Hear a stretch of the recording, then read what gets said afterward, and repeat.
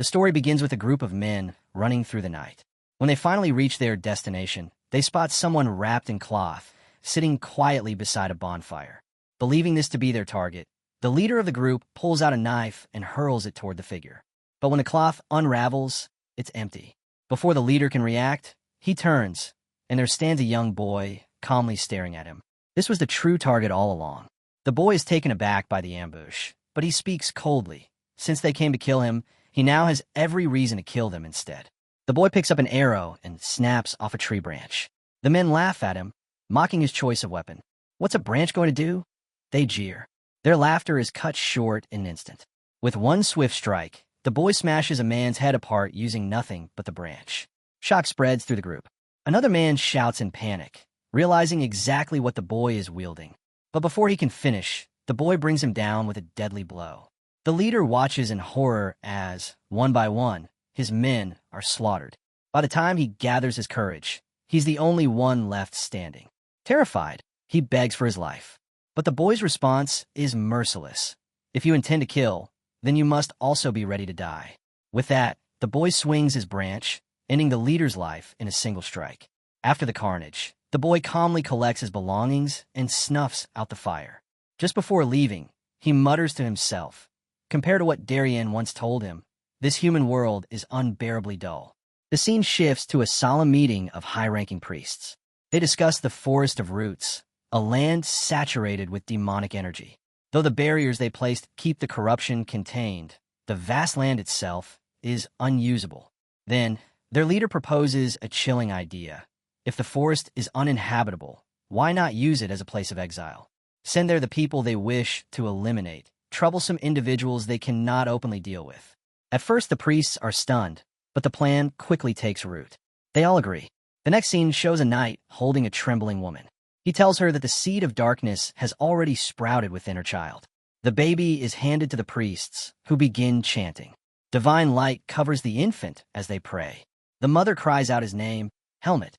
The Forest of Roots was a place no genius, commander, or mage had ever survived. Every criminal sent there had perished. Only one rule existed. If anyone managed to escape, their sins would be pardoned. And so Helmet awakens in this cursed forest. The air is thick with demonic energy. Hunger and cold gnaw at his tiny body, yet somehow, the boy endures. The mysterious seed inside Helmet shielded him from the forest's corruption, granting him a faint energy that kept him alive. 10 long days passed, and against all odds, the boy endured. But on the 10th day, a leopard appeared. It picked Helmet up and carried him away. A decade later, the boy had grown. Now we see Helmet sprinting through the underbrush, chasing a rabbit. With effort, he tackles it to the ground. Beaming with pride, he calls out to the leopard, Ilaga, urging her to see what he accomplished. Ilaga approaches, but instead of praising him, she swiftly kills the rabbit herself. She then asks Helmet if he has grown accustomed to hunting. Helmet admits that, for now, he can only manage to catch rabbits. Afterward, Ilaga tears open the rabbit's body and pulls out a strange glowing object. She explains that it's called a core. Every demonic beast carries one, and consuming it restores energy and extends life.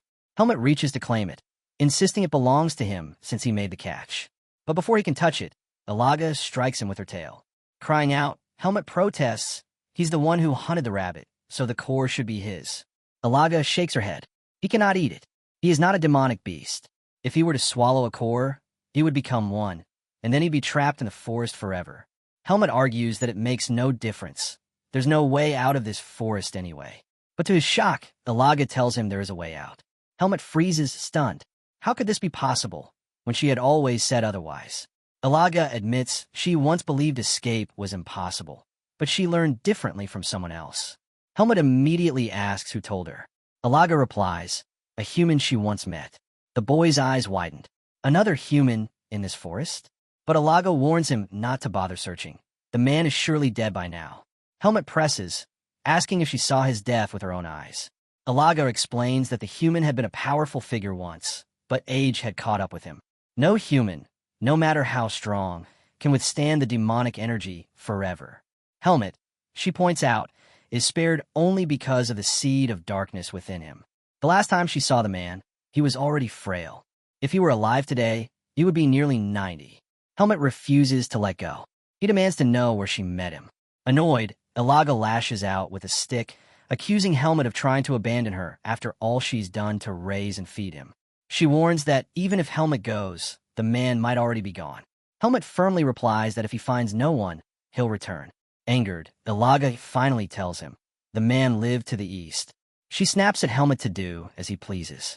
The moment Helmet hears this, he bolts off without hesitation. Ilaga watches in disbelief. She growls that she doesn't care if he dies, but deep down, she's shaken. Meanwhile, Helmet's heart races with excitement. Another human exists in this cursed forest. He is not alone. Eventually, Helmet arrives at a wooden fence. Without a pause, he leaps over it and lands inside. Beyond it lies a small house. The sight fills him with hope, for only a human could have built such a place. As he explores the area, Helmet suddenly feels. Helmet's face was suddenly forced into the dirt. A man held him down, demanding to know who he was and who had sent him. Struggling, Helmet quickly explained that Ilaga had told him about this place, that she said a human lived here. At the mention of Ilaga's name, the man paused, then released him. He asked what Helmet wanted. The man warned him. If all he came for was to see another human, then he should leave immediately. But Helmet stood his ground. He declared that he came because he wanted to leave the forest. The man introduced himself as Darienne. Narrowing his eyes, he asked Helmet if he truly wished to escape. Helmet confirmed it, saying that Ilaga told him Darienne knew the way out. Darienne's expression hardened. He asked why Helmet wanted to leave when the outside world wasn't what he imagined. It isn't peaceful, and it isn't beautiful, Darienne said. Helmet asked him what the outside world was like. Darienne replied, humans out there don't have claws or fangs. Their bodies are weak, but in exchange, they are cunning, deceitful, and ruthless. They'll ally with you one moment and betray you the next. Darienne then questioned Helmet's origins. Were you born in this forest? Helmet told him he had been sent here as a baby. At that, Darienne immediately realized the truth. Helmet carried a seed of darkness. He explained that if Helmet wasn't killed when the seed was discovered, it meant he was born into a powerful family. He was a noble, but Helmet didn't understand what that meant. Darienne clarified further. It was exactly because of that seed that he was abandoned in the forest. If he ever left, he would be hunted endlessly for it. Then he asked the crucial question, did Helmet still want to leave? Helmet's answer was unwavering, yes. Hearing this, Darienne lifted him up. Surprised, Helmet asked what he was doing. Darienne told him plainly, if you want to live in a human world, you must first become human. I will make you one. Helmet then asked what he needed to do to escape. Darienne explained that he would have to cross the barriers surrounding the forest, but with his current strength, it was impossible. He must forget about it for now. Only when Helmet became stronger would Darienne introduce him to the one who could help him get out. Helmet pressed him on how he could grow stronger. Darienne's answer was simple, obey his orders. Back at Darienne's house, his first command was unexpected. He handed Helmet a broom and told him to sweep the ground. Helmet protested, he didn't want to, but Darienne cut him off. All humans do this. If you wish to be human, you must do it too. Helmet frowned and asked how Darienne could even live in such a filthy place. Darienne shot back, asking if he'd rather continue living in the forest. Reluctantly, Helmet began to sweep. Once he was finished, Darienne showed him a bed. Helmet's face lit up with joy. He had never had one before. Excitedly, he asked if he could sleep right away. But Darienne shook his head. We still have much to do. He handed Helmet a set of clothes to wear. Darienne warned Helmet to take care of the clothes he'd given him. He had crafted them from his own garments, and there weren't many to spare. Soon after, Darienne took Helmet outside. He explained that he would teach him which plants could be eaten and how to make them safe. From his bag, Darienne pulled out a plant and began to explain. Every living creature in this forest, he said, carried a core. But even after removing a core, the body still contained traces of demonic energy. The only way to cleanse it completely was through water. He demonstrated, washing the plant before handing it to Helmet. To his surprise, it was edible, and not only edible but good. Helmet could hardly believe it. With that lesson done, Darienne led him back home. The next day, Helmet grumbled. Darienne had sent him to fetch water, insisting it was part of learning to live like a human. Helmet didn't like it, but he obeyed. As he worked, he felt something approaching from behind. Before he could react, the figure pounced. It was Ilaga. She demanded to know what he was doing. Helmet told her that Darienne had asked him to fetch water. Alaga froze. Helmet never obeyed her commands, and yet he was following Darienne's? She asked him why. Helmet answered firmly. Darienne promised to make him stronger. Alaga pressed him further. What did he want strength for? Helmet didn't hesitate. He was going to leave the forest because he was not a demonic beast. Her eyes narrowed. Did he really think anything good would happen to him in the human world? Helmet admitted he didn't know what awaited him out there, but he was certain of one thing. If he stayed in the forest, nothing would ever change. With that, he finished his task and walked away, leaving Alaga behind. She watched him go, sadness quietly stirring within her. Back at Darienne's home, training had begun. Helmet held a difficult stance while Darienne poured the water he had fetched over him. Exhausted, Helmet begged him to stop, but Darienne's voice cut like steel. Did Helmet truly want to leave the forest? Hearing this, Helmet clenched his teeth and endured. Darienne was impressed. He hadn't expected Helmet to last this long. The seed of darkness played its part, but even beyond that, the boy was clearly gifted. At sunset, Helmet's strength finally gave out. Darienne carried him inside and prepared food. At first, Helmet wasn't excited, but once he tasted it, he couldn't stop. The soup was unlike anything he'd ever eaten. He devoured it eagerly. As they ate, Darienne suddenly stood. His tone grew serious. Helmet wanted to grow stronger to escape this forest, but he was no demonic beast. He was a human, fragile and limited. For that reason, Darienne had decided to teach him how to wield a sword. Darienne picked up a wooden blade. Watch closely, he commanded. Helmet's eyes followed every motion as Darienne moved with graceful precision. Then, with a single swing, he unleashed such power that Helmet swore he saw a lightning spark from the strike. Darienne raised the wooden sword and, with a single strike, shattered a massive boulder into fragments. Helmet stood frozen, stunned beyond belief. He couldn't comprehend the power he had just witnessed. Eyes wide, Helmet asked Darienne about the lightning he thought he saw during the swing. Darienne explained calmly. What he had seen was Bai's, an invisible source of power only humans could wield. Then he added that the seed of darkness inside Helmet was also another form of power, but different in nature. Helmet's face lit up with excitement. He declared that he wanted to learn how to use it. But before he could celebrate, Darienne smacked him on the head. He warned Helmet that his body wasn't ready yet. First, he needed to build a foundation and gain a proper understanding of the sword. Darienne's voice grew serious.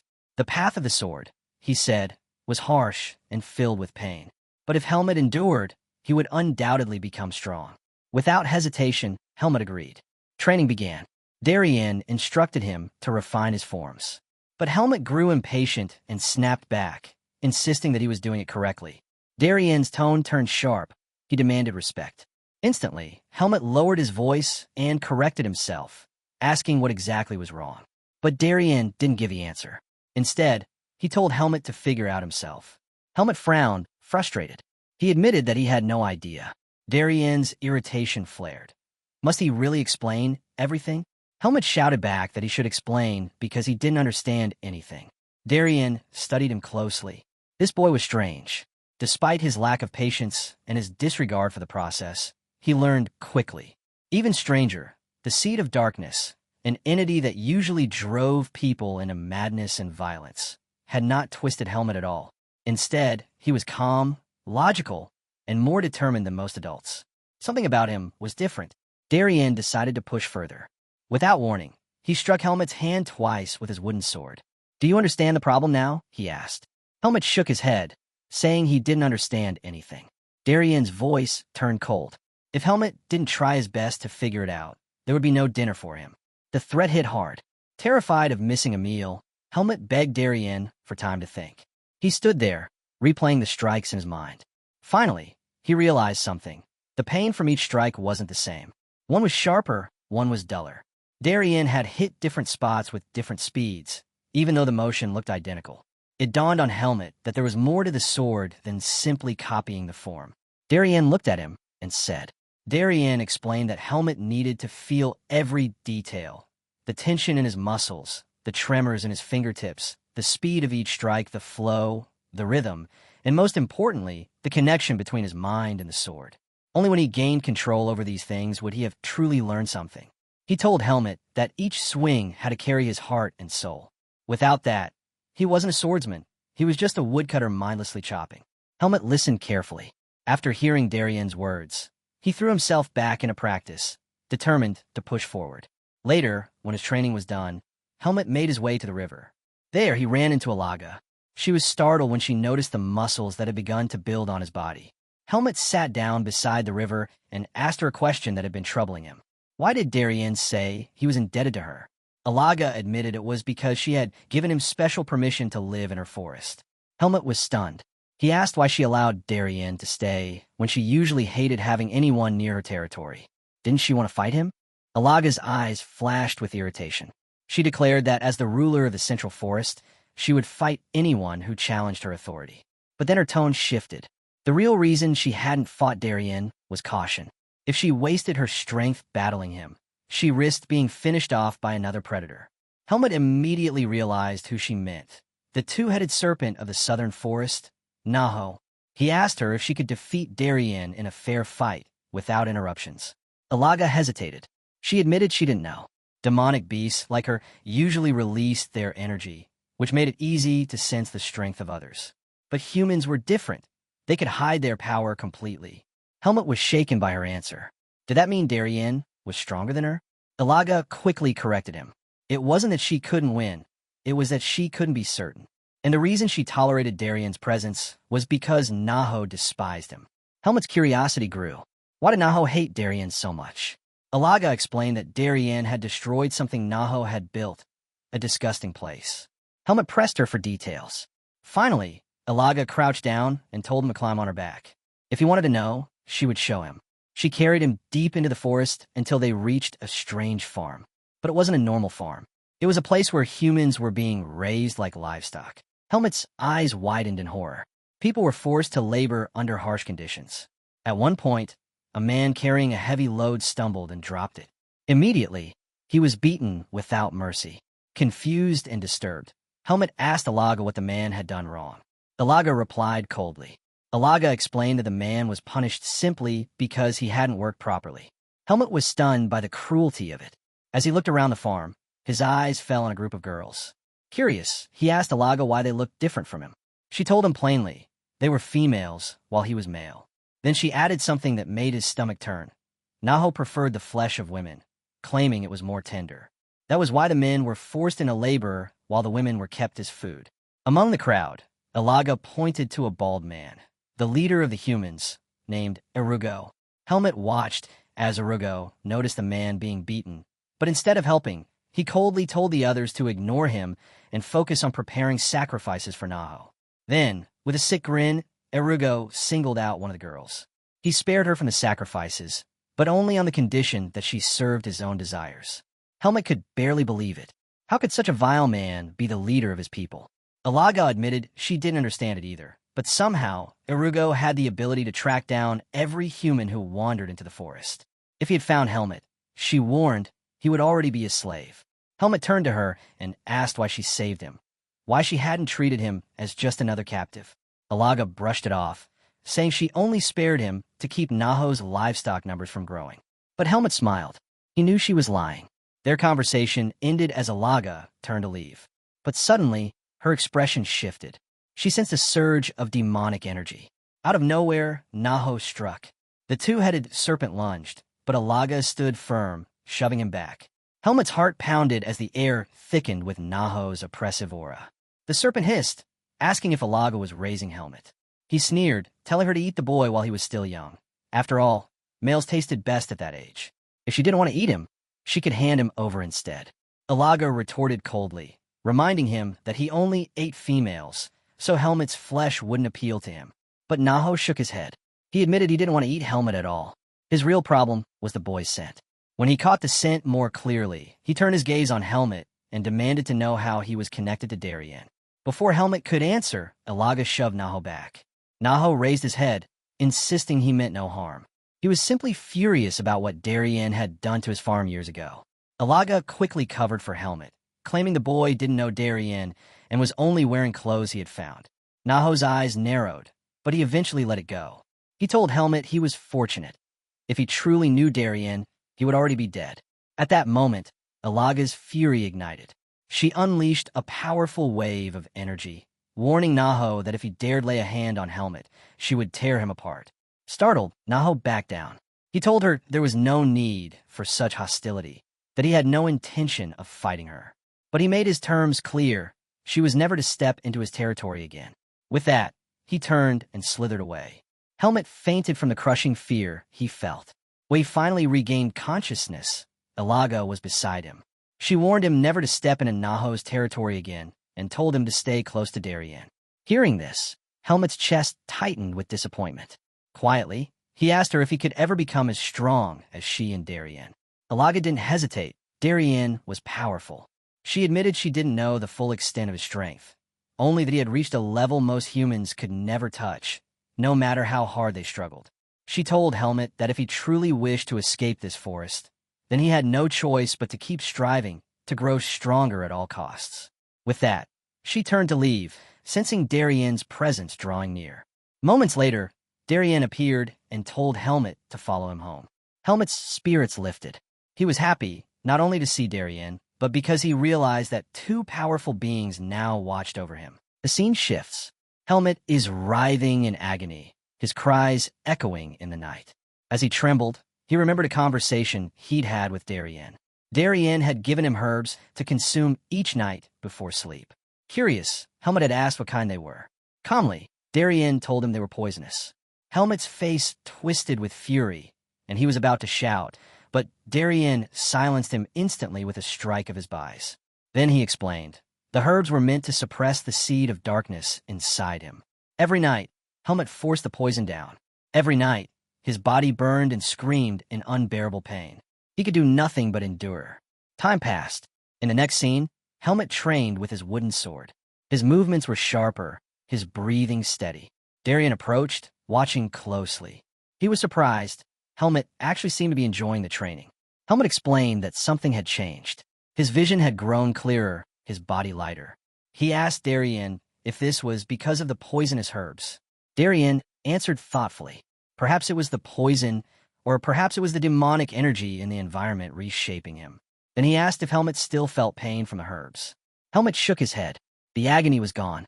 In fact, each morning his body felt refreshed. Darienne's eyes narrowed. It had been months since Helmet began consuming the poison. His endurance was no longer human. Darienne then asked if Helmet remembered the invisible energy he once called bais. He explained that unless a person reached a certain level of physical foundation, they could never wield it. That was the reason he hadn't taught Helmet before. But now his body was ready. Darienne made his decision. It was time. He lifted his wooden sword, and in an instant, it was cloaked in bais. A crushing pressure filled the air, weighing down on Helmet. Darienne looked at him and gave his command. Absorb the energy from the atmosphere. Draw it into your body. Control it.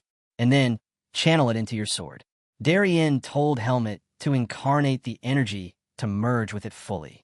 Then he ordered him to pick up his sword. Keep breathing deeply while you fight, Darienne instructed.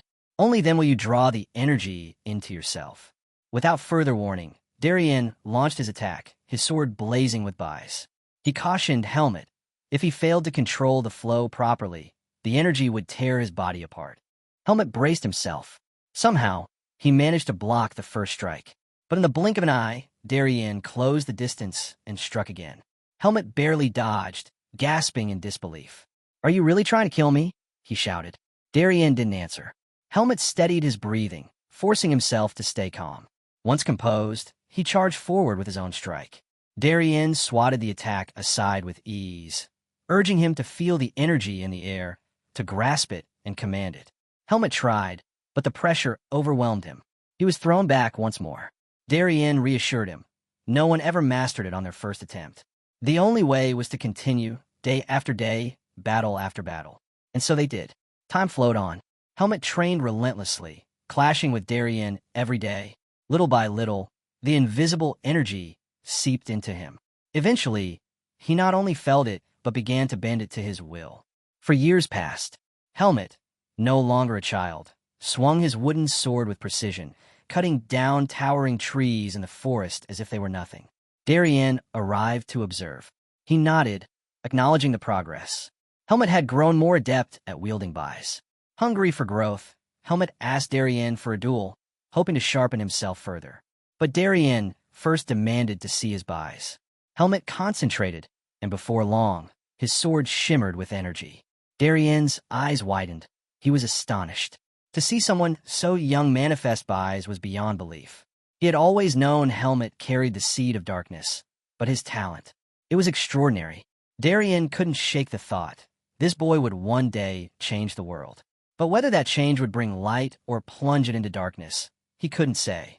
Having witnessed this, Darienne knew the time had come. Darienne turned to Helmet and declared, "It's time for you to leave." Helmet froze. Shocked, he protested. He wasn't ready. He wasn't strong enough yet. But Darienne's tone was firm. If Helmet's seed of darkness continued to grow, he would never pass the divine barrier. He told Helmet to listen carefully. South of the forest of roots lay the human world.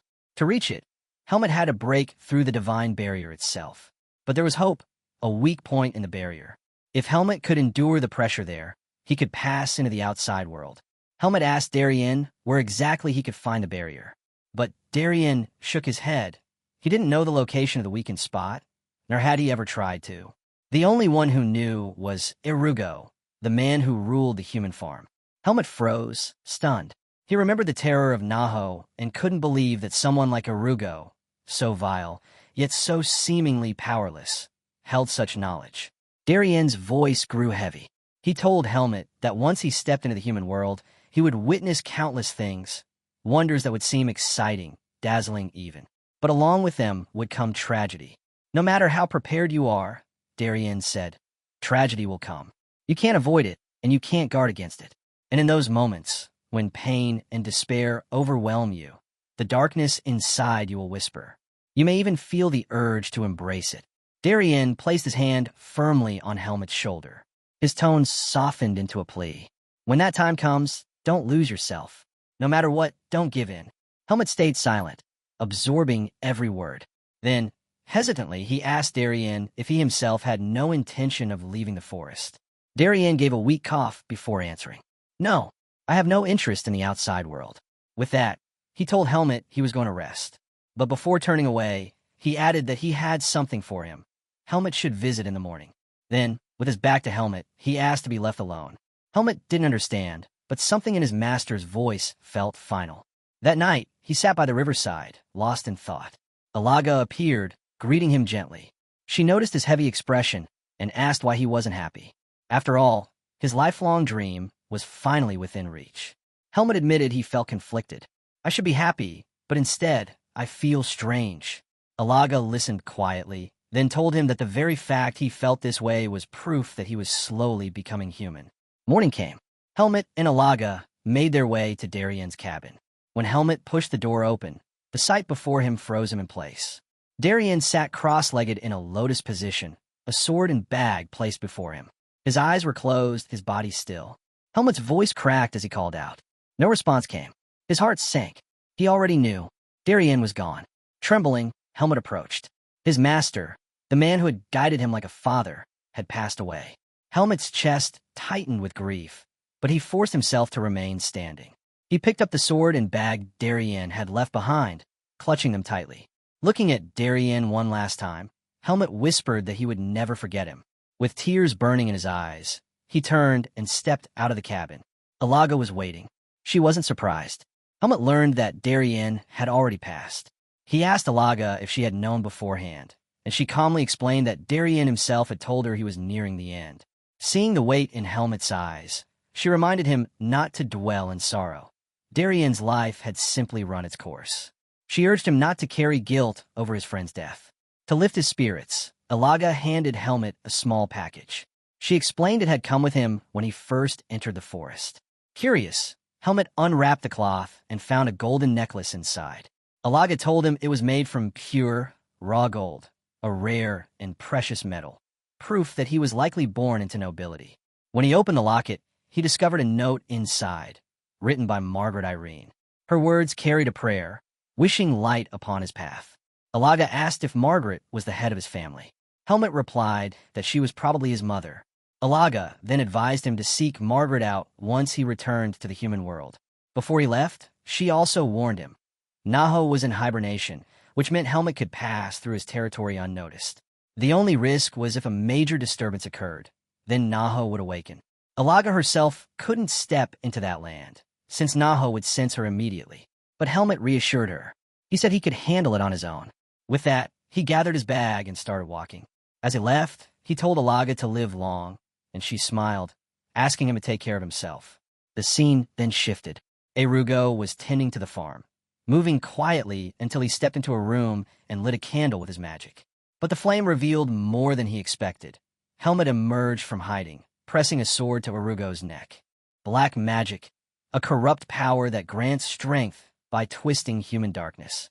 Many mages resist its call, but some cross forbidden lines to grasp its strength. Arugo was one of them. Consumed by envy, he longed to surpass all others and become the greatest mage alive. Yet, doubting his own natural talent, he chose the path of black magic. To fuel his rise, Arugo fed on human despair, through trafficking, abductions, and suffering. These twisted offerings deepened his power and his corruption. But his crimes did not remain hidden forever. Pursued by another mage, his wicked deeds were exposed to the world. Captured, Arugo was given a choice: death or exile. He chose exile, cast into the Forest of Roots. There, fate led him to Nahu. With an agreement forged in shadow, Arugo was allowed to remain in Nahu's territory, so long as he continued to provide sacrifices. Using his magic, Arugo gathered all the humans wandering in the forest. To avoid instant death, they surrendered themselves to Nahu. And so, the human farm was born. Arugo crowned himself king of this farm, while the rest were reduced to nothing more than livestock. Nahu never interfered, as long as the sacrifices kept coming. With his freedom, Arugo's greed and ambition grew once again. The only season that truly worried him was winter. Whenever Nahu went into hibernation, waves of demonic beasts attacked the farm, threatening his rule. Even with this constant danger, Arugo still relished his new life. The story then returned to the standoff between Helmet and Arugo. Arugo demanded to know what Helmet wanted. Without hesitation, Helmet ordered him to reveal the way out of the forest. Arugo was stunned at the request and scoffed, calling Helmet a vile brat. He suspected Helmet was Darienne's disciple, but Helmet gave him no answer. He simply repeated his demand. Unmoved, Arugo refused. But Helmet pressed his blade closer, slicing a shallow cut across Arugo's neck. He warned him plainly, "Answer or die." Arugo quickly retaliated with words, claiming that if he died, Nahu would awaken and Helmet would be slaughtered. He asked Helmet if he could really handle Nahu's wrath. Helmet's reply was chilling. It didn't matter. Once Arugo was dead, no one would ever bring him back. The sheer certainty in Helmet's words left Arugo shaken. He urged Helmet not to be reckless, insisting that only he knew the way out of the forest. But Helmet wasn't fooled. Darienne had told him before, mages always keep records of their knowledge. Helmet was sure the method he sought would be written somewhere. He had only asked Arugo to save himself the trouble of searching. Realizing Helmet wasn't bluffing, Arugo reluctantly gave in. The scene shifted once more, showing Helmet following Arugo down a long staircase. Arugo broke the silence, asking for Helmet's name. Helmet brushed him off, telling him to mind his own business. As they walked, Arugo explained that the method Helmet wanted had never been tested. It was merely theoretical. Perhaps someone as powerful as Darienne could succeed with it, but Helmet, alone and untested, stood little chance. Probing further, Arugo asked what Darienne was doing now. Helmet offered no answer. That silence told Arugo everything. Darienne was dead. At the bottom of the stairs, Arugo pulled out a book containing the method. Helmet demanded he hand it over. Instead, Arugo smirked and offered Helmet the role of his successor.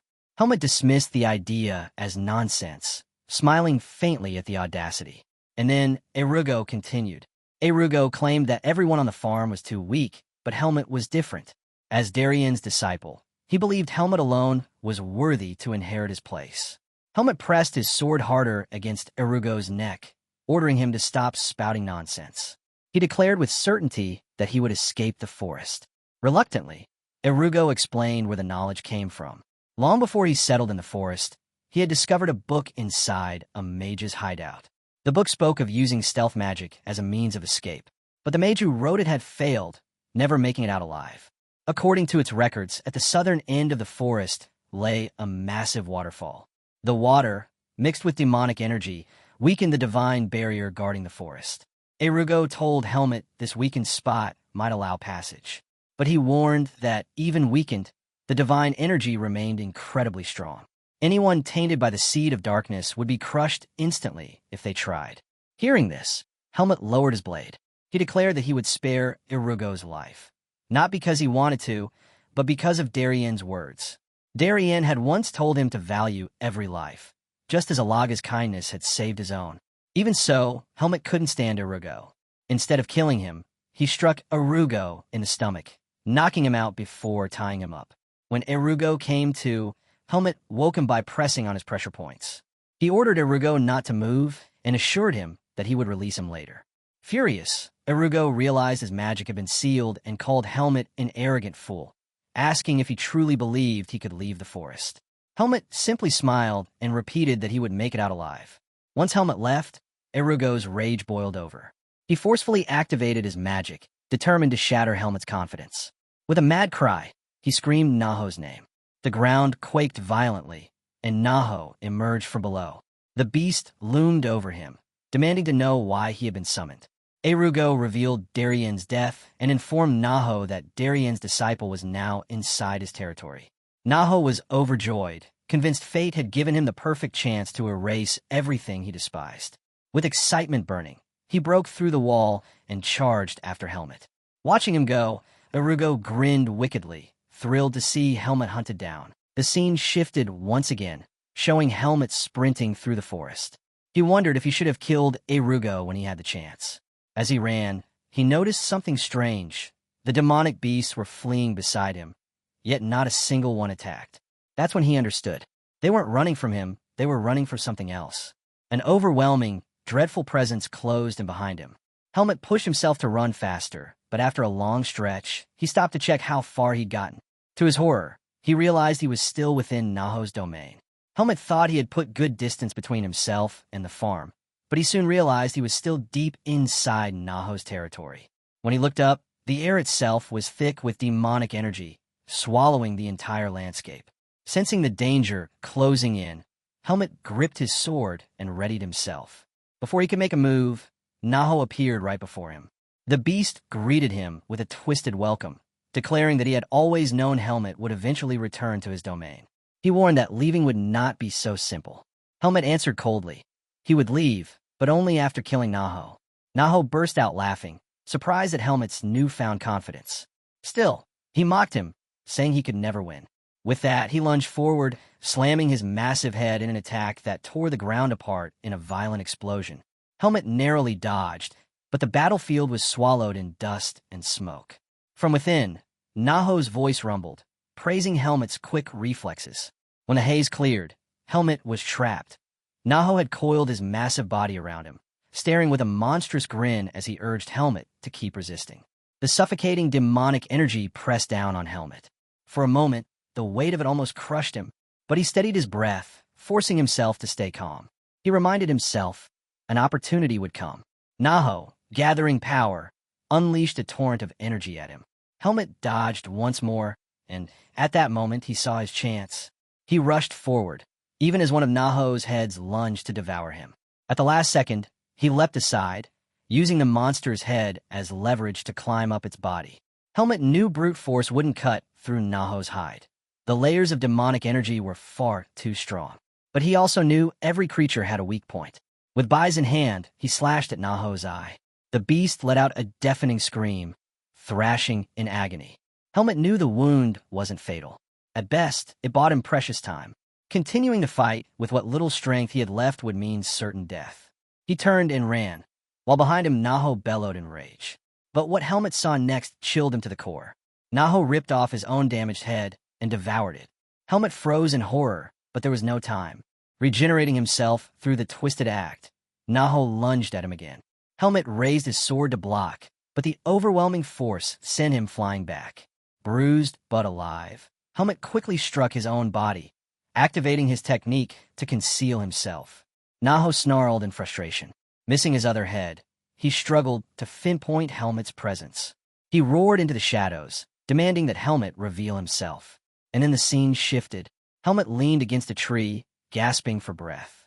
He had known Nahu was strong, but the reality of the battle stunned him. It had taken everything just to slash at the monster's eye. The thought that this was all he could manage weighed heavily on him. Using his sword for support, he forced himself to stand, ready to escape. But before he could move, the air thickened. A surge of demonic energy swept through the forest. Nahu was spreading his power, using it to sense every living thing nearby. When his gaze locked on a helmet's hiding spot, a sinister smile spread across his face. "You can't hide from me in this forest," Nahu sneered, lunging with his massive head. Helmet clenched his teeth, refusing to give in. "I won't die here," he told himself, raising his blade for one final strike. But then, something unexpected happened. A roar split through the forest. Ilaga appeared, stepping between him and the beast. Nahu grinned at the sight of her, mocking, "Welcome to my territory." Helmet stood frozen in shock. Ilaga's presence unleashed an overwhelming flood of demonic energy that shook the ground itself. Even Helmet, struggling to remain standing, was stunned by her strength. Ilaga glanced at him and praised his survival. She told him the fight was hers now, urging him to leave. But Helmet, gritting against the crushing pressure of her aura, refused. He wanted to fight beside her. Her response was firm. He had something far more important to accomplish. She reminded him of the freedom he sought and told him to chase it. Her words struck him deeply, leaving him speechless. "Don't waste my effort," she said, eyes locked on Nahu. Helmet's frustration burned, but he finally gave in. With a short, bitter thank you, he turned and ran. Ilaga was left to face Nahu alone. Nahu's eyes narrowed with rage. The audacity of her interference disgusted him. Ilaga, unflinching, told him she was doing what must be done. Her defiance only made him laugh. He mocked her bond with Helmet, sneering that she was nothing more than a filthy cat. With cruel delight, he vowed to kill her and devour Helmet afterward. But Ilaga wasn't shaken. She taunted him instead, asking how he planned to defeat her with only one head left. Nahu roared in anger and launched himself at her. The scene shifted. Helmet, now far from Nahu's territory, cut down wave after wave of demonic beasts. His blade was soaked in blood, and though exhausted from days of running, he pressed on. Compared to Nahu, these creatures were nothing. Pausing in the forest, he thought to himself, without Ilaga and Darienne, he would never have survived this place. By the waterfall, Helmet paused, reminding himself of his promise. He had to survive, not just for his own sake, but for Ilaga and Darienne. The air here was different. Unlike Nahu's domain, the oppressive demonic energy was faint. But then his seed of darkness stirred violently, reacting to something unseen. Helmet quickly covered it with his fist, realizing the source, a divine barrier.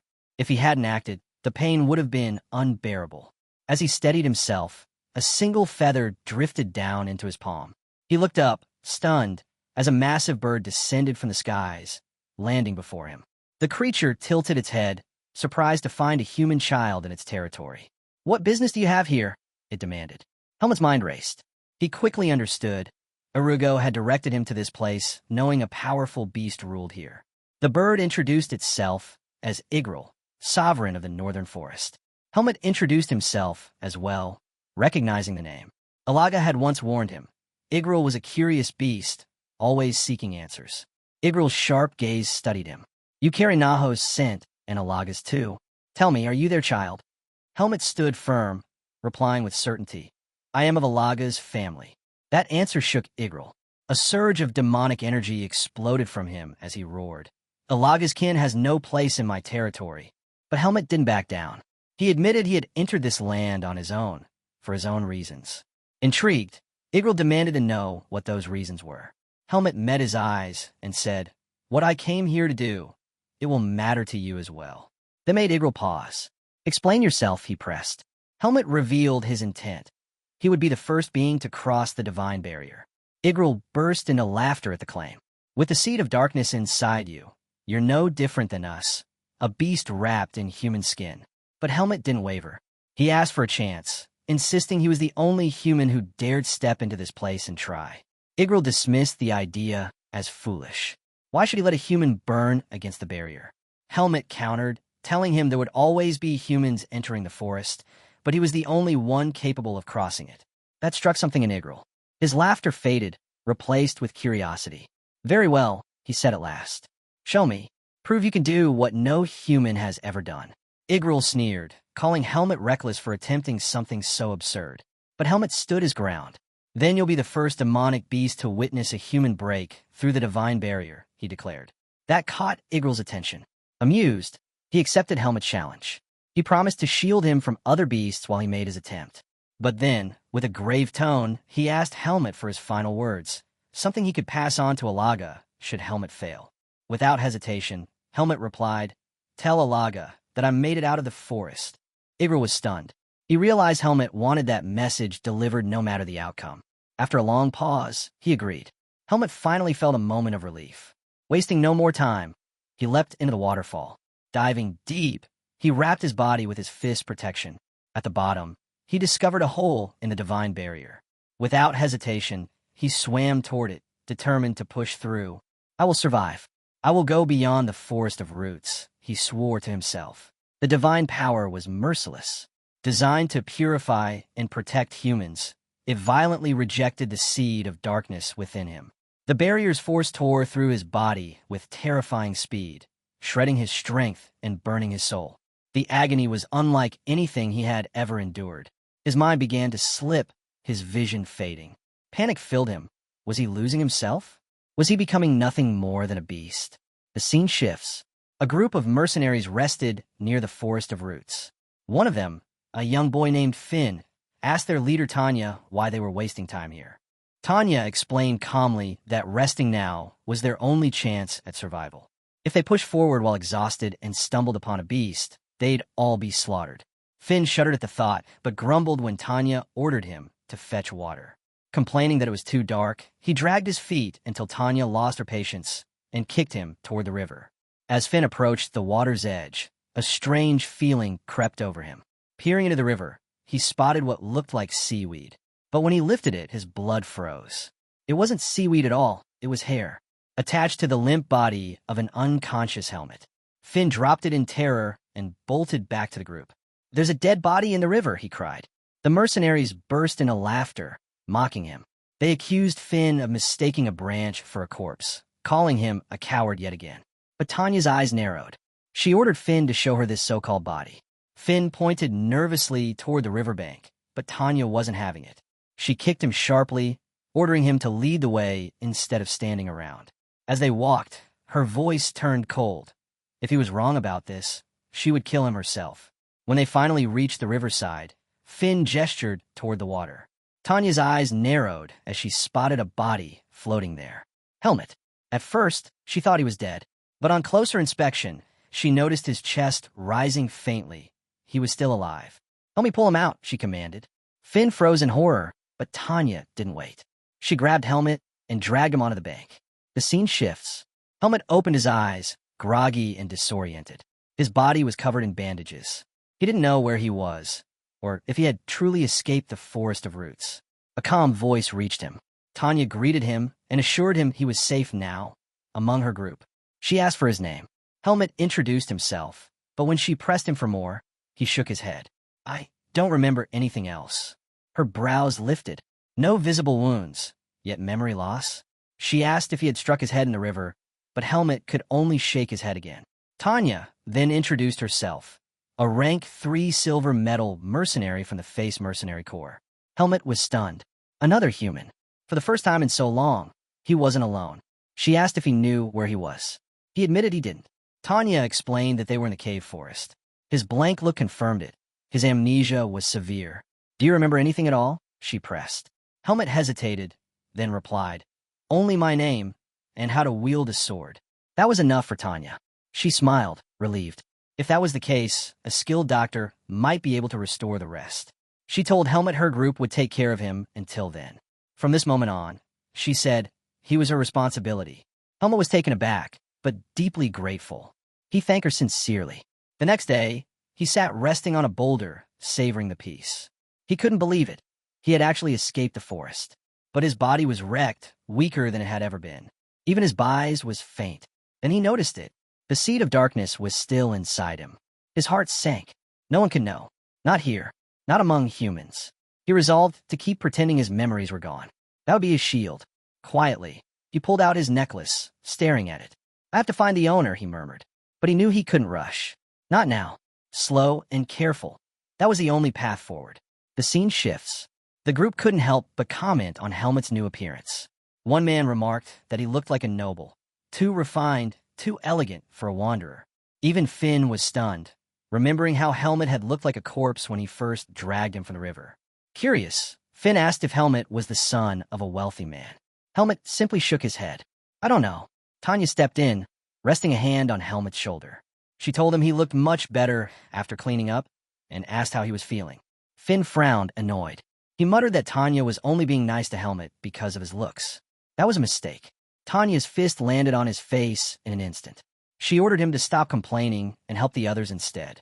Turning back to Helmet, she explained that they'd reach a village in 4 days. Once there, she would take him to see a doctor. Helmet smiled gratefully and thanked her for everything. Tanya patted his head lightly, telling him not to worry, then rallied her men to prepare for departure.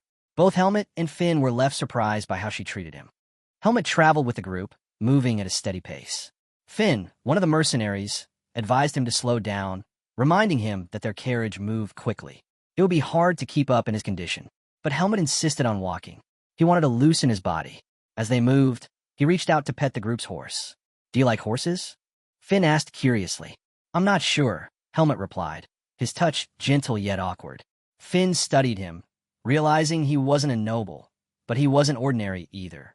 Helmet called the horse a docile organism, leaving Finn baffled. No one spoke like that, especially not someone his age. As they continued, Helmet's breathing grew heavy. Concerned, Finn urged him to ride in the carriage before he slowed everyone down. But Helmet stubbornly refused. I'll be fine. I won't fall behind. Finn sighed, shaken by his determination. He began to wonder if Helmet really was from noble blood. Meanwhile, Helmet was puzzled over his own weakness. Back in the Forest of Roots, his recovery usually only took a day. Why was his body still so drained? He decided he had no choice but to keep walking, to rebuild his stamina step by step. The scene shifts. Helmet lay on a bed as a doctor examined him carefully. After his inspection, the doctor turned to Tanya. There's nothing wrong with him, he said firmly. The doctor leaned back after his examination, insisting that Helmet's body was unusually strong, so strong that he recovered faster than most people. Tanya frowned, unconvinced. Did you even check him properly? She pressed. The doctor's face darkened with irritation. If you don't trust me, treat him yourself. Her temper flared. He was unconscious for a long time. Give us a proper diagnosis, you quack. The doctor slammed his fist on the table, shouting back. That boy's body recovers faster than anyone I've ever seen. There's nothing wrong with him. Finn raised a hand, asking carefully about Helmet's memory loss. The doctor's reply was blunt. Helmet's memories would return soon. His head is fine, he added sharply, handing the medicine. Now, get out. And you, stop questioning a professional, you idiot. Tanya's face turned red with rage. She hurled insults back at the old man, calling him a senile fossil and nearly swinging at him before her group dragged her away. The scene shifts. Tanya walked alongside Helmet, her anger finally cooling. She asked if he was feeling any better. Helmet nodded, saying the medicine helped ease his breathing. Her mind went back to something he had told her earlier, that he could wield a sword. If his body was this strong, then his training must have been exceptional. You were probably trained by a master, she said thoughtfully. Helmet blinked in surprise. She had guessed correctly. The sword, it just feels familiar the moment I hold it, he admitted. Tanya grinned. Then how about a duel? Maybe it'll jog your memory. Helmet was caught off guard, but she quickly reassured him. He didn't need to feel pressured. She only suggested it as a way to help. Still, Helmet knew her rank. A silver medal mercenary of the 3rd tier, someone highly respected. This was his chance to test himself, to measure the strength he still had left. Tanya brought him to the group's training hall. The men, they were stunned to see her arrive with Helmet. When they learned he'd be dueling Tanya, they couldn't believe it. Go easy on him, they shouted. Don't ruin that pretty face. Their laughter didn't last. Tanya silenced them with her fists, knocking the mockers to the ground in an instant. She then handed Helmet a wooden sword. With a smile, she explained the rules. The duel would end the moment one of them hit the ground. Give me everything you've got, she said. And don't forget, I'm the vice captain of this group. Don't underestimate me. Helmet gripped the sword, fully aware his body wasn't at its peak. His bise was gone, his strength barely recovering. Beating her head on was impossible. He would need to rely on something else. Helmet steadied his grip, planning to counter her with precision rather than brute force. He took a deep breath and slipped into position, his stance sharp enough to draw murmurs from the squad watching. He lunged forward, spotting an opening at Tanya's left waist. His blade cut toward it, but Tanya easily deflected the strike. Helmet's eyes narrowed. Her strength was on another level. A head-on fight was impossible. Tanya countered, her wooden sword slicing toward him. Helmet leapt aside, narrowly dodging. Before he could recover, she closed the gap and drove her boot into his stomach, sending him stumbling back. Frustration boiled inside him. His body wasn't moving the way he wanted.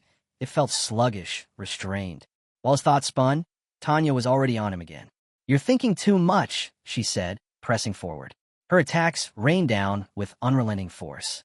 Helmet managed to block, his blade catching hers again and again, but the pressure kept building. Each clash pushed him closer to the edge. Then she shoved hard, her sword slamming against his guard. Helmet lost his footing and hit the ground, skidding across the floor. The men watching broke into whispers, surprised at how fierce the duel had become. Helmet climbed back to his feet, retrieving his weapon. But after a moment, he lowered it. "I lost." The look in his eyes told the truth: frustration, disbelief. How could it end so one-sided? Tanya's technique was full of openings, her style less refined than Darienne's. And yet, she overwhelmed him with ease. "You fought well," Tanya said, her tone steady. Helmet clenched his jaw, stronger than he expected. Suddenly, Darienne's words echoed in his mind.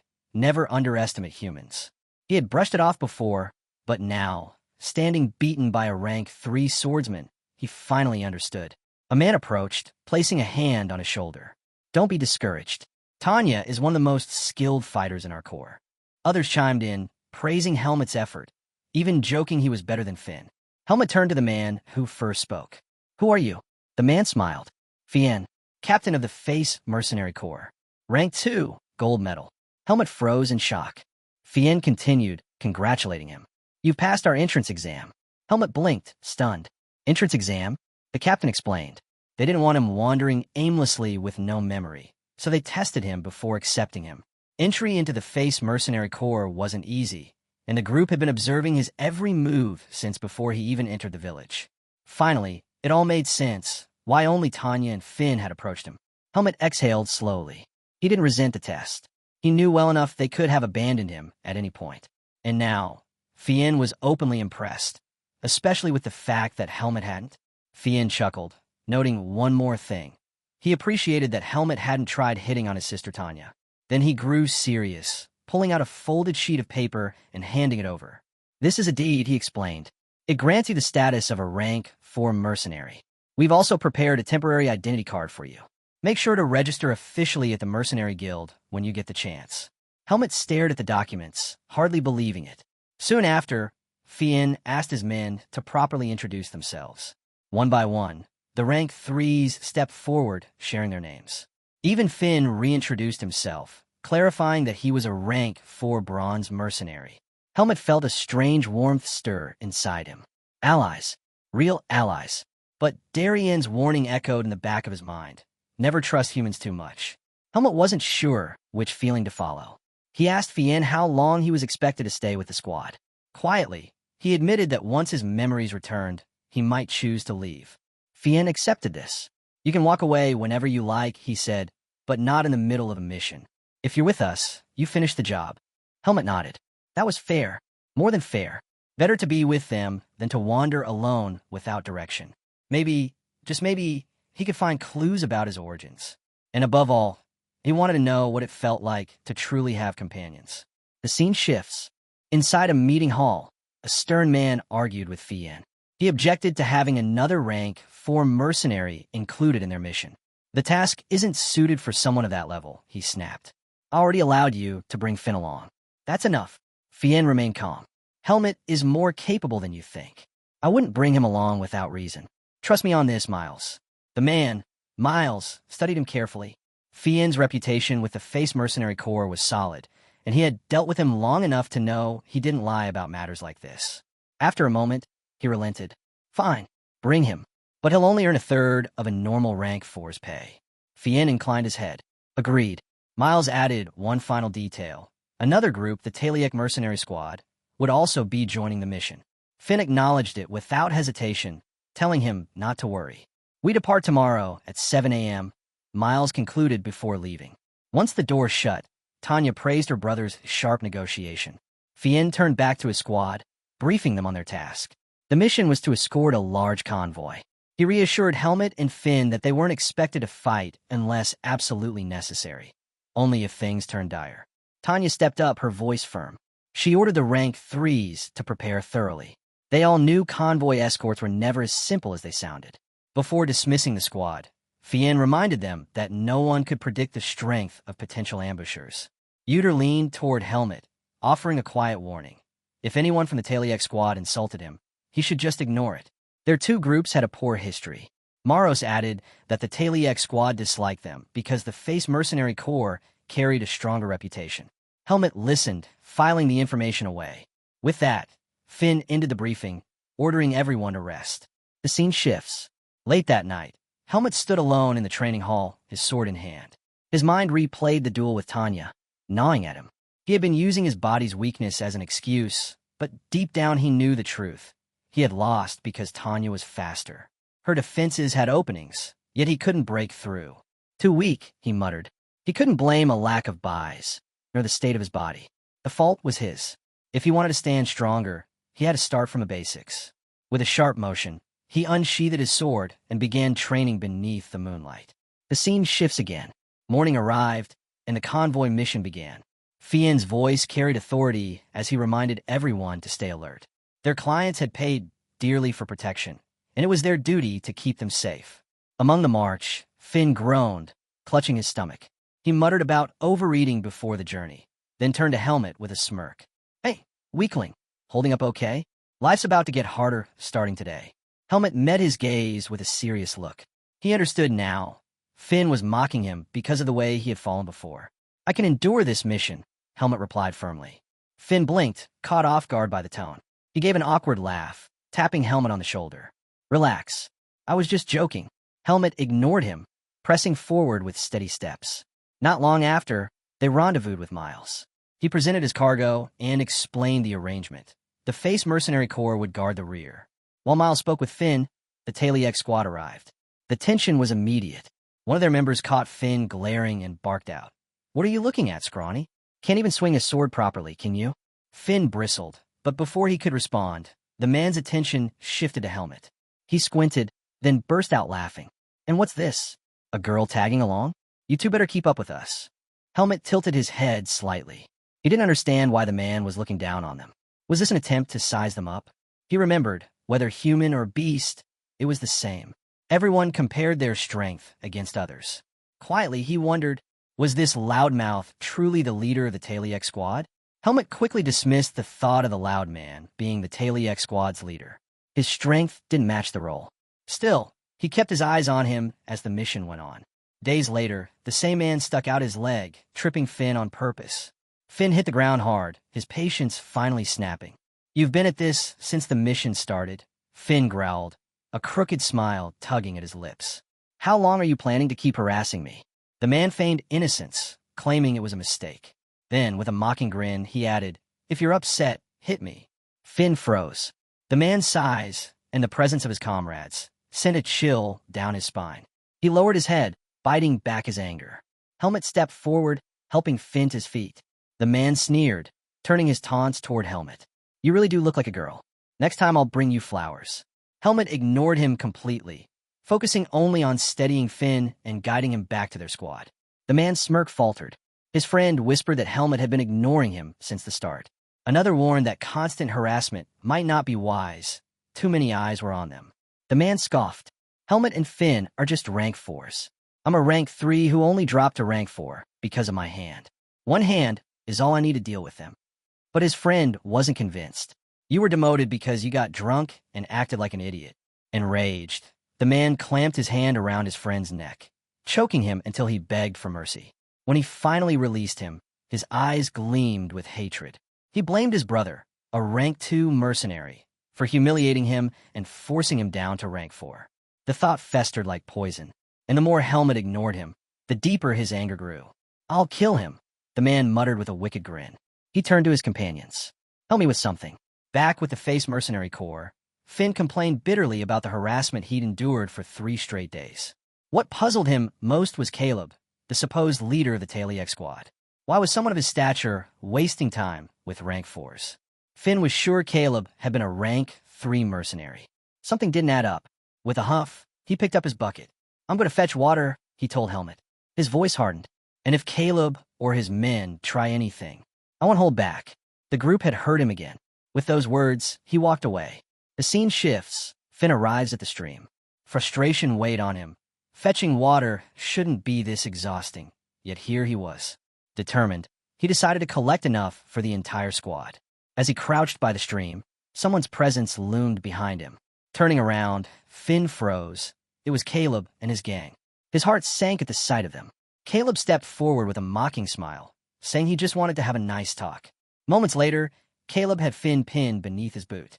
He leaned closer and asked if Finn had ever bathed with Helmet. The question stunned Finn. Outraged, he spat back, calling Caleb a bastard, insisting that Helmet was a man. Caleb silenced him, sneering that he would find out for himself. At Caleb's signal, one of his men dragged Helmet forward. To Caleb's surprise, Helmet hadn't resisted. He came willingly, though he already sensed something was off. Watching Caleb torment Finn didn't surprise him. To Helmet, it only confirmed what he already knew. Even humans fought for dominance, no different from the demonic beasts of the forest. Maybe these were the very kinds of people Darienne had warned him never to trust. Caleb's expression twisted with malice. He ordered his men to strip Helmet. Helmet steadied himself. He couldn't use his buys yet, but that didn't shake his resolve. He knew these men were only ranked 4 mercenaries, far weaker than Tanya. His plan was clear: take out the weakest first. The gang surrounded him, launching their attack all at once. But before a single blow could land, one of the mercenaries collapsed to the ground, knocked out cold. Shock rippled through the group. The one who had struck him wasn't Helmet. It was Tanya. Both Caleb and Helmet stared in disbelief. Tanya's voice cut through the tension as she demanded to know why Caleb's group was harassing her squad. Feigning innocence, Caleb claimed he was just having a conversation with the boys. Tanya's eyes narrowed. She had clearly heard him order his men to strip Helmet. Caleb brushed it off with a smirk, saying it was something men did to build their bonds, something a woman like her wouldn't understand. Tanya's tone sharpened. She told him to think before he spoke, then ordered Helmet to help Finn back up. Without hesitation, she dismissed Caleb and his gang as nothing but rank 4s. Offended, Caleb quickly corrected her. He wasn't ranked 4th. He was originally a rank 3. Tanya cut him off coldly. She didn't care about his past. Right now, he is ranked 4th. Caleb's jaw tightened at the insult. She stepped forward, her voice firm as steel. She warned Caleb and his gang never to lay a hand on her mercenaries again. Then, with a chilling glare, she promised that if there was a next time, things wouldn't end so peacefully. Caleb's confidence faltered. With no choice, he ordered his men to leave with him. As the tension faded, Finn approached Tanya, tears spilling from his eyes. Tanya stopped him immediately, telling him to hold it in. These kinds of fights, she explained, would happen often. Inside, though, she felt disappointed. Her mercenaries were still naive. Among rank 4s, it was an unspoken rule not to interfere. The only reason she stepped in was to keep them from breaking down too early.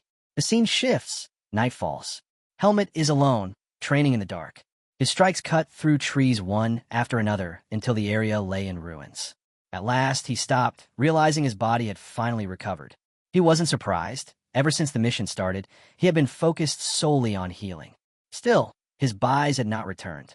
He remembered Darienne's words. Buys is like water, and your body is the dish that holds it. Without a strong dish, the water is wasted. There was no point in forcing his buys now. He had to strengthen his body first. The next morning, Fien gathered the squad. His tone was serious. He warned them that once they entered the next region, demonic beasts would appear in greater numbers. No one was allowed to wander off alone. He ordered Helmet and Finn to stick close to a rank 3, even for something as simple as fetching water. Finn's eyes widened in shock. Helmet, on the other hand, realized his days of training alone were over. Deep down, he could only hope his buys would return before the seed of darkness inside him spun out of control. Later, Finn leaned closer to Helmet, whispering nervously. He asked if Helmet had ever seen a demonic beast. Byrne and Sean had already filled Finn's head with terrifying stories, and the thought of facing them left him trembling. Trying to sound brave, Finn said he was only sharing this because knowledge was power, but Helmet could see the fear written all over him. Calmly, Helmet explained that demonic beasts came in countless shapes, no two looking the same. That small detail eased Finn's nerves. Curious, he asked how Helmet could remember something like that with his amnesia. Helmet admitted he wasn't recalling anything. He was simply making an assumption. The scene shifts again. Two men are talking. One of them grumbles about his faulty water bottle, irritated at how useless it's become. His companion just laughs, telling him to throw it away and get a new one, teasing him for always wasting money on pointless things. The man snaps back, saying if he had money, he wouldn't even be taking on long-distance missions like this. His friend waves it off, reassuring him that nothing bad is going to happen. The mercenary laughed as he reminded his friend that they were being paid a fortune just to escort cargo. All they had to do was finish the mission, then they could celebrate with drinks. He promised that once they returned, he'd treat him to the best dark beer in town. But before he could finish his words, his head was severed clean off. His friend froze in terror, unable to process what had just happened. When he looked up, his nightmare became real. A demonic beast stood before him, chewing on his friend's head. The camp erupted in shock. A demonic beast had appeared right in their midst, and no one knew how it had gotten so close. Still chewing, the beast glared down at them, as though mocking their fear. The surviving man's fear turned into rage, and he charged recklessly at the monster. Another mercenary tried to pull him back, but it was already too late. The beast struck, killing him instantly. The creature let out a chilling laugh at the horror painted on the mercenaries' faces. None of them could comprehend how such a beast had slipped past their defenses. Finn clenched his fists. This was their fault. They had grown complacent, too sure of their numbers. He had never imagined a beast would dare to attack when so many mercenaries were gathered together. The monster grabbed a corpse and hurled it high into the air. Before it even hit the ground, smaller beasts leapt up and devoured it mid-flight. That's when the truth set in. The enemy wasn't alone. The mercenaries quickly shifted into formation, preparing for battle. Helmet watched the gruesome sight from the carriage. His thoughts churned. Was this the fate waiting for all humans? Then Tanya's sharp voice cut through the chaos. She ordered Finn and Helmet to crawl onto the carriage. Finn's panic spiked at the command. Without hesitation, he shoved Helmet towards safety. Helmet bristled in frustration. His bise was still gone. He knew there were far more beasts lurking, hidden from sight. If anyone slipped up, they'd all be slaughtered. Still, Finn shoved him again, forcing him under the carriage. From beneath the cover, Helmet locked eyes on the leader of the beasts. It wasn't as powerful as Nahu or Alaga, but its strength was undeniable. Among the mercenaries, only the rank 2s had the ability to stand against it. Helpless, Helmet clenched his fists, wishing he could do more. The mercenaries braced themselves. The moment the beast released its demonic energy, the battle erupted. Finn leapt high, his bise surging as he unleashed an attack. The beast cloaked its arm in demonic energy and blocked the strike with ease. Sean's eyes widened, off-filling him as he witnessed his captain's power. But Maros snapped him back to reality, warning him not to get distracted. The smaller beasts were closing in fast. Sean smirked, reminding Maros that he was a rank 3 mercenary. With that, he swung his sword, cutting through the beasts that swarmed around him. Fien warned Helmet to always be wary of those who carried the seed of darkness. No one could predict when such people would suddenly turn into demonic beasts. The word struck Helmet deeply. Was that how others saw him? As a monster waiting to emerge? Darienne's voice echoed in his memory. He had once told Helmet that those with the seed of darkness were destined to die fighting humans. The thought left Helmet unsettled. Would it also be his fate? Would he one day lose himself and stand as an enemy to mankind?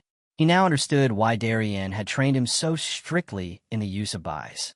It was a way to suppress the darkness within. Helmet resolved to hide his abilities whenever he was surrounded by people. If anyone connected his power to the seed of darkness, his life would be in danger. Meanwhile, Fien found joy in watching Helmet and Finn's determination. Their effort reminded him of his own days as a rank 4. Tanya, however, gave a quieter observation. Finn had been improving since the last incident, though he still had a long road ahead. Later, Finn recoiled at the sight of a demonic beast's corpse.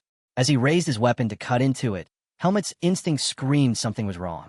He quickly told Finn to stop. Finn misunderstood, smirking as if Helmet was just frightened. He reminded Helmet that he was in charge of cooking, insisting all meat was the same to him. The moment he said it, the beast sprang back to life and clamped its clawed hand around Finn's neck. Helmet didn't hesitate. In a flash, his sword sliced through the beast, splitting it clean in two. Finn collapsed, horrified at how close he'd come to death. After a shaky breath, he pulled himself together and thanked Helmet for saving him. He asked if Helmet was all right. Helmet nodded, though his focus lingered on his blade. Something was different. The sensation he felt when killing the beast wasn't like training. It was as though a barrier inside him had shattered. Could it be had his buys returned? The other mercenaries rushed over, congratulating him. Sean clapped him on the back, praising him for the kill, and joking that he was nothing like Finn. Annoyed, Finn shot back, saying he'd repay Helmet by giving him extra soup. Sean burst out laughing, shocked that Finn thought his life was only worth a bowl of soup. Byrne piled on, mocking Finn even further as the group teased each other. But Tanya didn't join their laughter. Her eyes stayed fixed on Helmet. When the beast had grabbed Finn, she had been ready to intervene, until she noticed something. Helmet's sword had released a faint glimmer of bias, and she couldn't shake the feeling that her eyes hadn't deceived her. Tanya wondered if her eyes had deceived her. She couldn't explain what she saw, and the thought gnawed at her. Later that day, Helmet sat alone in the forest, circulating his bias. After some time, his eyes opened, certainty filled him. His power had returned. The moment he instinctively swung his sword against the beast, something inside him had unlocked. Relief washed over him. Finn's blunder had, in a strange way, helped him reclaim his buys. Still, he understood it wasn't fully restored yet. He would need 3 days of circulation before it reached its peak again. Determined, he continued channeling the flow of energy through his body. But before he could push further, Fien appeared, calling him back. The squad needed to decide their night watch order. The scene shifts. Fien addressed his team. They would stand guard in pairs, split into 3 shifts. Helmet would watch first with Tanya. Finn and Maros would cover the second, while Sean and Byrne took the last. Since Uter was still injured, he was excused from duty. Byrne groaned in disappointment, wishing he were injured as well. With a grin, Uter offered to give him a scratch across the face, which drew laughter from the group. Once the orders were set, everyone moved into position. During Helmet's shift, his heightened senses picked up faint traces, the energy of the demonic beast that had escaped earlier. His fists pulsed as if sharpening his awareness, letting him feel everything around them. Tanya broke the silence, asking if he wasn't tired. Helmet simply told her he was fine. She seemed surprised, reminding him that tomorrow's journey would be long. She then ordered him to wake the next team and get some rest. Helmet agreed, though he already knew the truth. Demonic beasts were only waiting for the moment the squad lowered their guard. Until then, he would use every chance to refine his buys. On his way to wake the next group, Helmet crossed paths with Caleb. A sly grin spread across Caleb's face. Seeing Helmet alone, he believed this was finally his chance. Helmet slipped quietly into the forest, unsheathing his sword to test his buys. Each swing told him more. His recovery was accelerating. By tomorrow, his strength will be fully restored. But then he felt something, a presence. At first, he thought it was another beast. Yet there was no trace of demonic energy. No, this was human. From the shadows, Caleb emerged with a mocking grin. He greeted Helmet, calling him a brat, and asked what he was doing wandering alone. With feigned concern, he told Helmet he should always move with others. Caleb smirked, saying the forest was dangerous and Helmet shouldn't be out here alone. When his eyes landed on Helmet's sword, he assumed Helmet was simply playing with it. With false cheer, he offered to join in. Helmet dismissed him immediately, saying he wasn't interested. The rejection lit a spark of anger in Caleb. To him, Helmet didn't understand his place. Tanya wouldn't be here to save him this time. With a sneer, he accused Helmet of having a bad habit of looking down on others, asking if no one in his squad had tried to fix that attitude. Caleb decided this was the perfect chance to teach him a lesson. He promised to break Helmet's arms and legs, claiming the pain would make him better, even if it killed him. Helmet calmly asked if Caleb had truly come into the forest just to beat him up. The question caught Caleb off guard. He had expected fear, but instead he saw none. Helmet's mind turned. His squad mates always looked out for each other. So why was Caleb different? To Helmet, Caleb resembled a demonic beast more than a man. With a firm tone, he called Caleb what he was, a rank 4 mercenary, and told him to live like a human, not a beast. That insult burned. Caleb snapped, thinking Helmet was mocking him. Tearing off his cast, he snarled that humans grew stronger by trampling the weak. Now that his hand was healed, he would prove it. He lunged at Helmet, vowing to rip out his eyes and crush them. But his strike never landed. Helmet caught his arm with ease, forcing him down to his knees. Caleb's eyes widened. He couldn't believe Helmet had stopped him so effortlessly. Helmet's grip tightened, pushing him lower. Terror crept across Caleb's face as he stammered, demanding to know what kind of trick this was. Helmet's gaze darkened. He told Caleb he was even dumber than a demonic beast, warning him to pick a better opponent if he wanted to fight for hierarchy. With a cold, condescending tone, he told Caleb to know his place. His grip crushed down harder, making Caleb scream in pain. Caleb refused to accept defeat.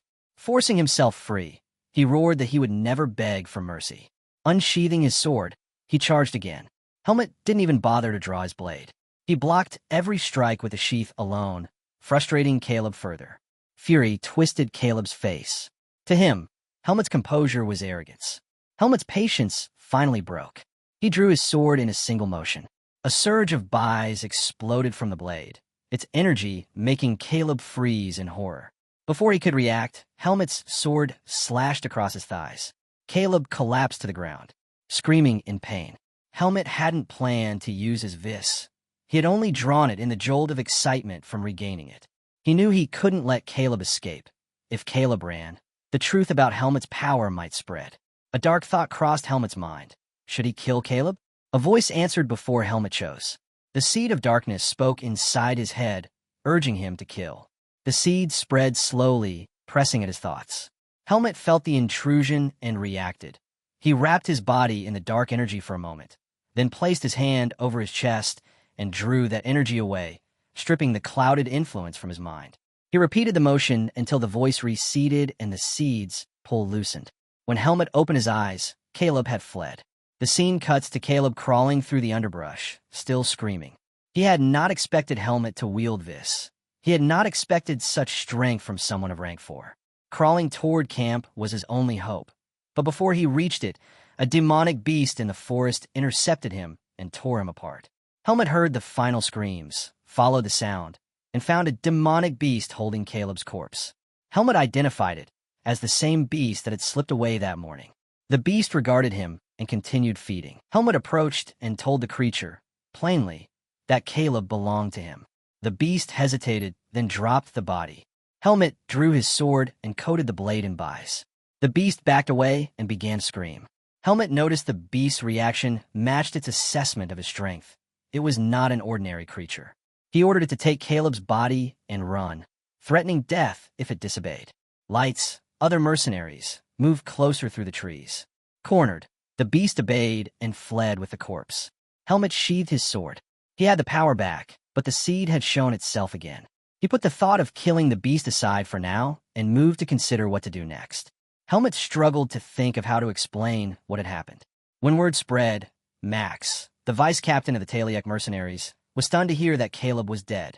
Helmet explained calmly. Caleb had followed him into the forest to bully him, but a demonic beast killed him. The captain of the Talon mercenaries lowered his head, grief etched across his face. His younger brother was gone. Max, still shaken, muttered that he couldn't believe Caleb had died over something so foolish.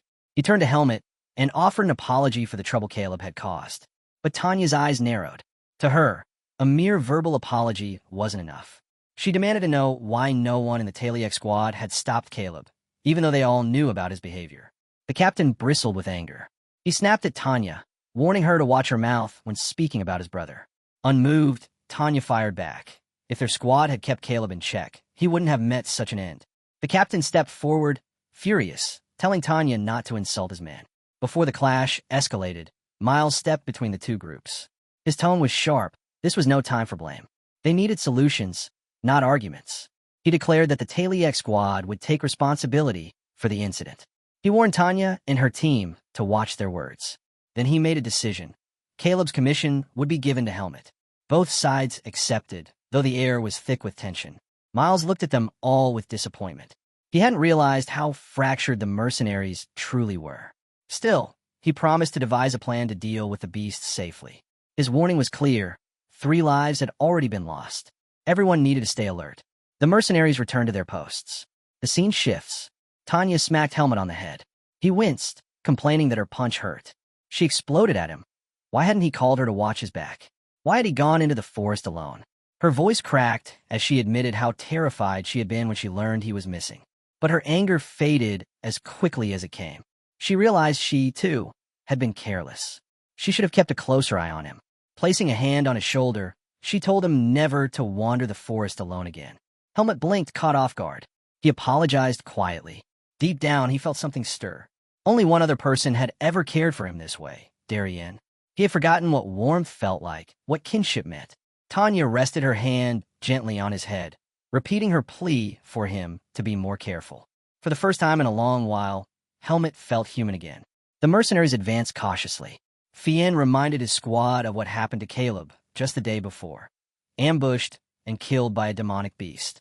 He warned everyone to stay sharp and conserve their strength. It wasn't long before Helmet and his teammates came under attack again. The beasts pressed hardest against the face mercenaries, while the Taliek squad was left untouched. Fien couldn't understand it. Why were the creatures targeting only them? If this continued, his squad would collapse from exhaustion. Fighting nonstop for 2 days was draining them dry. Helmet, however, was less concerned with the swarm and more focused on the bigger picture. His eyes locked on the distant figure of the demonic beast leader. It wasn't joining the fight. Instead, it sent its underlings forward in steady waves. Helmet realized the truth. The leader was slowly wearing them down. When the battle ended, the face squad patched their wounds. Sean muttered to Uter that if things kept up, everyone would end up injured. Uter snapped back, telling him not to joke. But Sean grinned, teasing him for being too slow. How could he keep letting the beast bite him? Uter bristled, insisting he didn't get bitten on purpose. Their bickering drew a faint smile, but Finn's gaze darkened as he studied the battered state of his team. Tanya reported the injuries. Uter, Maros, and Sean had all been hurt. She admitted she hadn't expected the beast to attack without pause. Fien told her they should be grateful no one had died. He pointed out that Helmet and Finn were proving more useful than he'd thought. Helmet's sword skills gave Finn cover, and Finn's survival instinct made him skilled at dodging. Tanya hesitated. She wanted to tell her brother what she had seen, Helmet's sword flashing with Vis, but before she could speak, Fien cut her off. He couldn't understand why the beasts were fixated solely on their squad. The Taliek mercenaries hadn't fought a single battle that day. Tanya muttered that the Taliek squad wouldn't lift a finger to help, not after the argument a few days earlier. All they could do was stay vigilant. Fien nodded, promising that they'd all make it out of the forest alive. That night, the scene shifts. Miles sat across from Paul, the captain of the Taliek squad. He suspected Paul already knew the truth. The demonic beast leader was strategizing, plotting a way to wipe out the convoy. Miles warned that the face mercenaries couldn't hold on much longer.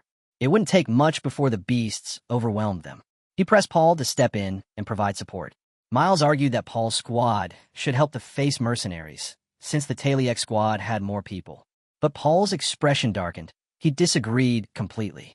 With a cold sneer, Paul told Miles that the face mercenaries would soon be crushed under the beasts anyway. Better to aim for efficiency than waste energy on safety. Miles frowned, not understanding his meaning. Paul explained without hesitation.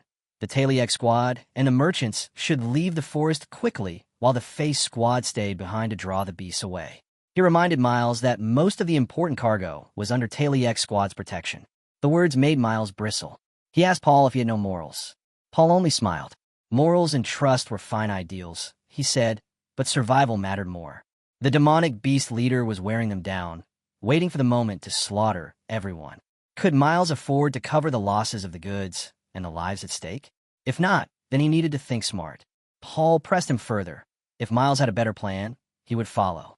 Otherwise, this was the only alternative. The choice, he said, was Miles's to make. Cold sweat ran down Miles's back. He couldn't answer. The next day, the face squad pushed forward cautiously. Tanya's eyes narrowed. The beasts weren't giving them a break. Ambushes came one after another, and her teammates, along with the horses, were being pushed to their limits. What made her angrier was the Taliek squad. They hadn't lifted a finger to help.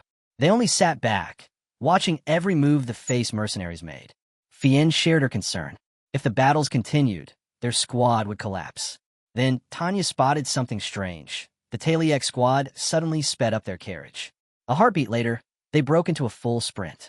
Tanya shouted after them, but her calls went unanswered. Fien's eyes went wide with realization. The Taliek squad was using them as bait. The demonic beasts were locked on the Face mercenaries, giving Paul's men a clear path to escape. Before the Face squad could react, the beasts closed in, surrounding them. Fien's face hardened with anger at the betrayal. Helmet's thoughts turned grim. Surrounded, exhausted, and abandoned, the squad was facing its end. They could never catch up to the Taliek squad now. He couldn't believe they had been sacrificed so shamelessly. His mind turned to one possibility. Should he reveal his true power to try and save them? The moment the demonic beasts closed in, Fien barked at his squad to hold formation. No sooner had the words left his mouth than the monsters lunged.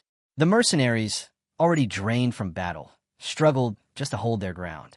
Fien unleashed his buys to join the fight, while blades clashed and claws tore.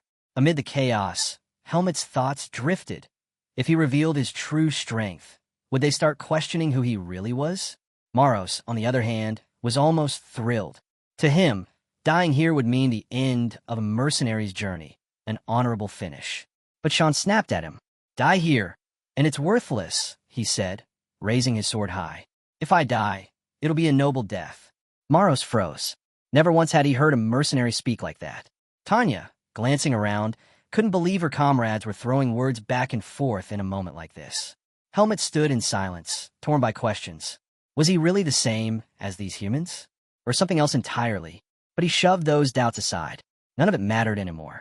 Pressing a hand to his chest, he knew only one thing. He wouldn't let anyone from this squad die today. For the first time, he chose to trust. He coated his sword with buys, his voice cutting through the battlefield. What you're about to see, this stays a secret. The squad froze. Tanya's eyes widened. Even Fien stared in disbelief. Helmet had the ability to wield a vis. Before they could even process it, Helmet launched himself into the fray. Spinning midair, his blade carved through beast after beast, tearing them apart with lethal precision. Maros and Sean could only watch, stunned. He landed lightly, crushing one monster beneath his boots, and without hesitation, finished it off. The remaining beasts recoiled in terror. Some tried to flee, but Helmet gave them no chance. His strikes were merciless, cutting them down one after another. The last beast trembled, paralyzed by fear, until Helmet's blade cleaved its head clean off. Silence fell. Helmet slid his sword back into its sheath. The mercenaries stood rooted in shock. He had single-handedly destroyed them all. But Helmet wasn't celebrating. His gaze swept the field. The leader of the beasts was gone. It had abandoned its own kind to save itself. Finn, still reeling, demanded, "Helmet, how were you able to do that?" Helmet's reply was calm. "My body has recovered." Tanya's thoughts echoed louder than her words. She had been right about him all along. Finn could hardly believe it. They had been fighting alongside someone this powerful all along. Fien, on the other hand, was stunned. Even as a rank 2, he had never seen such overwhelming buys. The thought that Helmet could wield it so naturally, and at such a young age, was almost unreal. "Where did you learn swordsmanship like that?" Fien asked. Helmet hesitated. He trusted these mercenaries, but some truths were better left unspoken. He couldn't reveal anything about the Forest of Roots. "I lived with my mentor in a forest," he finally said. "It's the only life I remember." Fien's shoulders sank. He assumed Helmet's memories still hadn't fully returned. Helmet shifted the topic. "The demonic beasts are gone. What's our next move?" Fien's eyes hardened. "We leave this forest. Then we deal with the traitors." The squad immediately voiced their anger. The betrayal still burned in their hearts. "We'll kill the Taliek squad," one of them spat. "And Miles too." Turning to Helmet, Fien asked, "What about you? What do you want?" Helmet's tone was steady. "I'll decide after we're out of here. But I still expect payment for the mission." Finn blinked in disbelief. "Payment? You're seriously worried about money right now?" He barely finished the sentence before Tanya's fist slammed into him. Fien cut in before tempers could flare again. "Fine, we'll keep to that. For now, we traced the Taliek squad's tracks." By the next day, the Face squad was back on the move. Their rest had restored their strength, and spirits were high. Tanya crouched, pressing her palm to the ground, searching for signs of movement. At first, she thought they'd already be closing in on the Taliek squad, but strangely, there were no vibrations, no sound at all. Could they have already reached the edge of the forest? She wondered. Fien considered it carefully. The Taliek squad and the merchants will rest at the first village beyond the forest. That's where we'll find them. Sean's face lit up at the thought. Revenge finally felt within reach. Byrne grinned as well, imagining the shock on the traitors' faces when they realized the Face Squad was still alive. But Finn, quieter than the rest, raised a question that no one wanted to think about. What about the mission? What's left of it? Sean paused, realizing the truth. We don't have cargo anymore. Byrne scowled, remembering. The Taliek squad took everything. All that's left is the food carriage. As the group debated, Helmet suddenly lifted his head. He had picked up a sound the others hadn't noticed. Tanya's eyes flicked to him. Helmet, do you sense something? Sean frowned, confused. Sense? What's she talking about? Sean looked around, confused. Talking about what? I don't sense anything. Helmet's reply was calm, but firm. There's demonic energy ahead. The Taliek squad, they're in the middle of a fight. Sean's face lit up instantly. Really? How far? An hour's march at our pace, Helmet answered. Fien's eyes widened. He could hardly believe what he was hearing. To sense something at that distance. Just how strong was Helmet? What level of power do you really have? He asked. Helmet brushed it off. What matters is speed. If we delay, the Taliek squad won't last long. Sean scoffed. Why should we rush to save traitors? Before the mood soured, Morrow stepped in. Because we still need to get paid. Fien seized that logic. Exactly. Our mission comes first. We finish the work, then deal with Taliek's betrayal. Tanya smirked, throwing in a jab to lift their spirits. That's why we're better than those selfish Taliek bastards. The squad's energy steadied, their morale restored. With a commanding tone, Finn ordered move out. The scene shifted.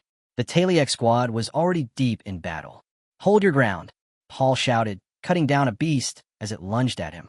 He still couldn't wrap his head around it. Why had the beast chased them even a full day after splitting from the Face mercenaries? Then the leader appeared. Its massive form loomed over him, crushing the air with sheer presence. Paul's stomach dropped. Why were they so relentless? Why hadn't the beast been satisfied with the Face squad? The leader's massive fist came crashing down. Paul barely managed to dodge, the ground shattering where he'd stood. One thing became clear. If he stayed, he'd die. He slipped closer to Max, whispering urgently. If this keeps up, we're finished. We can handle the minions, but that giant ape, no chance. We have to run. Paul's voice lowered. Think about it. The Face squad's probably dead already. If we escape, there won't be any witnesses. No one to blame us. Max's lips curved into a smile. The logic was cruel, but perfect. Their reputation would remain untarnished, if no one survived to tell the truth. Without hesitation, he barked orders. Fall back. Run. The squad froze, confused. His words made no sense. But before they could question him, Max and Paul had already bolted. From inside a carriage, Miles stared through the window, his face pale. Shock hit him like a wave as he watched them abandon their own men. And just as the beasts slammed into the carriage, Miles realized the bitter truth. Miles finally understood. He had made a terrible mistake by trusting the Taliek squad. As the demonic beast leader smashed apart his carriage, regret swallowed him whole. He should never have abandoned the Face mercenaries. The giant ape-like monster reached into the wreckage, plucking up a merchant with a twisted smile. Miles froze, terror spreading through him. That smile meant death. He knew his end was close. But before the beast could devour its prey, a voice cut across the chaos. Put him down. The creature looked up and saw Helmet rushing forward, his blade blazing with bise. Helmet swung. The giant raised its massive hand to block, the clash sending a shockwave through the field. With one forceful strike, Helmet drove the beast back, shielding the carriage. His eyes locked on the monster. I said drop him. For the first time, the leader hesitated. The look on Helmet's face made it falter. With a grunt, it hurled the merchant toward him, eager to rid itself of that piercing gaze. Earlier, before Helmet left, Fien had stopped him. Check the situation first. Something about the Taliek squad feels wrong. They might hold out if they stick together, but betrayal runs deep with them. Don't forget, the merchants could be victims too. Helmet had agreed. And now, seeing the devastation before him, he realized Fien had been right. If he had come any later, the merchants would already be dead. Helmet launched himself from the carriage, sword flashing once more. His bise surged, restored, sharpened, and unyielding. The giant monkey roared, meeting him head-on. Its demonic energy clashed against his strikes, summoning waves of power. Then, with an enraged howl, it called its minions. Helmet barely flinched. He cut them down in a blur, tearing through the swarm until the ground was painted with their remains. The leader howled again, furious at the slaughter. This was no ordinary beast. Since leaving the Forest of Roots, Helmet had never faced one this strong. But he felt no fear. He was certain he could win. His buys intensified. He rushed in, blade aiming straight for the beast's face. The giant caught the strike with both hands, muscles straining as Helmet pressed forward with unrelenting force. For the first time, the monster panicked. The edge of death crept over it. Desperate, it released a surge of demonic energy, blasting Helmet back. Helmet steadied himself, astonished. The beast's aura was rising, stronger by the second. Then he saw it. The corpses of the fallen minions glowing faintly. The monster was feeding, absorbing their energy. Still, Helmet's focus never wavered. The true danger wasn't the beast's growth. It was the fact that the Face Squad would arrive soon. And if they stepped into this battle, they'd be in grave danger. Helmet made up his mind. It was time to end this fight for good. The giant monkey's body pulsed with power, glowing brighter as it absorbed every shred of demonic energy around it. Then it lunged, a blur of violence. Helmet vaulted high into the air, dodging the strike. Mid-flight, he countered with a heavy swing, but the beast swatted it aside with ease. Its arrogant stare burned into him, as if mocking his effort. Landing back on the ground, Helmet clenched his grip. His usual strength wasn't enough. He poured even more buys into his blade and charged again. This time, the beast's eyes widened. It braced, locking blades with him, straining against his force. Helmet's surprise grew. Not only had it blocked him, it was moving faster now. The transformation had sharpened its speed and hardened its claws. One misstep, and they could cut him apart. He understood what had to be done. To end this, he would need a single decisive strike. Steel clashed against claw as the two traded blow after blow, shockwaves tearing through the battlefield. In one exchange, Helmet managed to push the beast back, only to glance down and see his clothes ripped open. A flicker of annoyance crossed him. This was my only set. Guess I'll need new clothes in the next village. The monster roared in fury at his indifference. Its body began to shine with a blinding glow, energy swelling violently. Its eyes gleamed, and from its chest, a sickly green eye opened. The beast swelled larger, more grotesque than before. But Helmet didn't flinch. The beast launched itself high, descending like a mountain of rage. Helmet's gaze sharpened. He recognized the pattern. That leap, that form, it was familiar. A faint smile touched his lips. So it's copying Nahu's technique. His stance shifted, his buys exploding outward in a wave of pressure. You're still far weaker than Nahu. With that, he surged upward, blade flashing. His strike cleaved through the beast, tearing its massive body apart midair. The fight was over. The Face Squad arrived just as the dust settled. Finn rushed forward. Helmet, are you all right? Fienn's eyes widened at the sight of the corpse. You defeated it? Alone? Helmet nodded simply. Yes.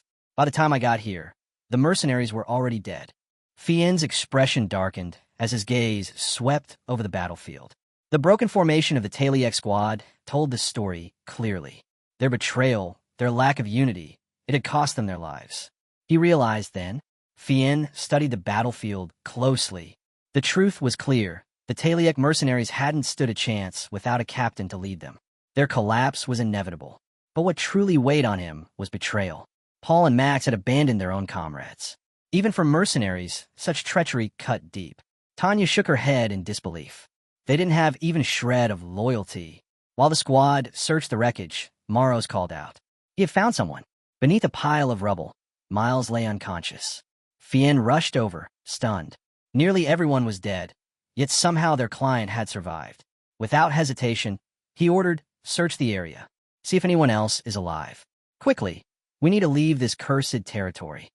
Once they were clear, the mercenaries laid Miles down and revived him. Slowly, his eyes opened. For a moment, Miles thought he had crossed into the afterlife. And the first face he saw was Fienn's. Tears welled instantly. Fienn, forgive me, he sobbed. I never wanted to leave you. Paul forced me. I'm so sorry. Relief softened his face. To him, this apology was his last act before death. But Fienn shook his head firmly. Stop panicking. We're not dead. Miles froze. His eyes darted around. The Face Squad surrounded him. His confusion deepened. He could have sworn the giant monkey had killed him. He asked, voice trembling, where is it? The beast. It's gone, Fien said flatly. You can forget about death for now. Helmet stood nearby, quietly noting that Fien hadn't mentioned who had slain the monster. He respected that choice. The secret remained safe. Miles, overwhelmed, began thanking God for sparing his life. But Fien cut into his prayers. Enough. We need to talk about compensation.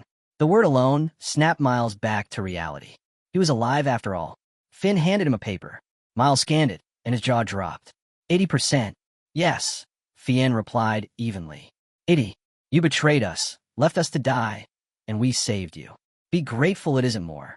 I'm being fair because you suffered losses too. Miles tried to argue, pleading, please 70. I still need to compensate the families of the dead. But Fien's expression didn't soften. That's not my concern. Settle that yourself. Take the offer or walk away.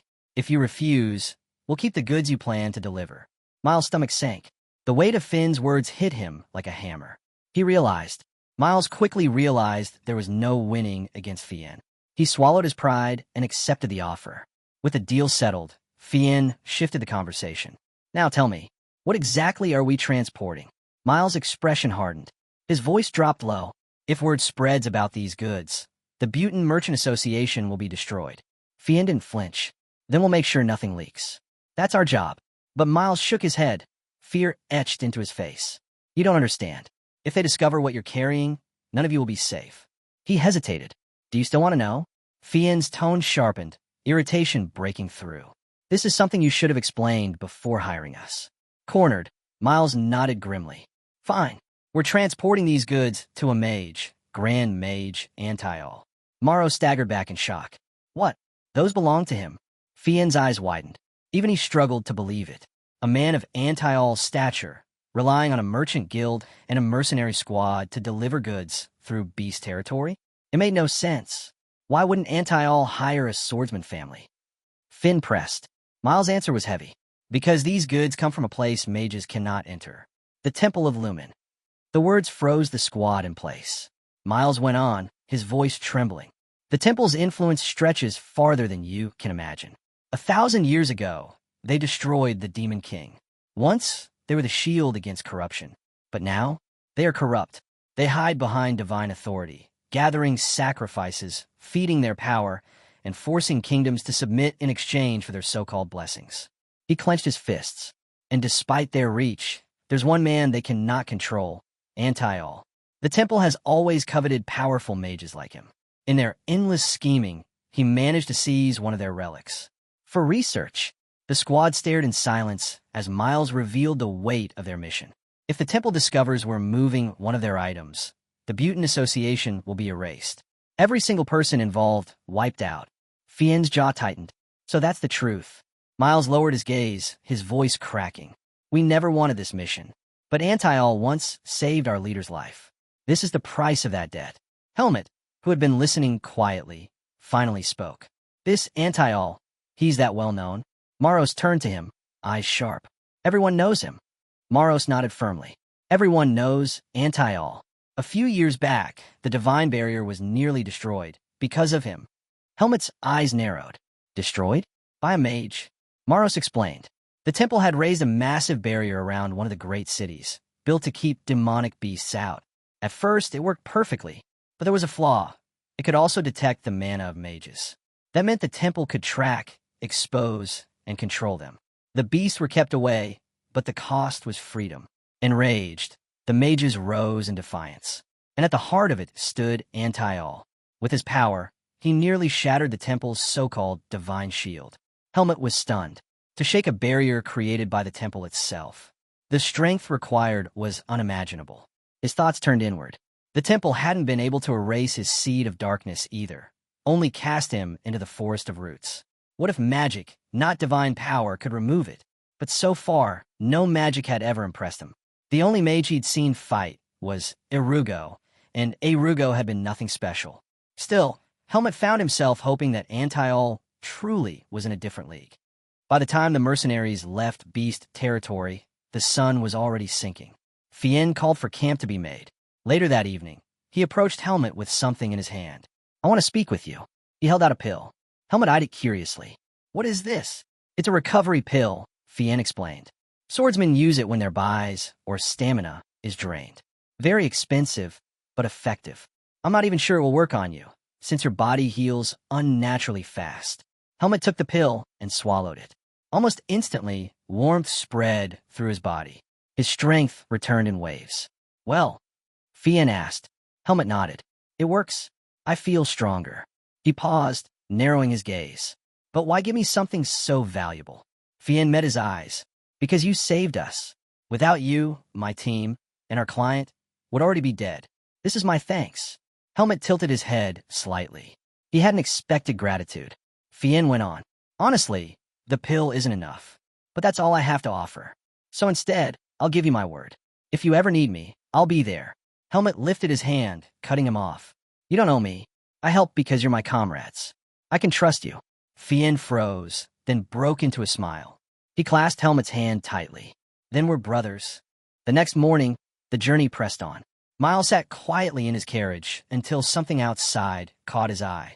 He leaned forward, staring through the window, then suddenly called out, "Stop the carriage." The mercenaries looked at him in confusion. Fien frowned.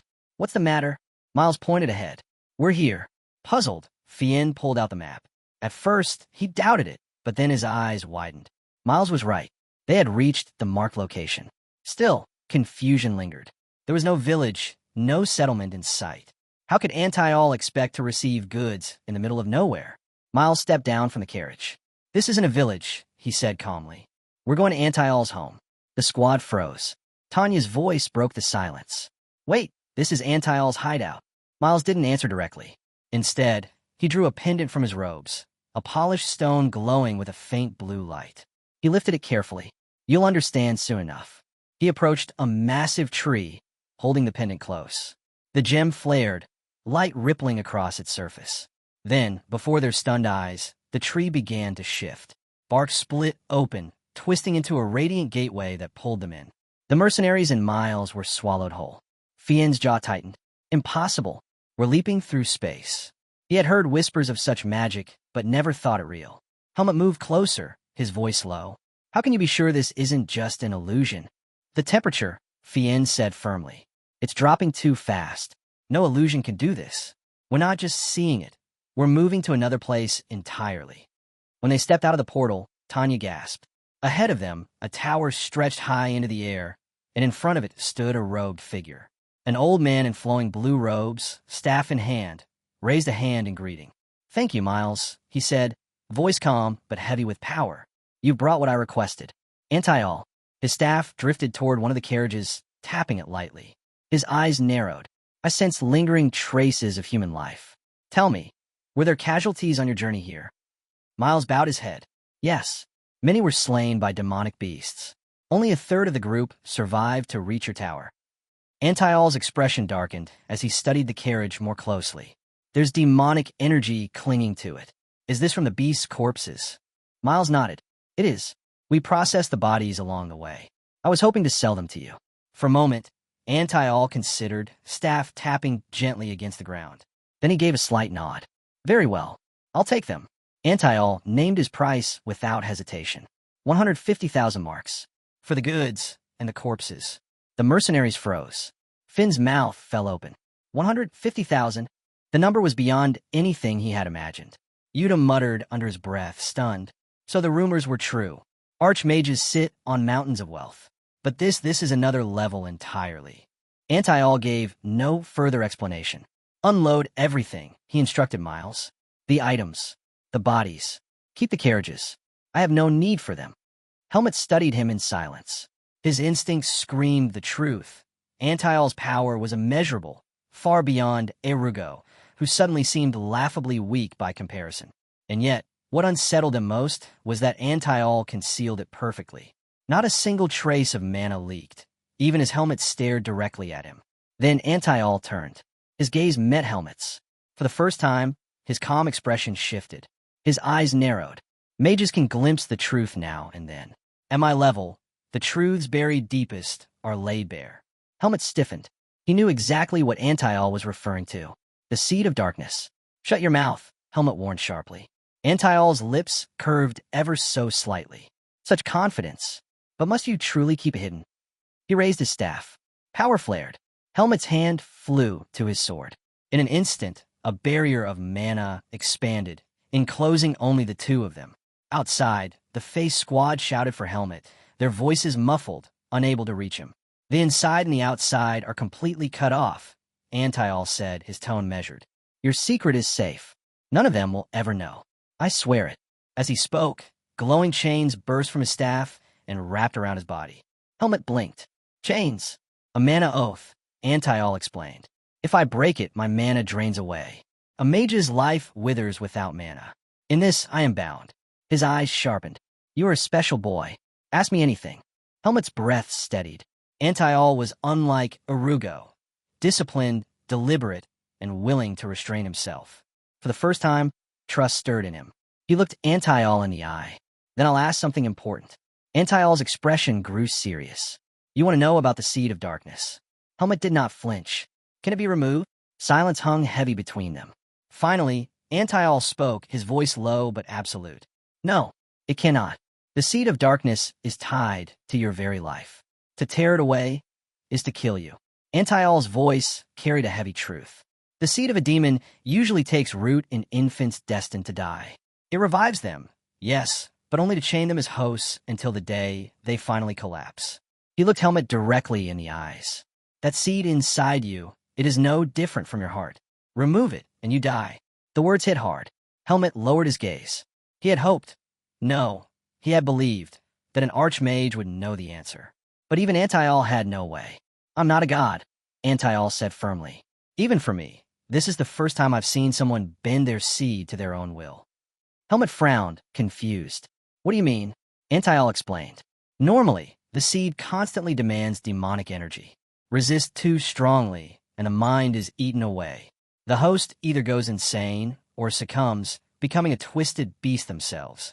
He leaned closer, studying Helmet intently. But your case is different. You've suppressed it with another force, Viscount. Antial's tone sharpened, tinged with awe. To master buys alone demands exceptional talent. Yet somehow, you balance both, drawing just enough demonic energy to keep from losing control, while still training your body and mind. That balance should be impossible. And still you achieved it. Helmet blinked. He hadn't expected such intensity in Antial's gaze. Antial continued, almost to himself. Even the temple priests would struggle to notice your seed. The only reason I did was because it stirred under the dense demonic presence in my tower. Had I not been paying close attention, I never would have sensed it. Helmet took note. Avoid areas of thick demonic energy. Antial's expression grew darker. But know this, you do not have a bright future. If you can avoid the temple's gaze, you may grow powerful, yes. But in the end, you will be consumed, as all seed-bearers are.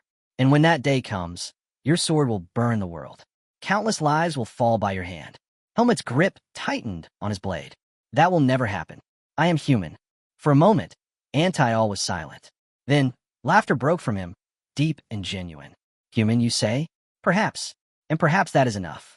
For humans can change their fate. Antial's gaze lingered on Helmet. You interest me greatly. But know this. If you ever fail to overcome your seed, I will stop you myself. He tapped his staff as the mana barrier began to dissolve. Still, should you reach a realm beyond my own, even darkness itself will bow to your will. The scene shifted. Fien handed Helmet a heavy pouch filled with gold. 3/4 of the payment, he said. Forgive me for not giving more. I need to reward the others for their efforts too. Then he reached into the carriage and pulled out another bag. I found this while checking the luggage. No one claimed it, so I assumed it must be yours. Helmet's eyes widened. Inside was everything he had once carried from the Forest of Roots. He thought it was lost long ago. You found it. Fien smiled faintly. I meant to give it back earlier, but with everything that happened, I completely forgot.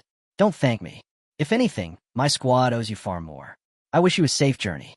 Not long after, Finn approached eagerly. Helmet, since the mission's over, come with us to our headquarters. You'll see so many incredible things there. Helmet's face softened, but his answer was firm. I won't be going with you. Finn's shoulders sank. At least just once come see it. Before Helmet could reply, Tanya smacked Finn on the head. Enough. Don't bother him.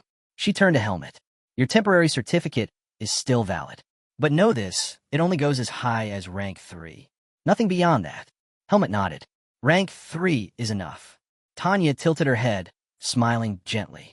So, what you're chasing is more important than your memories. Helmet met her eyes and gave a silent nod. Her smile brightened. Then, take care of yourself. Helmet picked up his bag. Thank you for everything. The mercenary smiled as they wished him well. Tears welled in Finn's eyes. Promise you'll visit us someday. Helmet gave the faintest of grins. Your meals were good. The words caught Finn off guard. He stopped crying, hurriedly wiping his face. Tanya folded her arms. Pull yourself together. He's not dying. Finally, Finn stepped forward. Remember, Helmet, our doors are always open. Come to us whenever you need. He promised Helmet that no matter what, he would keep his word. With farewells exchanged, Helmet turned and walked away. Each step weighed on him, the same heaviness he felt when Darienne fell and when he had to leave Alaga behind. He knew this path as a mercenary would always place him against demonic beasts, and every battle only fed the seed of darkness inside him. That seed would keep growing, drinking in the corruption of each monster he faced. He never expected it to sprout here, in the forest. If it had fully taken root, he wasn't sure what he would have become. Antial's predictions haunted him. Could he resist them? The answer became clear. He had only one choice. To break his fate, he had to grow stronger. Strong enough to crush the darkness within. The scene shifts. Paul and Max sat in a tavern, drinks in hand. Regret weighed heavy on Paul. He admitted to Max that if he had known the mission's danger, he never would have taken his brother along. Max cut him short. What's done is done. The past couldn't be changed. Instead, Max pushed for a way forward. Their mercenary group needed rebuilding. With the face mercenaries gone, there would be little competition. They just had to find capable fighters to join them. But mid-conversation, Max's gaze drifted toward the window. His expression changed. He urged Paul to look. Paul turned and froze. Outside stood the face mercenaries. Paul couldn't process it. How were they alive? How did they survive? Max didn't waste time on questions. He urged Paul to stop thinking and hide immediately. Their whispers caught Finn's ear. He turned back, uneasy, asking Tanya why he suddenly felt something off. She asked why he stopped, but Finn brushed it off, unsettled by a strange feeling. The group moved on unaware. Meanwhile, Paul and Max hid under their table, holding their breath as the face mercenaries passed. Relief didn't last long. Max knew they were in serious trouble. Later, the two relocated to regroup. Max speculated the face mercenaries must have discovered the beast's weakness and somehow defeated them. Paul growled. They should have dealt with the mercenaries themselves when they had the chance. But Max had no answer. If the face mercenaries reported them to the guild, both he and Paul would become fugitives. The weight of it hit him hard. He never thought a rank 2 mercenary like himself would ever have to live like this. Paul, however, hadn't given up. They were still ranked second. He turned to Max, eyes firm, and ordered him to follow. Confused, Max asked what Paul intended to do. Paul's reply came sharp and certain. Paul's answer was cold. It was better to live as thieves than starve as useless mercenaries. The scene shifts again, this time to another tavern. Drunken voices filled the air. A group of men laughed loudly, boasting about how they roughed people up. Across from them sat Helmet, silent, his eyes fixed on the necklace he had brought out of the forest of roots. He hoped it might hold a clue, some sign of what path he should take. Since leaving the group, Helmet had wandered through countless villages, aimless. The vastness of the world pressed on him, and he knew he would need work if he was to keep moving forward. Opening his bag, he checked the money Fien had given him. Inside were 2 small sacks of gold, one left behind by Darienne, the other gifted to him by Finn. Helmet blinked in surprise. Fien had given him more than Darienne ever did. As he sorted through his things, his hand brushed against a folded letter. Curiosity struck. Was it from Fien? Slowly, he opened it, but the handwriting told him otherwise. It was Darienne's. The letter began with finality. Darienne wrote that if Helmet was reading these words, then his own life had already ended. He admitted he had worried about Helmet, knowing the outside world would not be easy for him after the life he had lived. But he told Helmet not to blame himself. Being different was not his fault. Darienne gave him direction. If Helmet found himself wandering without purpose, he was to go to a city called Baden. There, he would find Greta Academy, a place where children his age studied. Both nobles and commoners walked its halls, and no one would pry into his past. But he couldn't enter on his own. Darienne instructed him to seek out a man named Eden Kudrow. If Helmet showed Eden the sword Darienne had given him, Eden would recognize him as Darienne's disciple. The two had sworn an oath to each other, and Eden would help. Darienne's warning was clear. The human world was far more dangerous and terrifying than Helmet imagined. Strength alone would not be enough to solve everything. But he reassured Helmet. If he had survived the brutal training, he could survive anything. Finally, Darienne urged him to take care of himself. Helmet stared at the shaky handwriting, realizing how little strength Darienne had left when writing it. Quietly, he thanked him for the letter, for thinking of him even at the very end. But as the words sank in, Helmet's thoughts tangled in confusion. Helmet felt a strange sense of relief after reading Darienne's letter. At least now, he had some direction. Carefully tucking the letter back into his bag, he was interrupted by the arrival of the waiter carrying his meal. "That'll be 15 marks, the man said. Helmet pulled out a gold coin and placed it on the table. The waiter's eyes widened. His jaw dropped before he shouted in disbelief. "This is worth 1,000 marks. The drunken men nearby turned at once, surprised by what they overheard. Helmet calmly told the waiter to also use the coin to cover his lodging for the night. When the waiter hurried away, Helmet began counting his remaining coins. To his shock, the money Fien had given him amounted to 90,000 marks. With enough funds secured, Helmet decided to stay at the tavern for the night and leave in the morning. As he organized his belongings, the leader of the rowdy drinkers swaggered over. His eyes gleamed with greed. "You've got quite a lot of money," he sneered, his men glaring behind him. With a smirk, he demanded, "Buy us some drinks. Hand over 20,000 marks." Helmet shook his head. He couldn't understand why the man was acting so foolishly. Annoyed, the leader shoved Helmet's plate aside. "Don't you dare talk back to me," Helmet calmly asked. "Who are you supposed to be?" The question only fueled the man's anger. He swung his fist at Helmet, but Helmet stopped it effortlessly, gripping his hand mid-strike. "Leave me alone," Helmet said evenly. The leader froze, stunned by Helmet's strength.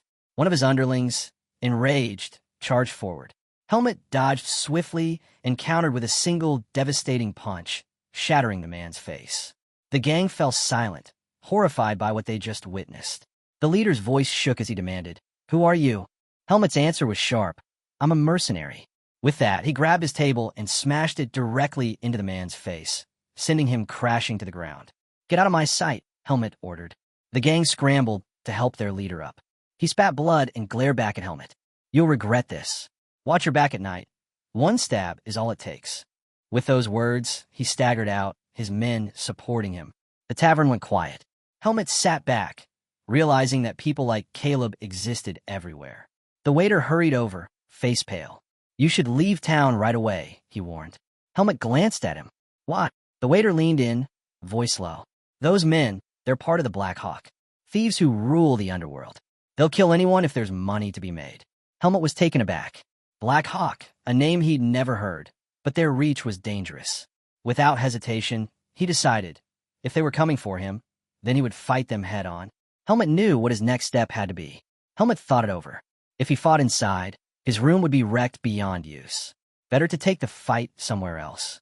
The waiter, still shaken, pleaded with him. "Run while you can. I'll refund your lodging fee." Helmet asked calmly, "Will they come back?" "Yes," the waiter admitted. Helmet stood, his decision made. "Then tell them, I went into the forest out back." His voice was steady, almost curious. He wanted to test himself against humans, see how they compare to the beasts he had faced. The waiter stared in disbelief as Helmet walked toward the door. "Keep my room ready. I'll need it when I return," Helmet added before stepping outside. The scene cuts to the gang. One of the underlings approached their leader, unease written in his tone. "Boss, do you really want to go up against him?" The leader's eyes burned with anger. "He disrespected us. Pride is everything in our line of work. But he's strong," the underling warned. "And he's a mercenary." The leader scowled. "What? You want to run away now?" Before the subordinate could respond, another member rushed in with news. "Boss, I found where he went." "Speak," the leader snapped. "He ran into the forest," the man reported. "Must have been too scared to stay and face us." The leader burst out laughing. "That fool, running into the forest, is the worst mistake he could make." The underling grinned with confidence. "We know every inch of that place. Tracking him down will be easy." Their equipment clattered as the Black Hawks strapped on their gear and gathered around their leader. With a cruel smile, he gave the order, Let's show him that Black Hawk is more terrifying than anything in this world. The scene shifts. In the forest, Helmet perched silently in a tree, watching over the fake campsite he had set up as bait. From above, he reflected. Some humans were no different from demonic beasts, preying on others. Yet there were also humans who risked everything to protect. The contrast unsettled him. Humans were far more complicated than he had imagined. Darienne's words echoed in his mind. Not every problem could be solved with strength alone. Helmet understood the meaning now. Yet in his heart, he still couldn't see any other way. For him, strength was the only answer. As the Black Hawks closed in, Helmet readied his bow. Stepping into view, he revealed himself to the gang. Their eyes widened at the sight. Helmet's thoughts hardened. Humans who acted like beasts needed to be treated like beasts. Helmet's eyes turned cold. "You try to ambush me," he said flatly. "For that, you die." The forest echoed with chaos as he cut down the Black Hawk members one after another. When the dust settled, their bodies lay scattered, and Helmet turned away, heading toward the forest's edge. On the way out, a thought weighed on him. So weak, he couldn't believe the Black Hawks were this powerless. Leaping from branch to branch at high speed, he compared them to Tanya. She was far stronger, proof that humans varied in strength just as much as beasts did. Helmet realized he needed to face more humans to truly understand how powerful they could be. With that in mind, he decided to return to the inn and rest. But mid-run, his chest tightened. Pain tore through him. His body froze in midair before crashing hard to the ground. Tremors racked his body as he struggled to breathe. What's happening? His seed of darkness was raging inside him. But why? It should only react to demonic energy. There were no beasts here. The answer hit him like a hammer. He had killed humans. And though humans lacked demonic energy, the act itself had fed the darkness within him. Helmet's mind raced. He tried to suppress the surge with his buys, but it was no use. The seed of darkness only grew stronger. His situation had spiraled into something far worse.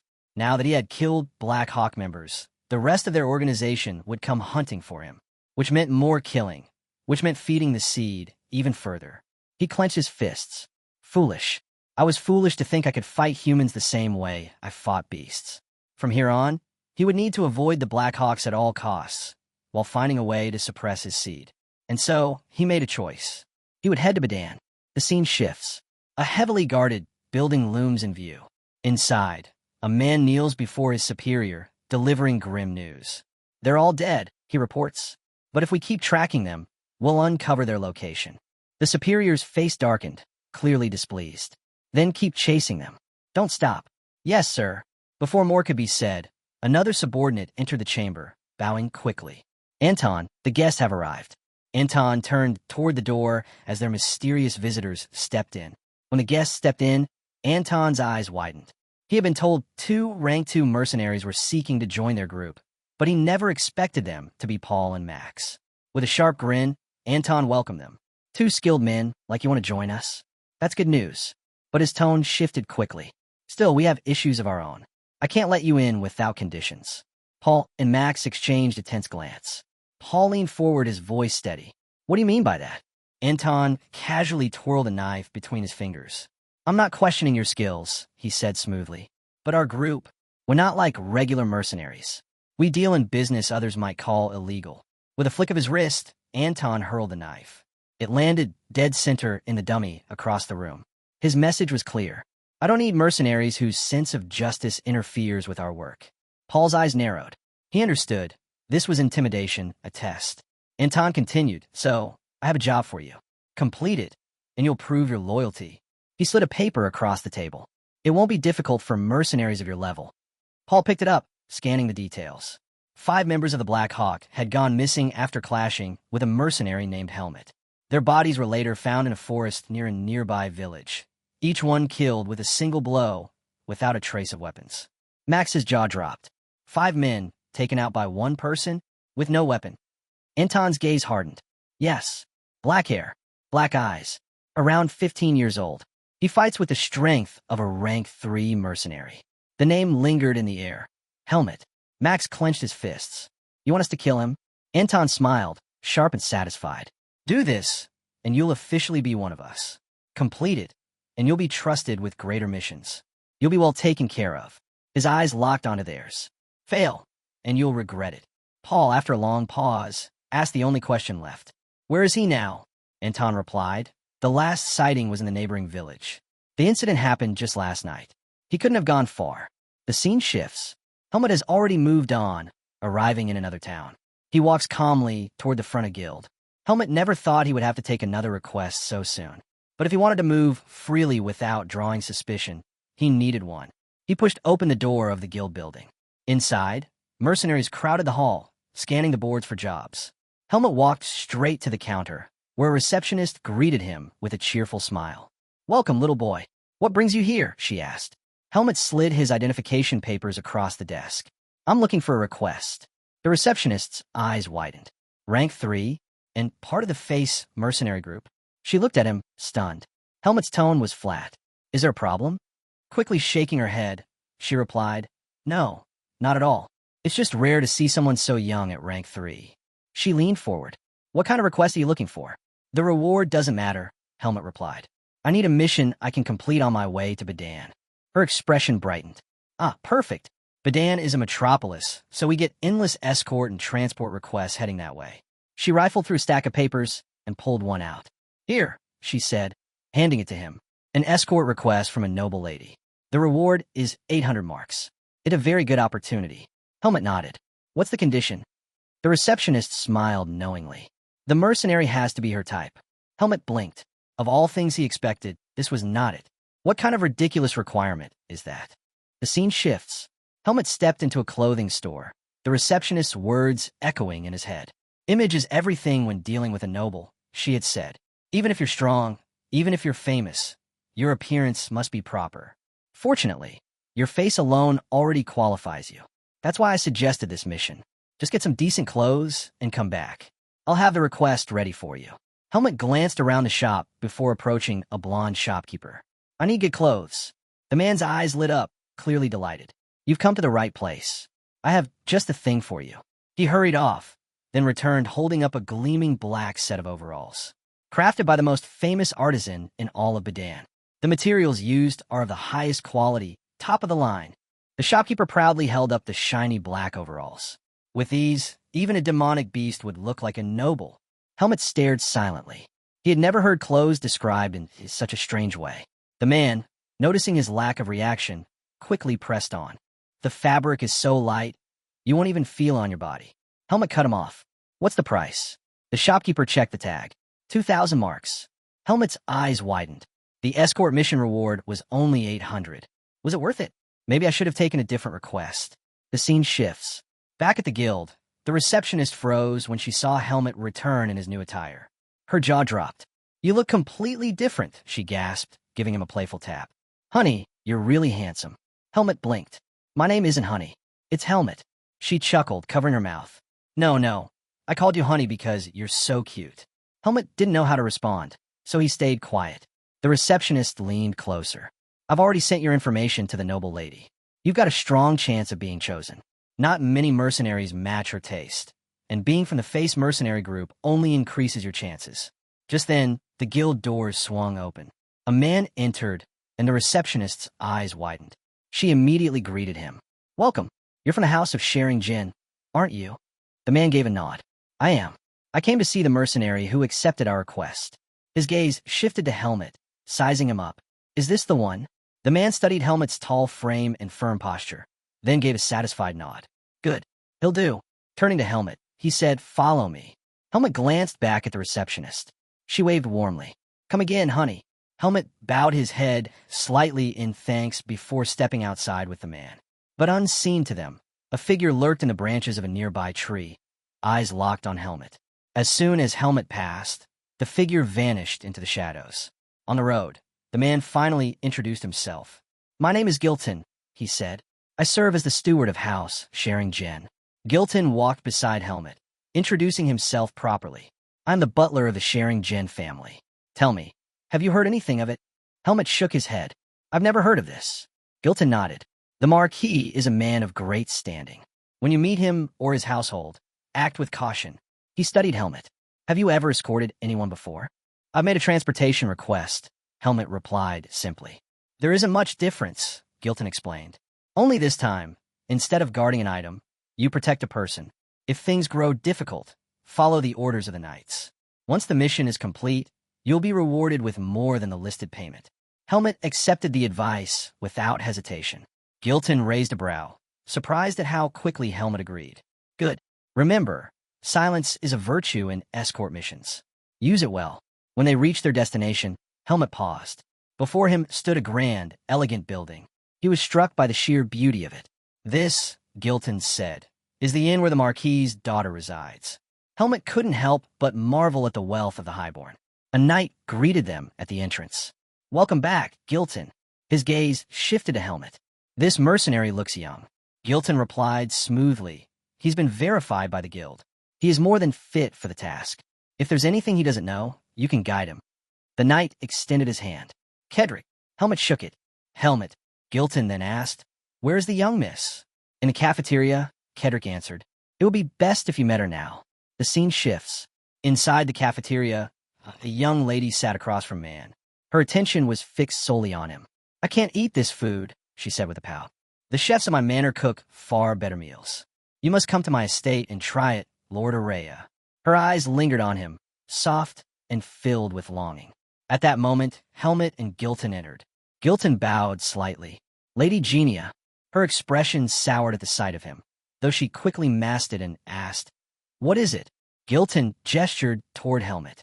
This is the mercenary I have chosen for your escort. Genia's gaze swept over Helmet, cold and dismissive. I have no interest in mercenaries. Whatever decision you make, I won't interfere. Without another glance at Helmet, she turned back to Araya, her gaze warm, her voice gentle, preparing to speak to him again. Genia leaned forward, ready to speak again, but Araya cut her off. I need to rest before the journey begins. Her eyes widened. What will be better if you ate more? He ignored her, rising from his seat and heading toward the exit. As he passed, Helmet's eyes followed him. Something felt off. A strange presence clung to Araya, one Helmet couldn't place. He kept staring even as Araya walked away. Genia quickly stood, her composure cracking. I'll return to my room, she told Gilton hastily before hurrying after Araya. When she was gone, Helmet asked Gilton, Is Araya one of the guards? Gilton shook his head. No, he's Lady Genia's guest, a well-known student of Greta Academy. My lady recognized him by chance and insisted he travel with us. Helmet's brow furrowed. Is Lady Genia also a student there?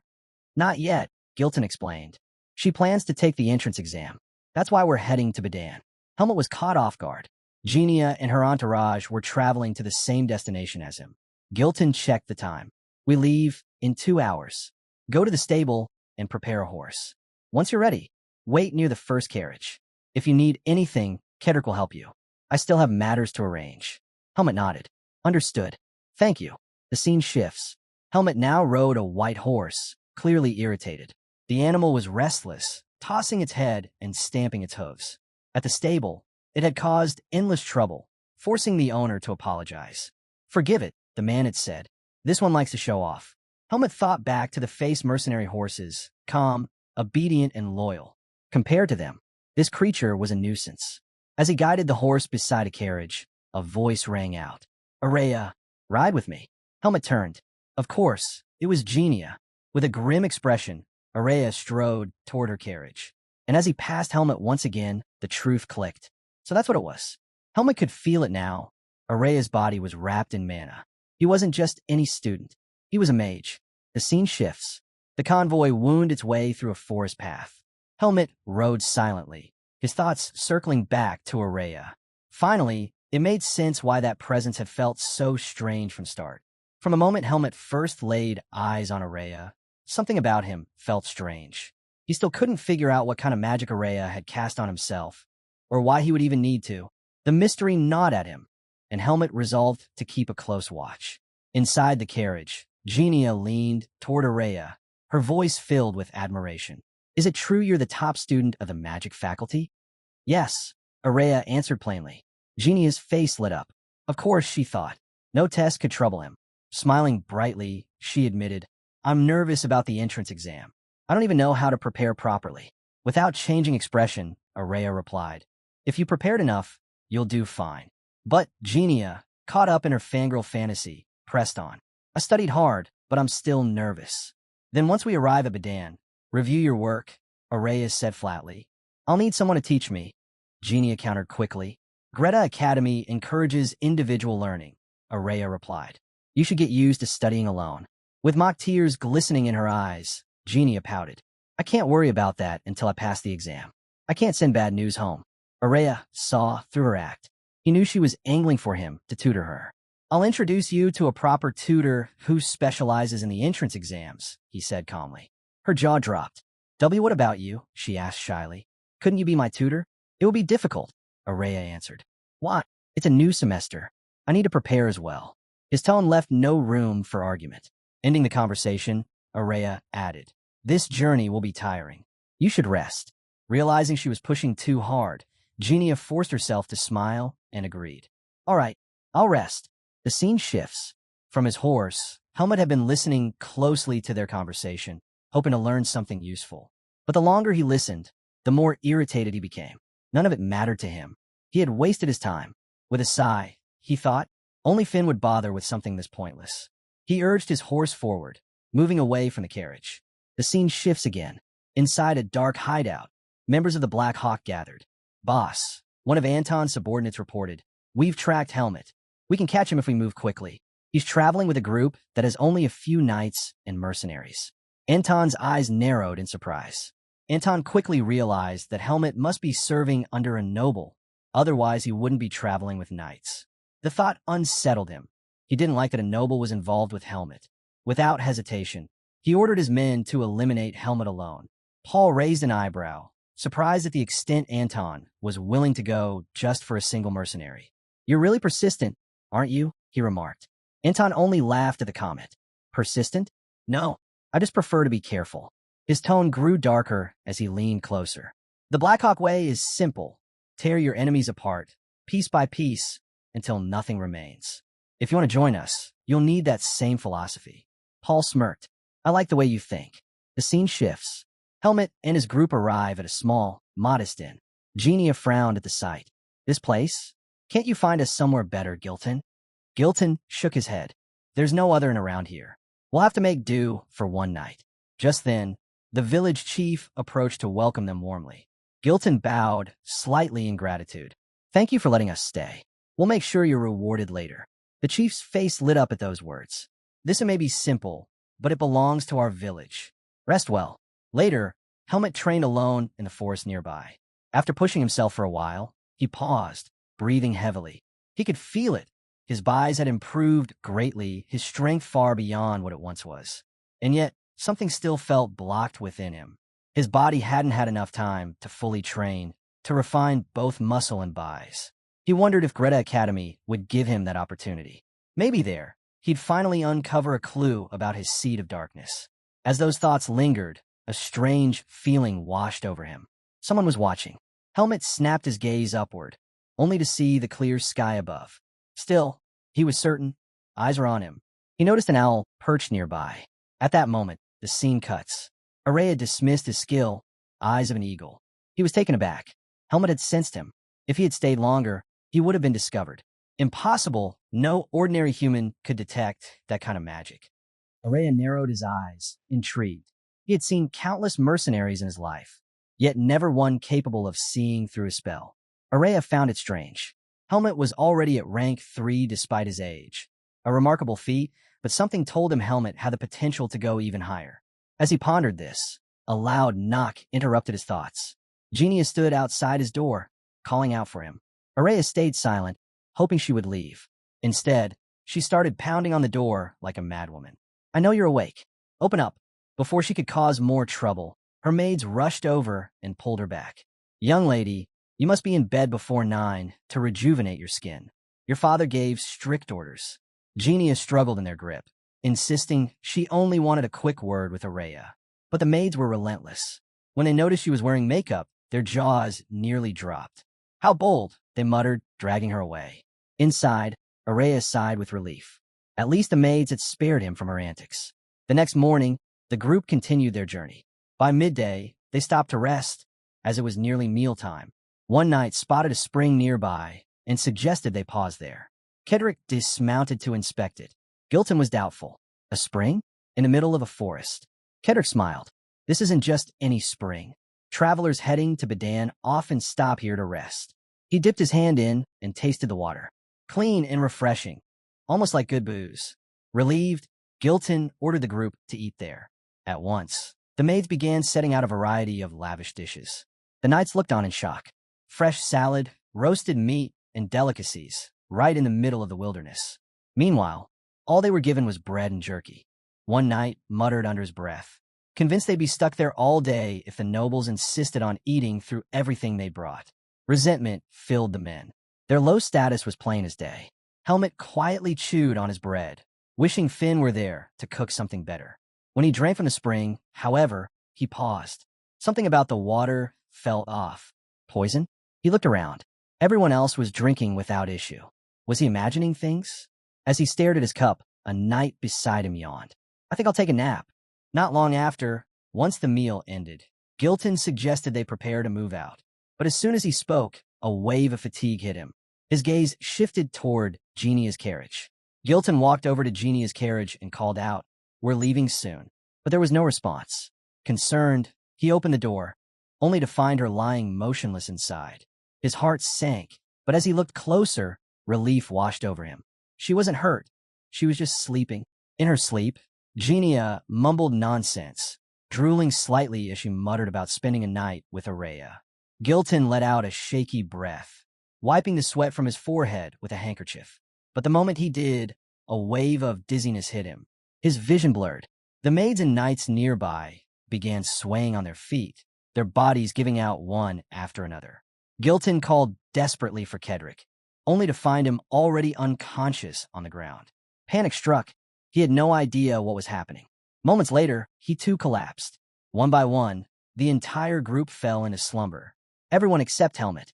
Helmet immediately poured out his cup of water. As he did, shadows stirred. From the trees and bushes, members of the Blackhawk revealed themselves. Paul clicked his tongue. Sleeping potion in the water? What a stupid move. The man responsible defended himself quickly. It had to be done. We couldn't risk killing nobles in a fight. Besides, this potion leaves no trace. But then his eyes widened. Helmet was still standing. What the? How is he awake? Paul's face darkened as he recognized him. You? I've heard about you. Weren't you with the face mercenaries? His expression twisted. So, you're the one who killed our men. Helmet stiffened, equally shocked. That face was familiar. Paul, the rank 2 mercenary from Taliek's squad. Memories surged back. The demon monkey, his squad slaughtered, and Paul, the coward, running away while his comrades were devoured. His grip tightened on his sword. Traitors, Helmet spat.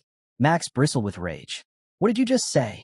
He lunged forward, but Paul raised a hand, stopping him. Calm down, Paul ordered, though his voice carried venom. His gaze locked on Helmet. Watch your mouth. You're nothing more than prey. Around him, the Blackhawk members began closing in, forming a circle. Paul drew his sword with a twisted grin. Let's begin the hunt.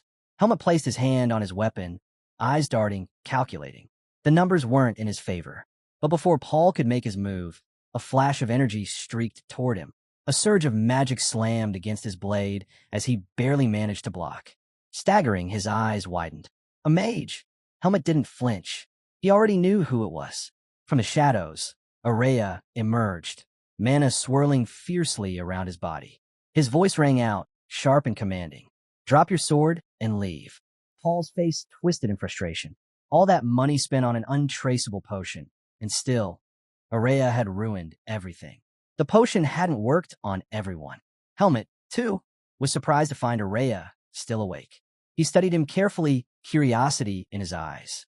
Araya scowled. What are you staring at, you bastard crow? Keep your eyes on the enemy in front of you. Helmet turned his attention back to Paul, who was seething with frustration. He pressed his blade to the throat of the man who had poisoned the spring. What went wrong? The man trembled. I didn't know there was a mage among them. With a snarl, Paul slammed his sword hilt against the man's skull, knocking him down. Excuses, he spat. I was a fool to expect competence from the Blackhawk.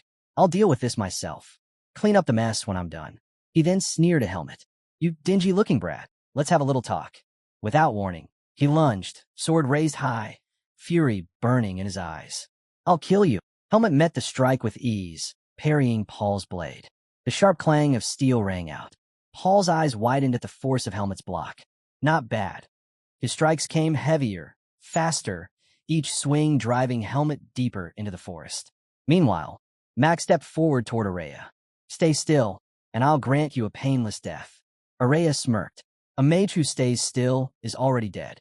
Mana flared around him as he unleashed his magic. The scene cuts back to Paul and Helmet. Their blades clashed again and again, sparks flying with each impact. With sheer strength, Paul forced Helmet further back, laughing as he pressed the assault. What happened to your confidence? Where's that arrogance now? Helmet ignored his taunts. His mind focused on one thing, luck. Facing two rank 2 mercenaries and the rest of Blackhawk would have been near impossible. But with Araya awake, his odds had shifted. Still, Paul wasn't done. Blue energy erupted around his body as he activated his buys. With a roar, he launched a devastating strike. The blast crashed into Helmet, engulfing him in a violent explosion. Smoke and dust swirled around the impact zone. Paul scoffed, lowering his blade. Pathetic. So weak. Where's that arrogance now? But then, from within the haze, a voice rang out. Our fight is just getting started. Paul froze.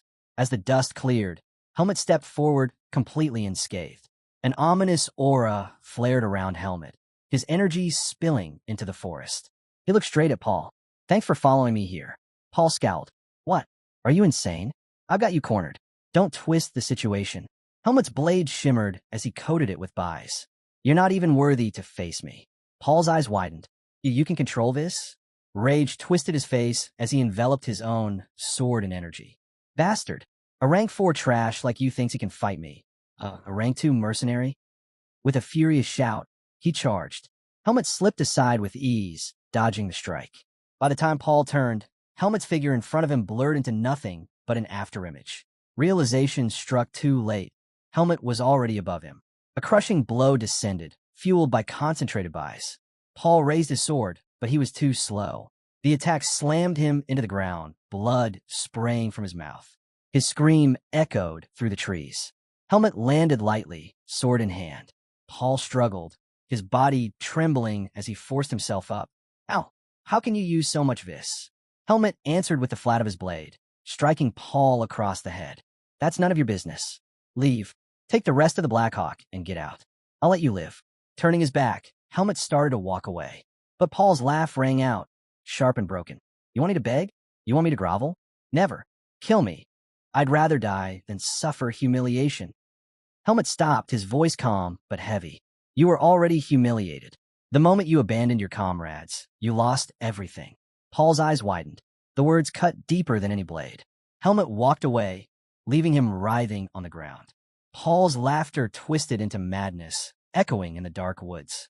As Helmet moved deeper into the forest, a thought struck him. Araya, he remembered the mage, was still facing the other Blackhawk members. He hoped he'd manage to hold his ground. The scene shifted. Several Blackhawk mercenaries lay sprawled in the dirt, their bodies broken. Max and a few others clutched their wounds, barely able to move. Max glared up at Araya. What are you? Stones floated around the mage, spinning under his command. What am I? He replied coldly. A mage. One Blackhawk roared in anger, charging recklessly. Without hesitation, Araya sent a boulder crashing down, silencing him instantly. His gaze returned to Max. Whatever your mission was. I'm not interested. Araya's voice cut through the battlefield. You interfered in my business. For that, I'll destroy you. He raised his hand, mana flaring, and another Blackhawk mercenary crumpled under the weight of his spell. Max snarled. Arrogant bastard. He snatched up his spear, coating it in buys, and charged forward. Araya's gaze was cold, pretending to be strong. I'll shatter that facade. With a flick of his hand, he unleashed a massive wave of magic. Max's eyes went wide. The sheer scale of it was overwhelming. Blocking it was impossible. The blast hurled him across the ground, smashing him against a boulder with a sickening thud. The other Blackhawk members scrambled to his side. Araya's voice was sharp and commanding. You're coming to Bedan with me. Stay where you are. At his words, a radiant circle of light formed around them. The mercenaries froze in shock. Restraint magic, one of them shouted. Run before it binds us. Panic erupted. The men scattered in all directions. But Araya was faster. More rings of light appeared, snapping shut on those closest to him. One after another, mercenaries were trapped, dragged down by glowing restraints. Still, some slipped away into the forest. Araya's jaw tightened. He didn't like letting prey escape, but capturing Max was enough. He turned back toward the boulder where Max had fallen, only to find it empty. The scene shifted. Max crouched behind another boulder, his breath ragged, his body battered. He struggled to process what had just happened. Helmet. He's the one Blackhawk is after? And he's traveling with a mage like that? The thought made his chest tighten. He tried to piece together where it all went wrong, but his mind was in chaos. Then suddenly he felt it. A presence close by. Max ducked lower, peering out cautiously, only to see Helmet walking through the trees, unharmed. His eyes widened in disbelief. How? He should be injured, unless. The realization hit him like a blade. Paul he lost. To a rank 4 mercenary? Impossible. Helmet stopped mid-step, his sharp senses catching Max's presence behind the rock. But instead of striking, he simply let it be, silently surprised to see. Later, Araya explained the situation to Gilton, telling him that Helmet had helped fight off the Blackhawk. I don't know why he didn't fall asleep like the rest of us, he admitted. Helmet answered calmly. Medicine and potions don't affect me. Gilton's eyes widened. He recalled stories of rare individuals with natural immunities to such things. Nodding with respect, he turned to Helmet. You've done us a great service. I'll make sure you're paid more than what was promised. Just then, Genia came running, her gaze fixed solely on Araya. With stars in her eyes, she grabbed his hand tightly. It must be fate that you saved me. Please let me repay this debt. Marry me. Araya pulled his hand away, his tone flat. I'm already betrothed. When I graduate from the academy, I'll marry her. The words shattered Genia's world. She froze, her expression hollow. Kedrick and Gilton exchanged uneasy glances, both stunned. Kedrick felt embarrassed for her. Moments later, Genia broke down in tears, her cries echoing. Gilton rushed to her side, begging her not to cry in public as he tried to calm her down. Once her outburst ended, Kedrick quickly ordered the group to move out. The journey to Bedan passed without further incident. As the city's gates came into view, Gilton shaded his eyes against the sun. We made it without any more trouble, he said with relief. The group buzzed with excitement. Finally, they had arrived. Helmet dismounted, his gaze fixed on Bedan's towering gates. But before he could step forward, Gilton stopped him. The noble walked up to him. Helmet, thank you. I'll give you a strong recommendation at the Mercenary Guild. He reached into his pocket, producing a pouch heavy with coins. 10,000 marks. Not your fee, just a token of our gratitude. Helmet accepted it with a nod. Thank you. As he looked around, he noticed Araya preparing to leave. Slinging his bag over his shoulder, Helmet stepped into his path. Araya frowned. Why are you standing in front of me?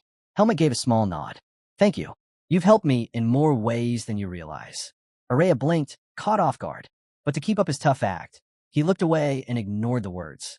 Helmet didn't press further. After giving his thanks, he turned toward the city. Step by step, he walked through the gates of Bedan, eyes wide at the unfamiliar sights that stretched before him. Bedan was unlike anything Helmet had ever seen. The city stretched endlessly, larger than any village he'd visited, with crowds of people flooding the streets. The sheer difference between a village and a city left him stunned. After wandering for some time, he finally reached the grand gates of Greta Academy. Finding the place hadn't been easy. The city size was overwhelming. Stepping onto Academy grounds, Helmet's eyes widened.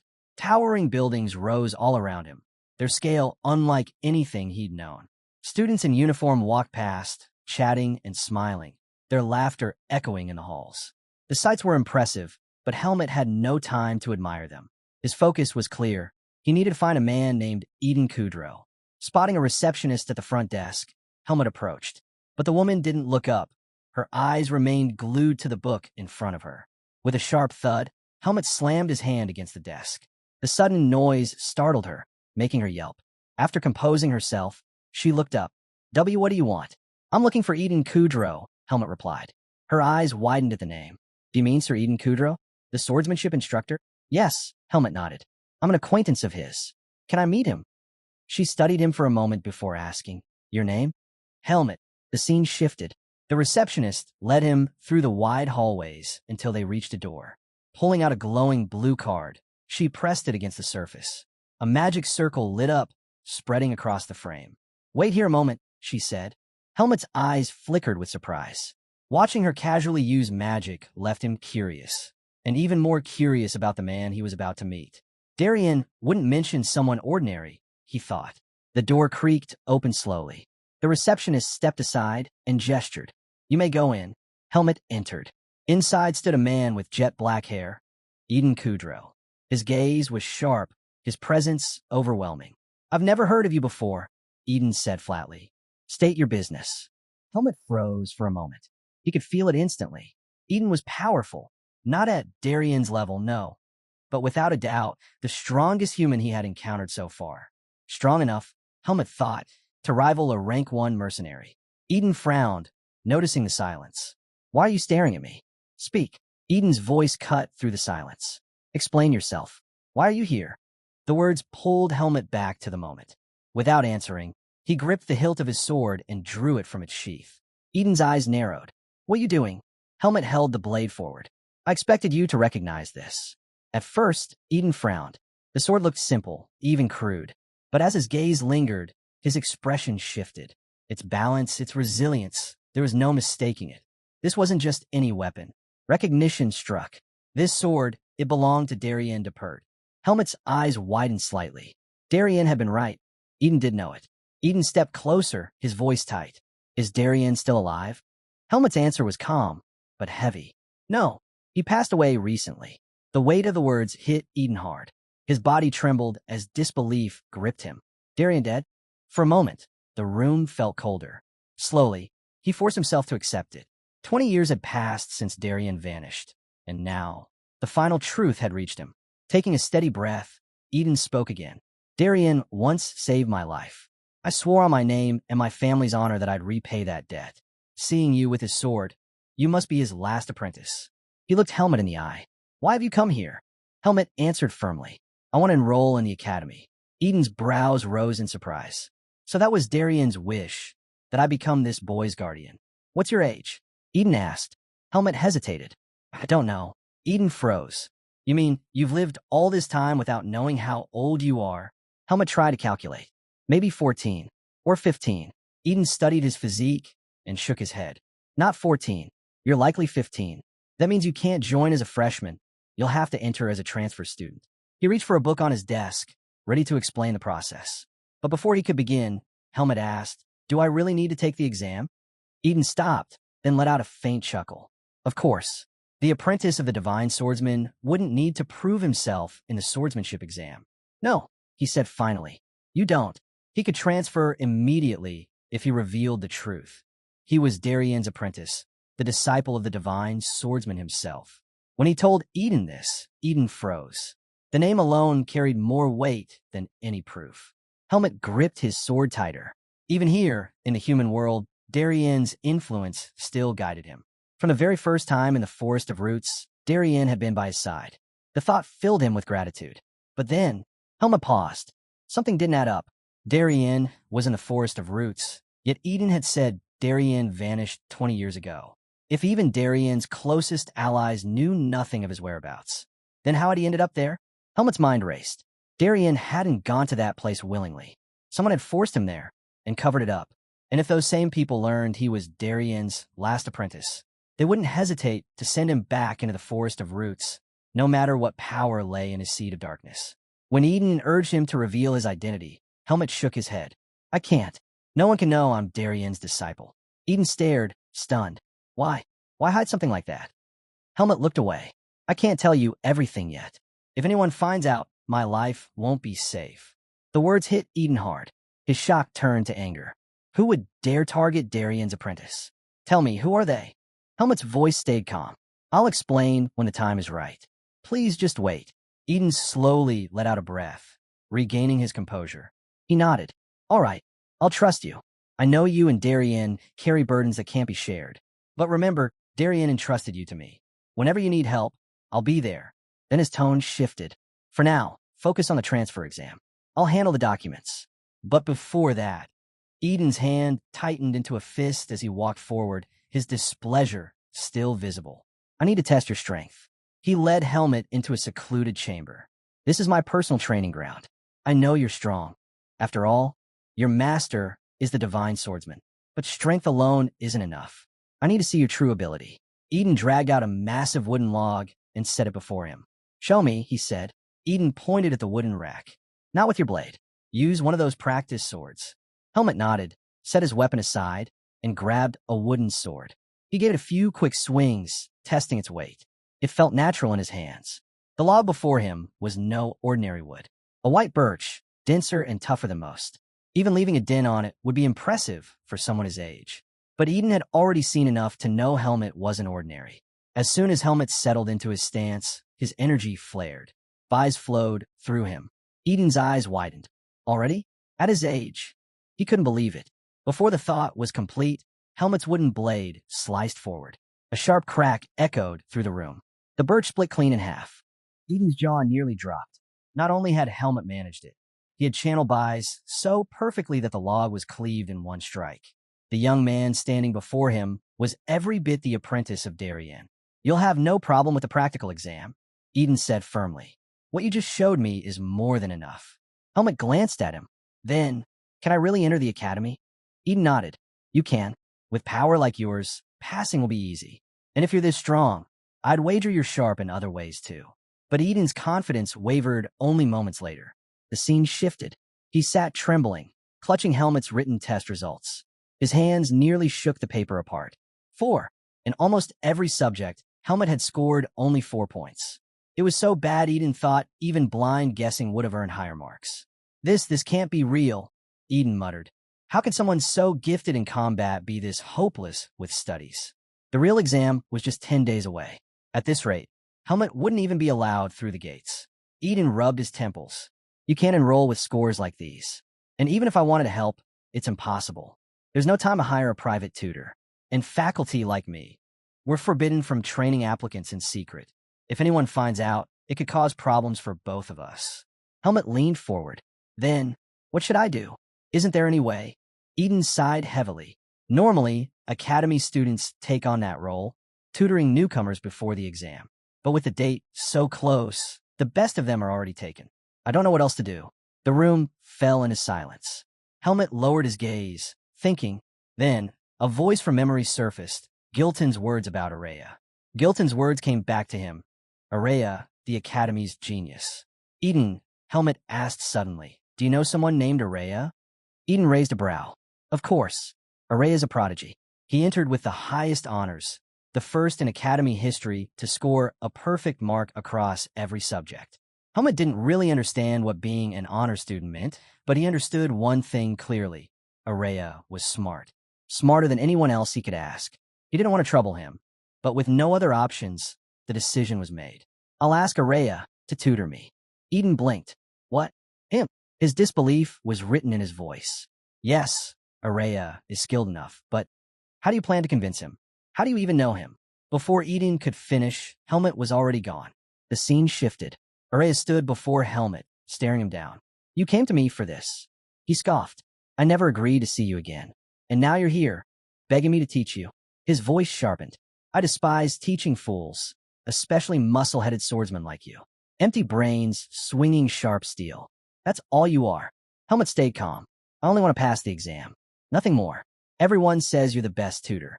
That's why I came to you." Araya turned away. "I don't care. Find someone else. I have no intention of wasting my time on you." He stepped toward the door, hand reaching for the handle. "Wait," Helmet's voice cut through. "I'll pay you." Araya froze mid-step. Slowly, he glanced back. "Pay me? You're trying to buy my intelligence with money." His lips curled. "Then tell me, how much are you offering?" Helmet didn't hesitate. "How much do you want?" That reply lit irritation in Araya's eyes. 100,000 marks. All of it. Up front. Done. The single word stopped him cold. Araya's expression faltered. He turned fully, disbelief clear. "You're serious? You'd actually hand over 100,000 marks just to study under me?" Helmet met his gaze. "We start tomorrow." Araya narrowed his eyes. "You do understand what you're saying, don't you? 100,000 marks." Helmet nodded without hesitation. He had 90,000 from his time with the face mercenaries, and another 10,000 from his most recent mission. It was enough. "There isn't much time left," Helmet said firmly. "We start tomorrow." For once, Araya was speechless. He had only thrown out that outrageous price to chase Helmet away, never imagining he'd actually agree. "Fine," Araya muttered. "But if you can't produce the money, don't bother showing up." Meet me at my dorm tomorrow morning. And know this, if you're not serious, I'll cancel everything on the spot. With that, he spun on his heel and vanished inside. Inside the dorm, a boy sat reading, an odd creature perched atop his head. He looked up as Araya entered, but said nothing. Later, as Helmet turned to leave, the boy's gaze followed him. He tilted his head, surprised. So Araya actually has a friend? And such an unusual one at that. The next morning, the sun rose over the academy grounds. Helmet returned, just as promised. Araya was already waiting outside. He raised a brow, half expecting Helmet to back out. You actually came. Do you have money? Helmet reached into his pocket and pulled out a heavy bag. Exactly 100,000 marks. He handed it over without hesitation. Araya held the bag, stunned. He had never intended for this deal to become real. He tried to shake off the unease. Listen closely. I've never tutored anyone before. If you fail, don't expect a refund. That doesn't matter, Helmet replied without flinching. The answer threw Araya off. He had expected fear, maybe regret. Instead, all he saw was unwavering resolve. For the first time, he felt a twinge of guilt. He had demanded such a ridiculous sum out of pride. But this boy was actually serious. With a long breath, Araya finally gave in. Fine, I'll teach you. He motioned toward the door. Wait here. I need to grab something. Though he wasn't excited about the task, Araya figured tutoring couldn't be that difficult. The scene shifted. Helmet and Araya sat together in the academy's vast library. Scrolls and books surrounded them. As Araya began explaining, his sharp eyes locked on Helmet. He studied the boy closely, as if trying to read more than just his answers. It didn't take long for Araya to realize the truth. Helmet was far more troublesome than he expected. Teaching him was nothing like tutoring a normal student. Everything about this boy was unusual, yet the more he observed, the more baffled he became. Helmet's ability to absorb new information was incredible, sharper even than the top students of the magic department. His focus was unshakable, his memory flawless. Tell me, Araya asked suddenly, narrowing his eyes, have you been living in a forest your whole life? Helmet stiffened. The words struck him like a blade. How could Araya guess so accurately? At that moment, he was certain this wasn't just any image. Araya saw too much. He would have to be careful around him. Why would you ask that? Helmet said cautiously. Because your focus is unmatched, Araya replied bluntly. Your memory, your concentration, they're extraordinary. But then, he slammed his fist against the table, startling Helmet. Why don't you know the most basic ethics, or even the simplest common knowledge? Helmet looked down, unable to answer. Araya shoved a paper toward him. Look at this. One of my test questions. What would you do if someone tried to pick a fight with you? And what do you write? Threaten them with my father's authority. His voice rose with disbelief. Who in their right mind writes something like that? Helmet stayed silent. We don't have time to waste, Araya snapped. We'll rush through the other subjects, then focus entirely on your ethics. And listen carefully. 100,000 marks is no small sum. You've paid for it, so failure is not an option. His tone sharpened. You're being taught by the academy's top student. That means you will enroll. No excuses. Helmet blinked at him, confused. He realized Araya wasn't doing this for the money. He was doing it for his own pride. Helmet couldn't decide if that made him more reliable or simply insane. Night fell, but the two of them were still in the library, surrounded by stacks of books and scattered notes. Next question, Araya said, leaning back. Suppose a classmate steals something from you. What's the proper response? I want the most wholesome, most ethical solution. Helmet rested his chin in his hand, thinking deeply. Violence wasn't the answer. He was sure of that. Slowly, he looked up. I've got it. Araya's eyes narrowed. Let's hear it. Helmet replied with certainty. The best answer, Helmet said with confidence, is to steal it back quietly. Araya's face twitched. For a moment, he couldn't even form words. Finally, he let out a sharp breath. You idiot. That's wrong. Helmet frowned. Why? I didn't fight. I avoided conflict. I solved the problem quietly. Araya pressed a hand to his forehead. Unbelievable. You actually think that's correct. Of course you do. You think like a swordsman. But listen, if you steal it back, your classmates learn nothing. They'll just do it again. The right way is to confront them, make them understand what they've done, and let them repent. Forgive the person, but not the sin. That is justice. That's the Academy's way. Helmet blinked, confused. The logic felt twisted and overly complicated. But if this was how humans lived, then he had no choice but to learn. He couldn't ignore it. If he wanted to walk the path Darienne spoke of, he had to adapt, even if it meant learning these things far too late. The lesson pressed on. What if someone assaults you? Araya asked, testing him again. I'd kill them, Helmet replied without hesitation.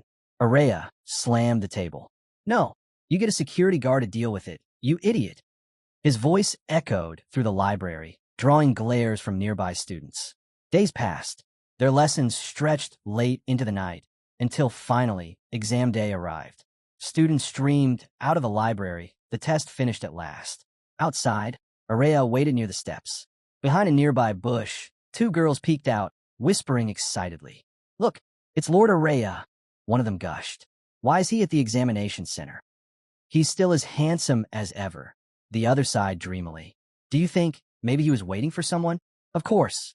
He's probably here for that lucky person he's been tutoring all week. Just then, Helmet stepped out of the library. He walked straight toward Araya. Araya raised a brow. Already done? So, the academy decided to hold the exam in the library. Helmet shrugged. Probably because it's quiet. Araya's jaw tightened. That was rhetorical, you idiot. He sighed. Anyway, I left my books inside because of all the time I wasted tutoring you. I had to wait until you finished. He looked Helmet in the eye. So, how did you do? Helmet gave a firm nod. Araya smirked faintly. He was certain that. Araya folded his arms. You won't have any trouble with the practical exam. Our tutorials end here. He walked past Helmet, his steps sharp and deliberate. Good luck, he added without looking back. Helmet bowed his head. Thank you. Araya stopped, turned, and met his gaze. Don't thank me. You paid for my service. Just work hard. With that, he left.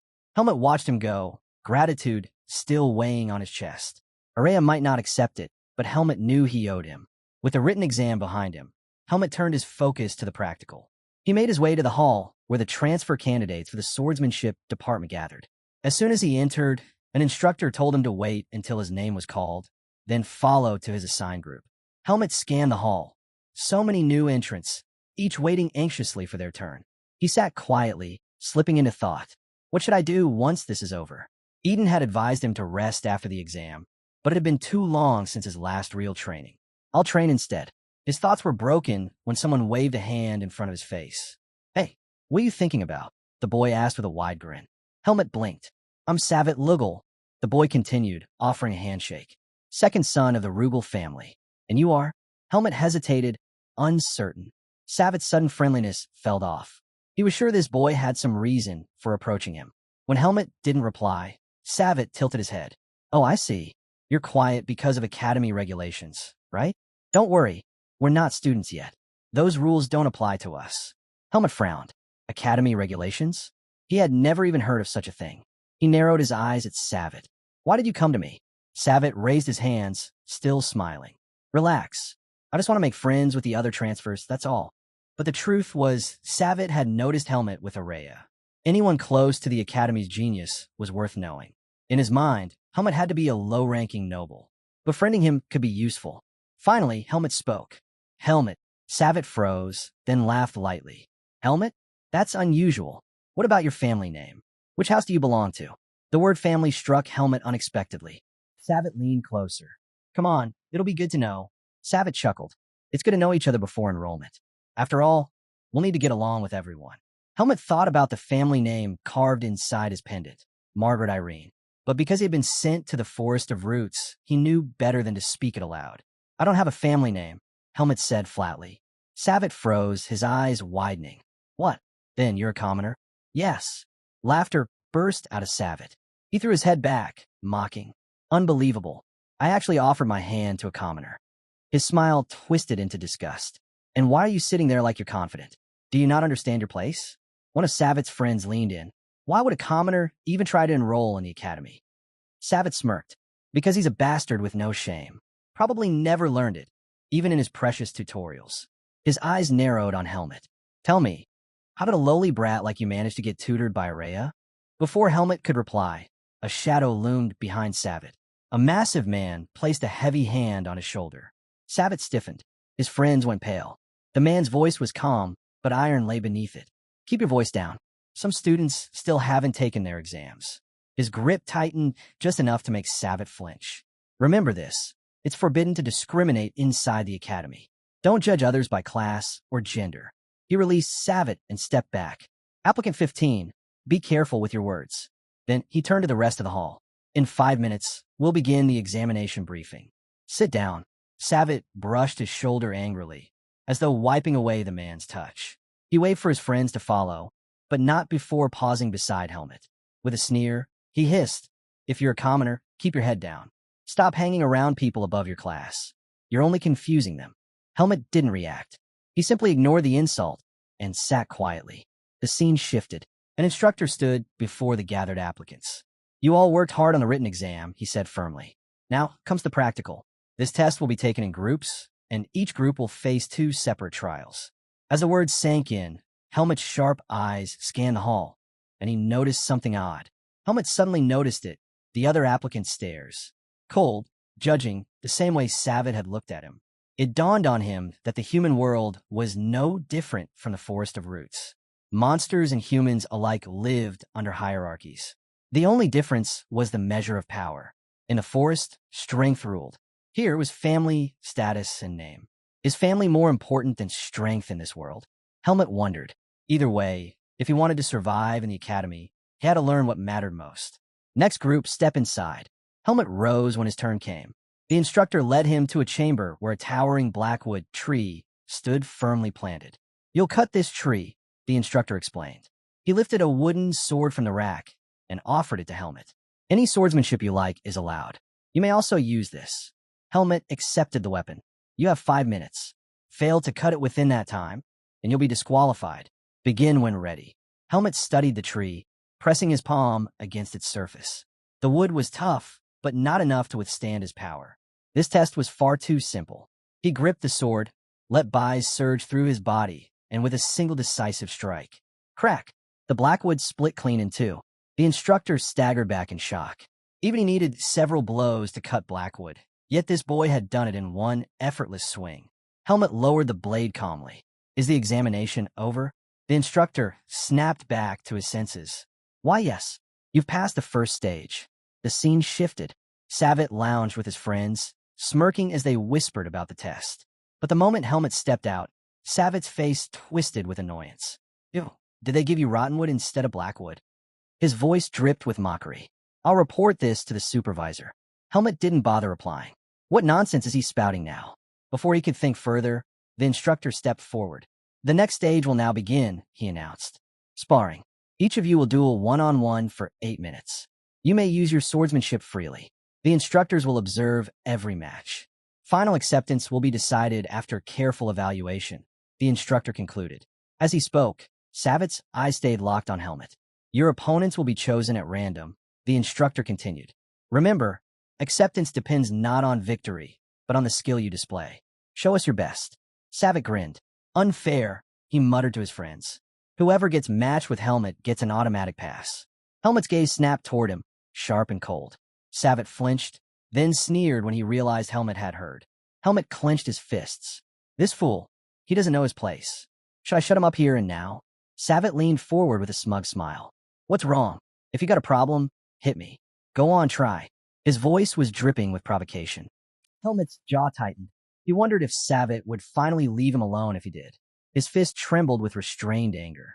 But then the instructor's voice rang out. Helmet, Andro, step forward. Both Helmet and Savet froze. The second name was called again. Andro. From the crowd, another applicant rose. Helmet and Andro walked toward the front as Savet muttered under his breath. TCH, lucky. I would have crushed that commoner. His friend chuckled. Andro's the lucky one. Imagine facing nobody in your first duel. Helmet stopped mid-step and glared over his shoulder. He didn't speak, but his eyes alone silenced them. Not now, he thought. There will be other chances to deal with him. The scene shifted. Helmet and Andro entered a separate chamber. At the center was a raised stage for dueling. Several instructors waited as judges. One of them greeted them warmly. Welcome to the second stage. Helmet blinked. He recognized the man. Eden, the instructor who had escorted them, bowed slightly. I brought the first pair for evaluation. As he spoke, Andro's eyes stayed fixed on Helmet, studying him closely. Helmet frowned, confused by the scrutiny. Another judge turned to Eden. Is this the one you recommended?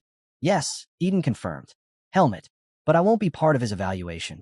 Since I'm the one who referred to him, it falls to the rest of you to judge. The judge's brows lifted. You recommended an applicant? He hadn't expected that. The judge's eyes narrowed. This is your first time recommending anyone, Eden. Is this boy really that special? Eden folded his arms. You'll understand once you see him fight. The instructor who had escorted Helmet and Andro stepped forward. The duel will last 8 minutes in total, divided into 2 rounds of 4 minutes each. The match ends if one applicant can no longer wield his sword or continue.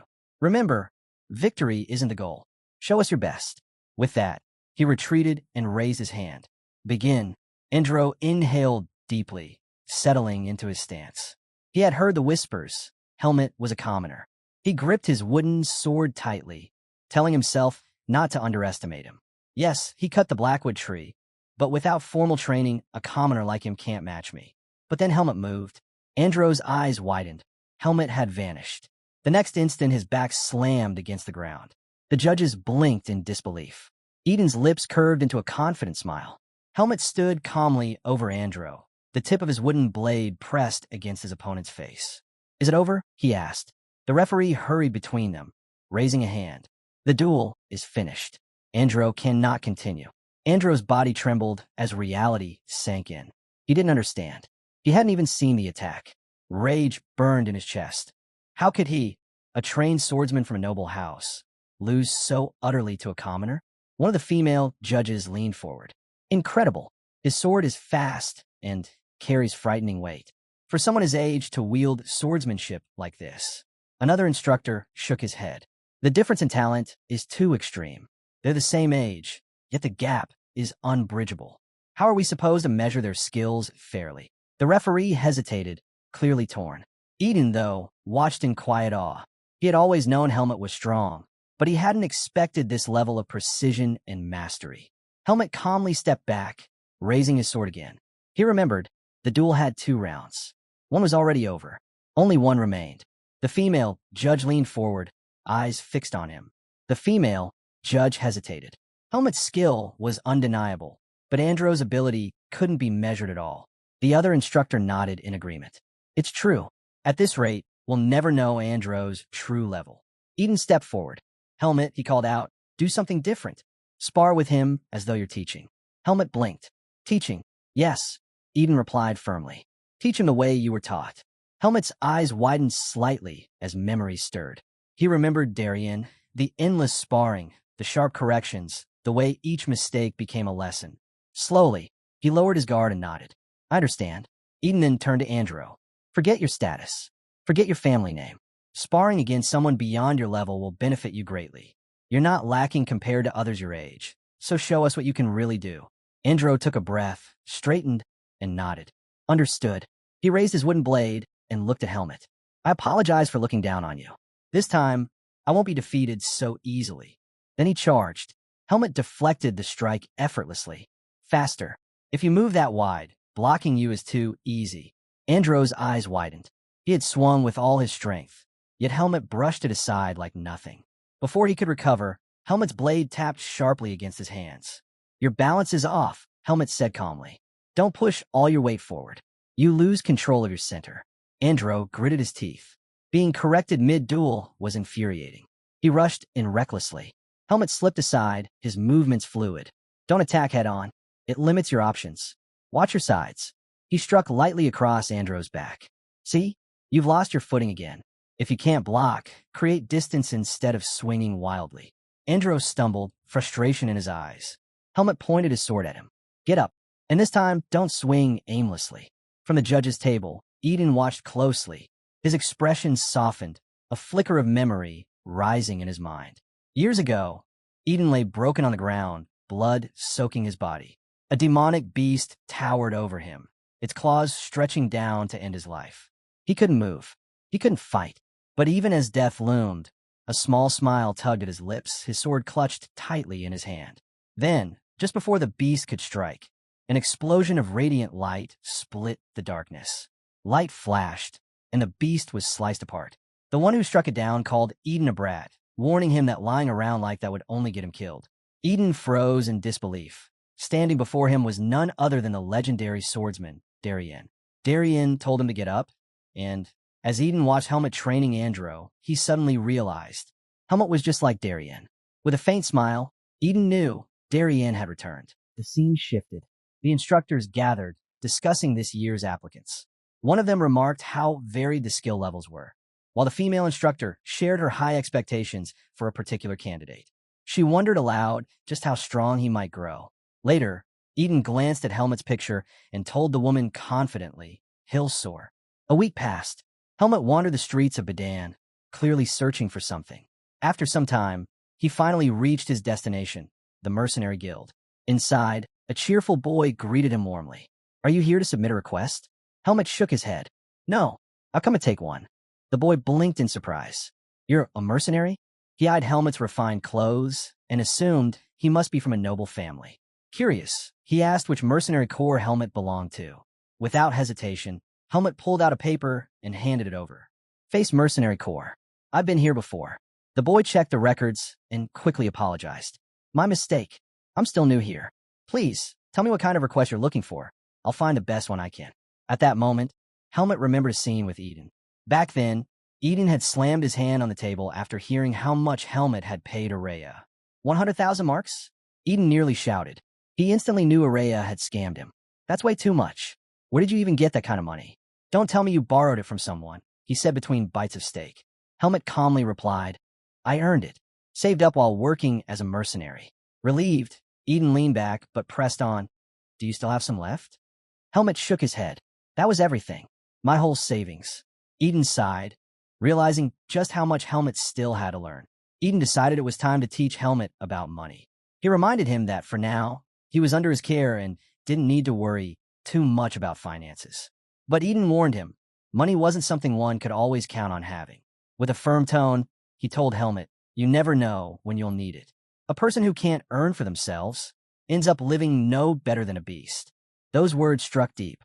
Helmet realized that if he wanted to stand on his own, he needed to learn how to make money. Eden then gave him some freedom. "You've got a month before the academy starts. Do whatever you like with that time." Helmet didn't hesitate. "Then I'll take on a few requests." Eden quickly set boundaries. No dangerous missions, and nothing long-term. Keeping that in mind, Helmet returned to the guild and told the boy at the desk, "I want a request that takes place within Bedan." The boy climbed up on his desk, flipping through stacks of papers. Helmet added, "It has to be something I can finish before the month ends, and with a good reward." The boy blinked at the oddly precise request, but began searching. After a while, he pulled out one mission that seemed to fit. Looking at the details, he frowned. "The location's unusual. Are you sure you still want it?" "Where is it?" Helmet asked. The boy handed him the paper. Helmet's eyes widened. The request was located inside the academy itself. The notice reported rumors of a ghost appearing at night. It was said to wander through different areas, though no one had ever clearly seen what it looked like. There was no solid proof of its existence, but concerned students had filed a request to avoid any possible dangers. The task was simple: uncover the identity of this so-called ghost, and if it truly existed, eliminate it. Helmet accepted. More than the reward, he wanted to use this as an opportunity to get familiar with the academy grounds. Still, a thought lingered. This request felt different from the others he had taken. Had he made a mistake? Lost in thought, Helmet suddenly heard someone call his name. He turned and asked sharply, "Who are you?" The boy standing there pointed at him with a grin. "You must be Araya's pupil." Helmet instantly recognized him. It was the same boy who had been there when he was negotiating with Araya. And now, he looked genuinely surprised to see Helmet again. The boy suddenly mentioned that Helmet had transferred into their academy. Confused, Helmet asked him to explain what he meant. With excitement, the boy revealed that Helmet was the very first person Araya had ever spent time with. To everyone, that was shocking news, because Araya was the idol of the magic department. Their relationship had quickly become a hot topic among students. Helmet was taken aback. He then asked, "Are you a mage like Araya?" The boy nodded. "Yes, but a little different from her." As soon as he said this, a magic circle formed in front of him. Helmet stared in awe. The light radiating from the spell was unlike anything he had seen before. From the circle, a creature burst forth, letting out a sharp cry of Latin. Helmet's eyes widened. He thought the boy had summoned a demon. The creature darted toward him at a frightening speed, and Helmet braced himself, clenching his fist and swinging. But to his shock, his punch passed straight through it. The creature slipped out of his hand and glared at him, clearly annoyed that Helmet had tried to strike it. Helmet froze in disbelief. Why did my attack land? The boy burst into laughter. You're the first person to ever try punching Latine. The creature, Latine, circled around Helmet, poking and prodding at him curiously. Helmet asked what it was. The boy explained, Latine is a spirit of light. Latine stuck out its tongue in clear dislike, making Helmet frown. The boy continued, he's mischievous, but harmless. Still, if he wanted to attack you, you wouldn't be able to block it. Spirits don't have physical bodies. You can't stop them with brute force. He then added, only a handful of mages can control spirits. I'm one of them. The boy introduced himself. Name's Sion. I'm the only elemental mage at the academy. But while Sion spoke, Helmet kept his eyes fixed on Latine. Something inside him told him he could catch it. Sion noticed the silence and grew uneasy. Say something already. You're making this awkward. Helmet finally looked up. He found Sion to be an interesting, almost playful person, but he had other matters to handle. It was good to meet you, Helmet said, turning away. Helmet explained that he was in the middle of completing a request and needed to move on. Sion's eyes lit up. A request? Wait, you're a mercenary? He quickly put the pieces together. There was only one request tied to the academy. Don't tell me. You're here to investigate the academy's ghost? Helmet was caught off guard. How does he know about this? Sion grinned. I know plenty about it. In fact, I've always been interested in the case. Why don't I help you out? The scene shifted, and soon Helmet and Sion were standing before an eerie, abandoned building.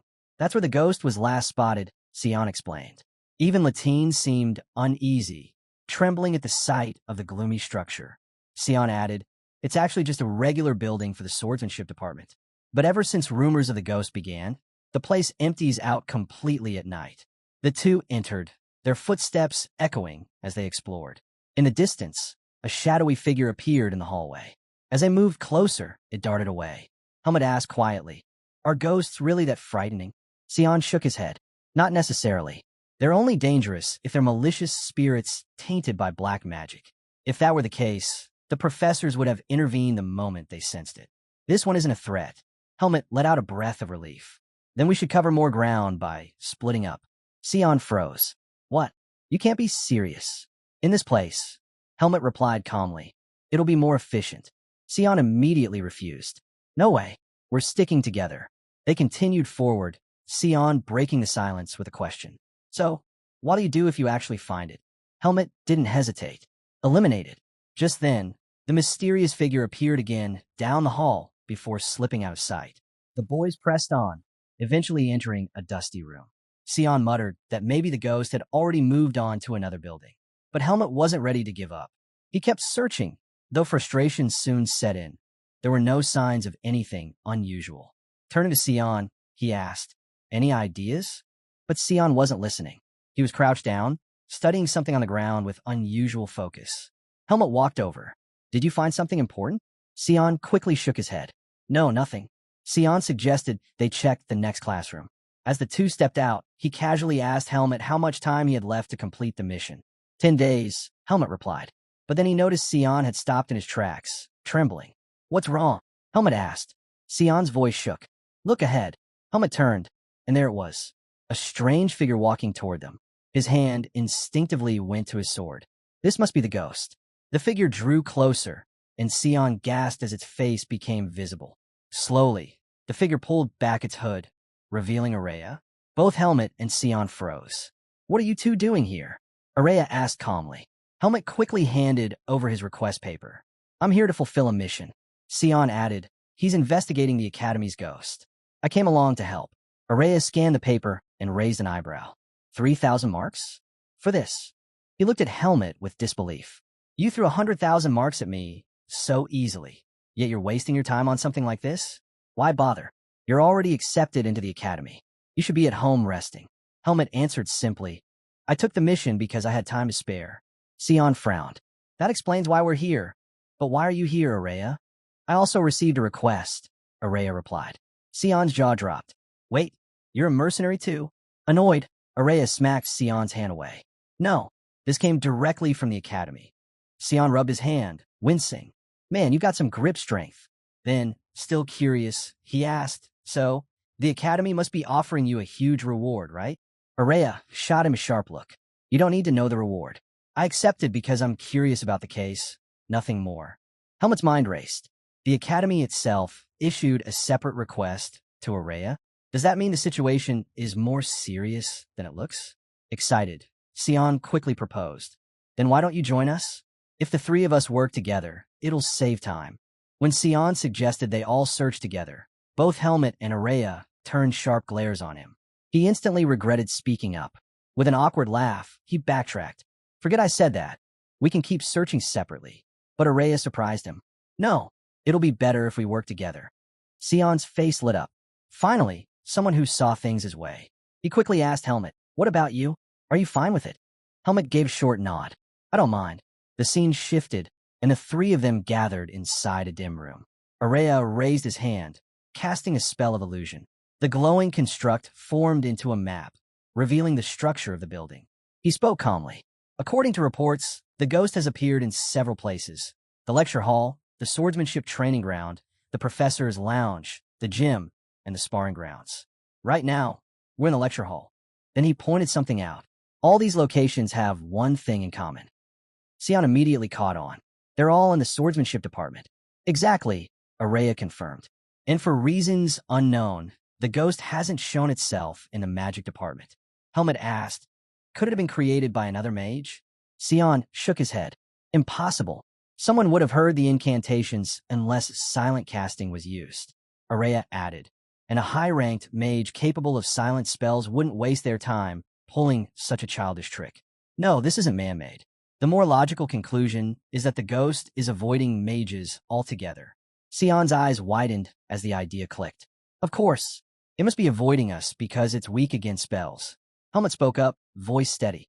Then it's lingering in the swordsmanship department because physical attacks can't harm it. Both Sion and Araya turned to him, surprised. How do you know that? Araya asked. Helmet blinked, confused by their reaction. To him, it was simple. He had already heard about this. When Helmet had first mentioned the request to Eden recalled an old story. Over tea, he told Helmet about a brave student who once confronted the ghost. The boy had charged in, weapon drawn, but his strike passed straight through, doing nothing. Back in the present, Sion shuddered. So, we really are chasing a ghost. Helmet smiled faintly as he watched them both think hard on what to do next. For the first time, he felt like he was being treated as an equal. Back in the forest, his words had always been dismissed or met with scolding. But here, his opinion actually mattered. Back in the forest, conversations with the face mercenaries had never been like this. Helmet would speak, but no one ever tried to piece things together as a group.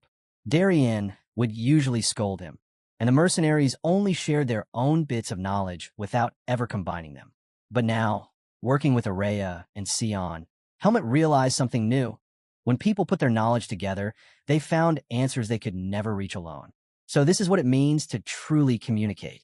Araya broke the silence. If physical attacks don't work on the ghost, what about using this? You are always skilled with it. Helmet was taken aback by the suggestion, but slowly unsheathed his sword. A faint stream of byes shimmered along the blade. If I meet the ghost again, I'll test it out, he said firmly. Sion, however, flinched at the sight of Helmet drawing his weapon. I can't think straight anymore, he muttered, backing away. We should just check the other buildings in the swordsmanship department tomorrow. I'm exhausted. He stretched, then stood. I'll get some rest. You two be careful. With that, he left the room. Helmet turned his gaze to Araya. Any ideas? Araya asked. Yes, Helmet replied. He had already pieced it together. The ghost wasn't physical. It avoided mages, and it loved causing mischief. That left only one possibility. It's a spirit, Helmet said. Just like Latine. Araya's eyes gleamed with approval. Good. You've learned well. With a snap of his fingers, he added, but I'm not an elemental mage. Detecting spirits isn't my specialty. Then what do we do? Helmet asked. Araya glanced out the window and smirked. We already have a skilled elemental mage. The scene shifted. Sion was suddenly sprinting somewhere. Helmet and Araya followed after him, racing through the academy grounds. While running, Helmet called out, Where is he going? He's chasing the spirit, Araya replied calmly. He should be able to sense it. Helmet frowned. So quickly? Something didn't add up. He replayed the events in his mind. Araya had agreed to join them without much resistance, had asked him specifically about using byes, and now, Sion was already chasing. Helmet looked at him sharply. You knew from the start the ghost was a spirit, didn't you? Araya chuckled. I needed Sion to move. That was the only way. Helmet grit his teeth, but kept running. Soon, they burst out of the building. Araya suddenly stopped in his tracks. Helmet slowed, confused. Why are you stopping? Helmet pressed him. Why did you stop? We need to catch up to Sion. Araya shook his head. No, we only need to know which direction he's gone. He dropped to one knee, pressing his hand firmly against the ground. A faint glow spread from his palm as he whispered the name of his spell. Search. Immediately, glowing footprints began to form, leading a clear trail. They head toward the swordsmanship training ground, Araya said as he stood, brushing off his hand. Then, with a sly smile, he added, but Sion won't be able to pinpoint the spirit's exact location, which means we'll need to find it before he does. Something about Araya's tone unsettled Helmet. The scene shifted. Araya snapped his fingers, breaking the lock to the training ground. As they stepped inside, he explained, not just anyone is allowed in here. The students of the swordsmanship department take their ranks seriously. That's why their training grounds are divided by grade and level. If the spirit is hiding anywhere, it'll be in one of the higher grade rooms, the ones rarely used except by scholarship students. But when Araya turned to check, Helmet wasn't even listening. He was deep in thought. What's on your mind? Araya asked. Helmet remembered Eden's estate and the private training ground no one else could access. His feet moved on their own, carrying him to the door of Eden's personal space. Araya blinked in surprise. Wait, this is Eden's training ground. No one else uses it, Helmet said firmly, reaching for the door. That makes it the perfect place to hide. And if it helps complete the request, Eden will understand. He pushed the door open. The moment they stepped inside, Araya paused, a faint smile spreading across his face. I can feel it, a power like Sion's. The spirit's here. Helmet turned to him sharply. Did you really get this request from the academy? Araya didn't answer right away. He simply smiled as if amused. At last, he admitted, there's something I don't like. The academy has only one elemental mage. That's unacceptable. Helmet narrowed his eyes. You're planning to capture the spirit. For research, aren't you? Araya's smile didn't fade. If I do, it'll still count as fulfilling my request. Helping me helps you too. As soon as Araya finished speaking, he snapped his fingers. A quiet hum spread through the room. He had cast a spell called Silence. All traces of my presence are gone now, Araya explained. This way, the spirit won't sense me. He lowered himself to the ground and looked up at Helmet. You'll be the bait. Helmet frowned. And if I refuse? Araya's smirk didn't waver. Then remember, you still owe me for the exam. Before Helmet could reply, something strange began seeping through the walls. A thick, unnatural substance slid into the training ground, carrying an ominous aura. Helmet stiffened, sensing it immediately. Araya noticed his silence. What's wrong? Why'd you stop talking? He looked closer and froze. Standing right in front of Helmet was a spirit. Helmet's voice was steady. The Academy's ghost, it's finally come out. Araya's eyes gleamed with excitement. Perfect. Then I'll be the first to greet it. He rushed forward, snapping his fingers again. Walls. Magical barriers erupted around them, striking toward the spirit. But the entity weaved effortlessly between them, avoiding every strike. Annoyed, Araya raised his hands, casting a massive spell. This one seals the area. The spirit can't escape now. A shimmering dome enclosed the training ground. I can't move while maintaining this. Weaken it for me, Helmet, but don't kill it. If the spirit dies, this'll get messy. Meanwhile, the spirit turned, trying to flee, but the barrier kept it contained. Helmet unsheathed his sword. He knew normal attacks would be useless. Only buys could harm it. Channeling his energy, he charged forward. The spirit's mouth opened wide, lunging to swallow him whole. But Helmet's blade cut through its form, glowing with buys. For the first time, the spirit recoiled, staggered. Helmet's eyes widened. It worked. He steadied himself, wondering if the strike had weakened it enough. But before he could relax, the spirit rose again, shimmering violently as if preparing a counterattack. Helmet smiled faintly. Good. It's still strong. Taking his stance once more, he poured even more buys into his sword. In an instant, both he and the spirit launched themselves at each other. But just as they were about to clash, a radiant golden light erupted, forming a barrier between them. Helmet stumbled back in shock. The spirit halted too, glaring through the light. And then, another figure appeared within the brilliance, transformed into a different form. It was Sion. Sion, now in a different form, turned to Helmet. What are you doing? Helmet froze, startled by Sion's sudden appearance. You're provoking it, Sion said firmly. That spirit, you don't understand. It's the spirit of darkness. It's extremely self-conscious. If we want to subdue it, we have to be delicate. He gestured toward the glowing barrier. Right now, I've trapped it in a curtain of light, but neither Latine nor I can hold it for long. Helmet looked again at the spirit. Its agitation was obvious. It wasn't just fighting. It seemed genuinely upset. Araya cut in. Then tell us what to do. How do we capture it? Sion spun around, eyes wide. Capture it? Don't tell me you're planning to experiment on such a cute spirit. Even Araya was thrown by the sudden shift in Sion's tone. That's not my goal, he said quickly. But if you'd worked with me in the past, we wouldn't even be in this situation. You're the only elemental mage in the academy. You know how rare that is. Sion's expression hardened. And I refused because your experiments are terrifying. Spirits aren't test subjects. The tension crackled between them, but then Sion turned serious again.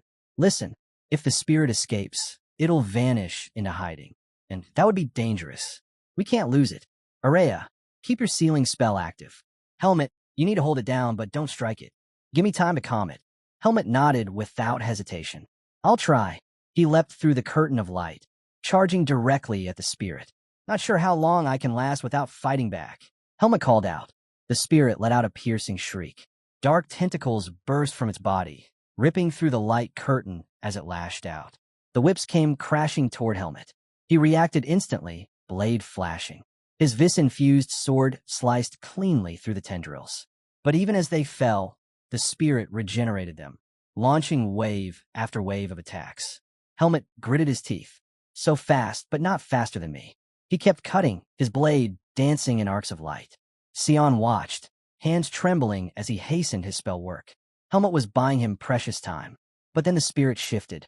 Its tentacles twisted together, spiraling into a massive drill of darkness. With a roar, it hurled the weapon forward. Helmet's eyes widened. That could kill me if I take it head-on. He launched himself into the air, narrowly avoiding the strike. As he twisted mid-jump, he realized something chilling. It knows I won't kill it. It's toying with me. Helmet soared through the air, eyes surging down his blade. He was ready to unleash an attack, so powerful it would terrify the spirit into submission. But just as he moved, Sion's voice cut through the battlefield. Helmet, don't release that much buys on it. The hesitation cost him. In that instant, the spirit lunged, slamming into him before he could react. The force hurled Helmet across the room, his body crashing hard against the wall. Sorry, Sion called out. But you don't understand. The spirit's already weakened. If you'd struck it with that, it might have been fatal. Helmet staggered to his feet, stunned. Weakened? How can something this strong still radiate so much energy? Sion stepped forward, a glowing magic circle spinning before him. You've done enough. I'll handle it from here. The spirit seemed to realize the danger, thrashing wildly against the seal Araya had placed around the room. The walls shuddered under each strike, and even Araya trembled from the strain of maintaining it. It's trying to break out. Araya shouted. Sion, hurry. Sion's eyes narrowed. It fears my magic, that's why it's desperate. Unable to break the seal, the spirit turned its focus on the boys. With sudden speed, it rushed directly at Araya. Sion's heart stopped. Helmet moved instantly, vaulting forward to shield Araya. If I don't take this fight seriously, he'll die. He unleashed a fierce surge of buys through his blade, swinging at the spirit. But it twisted away at the last moment, darting behind him and setting its sights on Araya again. Terrified, Araya conjured a barrier of shimmering energy, but the spirit only grinned. Its body dissolved into black wisps, splitting apart and reforming behind the barrier. What? Araya gasped. It's escaping. Sion yelled. Helmet sprinted forward, cutting off its path. Leaping high, he charged his sword with an overwhelming amount of buys. The spirit froze, trembling. It could sense death in that strike. Helmet's voice rang out midair. Sion, do what you have to do. Then he dove, blade aimed straight for the spirit. The entity shook violently, unable to move, waiting for the end. But just before his sword connected, Helmet halted his swing in midair. The blade hovered inches from the spirit, the air thick with raw energy. The spirit quivered, staring at him in terror. And Sion Sion commended Helmet for stopping his strike. At once, several glowing magic circles appeared around him as he stepped toward the trembling spirit. Bright light poured out his spell. You need to return to your normal state, Sion said firmly. The circles flared, releasing a blinding wave of light. Helmet and Araya shielded their eyes, stunned by the sheer force of Sion's magic. When the dust finally cleared, Sion stood holding something in his hands. It was the same spirit, but now it had shrunk into a small, harmless form. Only an elemental mage can handle spirits, Sion explained calmly. Araya exhaled in relief. The threat was over. The scene shifted to the mercenary guild, where Sion presented the captured spirit of darkness to the receptionist. The man's eyes went wide. So this was the ghost that terrified the academy's students. He leaned closer, curious. But why would a spirit even appear inside the academy? Sion's face lit up at the question. There are many possibilities. The natural balance of the earth could have been disrupted, or there may have been faint traces of darkness in the area. He launched into his explanation, but then shook his head. Still, the chances of that are very low.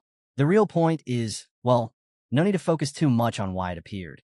He added, almost smugly, besides, Helmet never could have subdued it without my help.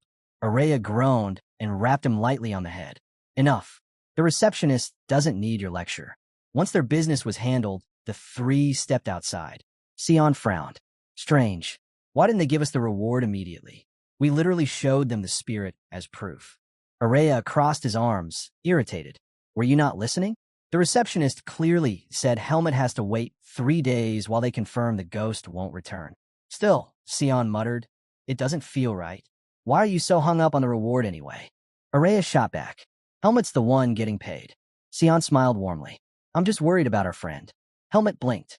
Friend? Sion nodded without hesitation. Of course. We have a mutual bond now. We were destined to become friends. Helmet didn't know what to say. He had never considered their relationship in such a way. Sion stretched out his hand toward him. Take care of me, Helmet. Helmet was caught off guard by the words. It reminded him of the bond he once shared with Finn. Back then, he already found his first true friend. And now, seeing another chance to build new friendships, he couldn't help but feel a sense of joy. Helmet clasped Sion's hand without hesitation. Sion then turned to Araya, urging him to join in as well. But Araya only frowned at the sight of the two shaking hands. With irritation, he called them fools and stormed ahead, leaving the group behind. Unbothered, Sion nudged Helmet, joking that their wealthy friend should at least treat them to a meal. But Araya dismissed the idea instantly. He told Sion he had no interest in their nonsense, reminding him they had no time to waste. There was still a mess waiting for them to clean up. At that moment, Sion remembered the training ground they had wrecked. The scene shifts. Helmet is holding an admission letter, reading carefully. It stated he was to stay on the 3rd floor, room 301. Confused by the instructions, Helmet asked Eden for help. Eden explained that room 301 was his assigned dorm, and that every student at the academy was required to live there. He asked Helmet if he was ready for the start of the term. Helmet nodded. He was prepared. Eden told him the entrance ceremony was scheduled for the next day and suggested he check out his dorm beforehand. The scene changes again. Helmet arrives at the academy and is startled by how noisy the place has become. Just days earlier, the grounds were quiet, almost solemn. As he looked around, a student called out, telling everyone with dorm assignments to come forward and sort out their luggage with him. Realizing this was important, Helmet walked over and handed the student his letter. The boy greeted Helmet warmly, but when he noticed the room number on the letter, his cheerful expression turned heavy. The focus shifts once more to a student's room. Inside, a figure muttered about being exhausted, wondering if they had overworked themselves. They admitted they never cared about making friends in the first place. This student was Araya. He placed a ring on the table, muttering about how the past few days had been nothing but bothersome. Sitting down on the bed, he sighed, blaming most of his troubles on Helmet. While Araya brooded, Helmet climbed the stairs toward his assigned dorm. Step by step, he finally reached room 301. Back in his room, Araya loosened his hair, his frustration spilling out. He complained that ever since meeting Helmet, his life had only spiraled further out of control. Araya mutters that once the term begins, he doesn't want to see Helmet again. While those thoughts circled in his head, Helmet reached the door of his assigned dorm. He slid the key into the lock and turned it slowly. What he didn't know was that inside, Araya was already in her pajamas. And at that moment, The truth was revealed. Araya wasn't a boy at all. She was a girl. The scene shifts to a dim alley. Max stood there like a man unhinged, glaring at two trembling men. Brandishing a short sword, he threatened them, declaring that the Black Hawk was no joke. One of the men, terrified, stammered that security in Bedan was too strict. Max clicked his tongue, clearly irritated. Just then, a hand tapped his shoulder. A voice calmly told him to kill them. The voice belonged to Paul. He reminded Max that as members of the Black Hawk, they had to follow the organization's rules. But Max, nearly consumed by madness, seemed far too excited by the thought of killing. After all, he remembered, commanders were allowed to execute those who disobeyed. Max raised his blade, ready to strike. But before he could act, a chilling voice echoed through the alley. The voice demanded to know who they intended to kill. Both Max and Paul froze where they stood, dread washing over them.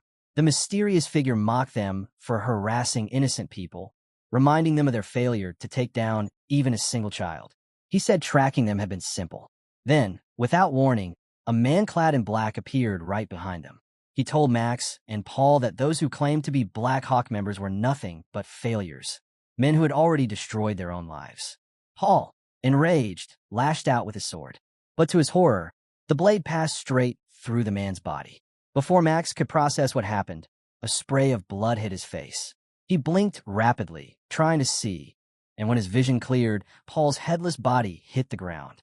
Max's entire body shook with terror. He staggered backward, swinging his sword wildly, shouting for the man to stop hiding. He demanded the stranger show himself. At that moment, a black smoke curled above him.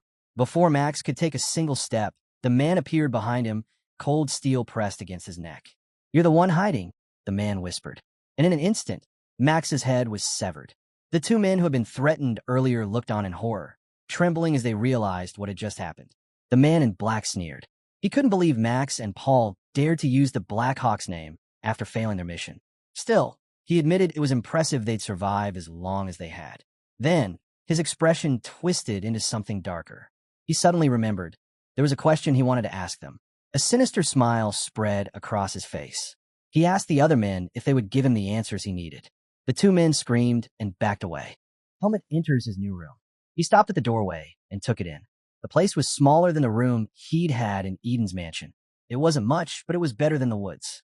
As he surveyed the sparse space, Helmut ran through the steps that led him here, leaving the forest of roots, joining the face mercenaries, then earning a place at Greta Academy. He clenched his fist. This was the beginning. From here, he would build his strength. A shadow in the corner caught his eye. Helmut took a fighting stance and went for his sword, only to realize he hadn't brought it. He readied himself to fight with his hands. He turned toward the shadow. Araya sprang forward, magic crackling at her fingertips. She stopped when she saw Helmut. "Are you my roommate?" Helmut asked. Araya held her ground. "How did you get into my room?" she demanded. "I nearly blasted you. I was assigned to room 301, Helmut said. "Impossible," Araya snapped. She looked around and found two beds. She tightened the robe around her and stepped toward the door. "Where are you going?" Helmut asked. "You don't need to know," she said. "Don't touch anything." She spun back, voice low. "If you touch anything, I'll blow you up. Stay in this room and don't go anywhere." Helmut stood there, unsure what to say. He had no idea why Araya reacted like this. Scene change. An office appears on screen. Inside, a middle-aged man sat drinking tea. That man was Liam Weiss, the dean of Greta Academy. He sat back with his tea when the door slammed open. "Araya," he blurted, spilling his drink as she stormed in, shouting his name. "What's going on?" she demanded. Liam blinked in confusion. "You'll have to explain yourself." Araya stepped closer, voice sharp. "Why did you assign me a roommate? You promised me a private room. As the top achiever in the magic department." The dean froze. Of course, she must have already found out. He hadn't expected it so soon. "I apologize," Liam said. "I should have told you earlier. But the academy has fewer rooms during renovations. Please try to understand." "That's not an excuse," Araya snapped. "You know why I need privacy. If Helmut discovers I'm a girl, what then?" Liam leaned back, thinking, "You're nearly as strong as an archmage. No swordsman could uncover your secret. You only need to be cautious." "I won't take that risk," she shot back. "My enemy is too dangerous." "I understand," Liam replied. "But giving you special treatment when rooms are scarce would be blatant favoritism. That's why I assigned you someone familiar." "Familiar?" Araya repeated, stunned. Yes, Helmet. You've tutored him. You've spent time with him. Her eyes widened. Tutored him because he paid me. We barely know each other. She tugged at her hair in frustration. We don't even meet often. But even as she spoke, memories of her encounters with Helmet surfaced. From the very first day they met, their paths had been tangled. This is for your own good, Liam said firmly. As Dean, and as your guardian here, I want you to learn how to build connections. Manage with Helmet for just one semester. If you do, I'll return to your private room. The offer stunned her.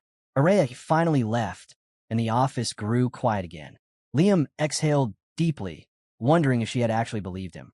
The scene shifted back to the dorms.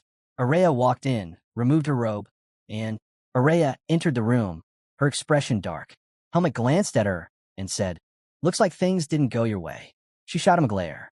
"You must be pleased with yourself, clever boy. Tell me, do you really want to share a room with me?" Helmet tilted his head. "I'm here because it's necessary. Nothing more. I've always had a private room." Araya snapped. "As the top student in the magic department, I earned that right. And now, I'm forced to share space? Unbelievable. I'm not happy about this. Not all. I could just teleport you to class instead." Helmet shook his head. Eden wouldn't allow it, and the school would find out eventually. "I'm very particular," Araya warned. "Living with me won't be easy. Are you sure you want to stay here?" Helmet didn't hesitate. "I'd rather share a room with you. I know you better than anyone else. That makes me the best option for you, too." Her eyes widened at his certainty. Helmet went on, "I've actually spoken to you. That's more than I can say for the swordsmanship students. Living here is far better than being stuck with a bunch of muscleheads who spend all day lifting weights." Araya froze, suddenly flustered. She regretted ever helping him pass his exam. Days later, carriages rolled into the academy gates. Helmet hopped down from one of them with a bag slung over his shoulder. Most of his belongings were already in the room. As he climbed the stairs, he guessed Araya had already set the rules. When he entered the dorm, he asked, "So, how are we dividing the room?" Araya gestured around. "You're already looking at it." Helmet blinked. A thick curtain stretched across the room, splitting it in two. Araya stepped forward and tugged the fabric. "This side is mine. You have more space, so don't complain. The curtain is marked with a warning spell. Don't cross it. I'll also be adding a soundproofing spell, so keep quiet at night." Then, she faced him with a serious look. "Now for the ground rules. First, always take a bath and keep the restroom clean," Araya finished firmly. "Never bring anyone into the room, especially from the magic department. If you need me, call my name." Helmet nodded without complaint. "Good. Do whatever you want, just stay out of my way." With that, Araya turned toward her side of the room. Before she disappeared behind the curtain, Helmet said quietly, "I hope we can get along." The scene shifted. A group of nobles gathered, voices hushed but sharp. "So, Helmet actually got into the academy," one boy sneered. "Of course," another replied. "He's being backed by Eden." That caught a third boy off guard. "No wonder. He's probably gone delusional, thinking a noble's support makes him special." The boy turned to Savitt. "I'll deal with him once I get my chance." Savitt smirked. "No need to rush. Tomorrow's class will be the perfect time to remind him of the difference between commoners and nobles. We'll make an example of him." The scene changed again. Helmet stepped out of his room in his new academy uniform. He was surprised. It felt loose, easy to move in. He'd expected something stiff and restrictive. As he adjusted his sleeves, Araya's words echoed in his mind. At the start of the semester, you won't have much to do in class. He decided he'd use his free time to train in one of the private rooms after class. While he was lost in thought, a trembling voice called his name. "Helmet." He turned to see Sion staring at him nervously. "Did you just come out of room 301? "Yes," Helmet replied, puzzled. "Is there a problem?" Sion hesitated. "Wait, are you saying you're sharing a room with Araya?" "That's right," Helmet said simply. Sion's jaw dropped. "That makes no sense. She's the top student in the magic department. She's supposed to have a private room. Unless," he eyed Helmet up and down. "Don't tell me she agreed because she likes good-looking guys like you." Helmet didn't respond, still confused. As they walked down the stairs, Sion leaned closer. "You're going to have a tough semester. Trust me." "Oh, and one more thing. The swordsmanship department is having their first class today. Don't stir up trouble. And whatever you do, stay away from the crazy dog." "Crazy dog?" Helmet asked. "The department has a dog?" Sion nearly tripped over the step. "That's not what I meant. It's a nickname. The top second-year student. His name is Aska. He's put down everyone who's ever challenged him. One guy even dropped out after Aska ripped off his ear." Since then, no one dares. Asuka ever again. Helmet was stunned. Wait, students can actually do things like that? Sion shook his head. Of course not. But Asuka only got a suspension. His talent keeps him protected. He patted Helmet's shoulder. Just your best in class. I'm in room 307. Come by anytime if living with Araya becomes unbearable. With that, Sion walked off. The next scene opened on the academy's training field. Students crowded around until an instructor arrived and barked. 4 rows. Line up. Everyone scrambled into formation. Helmet copied the others, unsure what to do. The instructor scanned the lines. Did you enjoy your vacation? Good. Now forget it. Since it's the first class of the semester, we'll begin with basic physical training. Vacation is no excuse to grow lazy. 20 laps, start running. The students groaned but obeyed. As they jogged, complaints filled the air. 20 laps? On the first day, Helmet, however, thought the opposite. Only 20? That's barely a warm-up. Among the runners was a boy who already despised Helmet. He scowled the idea of running next to a commoner, and worse, one who still looked graceful while doing it. His lips curled into a smirk. He stretched out his foot, ready to trip Helmet and send him face first into the dirt. But Helmet lightly skipped over it without breaking stride. The boy blinked. No way. That should have worked. He tried again, and again. Each time, Helmet avoided it with effortless hops. Now the boy was fuming. Arrogant commoner. He lashed out with more force this time. Helmet's eyes narrowed. The instant the foot came close, he struck it aside with a sharp kick. The boy yelped, lost his balance, and tumbled to the ground. The instructor shouted, "Why are you lying on the floor?" Grimacing, the boy got up. I twisted my foot." Helmet turned his head and glared at him. The boy clenched his fists, burning with humiliation. How dare a commoner glare at me? The idea of a commoner glaring at him burned in Aaron's chest. After a while, the instructor called out, "Short break. Rest up. I'll need a volunteer to help me carry supplies." One boy quickly raised his hand, and the instructor left with him. The moment he was gone, Aaron, the same boy who had tried to trip Helmet, strode over. Helmet eyed him calmly. Something wrong. Aaron lunged to grab him, but Helmet easily sidestepped. "Why did you trip me?" Aaron hissed. "You tried to trip me first," Helmet replied without hesitation. Aaron's face twisted. "You dare talk back? Keep it up, and you'll regret it." He leaned closer, his voice low. "This academy can't protect you. Know your place, commoner." Before Helmet could respond, Savick called out lazily, "Enough, Aaron. Don't waste your breath. Save it for sparring. Pay him back then." Aaron backed off with a glare. "I'll deal with you later," he muttered before walking away. Helmet frowned. So proud of a status he never earned. How do weaklings like him even rise to the top? He clenched his fist, energy surging through his body. For a moment, he considered finishing Savick and his lackeys right here. But before he could act, another voice cut in. "Did I just hear someone talking about commoners?" A boy with striking blue hair stepped forward, smiling. "Were you talking about me?" Aaron blinked in confusion. "Who the hell are you?" The boy chuckled. "You don't know me? Ah, you must be a transfer. That explains it." He shrugged. "But don't worry. I don't know you either." With a relaxed grin, he stepped right up to Aaron. "Still, I heard you mention a commoner. So tell me, do you have a problem with me?" Savick scowled, anger flaring. Why are the swordsmanship commoners so full of themselves? He spat. "I've had enough of you already." The boy's smile widened. "Perfect. I don't like putting up with nonsense either." He leaned in until his face was inches from Savick's. "And the good news? I don't have to put up with you." Savick's fist trembled. He was ready to strike. But one of his friends quickly grabbed his arm. "Don't. That's..." He whispered the boy's identity. Savick froze, eyes widening in shock.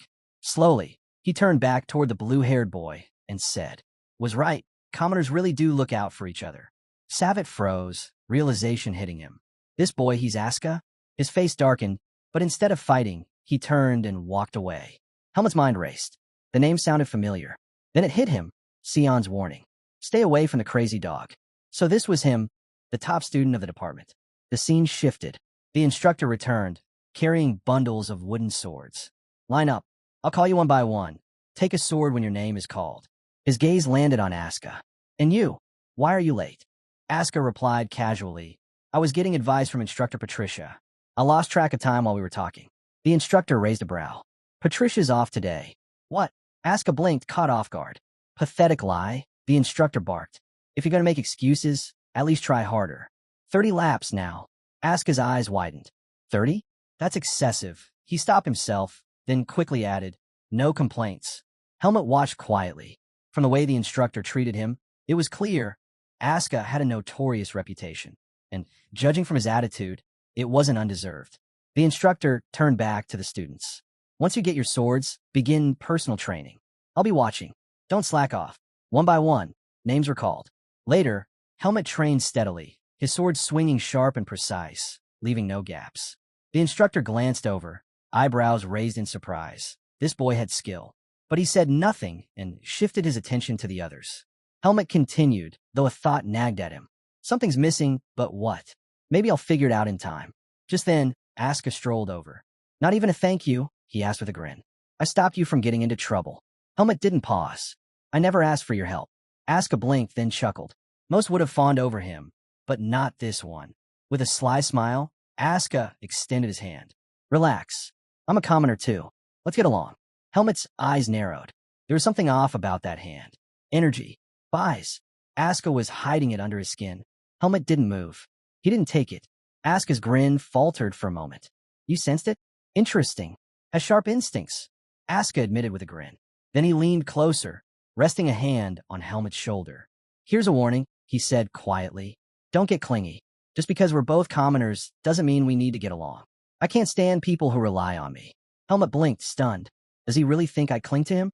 Asuka walked past, tossing over his shoulder. Keep your distance. We don't need to be too close. The scene shifted back to Helmet's dorm. He sat on his bed and glanced at Araya. Do I look like someone who's easy to bully? She looked at him puzzled. No. Why? Helmet sighed. Because it feels like everyone's been challenging me lately. Brushing her teeth, Araya replied. Then you must have had a rough first day. They're just fools clinging to their so-called status. Prove yourself, they'll shut up. Helmet remembered Eden's words. He told me never to pick a fight first. That depends on how you handle it, Araya said. If you can push them into making the first move, you'll have justification. Honestly, it'd be best if you face several at once. Crush them all together. Any other way? Helmet asked. The proper way, she explained, is during sparring lessons. You'll have to wait for those to begin. Helmet tilted his head, surprised. Araya studied him for a moment. There was something different about him now. Helmet noticed her stare. What? Is something wrong? You've changed, she said. The you I knew before would have already beaten him up. Looks like you actually learned something from my ethics class. Helmet gave a small nod. She was right. Tell me, he asked, can a top student punish anyone who offends them? Araya froze. That question makes no sense. Helmet exhaled. There's just one student I can't figure out. The scene cut to a hallway. Savitt and his friends walked by, coming face to face with Asuka. Neither backed down, their eyes locking in a tense glare. As they passed, Savitt muttered, You must be happy to have found a fellow commoner, Savitt sneered. His lips curled into a grin. Don't worry, Asuka. Soon enough, I'll tame you. From a mad dog to an obedient dog. Your grades won't protect you forever. Asuka suddenly smacked one of Savitt's lackeys on the head. The boy flared up. Why the hell did you hit me? Asuka flashed a mischievous smile. Sorry, guess I got too excited. My hand moved on its own. Then his eyes locked on Savitt. If you want, I can make you my obedient dog right now. At Greta Academy, status was officially meaningless in learning. But centuries of tradition couldn't be erased so easily. Nobles still looked down on commoners, still bullied them whenever they pleased. The only exception was Asuka, the top student, infamous as the Academy's mad dog. None of the nobles dared to provoke him. None but Savitt. Asuka leaned forward with a chilling grin. Come on, Savitt. Let's see what you've got. I've heard the stories, Savitt shot back. Everything you did last year. But tell me, are you too scared to fight me now? Asuka's eyes narrowed. Savitt smirked. I know you've been keeping quiet since your suspension. Another one might cause trouble for you. He stepped in close, face to face. Go ahead. Punch me. If you cross the line, I'll crush you with my skills. That's a promise. Asuka's fist tightened. His anger boiled. Savitt had him cornered. If Asuka struck first, the instructors would brand him the aggressor again. Savitt turned to his friends. See? The mad dog's gone tame. They burst into laughter. Asuka's smile twisted, rage boiling over. He surged forward, ready to smash Savitt's face. Crack! Both boys dropped, clutching their heads in pain. Standing over them was Instructor Patricia, wooden sword in hand. You too, she barked. Why are you acting like thugs on school grounds? You've got guts, trying to start a group fight here. Asuka snarled, pointing at Savitt. He started it, and it's not a group fight. I'm alone. Patricia's sword came down again with a thud, this time squarely on Asuka's head. Ask on the head once more. Quiet, Patricia snapped. You can't solve every problem with your fists. Asuka grit his teeth, glaring up at her. Why am I the only one getting hit? Patricia turned to Savitt. And you know better. Don't judge a student by status. In this academy, skill is the only measure that matters. Savitt stiffened. She'd heard everything. I'll remember that, he muttered. Good. Now the next class is about to begin. Get moving. Then she pointed at Asuka. You. With me. What? What? Asuka asked, wide-eyed. Just follow. Savitt straightened his uniform and motioned for his friends to leave with him. Once they were gone, Patricia let out a long breath. Then, smack, she slapped Asuka's back with her palm. Gah! Asuka yelped. What was that for? Idiot, Patricia shot back. Try to stir up trouble again? You just finished a suspension. Did you learn nothing? Asuka looked away. You only escaped with suspension because you're the top second year. But next time, don't count on me to save you. Her tone softened slightly. I know it's hard, putting up with Noble's arrogance. But patience. Your efforts will be acknowledged as the year goes on. Don't waste opportunities over petty clashes. Asuka clenched his jaw. Deep down, he knew she was right. By the way, Patricia added, Helmet made it through his first class without issue. Helmet? Who's that? Asuka asked blankly. A commoner. Like you. Be decent to him. You're in the same situation. You'll get along. As soon as the name left her lips, Asuka remembered the boy from earlier. You've met him, haven't you? Patricia asked. Asuka smirked, walking ahead. Not interested in getting along with anyone. He'll survive just fine, that rude bastard. The scene shifted again. Students lined up neatly in a classroom. Patricia slammed her wooden sword on the desk. Settle down. Class is starting. Roll call. Anyone absent? One boy raised his hand. Instructor, Helmet isn't here. This boy was one of. The instructor called on a boy named Jerome, asking if he had told Helmet where the class would be held. Jerome confidently replied that he had. Wanting to clear things up, Instructor Patricia asked one of the students to fetch Helmet. But before anyone could move, Jerome volunteered and went himself. A few minutes later, Jerome returned with Helmet in tow. Instructor Patricia immediately asked Helmet why he was late. Helmet explained that he hadn't known the assembly spot had been changed. Patricia pressed further, asking if he had been properly informed about the new location. Before Helmet could answer, Jerome quickly spoke up, claiming he had told Helmet everything. Patricia cut him off sharply. She wasn't asking Jerome. She repeated the question to Helmet. At that moment, Helmet realized what was happening. He looked at Jerome, who stared back with a cold glare. The rest of the class chuckled at Helmet's situation. Noticing their reaction, Patricia began to suspect the truth, that Helmet had never been told about the change at all. She gently told him he could answer honestly. But instead of defending himself, Helmet lowered his head and said he must have misheard the message. He apologized for being late. Patricia was stunned. She couldn't understand why Helmet would take the blame. Asuka, watching from the side, grew irritated. He couldn't believe Helmet wouldn't stand up for himself. Jerome, however, smirked with satisfaction, convinced Helmet was simply afraid of him. Patricia then handed down a punishment. Helmet was to run 10 laps around the field after class to hold everyone up. Helmet quietly moved to stand next to Asuka, who only grew more annoyed. To him, Helmet looked no different than any other ordinary student. Determined not to waste more time, Patricia began the lesson. She pulled a ball from a box filled with them and explained the exercise. The class would be working on endurance, a skill she said was vital to the stability of swordsmanship. Each student would receive an almond ball. The challenge was to balance on the tip of their sword and keep it steady. Anyone who managed to last 30 minutes without dropping the ball would be allowed to leave. After laying out the rules, Patricia asked Helmet to help her distribute the balls. From a stage, Helmet passed them down. Asuka watched closely, irritation boiling inside him. He couldn't reconcile this side of Helmet with the impression he had when they first met. Back then, Helmet had seemed unyielding, fearless. Now, to Asuka, he looked like nothing more than a coward bowing his head to authority. As Asuka received his ball, he told himself firmly he was not like Helmet. Asuka clenched his sword, assuring himself that unlike Helmet, he would never bow his head to a noble, even if it cost him his life. Meanwhile, Helmet was finishing up distributing the balls. Only one remained, and it was for Jerome. Without hesitation, Helmet adjusted his stance and hurled the ball forward with frightening force. Jerome's eyes widened as the ball tore through the air. It slammed into his stomach, knocking the breath out of him and crushing his abdomen. Patricia and Aska froze in shock as Jerome collapsed to the ground, screaming in pain. Helmut calmly apologized, saying Jerome had been too far away. The class stood in stunned silence. Aska, watching, couldn't believe what just happened. In his mind, Helmut wasn't just reckless, he might actually be dangerous. The scene shifted. Somewhere else, the sound of wood clashing echoed. A lone figure was training with a wooden sword. It was Savitt. At the same time, Jerome stood in front of a mirror, lifting his shirt to reveal a dark bruise spreading across his stomach. His face twisted with anger. It would take time to heal, and he hated the thought that a commoner had dared to hurt him. Savitt, noticing Jerome's frustration, brushed it off, telling him he was overreacting. But Jerome snapped back, insisting the ball felt like a stone and challenging Savitt to take a throw from Helmut himself. His anger only grew as he ranted about the commoners in their department acting above their station.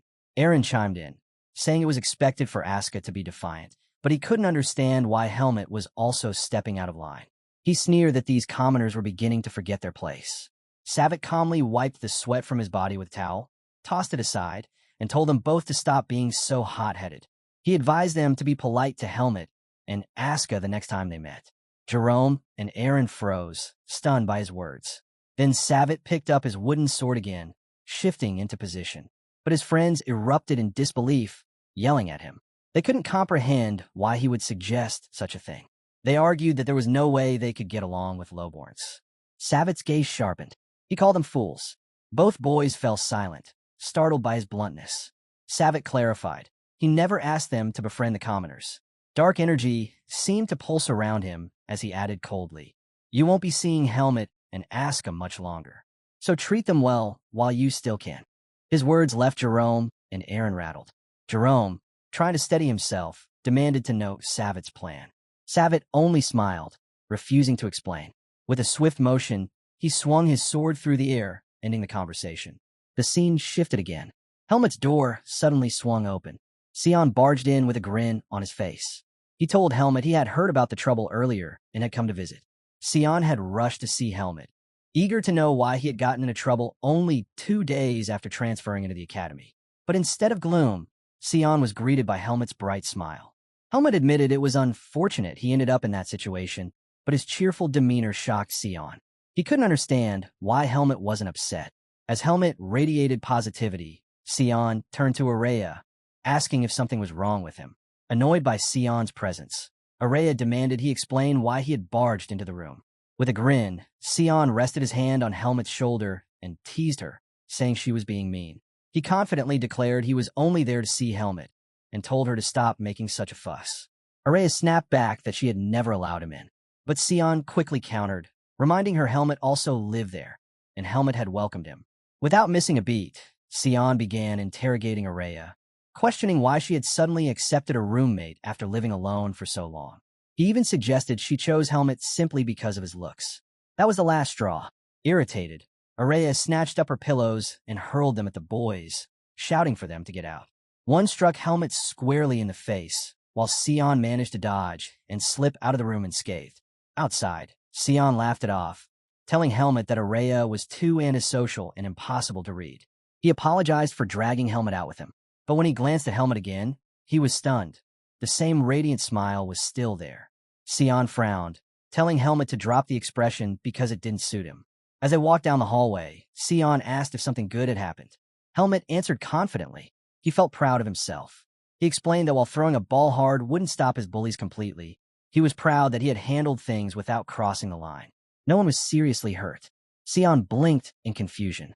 He couldn't understand what Helmut had to be proud of. With a sigh, he warned him not to end up like Aska. Helmut reassured him that he had no intention of acting recklessly. Doing so would only bring embarrassment to Eden. Hearing that, Sion felt relieved. But Helmut wasn't done. He told Sion that while he wouldn't lash out blindly, he also wouldn't just stand there and be bullied. He would prove himself with skill. He would make it clear during their sparring classes. Sion was taken aback by the resolve in his words. He quickly shifted the subject, asking Helmut if he had any plans for the weekend. Sion invited Helmut to join him downtown, but Helmut shook his head. He explained that he was heading to Eden's mansion to eat and talk with him. Hearing this, Sion's mood sank. He didn't know how to respond. Then, as if struck by inspiration, a smile spread across his face. He quickly asked Helmut if he could tag along to Eden's mansion. Helmut was caught off guard. He asked why Sion wanted to come along in the first place. Sion laughed, saying it was only natural for one friend to visit another. He explained that smooth personal relationships were important and insisted Eden would surely be happy if Helmut brought a friend. Helmut thought about it for a moment. Sion's reasoning sounded convincing. After some hesitation, Helmut agreed. Sion's eyes lit up with excitement.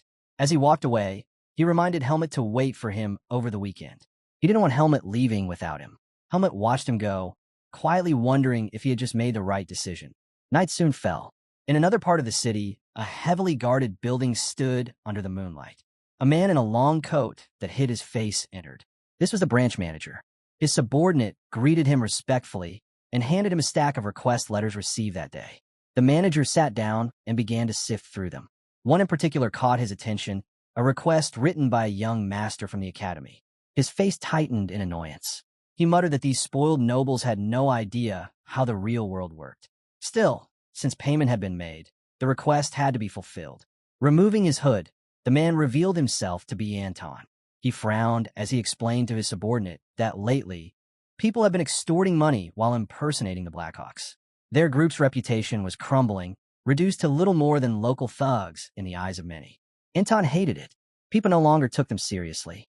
Determined to regain control, Anton said he would personally review the requests, choosing only the important ones. He dismissed his subordinate, but just as the man turned to leave, Anton stopped him. Holding up one particular letter, Anton asked if the name on it was familiar. The subordinate, Chromo, studied it carefully but shook his head. He admitted he didn't recognize it and asked if something was wrong. Anton's instincts told him something was off. He ordered Chromo to proceed with the first request as planned, but to set this one aside for now. He then instructed Chromo to dig deeper, run a background check on the name in the letter, and report back directly to him. Chromo accepted Anton's order without question.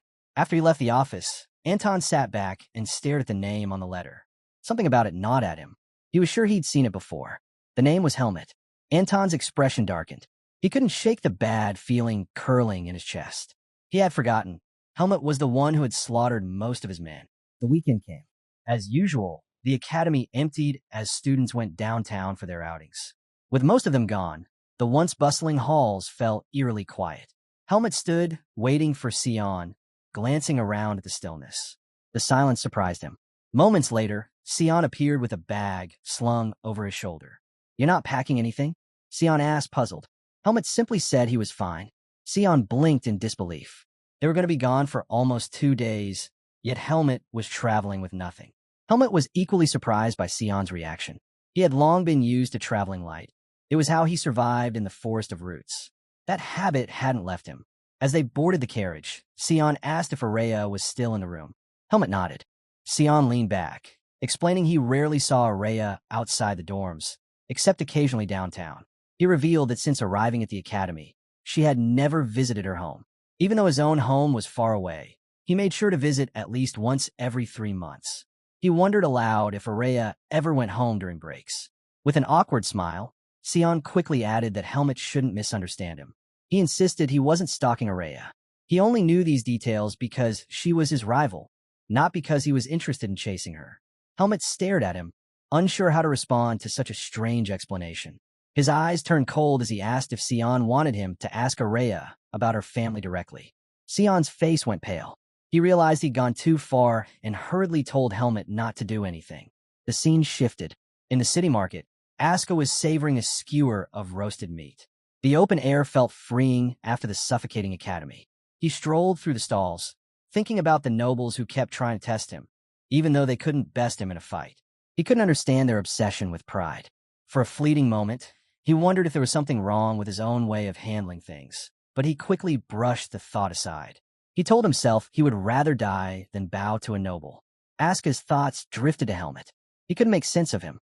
At times, Helmut seemed willing to grovel, yet other times he stood boldly against nobles. Aska wondered if Helmut's strength was simply his ability to endure. The more he thought about it, the less he despised Helmut. In fact, he felt a spark of pride remembering the moment Jerome writhed on the floor after taking that hit. The memory of Jerome choking and rolling in pain amused him greatly. For that alone, Asuka decided Helmet deserved a chance. Not friendship, just someone worth exchanging a few words with. Lost in thought, Asuka walked through the busy streets until something made him stop. A strange feeling crept over him. He turned slightly, scanning his surroundings. Shadows shifted. From different corners, several figures watched him, their presence subtle but deliberate. He continued walking, pretending not to notice, but the men eventually closed in, herding him into a narrow alley. By the time Asuka realized it, they had surrounded him. Still chewing the last bite of his meat skewer, Asuka asked bluntly who had sent them. He knew this wasn't random. Looking around, it was obvious they had guided him here on purpose. With a cold smirk, he told them he already knew the answer. His hand instinctively reached for his sword, but his heart sank. He had left it at the forge for repairs. Even so, Asuka didn't flinch. He taunted them, saying they shouldn't interfere in childish quarrels, mocking their families for having so much free time to waste. The men ignored him and drew their weapons. For the first time, Asuka's confidence wavered. He hadn't expected them to come fully armed. Thinking fast, he suddenly raised his hand and waved as though greeting someone behind them. The men froze, startled, and whipped their heads around. In their minds, an instructor radiating power must have appeared. But no one was there. In that instant, Asuka closed the distance. Before they could react, he drove the wooden skewer straight into one man's shoulder. The victim cried out in pain as his comrade swung a sword toward Asuka. Using the stabbed man's body as leverage, Asuka vaulted upward, avoiding the strike. He landed on the ground in a sprint, bolting forward at full speed. The men gaped at his swiftness, then quickly regrouped and gave chase. But Asuka's escape was short-lived. Ahead, more men stepped out from hidden corners, blocking every exit. Asuka skidded to a halt, eyes narrowing. Escape was impossible. He clenched his fists. If he couldn't run, then he would fight. Meanwhile, at Eden's mansion, the atmosphere couldn't have been more different. The maid placed dish after dish in front of Helmet and Sion. Eden thanked. At Eden's mansion, the maid served a lavish spread before Helmet and Sion. Eden turned to Sion, thanking him for joining them and asking if he enjoyed the food. With a polite expression, Sion placed a hand on his chest and praised the dishes. He complimented the flavor and even admired the beauty of the mansion itself. Eden, pleased by the courtesy, told him to drop the formality and simply call him instructor. Helmet sat quietly, puzzled. He had never seen Sion act so proper. Eden, however, was delighted. He was glad Helmet had finally brought home what he considered a normal friend. He had always assumed Helmet was antisocial, but seeing this gave him a good impression. Helmet, on the other hand, didn't understand why people's attitudes could change so suddenly. He decided not to ask about it, at least not now. Sion leaned toward Helmet, smirking, and asked if he wanted to visit downtown. Helmet refused, explaining he needed to train. But before he could continue, Eden cut him off, smiling as he told Sion to take Helmet into the city and show him around. Later, as the two left the mansion, Helmet found himself second-guessing his decision to let Sion tag along. Still, he reminded himself Darienne would want him to experience student life this way. Sion studied him for a moment, then asked if things had been difficult. He assumed Helmet must hate leaving such a grand mansion only to live in the academy's run-down dorms. He even called Helmet amazing for putting up with such a moody roommate. Helmet calmly explained that Araya didn't bother him at all. That annoyed Sion. He summoned his spirit, Latine, and launched into a rant. He complained that Araya tormented him constantly, waking him at dawn for her research, forcing him to summon more spirits than ever before. Helmet only pointed out that this had made Sion better at summoning. Hearing that, Sion nearly cried. He thanked Helmet for acknowledging his efforts and insisted that Araya clearly listened to him. Then, almost desperately, he asked Helmet to help convince her to go easier on him. Before Helmet could reply, someone stumbled out of the darkness beside them. It was Asuka, battered, exhausted, but still standing. Sion screamed at the sudden appearance and pressed closer to Helmet. Even in the dim light, Helmet recognized him instantly. Asuka managed a grin and asked Helmet for a hand. The moment he spoke, shadows shifted. Men stepped out from the darkness, closing in. Sion's eyes widened. He demanded to know who they were. Helmet's sharp gaze caught the Finns fastening their cloaks. His expression hardened. These men were from the Black Hawk. Asuka, glaring at them, spat in annoyance. Asuka growled that the Black Hawk had ambushed him when he was unarmed. Sion's jaw dropped. An academy student attacked in the middle of Bedan? He told Asuka he had made far too many enemies. The men advanced, surrounding them. Helmet calmly stepped forward, sword in hand. He announced that he had a question for them. Sion and Asuka both froze, startled. Neither expected Helmet to stand his ground like this. Sion couldn't fathom why Helmet would even bother speaking to men he didn't know. But Helmet knew exactly who they were. The Black Hawk, mercenaries who would do anything for money. He was sure Asuka hadn't done anything serious enough to attract their attention. That could only mean one thing. Someone had hired them to go after him. And Helmet had his own history with the Black Hawk. Not long ago, he had killed several of their members. He knew they had his name and that they were hunting him. Still, he hadn't expected them to strike so soon after his enrollment at the academy. If anything, this encounter could give him answers. As he steadied his stance, one of the grunts glanced at their leader, asking what to do. The leader's voice was cold. They couldn't just kill Asuka, they would also need to deal with the witnesses. He gave the order, start with the one holding the sword. The words had barely left his mouth when Helmet moved. In a blur, he closed the distance, appearing right beneath the first man's arm. Before the mercenary could react, Helmet's blade flashed, slicing clean through his hand. The man shrieked in agony. Helmet didn't pause. He pivoted to the next opponent, kicking his leg upward and sending the man's sword flying out of his grip. As the weapon spun through the air, its blade caught glimpses of the battle, Helmet's reflection cutting across it as he pressed his assault. In one swift motion, Helmet struck down the disarmed man. Two others charged at him at once. One, a long-haired fighter, tried to strike from behind. Helmet ducked, twisting out of reach, then slashed across his body as he fell. Before the dying man even hit the ground, his comrade lunged at Helmet. At that exact moment, the sword Helmet had kicked into the air came spiraling back down. Helmet snapped his leg upward, punting it toward the attacker. The blade drove straight into the man's chest. His eyes widened in shock as he dropped his weapon and collapsed lifelessly. Sion and Asuka could only stand frozen, their eyes wide. They couldn't believe what they were seeing. Helmet, standing calmly amid the fallen members of the Black Hawk, looked nothing like the boy they thought they knew. Helmet's cold gaze swept across the fallen men. Asuka stood frozen. He couldn't comprehend what he had just witnessed. Helmet had taken them all down without even tapping into that power. Why then did someone this skilled bow his head to nobles? Helmet calmly slid his sword back into its sheath, then pressed a hand to his chest, checking the seed of darkness within him. To his relief, it remained stable. Just as he expected, the seed didn't stir as long as he avoided killing. Sion finally broke the silence, pointing out that Helmet had ended the fight before he even had a chance to step in. He asked who the attackers were. Helmet replied flatly. They were Black Hawk mercenaries, a group that dealt with people for money. As he spoke, one of the wounded men tried to reach for his weapon. Without hesitation, Helmet stepped forward and crushed the man's hand under his boot. The man screamed. Asuka then demanded answers. He wanted the mercenaries to reveal who had sent them. But deep down, he already had a good idea. Helmet shook his head. He told Asuka that these men wouldn't talk so easily. They were trained for this. Still, he added darkly, he also had his own question for them.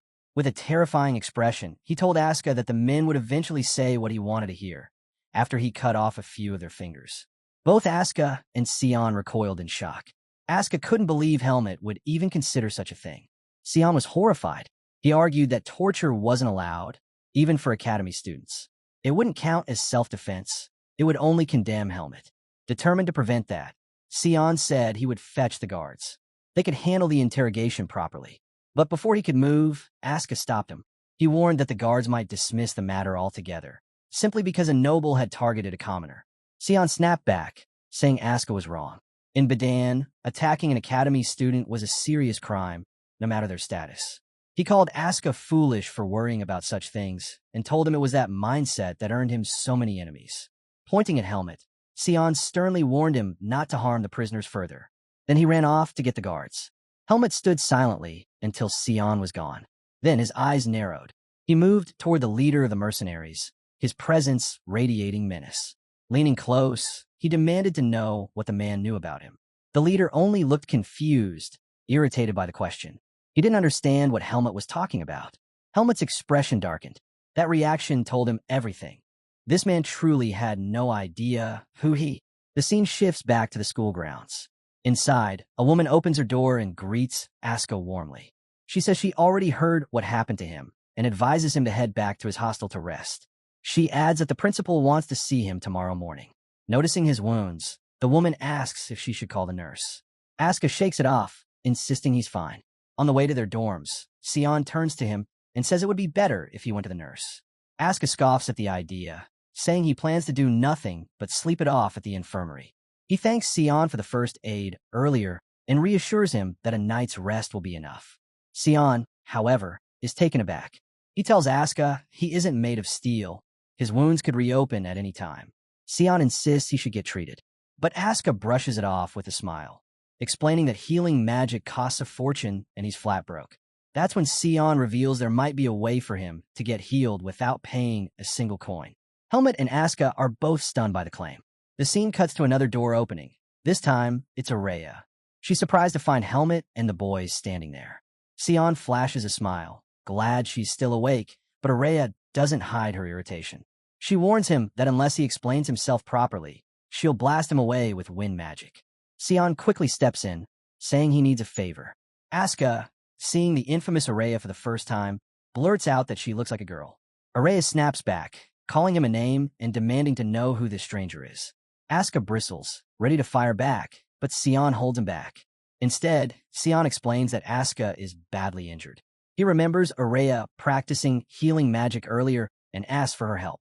But Araya refuses, saying she won't heal a rude stranger barging in at midnight.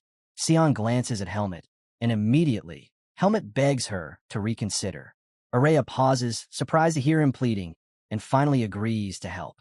Sion flashes Helmet a discreet thumbs up. Araya invites them inside, but makes it clear healing magic doesn't come cheap. They'll have to give her something in return. Then, with a sly smile, she points straight at Helmet and calls out his name. Helmet freezes, stunned. He asks why she wants something from him in particular. Araya made it clear that the only reason she let them in was because Helmet begged her. Turning to him, she demanded to know what he was willing to do for her in exchange for healing Asuka. Helmet frowned, clearly irritated that she was pushing him, but replied that he would do anything within his power to help her. Hearing this, Araya smiled faintly, an ominous aura radiating from her. She warned Helmet not to forget his words. In that instant, Helmet realized he'd made a mistake. Then, turning her attention to Asuka, she insulted him again and ordered him to sit closer so she could get the healing over with. Asuka bristled at the insult and looked ready to argue, but he held back as she began her spell. While Araya worked, Helmet silently regretted how carelessly he'd answered her earlier. After some time, the glow of Araya's magic faded. The treatment was complete. Asuka's hand looked as good as new. Noticing the strange look on his face, Araya asked him to speak his mind. Caught off guard, Asuka hesitated. He glanced at Helmet, then finally stood and muttered that Helmet was a pretty boy, adding that he was quite capable. Without another word, he announced he was leaving and walked straight out. Araya scowled at his abruptness. She muttered that he was nothing but a socially awkward brat, leaving without even giving proper thanks. She questioned if it had even been worth healing him in the first place.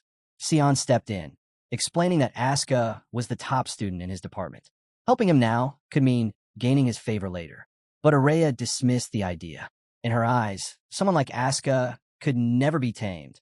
He wasn't the type to be kept on a leash. Sion frowned with concern, but still insisted that lending him a hand had been the right choice. Helmet, however, interjected, saying he didn't need favors or help from anyone. Sion's expression soured at the remark. He couldn't understand why Helmet was trying to ruin the moment. Sternly, he warned Helmet never to take relationships for granted. Strength was good, he admitted, but relying only on yourself would never be enough. Preparation and allies mattered. Helmet was taken aback by Sion's words. Sion, meanwhile, reminded Araya that she too needed to change. Sion sighed deeply, exasperated. He wondered why he was surrounded by such difficult, antisocial people. But Araya shot back without hesitation, saying she never asked him to be her friend. In fact, she never accepted him as one in the first place. Sion bristled at her remark, accusing her of being cruel. He reminded her that he had been helping with her spirit research all this time. But Araya countered quickly, saying he benefited from the research just as much as she did. As Sion and Araya continued their back and forth, Helmet quietly reflected on Sion's earlier words about relationships. For the first time, he began to consider just how important they might actually be. The scene then shifts to the principal's office. The boys sit across from Liam, reporting everything that happened. The ambush on Asuka, and how the attackers nearly killed both Helmet and Sion. Without lifting his eyes from the desk, Liam informs them that the criminals have escaped from prison. The boys are stunned. Asuka slams his hand down on the table and demands an explanation. Calmly, Liam tells him that he has every right to be angry. He explains that the escape happened with the help of a prison guard. Sion immediately presses him, asking what the academy plans to do about it. He argues that student lives shouldn't be threatened without consequences. Liam assures them he isn't planning to let it slide. He says the academy is already interrogating the entire swordsmanship department and promises to update them when there's progress. Asuka scoffs at the response. He doesn't believe the real culprits will ever be caught. Later, as the boys walk down the hallway, Asuka mutters that he should have listened to Helmet and tortured those men instead. He can't accept that 4 prisoners managed to slip out of Badan prison so easily. Sion urges him to calm down, reminding him that the school hasn't abandoned the investigation. He insists the truth will come out in time. Asuka, however, shakes his head. Patience isn't in his nature. Helmet suddenly cuts in, telling Asuka that he's free to fight whoever he wants, but he should never drag him into it. Asuka stops, surprised at the cold remark. He can't understand why Helmet is acting like none of this matters. He warns Helmet that once the nobles are done with him, they'll come for Helmet next.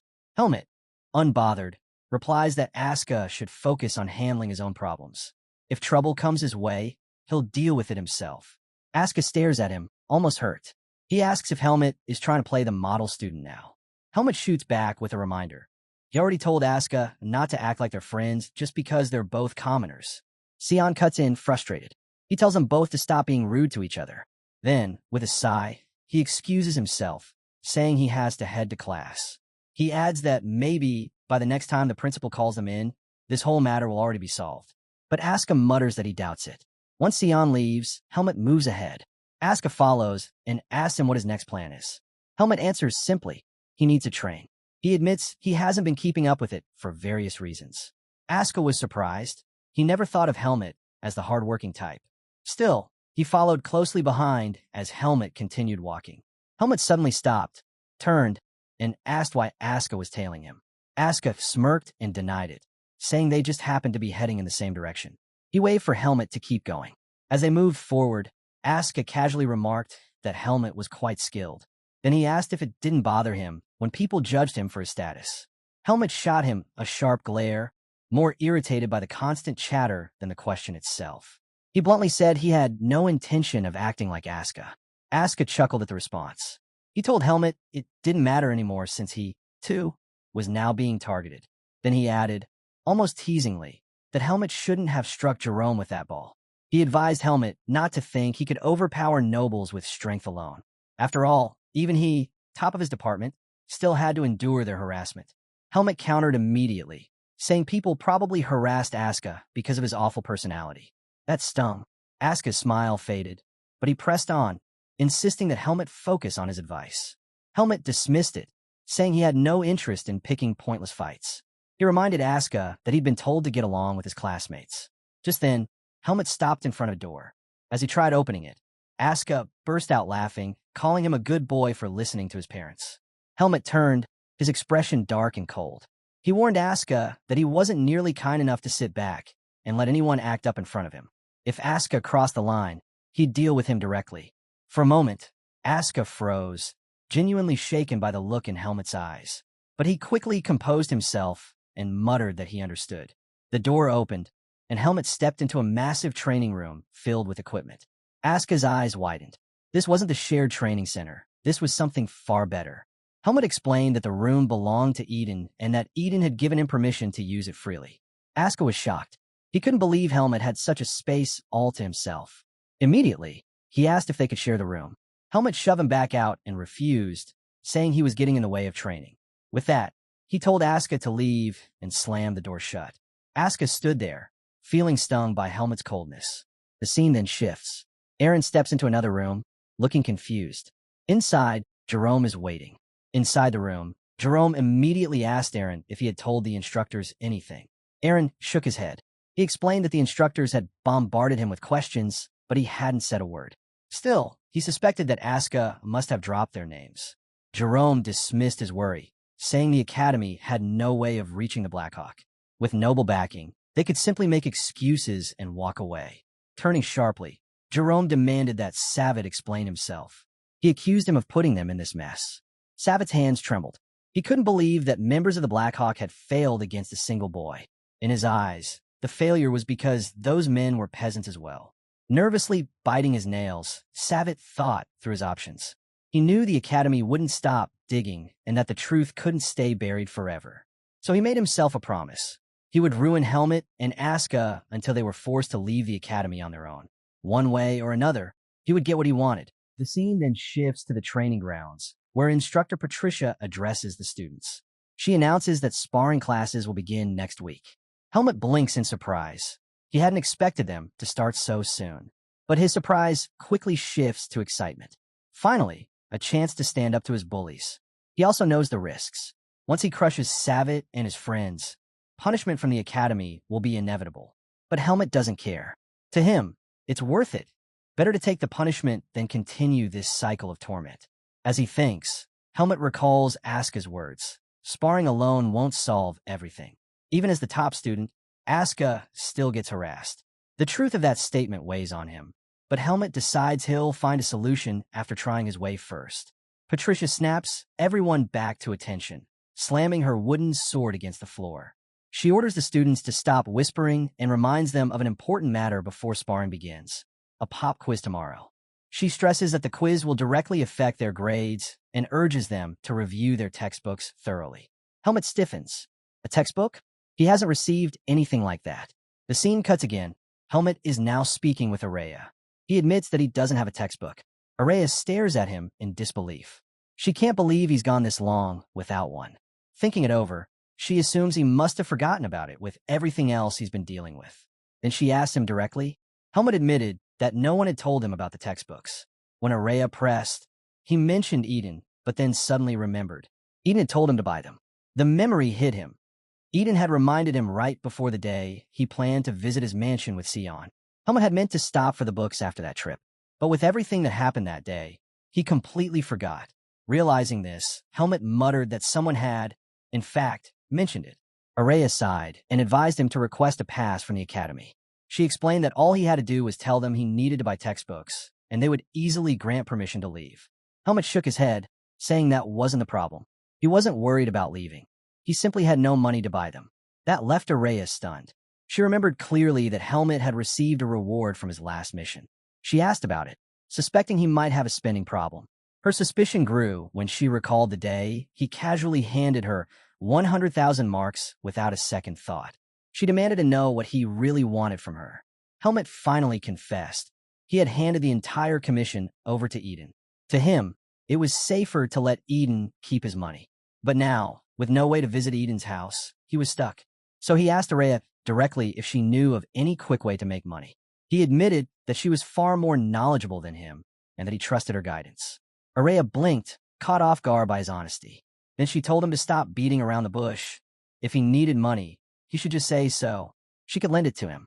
Confused, Helmet asked her what it meant to lend. She explained simply. She'd give him money now, and he'd pay her back later. Without hesitation, Helmet agreed. He promised he'd repay her by the weekend. Araya stared at him in surprise, taken aback by how quickly he accepted the deal. Then she asked him to wait a moment. She needed to get ready. Helmet frowned, confused. Why would she need to come with him? He told her he could buy the textbooks himself. But Araya refused. She said there was no way she'd let him waste her money on useless books. Since she was free anyway, she might as well come along. The truth, however, was that Araya was worried. Araya didn't want Helmet returning to the dorm, looking as beaten up as Asuka usually did. She decided it was safer to stay close to him. The scene shifts to the marketplace. Helmet, Araya, Sion, and Asuka walk together through the busy streets. Asuka stretches his arms wide, grinning. He says he can finally breathe outside the Academy. Sion raises an eyebrow, pointing out that it hasn't even been that long since Asuka last came out. Araya, meanwhile, silently questions how she got dragged into this mess. Earlier, when she and Helmet had stepped out of the dorm, Sion had quickly tagged along, saying he wanted to buy a book. But in truth, he only followed because he expected something entertaining to happen. Asuka, on the other hand, claimed he was joining because he knew more about their textbooks since he was from the same department. But really, he just wanted an excuse to leave the academy. Annoyed, Araya muttered to Helmet that nuisances had latched onto them. Helmet agreed, admitting he hadn't expected this either. Soon, they arrive at a fancy bookshop filled with shelves upon shelves of volumes. Shoppers browse through the aisles, flipping through books of every kind. Helmet takes it all in. It's his first time in a place like this. Sion inhales deeply, smiling as he says he loves the smell of new books. Asuka stares at him, speechless, unsure how to respond to something so odd. Araya ignores the exchange and leads them straight to the swordsmanship section. She asks Helmet if he knows the titles he needs. Helmet lists them off: intermediate public sword skills, basic buys operations, and advanced ethics. Without hesitation, Araya pulls the books from the shelf and hands them over, then asks if he needs anything else. Helmet shakes his head. Looking at the covers, he realizes most of the material is basic knowledge he already understands. He can't see why he even needs these textbooks at all. That's when Asuka walks up, holding a book in his hand. He urges Helmet to buy it. Helmet frowns, pointing out it isn't even a textbook. Asuka smirks and explains that Instructor Patricia has a nasty habit. She never uses direct questions from the textbooks. Instead, she mixes in advanced concepts from higher years or throws in vocabulary most students haven't learned.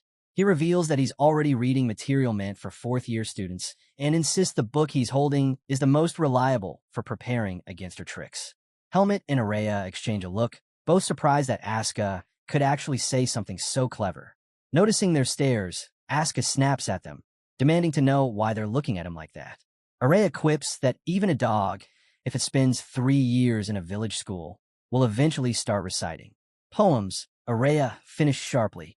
She added that Asuka's sudden burst of wisdom had left her speechless. Asuka clicked his tongue, clearly irritated. He reminded her that he was the top student in his class. While he was boasting, Sion stepped over and asked if Araya would pay for his book too. Araya shot him down immediately, telling him not to waste his time. He'd have to pay for it himself. Meanwhile, Helmet handed his textbooks to the shop attendant. With a cheerful smile, she told him the total, 2,000 marks. Helmet froze at the price. That much. He quickly realized that Araya had lent him far more money than he actually needed.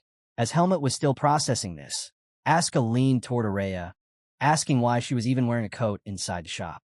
She snapped at him to stop talking to her. The attendant returned Helmet's books, thanking him warmly for shopping. Then she looked directly at Araya and called her by name. Araya's reaction was instant. She pulled her coat up to cover her face and hurried out. On their way back to the academy, Asuka teased her relentlessly. He told her that being famous wasn't so bad and pointed out that the shop attendant was clearly her fan. He even suggested she should have signed an autograph. Araya hissed at him to shut up, warning that he was only drawing more attention to them. Asuka laughed at her flustered reaction. He called her weird for acting surprised about her own fame, reminding her that she'd entered the academy with historic scores no one had ever achieved before. While the banter carried on, Helmet silently watched their interactions. For a moment, a wave of nostalgia washed over him. He wondered if this was the kind of relationship Sion had meant, the kind that made life at the academy bearable. Once they returned to the dorms, Araya let out a sigh and told Helmet she was exhausted. She regretted spending so much energy on the outing. As they walked through the hallway, Helmet turned to her and asked if she even used textbooks herself. Araya shot him a sharp look, saying she wasn't the type to forget such things. Helmet clarified that wasn't what he meant. He explained that she already seemed to know so much on her own. He wondered if textbooks were actually useful to her. Araya paused, caught off guard by the question. Then she answered seriously. Textbooks, she explained, were valuable because they allowed people to solidify and structure the knowledge they already had. She told Helmet he was undeniably talented, but warned him not to limit himself only to the world he could already see. If he did, he'd eventually fall short. Helmet was taken aback by her words. Pointing her finger at him, Araya added one last warning, not to get cocky. She told him to take care of his books, because if he lost them, she wouldn't help him again. Helmet nodded and promised to look after them. But sadly, that promise wouldn't last long. The next day, Helmet opened his locker only to find it empty. All of his books were gone. Nearby, Asuka was fuming. His textbooks had been stolen too. He couldn't believe the nobles would stoop so low as to raid lockers. Turning to Helmet, Asuka asked if his stuff had also been taken. Helmet didn't answer with words. Instead, he clenched his fist and crushed the locker door. That was all Asuka needed to see. He instantly understood. Helmet was furious. The bullies had finally crossed the line. The scene shifts to the training grounds, where an instructor addresses the students. He announces that today they'll be having a sparring session. He explains that duel partners must agree mutually before starting. No buys is allowed. He encourages the class to spar with friends as well as people they've never fought before, promising they'll gain valuable experience either way. Once pairs are chosen, the duels will begin. Immediately, Asuka strides up to Savit and calls his name. Savit raises an eyebrow, asking if there's a problem. Asuka glares back. He says Savit must find him annoying and offers him the chance to fight. Then he taunts him, asking if he plans to run away instead. Savit smirks, replying that he's already paired with Eren. If Asuka wants a match, he'll have to find someone else. But Asuka reminds him of the instructor's words. It's better to spar with different partners for new experiences. Savit sneers and tells Asuka to quit pretending to care about what the instructor said. He suggests Asuka should just spar with a commoner he's always hanging around. Asuka smiles, finally seeing the bigger picture. Savit and Eren clearly wanted to target both him and Helmet together. Noticing the look in Asuka's eyes, Savit glanced toward Eren. Eren gave a small nod.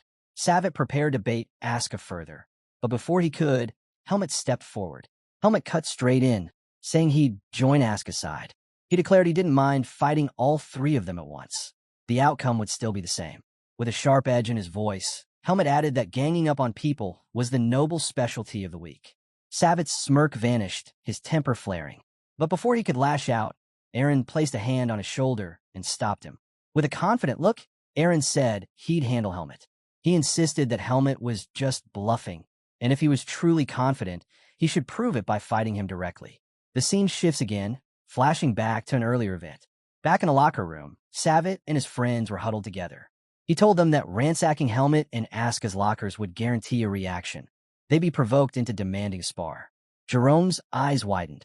He warned Savit that they couldn't possibly win against Asuka. Did he want them beaten to death? Savit waved him off and told him to calm down. His plan was simple. They would use buys during the spar. Jerome and Eren both stiffened to the words. Jerome quickly reminded him that buys was strictly forbidden, but Savit brushed it aside. If they got caught, they could just claim it was self-defense. At worst, they'd face light discipline. Meanwhile, Helmet and Asuka would end up crippled, hands or legs ruined, forcing them out of the swordsmanship department for good. Jerome stared in disbelief. The plan had gone far beyond anything reasonable. He opened his mouth to protest, but Eren spoke first. Coldly, he told Savit that he'd join the plan. Jerome's head whipped toward him, shocked. Eren told him not to interfere if he wasn't going to help. He said he'd go along with Savit's scheme as long as Helmet was his opponent. With a grim look, Eren declared he owed Helmet payback for what he'd done. Savit grinned, thrilled by the support. He couldn't wait to humiliate Helmet and Asuka in front of everyone. Jerome, however, grew even more uneasy. Soon after, the spars began. The first match was Asuka against Savit.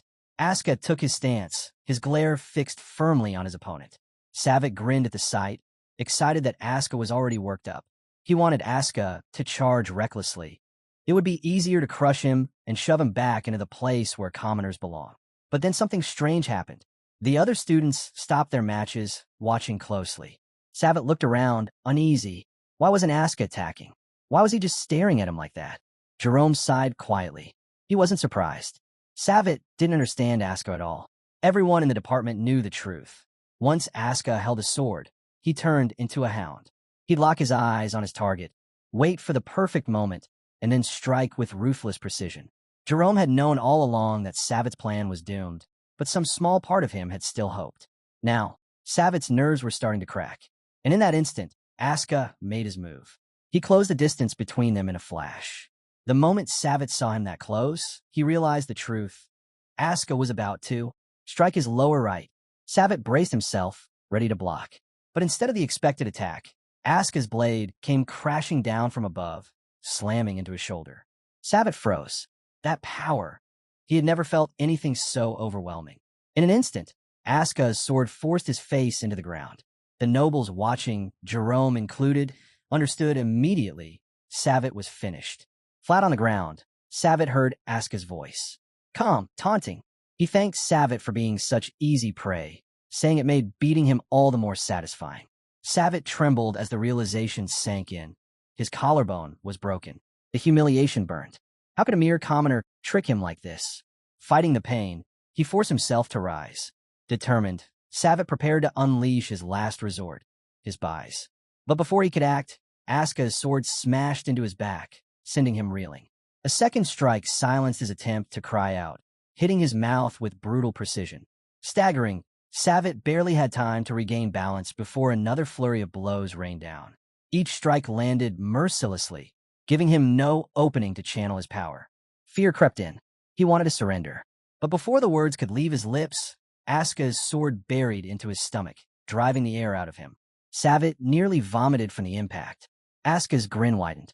He mocked Savitt, telling him he had a long way to go. With a cruel edge in his voice, he demanded Savitt show the same persistence he once used to bully others. Then he made it clear. Every time Savitt uttered the word surrender, the beating would double. At that moment, Savitt realized the truth. He had picked a fight with the wrong man. Meanwhile, in another training ground, Helmut and Eren faced each other. Eren smirked, asking if Helmut was worried about his commoner friend. Helmut's glare shut him down instantly. He told Eren to worry about himself instead. Back to the arena, Savitt was tossed around like a rag doll. Asuka's sword slammed him into the ground again and again. When Savitt struggled to rise, Asuka barked at him to stand immediately. He warned there would be no mercy, not even for someone lying broken on the floor. Savitt's mind spun in disbelief. A proud swordsman of the Rugal family. Losing to a commoner? Impossible. But when he looked around for help, he found none. His classmates weren't moving, weren't calling the instructor. They just stood there, staring. And in their eyes, not pity, not concern, only disdain. Savitt's chest tightened as he realized.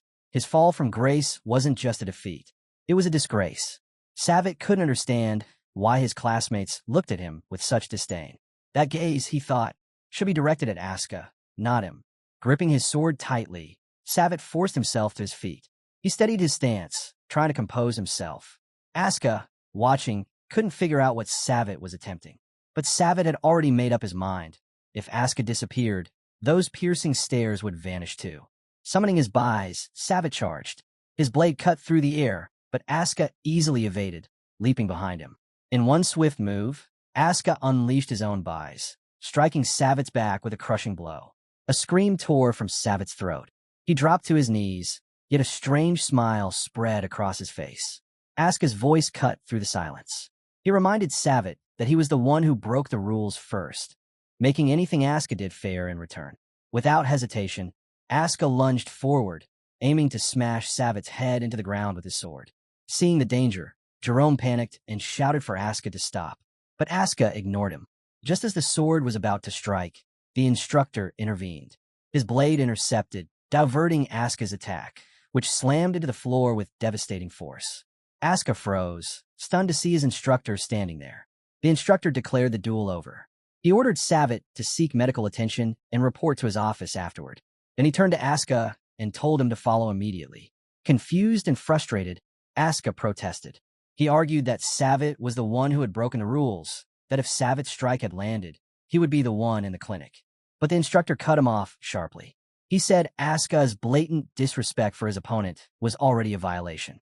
Enough excuses. The man's anger was clear. He admitted he couldn't understand why Instructor Patricia always covered for Asuka. Those words hit Asuka hard, and his expression fell. The instructor called on another student to escort Savitt to the nurse, then turned back to Asuka. He told him that after everything he had been through, there was no reason for him to act this way. Before he could continue, Jerome stepped in. The instructor frowned, reminding Jerome that he was speaking to Asuka. But Jerome's words shifted the air in the room. He insisted they needed to stop Helmut and Eren. Both the instructor and Asuka turned in surprise at the mention of their names. The story then rewinds, taking us back to the days before sparring class.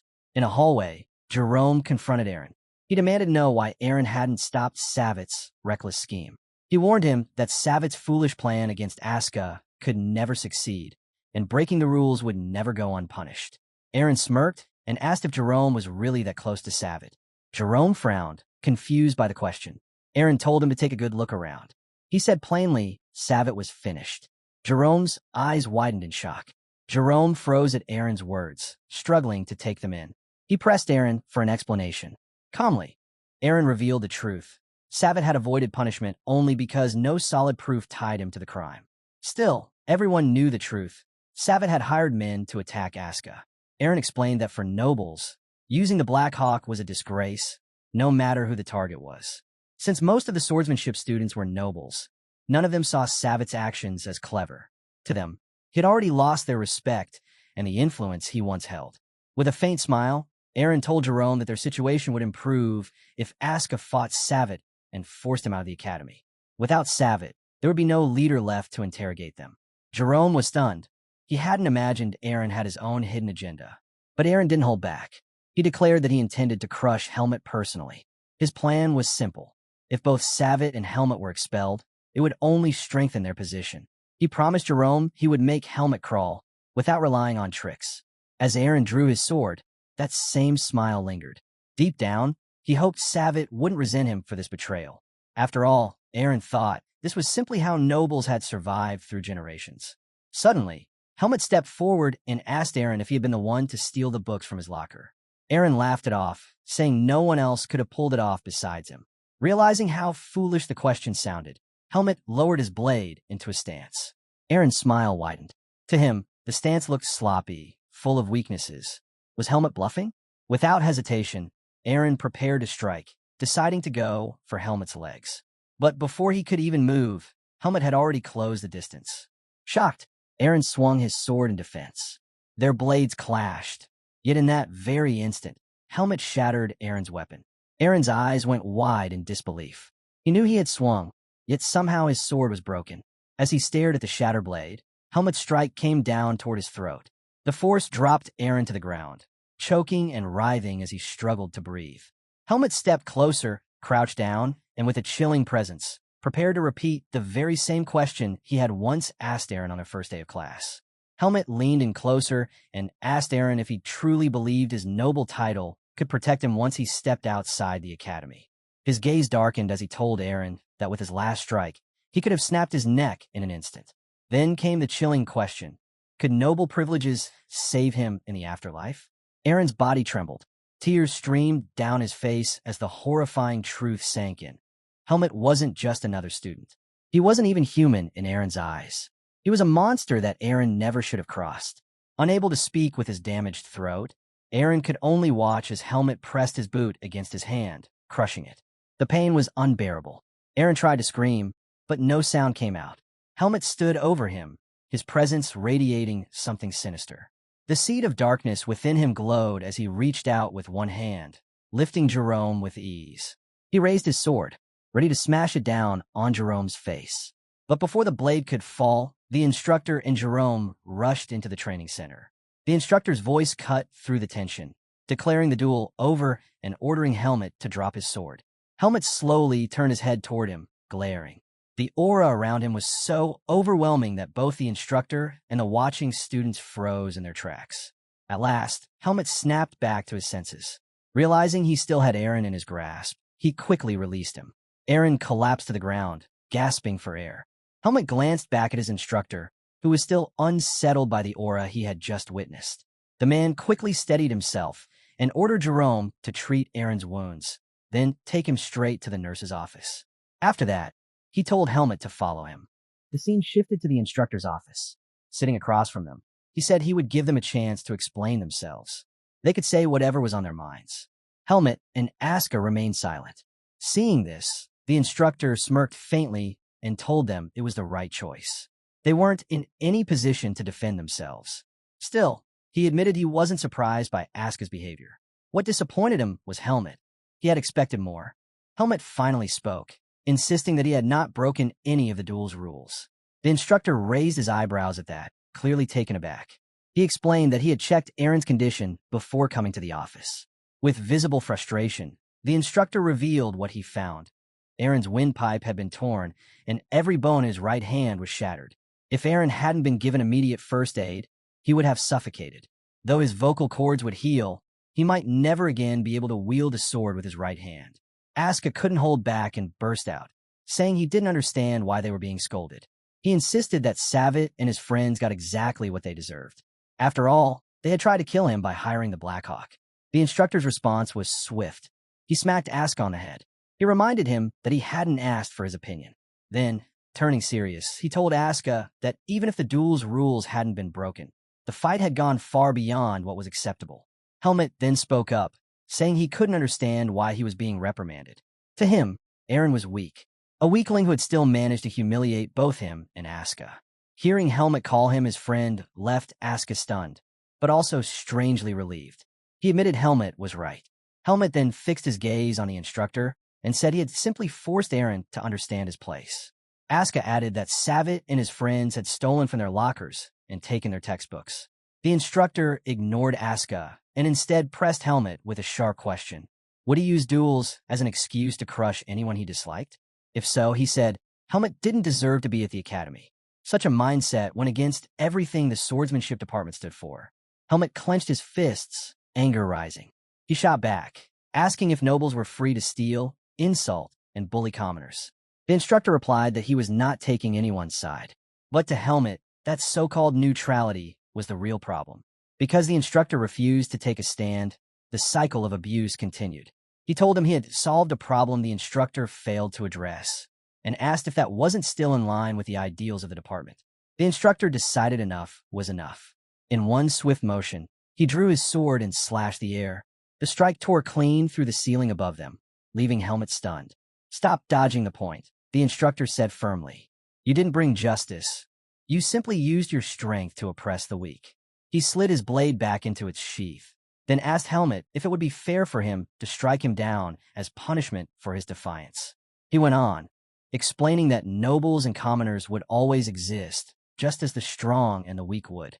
But a noble should never despise a commoner for their status, and the strong had no right to trample the weak. What Helmet had done was no different from the arrogance of nobles who looked down on commoners. Helmet was shaken by the words. Asuka stayed silent, watching as his companion was scolded. Finally, Helmet asked the question directly. If his actions were wrong, then what would have been the right course to take? The instructor was taken aback by Helmet's question. He could see that Helmet was speaking with genuine sincerity. Turning his back to them, he admitted something unexpected. Both he and the academy bore responsibility for the bullying. He apologized to Helmet for failing to step in sooner. He laid his sword down and told the boys that the academy's purpose was not domination, but equality. Looking them in the eye, he reminded them that nobles and commoners were meant to stand as equals. If they held on to that truth, he said, one day they would discover the right answers for themselves. No matter what had happened, the instructor reassured them they were still excellent students. But as punishment, he would forbid them from dueling. The only exception was that they could still face each other if they wished. Asuka was relieved, even happy to hear that. Helmet, however, felt the opposite, like yet another problem had just been piled on him. Then, without warning, the instructor handed them a stack of papers. The boys froze in confusion. Irritated, the instructor demanded to know why they looked so surprised. Dueling restrictions alone weren't enough. He ordered them to write 50 apology letters each. Both Helmet and Asuka were stunned. Asuka quickly protested, saying they still had class to attend. But the instructor cut him off, telling them to finish before the theory lecture and return immediately afterward.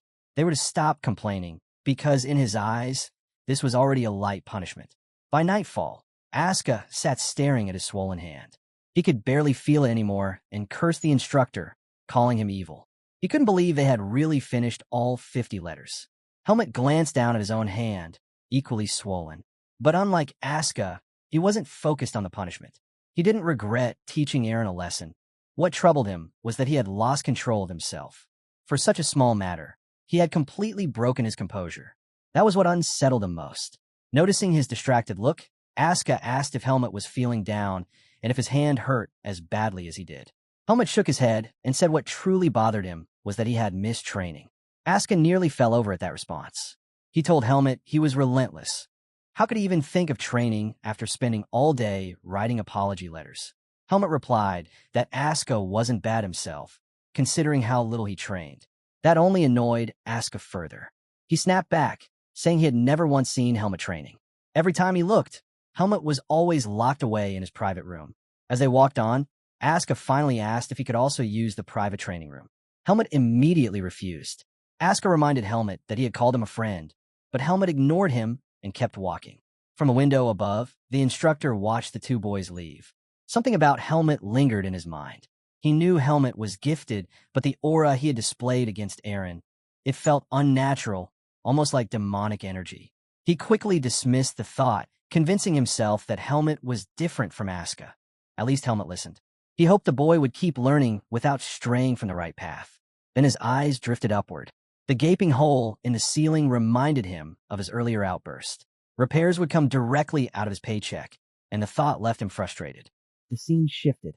Inside a dimly lit building, the men who had tried to kill Asuka knelt before their leader, Anton. His voice cut through the silence as he scolded them. Because of their failure, he had lost his spy in Bedan. The men bowed their heads and apologized. One of them spoke up, insisting that the defeat was not simple. They had encountered someone far stronger than the average second-year student. Their leader added that the boy they faced was on par with a rank 2 mercenary. Before he could continue, Anton silenced him. He said he hadn't gathered them to point out mistakes, but to commend their survival. Escaping Bedan alive after facing Helmet was worthy of praise. The men looked at each other, startled by his words. Anton then instructed his assistant, Chromo, to share new information. Chromo bowed, produced a sheet of paper, and asked if among their opponents they had seen a black-haired boy, pale-skinned, with noble-like features. The men froze in shock. The description was perfect. They quickly admitted that yes, that was the boy who had defeated them single-handedly. Chromo confirmed their suspicions. His name was Helmet.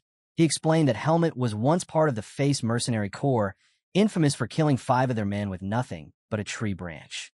After the massacre, he had gone into hiding, and since then they had been hunting him down. The men were stunned. To hear that this terrifying figure was now a student at the academy left even their leader reeling. He could hardly believe his group had clashed with the very man responsible for the slaughter. Anton leaned back and recalled the story. Helmet had once slaughtered 5 men with nothing but a tree branch. He admitted that hiding in Bedan had been a clever move.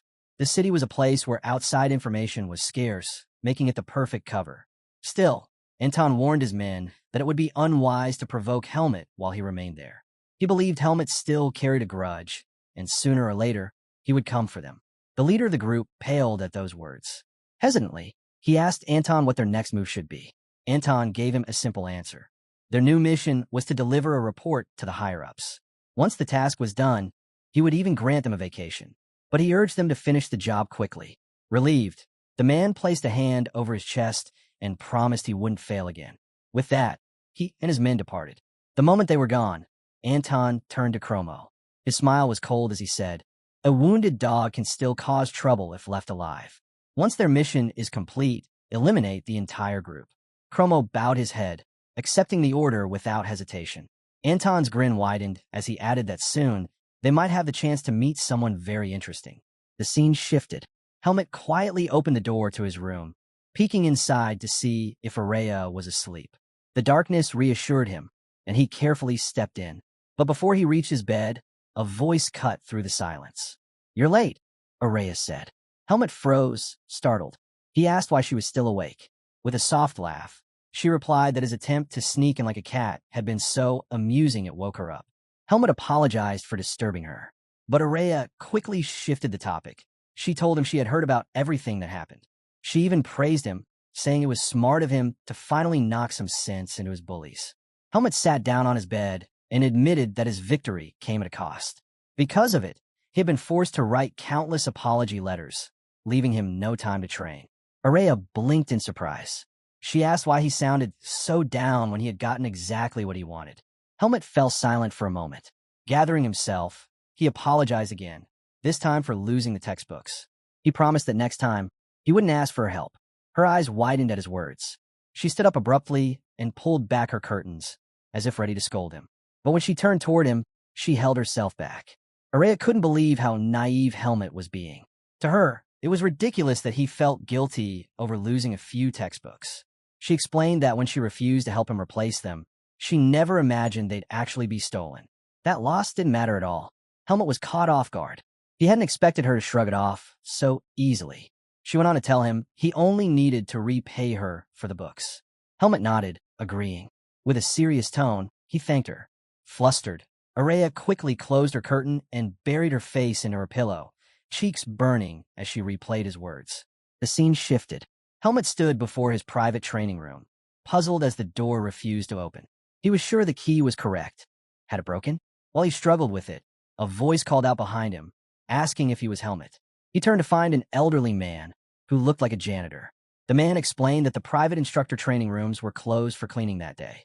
Surprised Helmet hadn't heard, he suggested that Helmet use the shared training grounds instead. Helmet agreed. It would be his first time training in the same space as the other students, and he wondered what it might be like. The moment he stepped inside, silence fell. Every student stopped mid-practice, eyes fixed on him. This was the first time they had seen Helmet enter their space. A week had passed since the duel, and the department had shifted. Students who once kept their distance now approached him, offering compliments. They admitted they never liked Savid either. Helmet listened, but deep down, he knew these weren't the bonds the instructor had spoken about. To him, it was obvious the nobles were putting on a show, treating him as their equal only because they feared him. He couldn't understand what value there was in being their equal at all.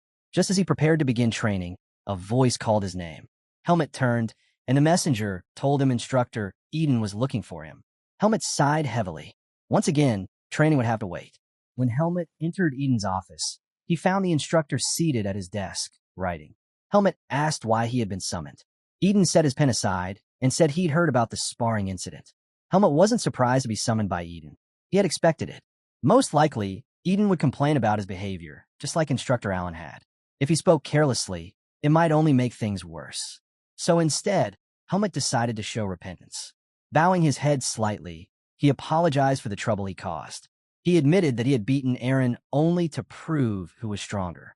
He told Eden that Allen had already scolded him harshly, and now he understood he was at fault as well. Helmet promised to be more careful from here on. Eden paused mid-sentence in his writing. For a moment, he just stared at Helmet, puzzled. He hadn't called him in to scold him, but since Helmet had taken the initiative to apologize, he felt obligated to respond. He leaned back and told Helmet that if he truly felt remorse, then everything was fine. There was no need to dwell on guilt. Soon, he said, the bullies would face their punishment. Helmet's eyes widened at that. Eden frowned, confused by the reaction, and asked if Allen hadn't told him already. Helmet shook his head. Folding his arms, Eden explained. The two who had tormented him would be expelled. Jerome, one of them, had already confessed everything to Allen, about Savid and Eren, about hiring the Black Hawk. Eden stressed that such a crime was unforgivable, even for nobles. Helmet was stunned. Eden noticed the look on his face and gave him a small smile. He explained that Allen was an idealist, which was why his scolding had been so fierce. But, Eden continued, it was also the duty of a swordsman to stand against injustice. He urged Helmet to learn where the line was, to know his limits. Surely, he said, this incident had taught him what those limits were. Helmet nodded silently. He couldn't deny Eden was right.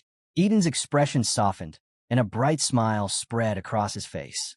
He admitted that when he was younger, he too had caused plenty of trouble. Situations like this, he said, were nothing unusual in the department. The important thing was to avoid suspension. Then, leaning forward, Eden invited Helmet to his mansion for the holidays.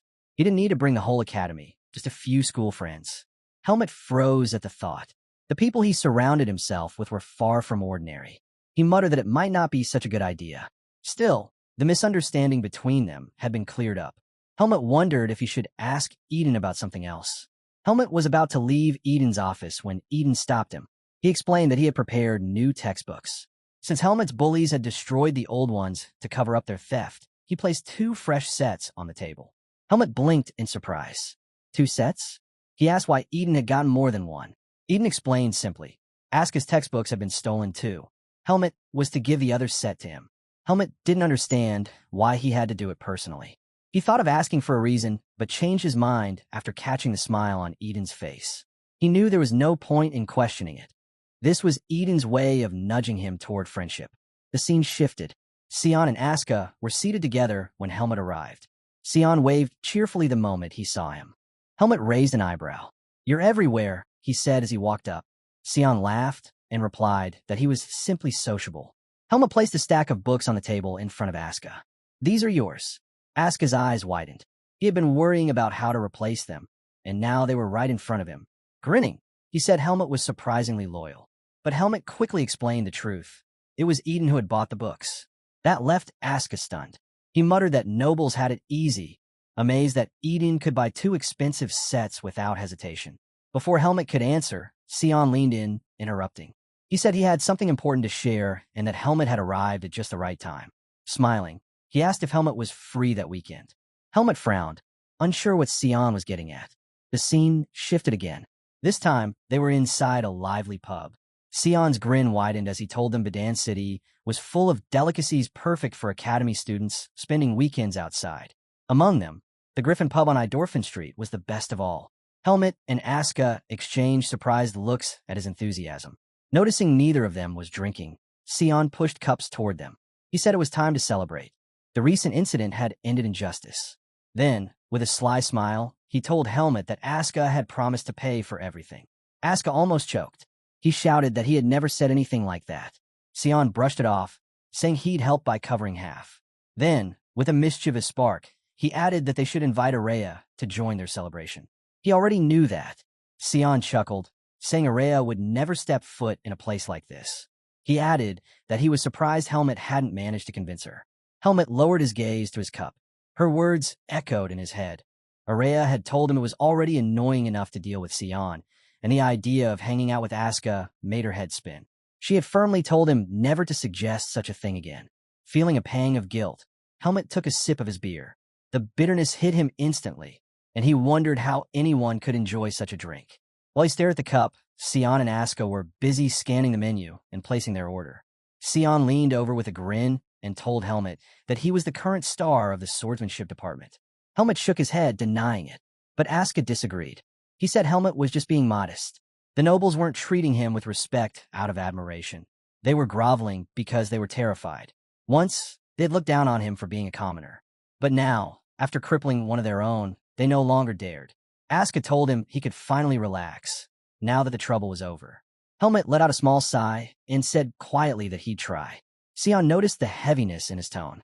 He asked if something was bothering him. Helmet admitted he was just curious about something. With a serious look, he asked both of them why they hung out with him at all, since it was so easy for people to hate him. The question caught them off guard. Asuka frowned, saying it was a strange thing to ask. Sion took a long drink, set his cup down, and with his cheeks flushed, answered honestly. He became Helmet's friend because he thought life would be more interesting around him. Asuka burst out laughing. He couldn't believe Sion had stuck by Helmet for such a shallow reason. Turning to him, he asked if he was treating him the same way. Sion smirked and said Asuka was no fun at all. That immediately irritated Asuka. He snapped that Sion was starting to piss him off. Sion leaned back and teased him further, saying he was just following Helmet around like a puppy. Asuka bristled. He shot back that he stuck with Helmet because he liked strong, capable people. Then he added that Helmet's only flaw was how he looked down on others. Helmet quickly corrected him. He said he didn't look down on people. He simply despised those who didn't know their place. Asuka blinked, taken aback by the bluntness. Slowly, he asked Helmet why he was so.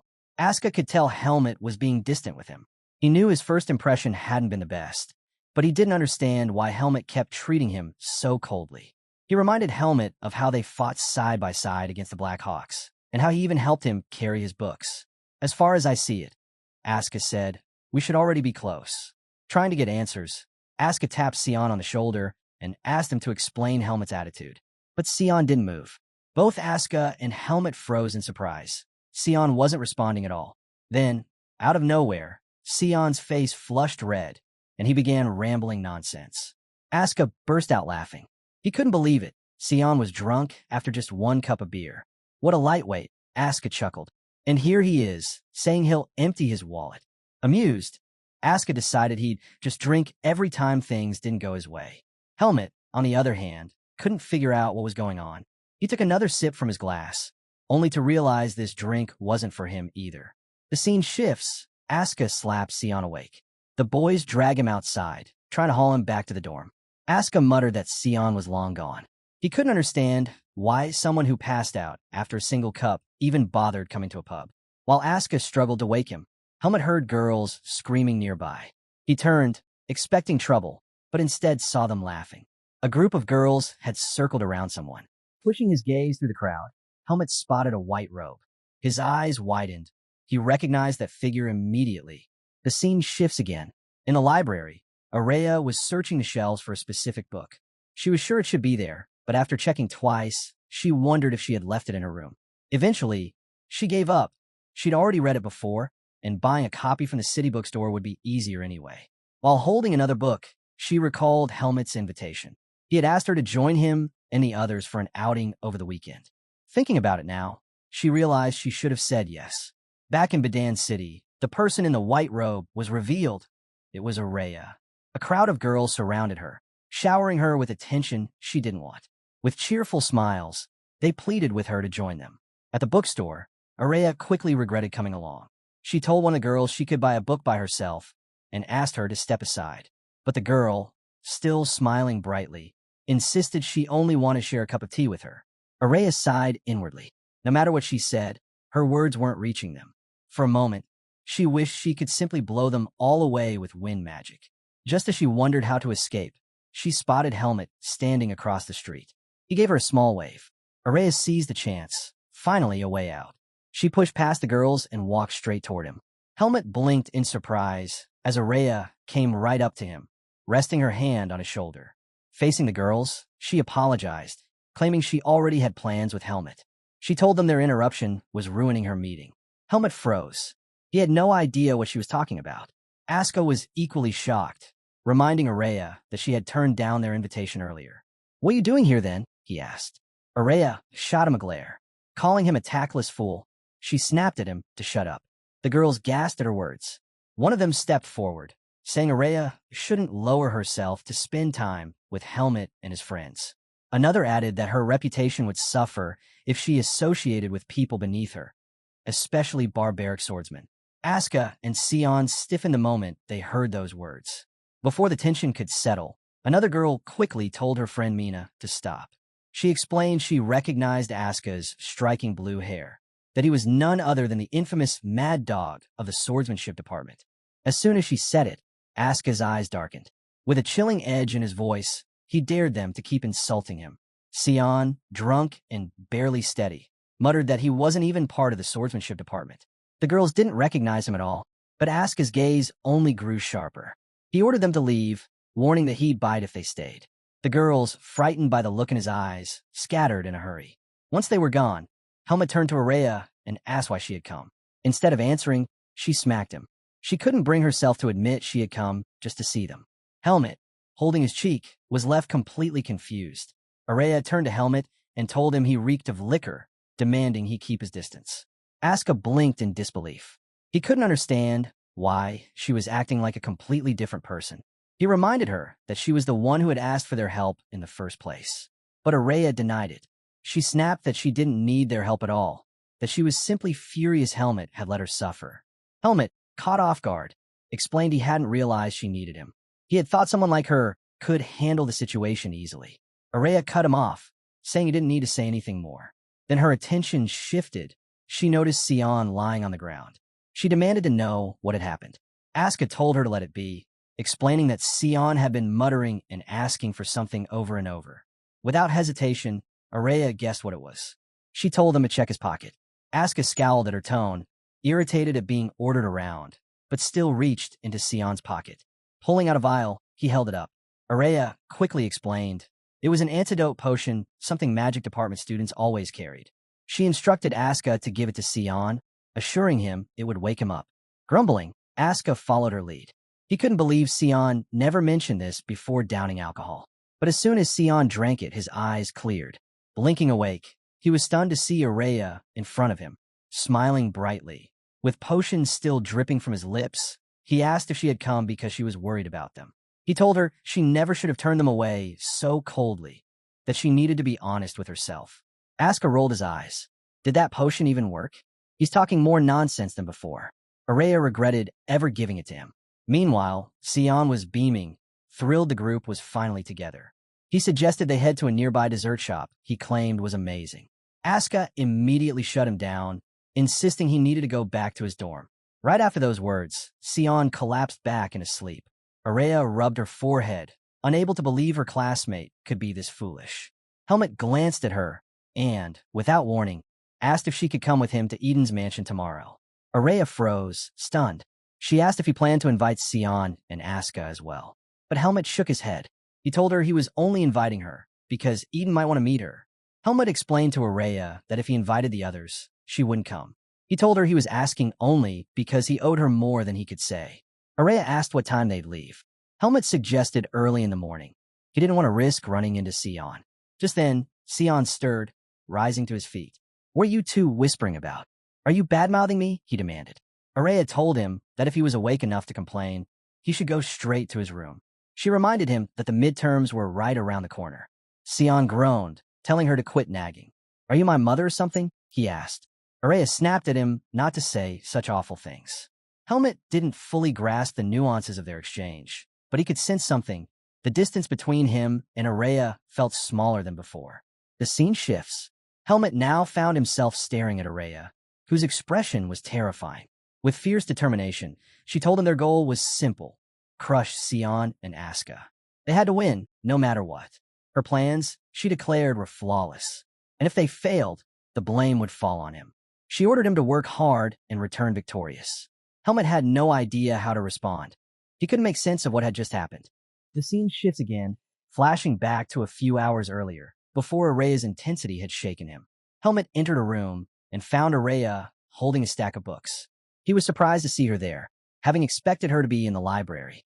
She explained she had just come to collect some books and was on her way back. Then she asked about his midterm preparations. Helmut replied that he was working on them. His tone, however, made her pause. She asked if something was wrong. Helmut admitted he wasn't worried about the practical exam. "Then it's the theory exam, isn't it?" she guessed. With a nod, Helmut confessed he had barely passed the transfer exam. He wasn't strong in liberal arts subjects. Curious, Araya asked which classes he was taking. Helmut told her, one on the history of the continent and another on understanding magic. Araya was taken aback. She knew those subjects would be miserable for him. Helmut explained that transfer students didn't have the freedom to choose. Araya told him the academy's system allowed students to select their liberal arts courses based on their grades. But for transfers like Helmut, it was different and far less forgiving. Araya explained that the academy had no plans to change its unfair system or introduce reforms. Still, she urged Helmut to aim for the top of the class. Helmut asked if it would be enough to simply focus on excelling in his practical exam. But Araya shook her head. That strategy wouldn't work. She asked if he'd even bothered to research how grades were assigned. She told him to listen carefully. In the swordsmanship department, students were given absolute evaluations until their third year. Duels weren't the only measure. Those only checked skill growth and determined rank. Rank 1 through 4 were considered grade 1. Ranks 5 through 11 were given grade 2. Even if Helmut scored 150 points with his skill, the system would cap it at 100. And even as the top student, there would always be 3 others sharing the same score. That was why, she explained, liberal arts would be the real deciding factor. Helmut muttered that he could just take the top spot from his 4th year onward. But Araya leaned in and asked if he'd be fine watching Asuka strut around after claiming first place. The thought made Helmut tense. He couldn't stand the idea of seeing such a sight. Their conversation fell into silence. Finally, Araya said she could help him if he promised to grant her one wish in return. Helmut replied that he could at least follow her to the library. The scene shifts. Helmut and Araya walk together into the library. Instead of stopping at the crowded study area, Araya led him deeper inside, toward a quiet hallway. Helmut asked where they were going. She told him they were heading to one of the library's private reading rooms, available only to students on the dean's list. Helmut was surprised. He reminded her that she used to have her own private dorm too. "You really do have a lot of private rooms," he said. But Araya told him those privileges were gone, and it was because of him. She explained that she only got those private spaces because of the trouble she faced in public. Unlocking the door, she told him this room would be available to him only once, and he had to make the most of it until the midterms. When the two of them stepped inside, both froze. Sion and Asuka were already there. Helmut and Araya were shocked, while Sion greeted them with a cheerful smile. "Welcome to the reading room, Araya," he said. Araya immediately demanded to know why they were there. Sion explained that Asuka was the top student in the swordsmanship department, and he himself was... Sion proudly announced that he was the second-ranked student in the magic department. Since Asuka was the top of the swordsmanship department, the two of them were entitled to use the private room. He asked Araya if there was any problem with that. Araya narrowed her eyes and demanded to know why he was with Asuka in the first place. Asuka stiffened at the question. He explained quickly that since they were from different departments, they weren't bothering each other by studying together. But Araya wasn't convinced. Something about it felt suspicious. Sion sat back down and, with a casual wave, suggested Araya and Helmet go use another room instead. He explained that he and Asuka were trying to focus. Helmet was stunned.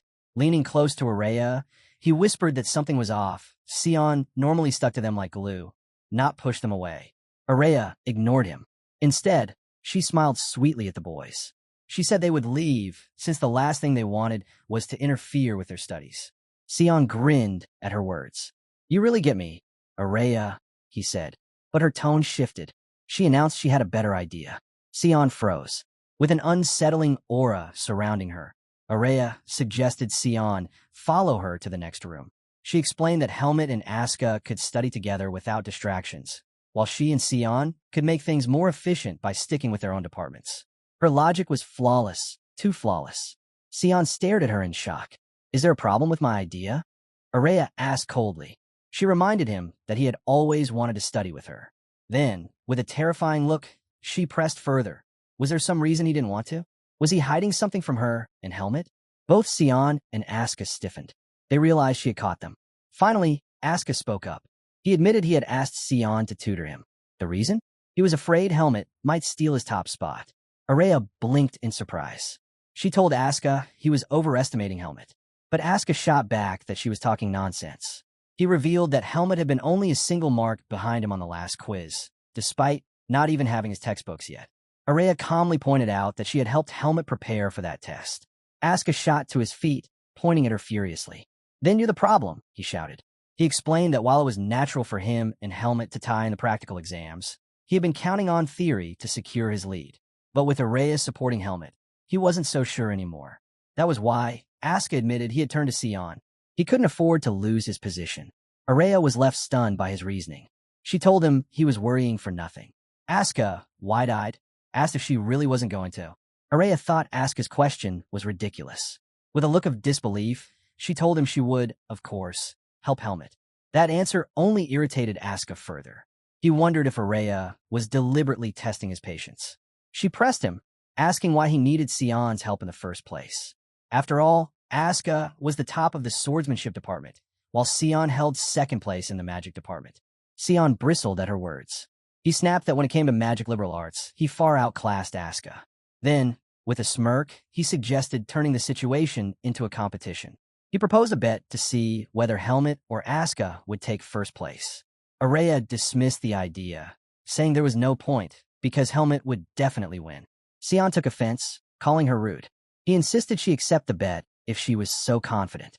The loser, he declared, would have to run 100 laps around the field without using magic. To provoke her further, he sneered, asking if someone as great as her was too afraid to agree. Annoyed, Araya finally gave in. Asuka leaned towards Sion and whispered, asking why he was so sure they'd win. Sion grinned and revealed he had a plan. Araya only smiled back at his arrogance, then accepted the bet outright. The scene shifts back to the present. Araya, shouting at Helmet, had completely forgotten about the one wish he was supposed to owe her. She told him his grades didn't matter anymore. Her pride was worth more than that. He wasn't going to get a break until he finished an entire chapter. She ordered him to open his book immediately. At the same table, Sion and Asuka exchanged glances. Neither could understand why Araya and Helmet were still in the same room as them. They had expected the pair to move next door. The scene shifts again. Heavy rain poured down over the academy. Sion stood by the window, surprised by the intensity of the downpour. But he wasn't the only one surprised. Araya, staring at Helmet's practice results, was completely shocked. She immediately realized she might be in trouble. She had expected him to show some progress, but the results were far beyond what she anticipated. Asuka, spotting her expression, couldn't resist mocking her. He found it hilarious that even the great Araya looked disappointed. Araya found herself cornered. There was no backing out of the bet now. She pulled out Helmet's papers and began reviewing them. His objective answers were solid, but his descriptive ones left her furious. She held up one question. Differentiate between a normal mage and a dark mage, and explain the harm caused by dark mages. Helmet's written answer? Dark mages are evil creatures, and you should avoid running into them. Araya stared at him in disbelief. Where would someone even find a dark mage? And do you actually think this is a proper descriptive answer? Helmet, confused, defended himself. He thought his response was honest and straightforward. After all, she had told him to write his thoughts. That only made her angrier. I wanted your thoughts based on theory. Who would ever believe you wrote this from experience? Helmet's next words shocked her. He calmly said he had actually faced a dark mage. Of course, Araya assumed he was lying. At a loss for what to say, she lowered her head and rubbed her temples. Sion and Asuka rushed over, eager to see what Helmet had written to make her so mad. When Sion glanced at the essay, he chuckled. It was obvious. Helmet had never taken an essay exam before. For transfer students, tests were almost always objective. Asuka skimmed the paper and was stunned. The questions revealed Helmet was taking the Understanding Magic course. He demanded to know why Helmet would choose such a difficult subject. Sion answered for him. Transfer students didn't get to choose their liberal arts classes. Asuka was floored. He couldn't believe Helmet had been forced into such a nightmare subject. Shaking his head, he told Helmet to just give up on the bet this semester. Even with Araya teaching him, there was no way he could pass. The sharp crack of Araya's palm hitting the table cut through the air. Her eyes burned with fury. How dare you suggest he give up? She snapped. My student will not lose to someone like you. Asuka froze. Her expression was so intense, he couldn't even muster anger in return. Turning back to Helmet, Araya declared they would start over from scratch. She was going to teach him how to write descriptive answers properly. But Helmet hesitated. He reminded her that he still needed time to train. Araya couldn't believe Helmet was daring to talk back. She told him plainly. He wasn't leaving the library until he got his answers right. The two groups carried on with their studies. At one point, Asuka and Sion brought snacks to share, disrupting the atmosphere. Araya was visibly annoyed that they were disturbing her class. But eventually, everyone ate together and continued studying. Later that night, Helmet realized Asuka and Sion still hadn't returned to the library. Don't worry about them, Araya said calmly. They've probably gone to bed because they're full, but they made a grave mistake. They'll regret being complacent. Helmet thanked her for staying by his side. That caught Araya off guard. She brushed it off, telling him to work harder. After all, she wasn't about to run 100 laps. Helmet, curious, asked if she could really manage to keep her first-place position. Araya scoffed at the question. To her, the idea of anyone surpassing her was laughable. But Helmet pressed on. Why, he asked, was she so obsessed with being number one? The question stunned her. She shut her book and said it was a secret. Every human has one they'd rather keep hidden. Helmet didn't push further. He knew better than anyone what it meant to carry a secret. And deep inside, he thought of the danger. The day Araya might become an archmage and discover the seed of darkness within him. Deciding to let it go, he shifted back to studying. Araya asked if there were any principles he still didn't understand. I'm stuck on irregular magic receptors, he admitted. Araya moved closer, sitting down beside him. Pushing her hair back, she revealed her face. Helmet froze. He hadn't realized how striking she looked up close. As she patiently explained the concept, Helmet found himself staring. Not at the notes, but at her. The soft, feminine details of her face distracted him completely. Then Araya glanced up and caught him. Their eyes locked, and the silence between them grew heavy. Is something wrong with you? She asked sharply. I don't like repeating myself. Helmet panicked and apologized. Seeing how distracted he was, Araya concluded he needed a break. Take a moment, she told him. Thank you, Helmet said, rubbing his face. I really need it. Maybe I've been studying too much. I think I'm seeing things. Araya stood, picking up her book. She turned her back to him, then playfully tapped him with it. Araya quickly lifted her book to cover her face. The truth was, she was blushing. Getting that close to Helmet had flustered her more than she'd admit. The next day, the scene shifted to the shared training grounds. A boy approached Helmet, asking about the bet he had made with Asuka. Helmet was surprised. You know about that? He asked. The boy nodded. He explained that a duel to decide the department's top student was a huge deal, especially with Araya involved. Word had spread fast. Even students from other departments knew about it. Smiling, the boy told Helmet he believed he would win. Helmet tilted his head. Why do you think that? Because you act more like a top student than Asuka ever has, the boy replied. This boy was Andro, the same one Helmet had defeated during the transfer exam. The two of them often compared stances during training, and Andro was one of the rare classmates Helmet actually talked to. Helmut admitted to him that he was struggling with a written exam, but reassured Andro he would still give his all to win. Andro grinned, saying he mostly just wanted to see Asuka lose for once. No one in the class liked how Asuka always acted as though the rules didn't apply to him. But then a shadow loomed. Asuka had been standing right beside them, staring with a chilling intensity. Helmut noticed first, but couldn't bring himself to warn Andro. "Don't blame me for your incompetence." Asuka's voice cut in, sharp and cold. Andro froze in shock at the sound of it. He tried to stammer out an explanation, but Asuka shoved him aside without hesitation. Turning his attention to Helmut, Asuka asked if he had heard the news about today's class. Helmut admitted he hadn't. All he knew was that it was supposed to be sparring practice. Asuka explained that they would actually be sparring against the first years. For Helmut, this was the first time hearing about it. Asuka speculated that it was just an event to stir up competition and motivate students before the midterms. But Asuka hated the idea. What he wanted most was a chance to duel Helmut directly. Andro, regaining his composure, chimed in to explain that they would have another official spar against the first years after the written exams. He added that the first-year class had some incredible swordsmen. Asuka sneered. To him, that information was useless. He shot Andro a glare and asked if he really believed a bunch of first-years could defeat him. Andro faltered. Then, cautiously, he admitted there was one girl among them who stood in a league of her own. Asuka was stunned. A girl in the swordsmanship department? He found it hard to believe. The department was grueling, sweat, pain, and endless drills. Why would a girl willingly choose it? Andro explained that this girl wasn't just talented. She was beautiful too. Asuka groaned, hoping he wouldn't end up sparring against her. He didn't want to be forced into beating her mercilessly. While the others talked, Helmut quietly wondered what the first-year students would be like. The scene shifted. A girl was shown in her room, carefully polishing her sword. Moments later, the first years stepped into the sparring hall. The second-year students immediately noticed how disciplined and confident they carried themselves. A red-haired boy muttered to his friends that he too had looked just like them when he first entered the academy. Andro leaned toward Helmut and whispered, "She's here, the girl I told you about." Right then, the girl passed by. Andro and the others stared, captivated. Her beauty was striking, but more than that, she radiated the refined aura of a noble. The red-haired boy whispered that she looked familiar. Then, as if on cue, he and his friend turned to Helmut. The resemblance was undeniable. One of them asked bluntly if Helmut had a hidden family. Helmut froze. He didn't understand what they were talking about. But then, a thought struck him. Could this girl be connected to his lost family? The boy pressed again, asking if their assumption was correct. Helmut quickly denied it.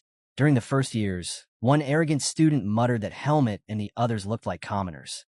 His friends tried to hush him, warning that the second years were their seniors. But he only laughed.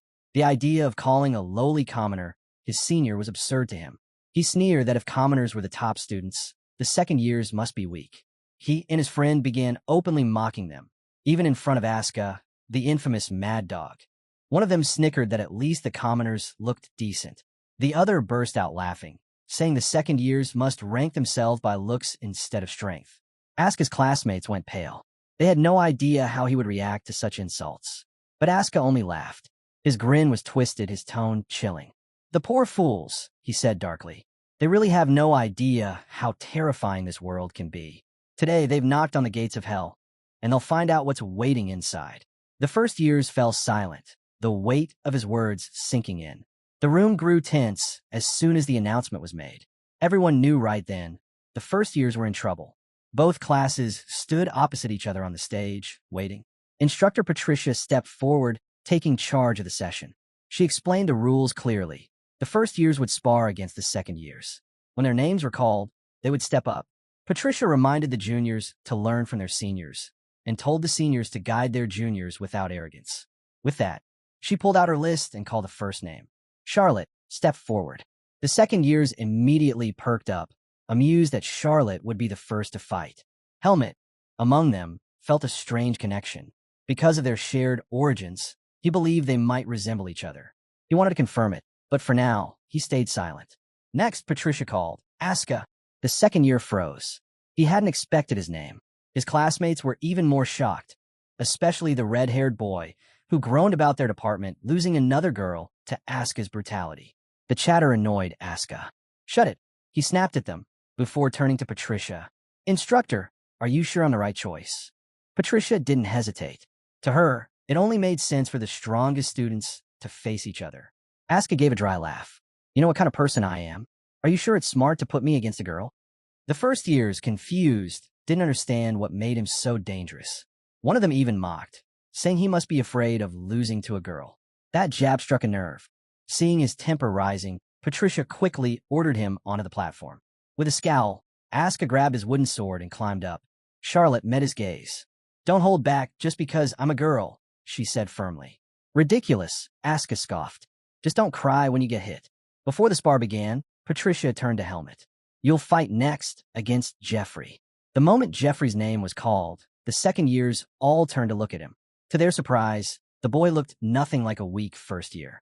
Broad-shouldered and steady, his presence carried the weight of a seasoned fighter.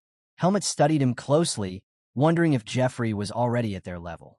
But his thoughts were cut short as Patricia gave the command. Asuka, Charlotte, begin. At once, Charlotte raised her wooden sword and took her stance. Asuka tightened his grip, ready for the clash. Asuka lowered into his stance, mirroring Charlotte. The sight caught him off guard. Why did you even join the swordsmanship department? He asked, curious. Charlotte hadn't expected such a question. To become stronger, she answered plainly. She admitted she had heard plenty about him, then firmly added, so don't hold back just because I'm a girl. Asuka smirked. Fine, I'll grant your wish. The next moment, the mad dog lunged forward, his strikes crashing down like hammers. Charlotte blocked what she could, but his relentless blows kept driving her back, leaving her no room to breathe. From the sidelines, the first-year nobles who had mocked Asuka earlier stood frozen. Their strongest student was being overwhelmed with ease. Charlotte's hands trembled from the force of each impact. The rumors about Asuka, she realized, hadn't even scratched the surface. The weight behind your strikes, it's insane, she admitted. But Asuka wasn't flattered.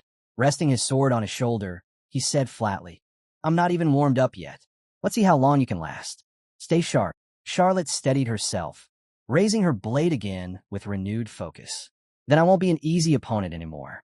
Asuka's reputation was well-earned. A second year of Greta Academy, his quicksword was infamous, so fast and unpredictable that even his classmates struggled to follow it. His technique and mastery of sword arts had secured his place at the very top of his department. He unleashed that quicksword now, but to his surprise, Charlotte met his strikes head-on. Blow after blow, she blocked and held her ground. For the first time, Asuka faltered in thought. He hadn't gone all out, but he hadn't expected her to keep up at all. Her focus was remarkable. From her movements, he could tell she had mastered her basics thoroughly. Amused, he shifted his grip and closed the gap. Suddenly, he was right in front of her. His blade cut toward her face in a swift arc. Charlotte's instincts kicked in. She ducked, the strike grazing past her. She immediately leapt back, putting distance between them again. Asuka paused, momentarily taken aback. Charlotte steadied herself, blade raised, preparing to strike. Yet she didn't move. Asuka narrowed his eyes, puzzled. Was she telling him she wouldn't fall for his tricks? He closed the distance in an instant and swung down hard. Charlotte blocked, but the sheer force drove her backward. Asuka pressed in, irritation flashing across his face. Do you want this to end in a draw? He sneered, shoving her back with his blade. I hate arrogant brats. And I hate people who don't respect themselves even more. His voice grew harsher as he advanced. You gave up before the fight even started. Afraid to lose, aren't you? A noble shouldn't think like that. Are you not ashamed to believe you'll be defeated by a commoner? The words cut deeper than his strikes. The arena fell silent as Asuka's accusations rang out. Even Helmet and the second years were taken aback. This was the mad dog, yet what he said sounded painfully true. Asuka, I just wanted to learn, Charlotte admitted quietly. Then she smiled. But thank you. You've made me realize my mistake. This duel, it was the right choice. She shifted her stance, her sword lowering into a new, more disciplined posture. Give me another chance. Asuka noticed the difference immediately. Her form had changed, though he dismissed it with a scoff. A new stance won't save you. He charged, leaping high before crashing down with a crushing strike. Charlotte braced herself and blocked, her arms shaking but holding. In that brief moment, as his body hovered midair, she countered with a sudden thrust aimed at his head. Asuka twisted sharply, barely avoiding the blow as it cut through the space where his face had been. Landing hard, he retaliated without pause, his sword slashing toward her. Charlotte evaded by retreating, narrowly avoiding the strike. Steel clashed again and again as the two traded blow after blow, their swords colliding at terrifying speed. Each strike echoed across the stage, neither willing to give ground. And then Charlotte made her move. Charlotte struck, aiming to pierce through Asuka, but the mad dog slipped away, dodging cleanly. He reset his stance, blade flashing as he countered with a sharp slash. Charlotte ducked low, darting beneath him. Asuka's eyes widened. She had gotten underneath him. Charlotte spun, driving her sword toward his legs, certain this would decide the match. But in the instant before impact, she realized her mistake. He wasn't there. Asuka had leapt, anticipating her move. From above, his voice cut down coldly. Tense your shoulders. This next one will hurt. Charlotte barely had time to look up before he came crashing down. His legs pressed against her shoulders, forcing her down, and his blade slid neatly against her neck. Pinned, she froze. As expected, you're good, Asuka said calmly from above her. But your only problem, he smirked, is that your opponent is me. The first years erupted in disbelief. Their top student defeated. Patricia, smiling, raised her hand. Winner of the first duel, Asuka. Still seated on her, the mad dog glanced down. I'll admit, you surprised me. After that stance change, you nearly caught up to me. But in the end, your lack of experience costs you. Once you master your techniques fully, you'll be terrifyingly strong. Charlotte heard his words, but another thought pressed harder on her mind. Can you get off me already? You're heavy. Asuka blinked, startled. He had completely forgotten he was still sitting on her. Embarrassed. He jumped off and muttered an apology. Don't worry about it, Charlotte replied, smiling softly. You're a lot nicer than I expected. The audience, however, wasn't so forgiving. Some of the first years booed loudly. Hey, mad dog. Comfortable finning down a girl like that? Pervert. Asuka's temper flared instantly. Say that again. If you've got the guts, come fight me right now. While he barked at the hecklers, Charlotte scanned the crowd and spotted Helmet. She gave him a nod and a smile. He returned it with a firm nod of his own. As she stepped down, Patricia called out the next pairing. Helmet, Jeffrey, prepare yourselves. On her way past, Jeffrey stopped her cold with a sharp remark. You've embarrassed us. Losing to a lowly commoner. You've buried the reputation of the first years. Charlotte's eyes narrowed, her glare cutting into him. Fix your mindset, Jeffrey. Otherwise, you'll lose too. Talent and effort don't care whether someone's a noble or a commoner. Her words stung. Jeffrey rose, his expression hardening, and strode toward the stage. Jeffrey stepped forward, a confident smile on his face. I'll prove Charlotte wrong, he declared. The scene shifted. Memories of training with Andro flashed in Helmet's mind. Back then, Andro had posed a strange question. Helmet, what's more important, strength or technique? Which matters most in swordsmanship? Helmet had been caught off guard. After thinking it over, he answered honestly. Strength. Techniques exist to complement raw power. Andro shook his head. That's where we differ. I was never blessed with strength. No matter how skilled I become, I can't win against someone born with natural talent. Life is unfair like that. Helmet frowned. You think too much about pointless things. Those words had stung Andro. He wanted sympathy, but Helmet gave none. You've never thought about it, have you? Andro pressed. Of course. He wasn't surprised when Helmet shook his head. Among all the second years, Helmet's strength and technique were unmatched. He didn't need to wrestle with such doubts. So Andro asked one last thing. What would you do if you faced someone stronger than you in pure strength? Helmet hadn't answered then, but now, standing across from Jeffrey, the question returned. The classroom grew tense as both students climbed onto the stage. Jeffrey's massive frame towered over Helmet, his sheer size casting a shadow. I'm glad I get to fight you, Jeffrey said with a grin. Helmet nodded calmly. The feeling's mutual. Jeffrey studied him with disbelief. Was this really the commoner from the rumors? To him, Helmet didn't look nearly strong enough to nearly kill someone. Compared to Asuka, Jeffrey believed this boy was nothing. Helmet, however, read the look in Jeffrey's eyes instantly. Arrogance. The disdain. To Jeffrey, the world was beneath his feet. Before they began, Patricia's voice cut through the silence. Helmet, don't cross the line. That warning made Asuka chuckle. He nudged the red-haired boy beside him. Weird, isn't it? Hearing someone else get the warning usually reserved for me. The red-haired student smirked. Maybe you should take that advice yourself and treat your peers better. The mad dog scoffed. Please, The only thing I'll treat you to is a beating. After that, I'll think about the rest. On stage, both fighters signaled their readiness. Patricia raised her hand. Begin. Jeffrey lunged immediately, swinging his sword down at Helmet. Helmet readied himself as Jeffrey's massive blade came crashing down. But just before it struck, a sharp instinct warned him, danger. He stepped back in an instant, narrowly dodging the strike. The sword slammed into the stage with explosive force, sending debris flying. Even Asuka and the red-haired boy felt the pressure ripple through the room. Helmet, however, remained calm. He wasn't surprised at all. Jeffrey smirked. Good judgment. If you'd blocked that, our wooden swords would have snapped in half. His grin widened. But don't think I'll let this match end with you just dodging. Helmet noted his strength. It was real. But strength alone meant little to him. He had fought countless opponents who relied on raw power. He was sick of it. Jeffrey charged again, launching a flurry of heavy strikes. Each swing carved through the air with frightening force. But Helmet weaved and slipped past them with ease. Frustrated, Jeffrey swung even harder, a massive arc aimed to crush him. Helmet ducked under, sliding to the opposite side without breaking a sweat. Stop dodging and fight me. Jeffrey roared, rushing once more. Helmet thought it was a waste of time. No matter how powerful an attack, it meant nothing if it never landed. And truthfully, he had no intention of laying a hand on Jeffrey. He had promised Eden he'd stay out of unnecessary trouble. But Jeffrey's stamina showed no signs of breaking. If this dragged on, it would only be a nuisance. Helmet decided it was time to end it. The audience, however, didn't understand. From their view, it looked like he was mocking Jeffrey, refusing to take the fight seriously. Even Asuka frowned, unsure of Helmet's plan.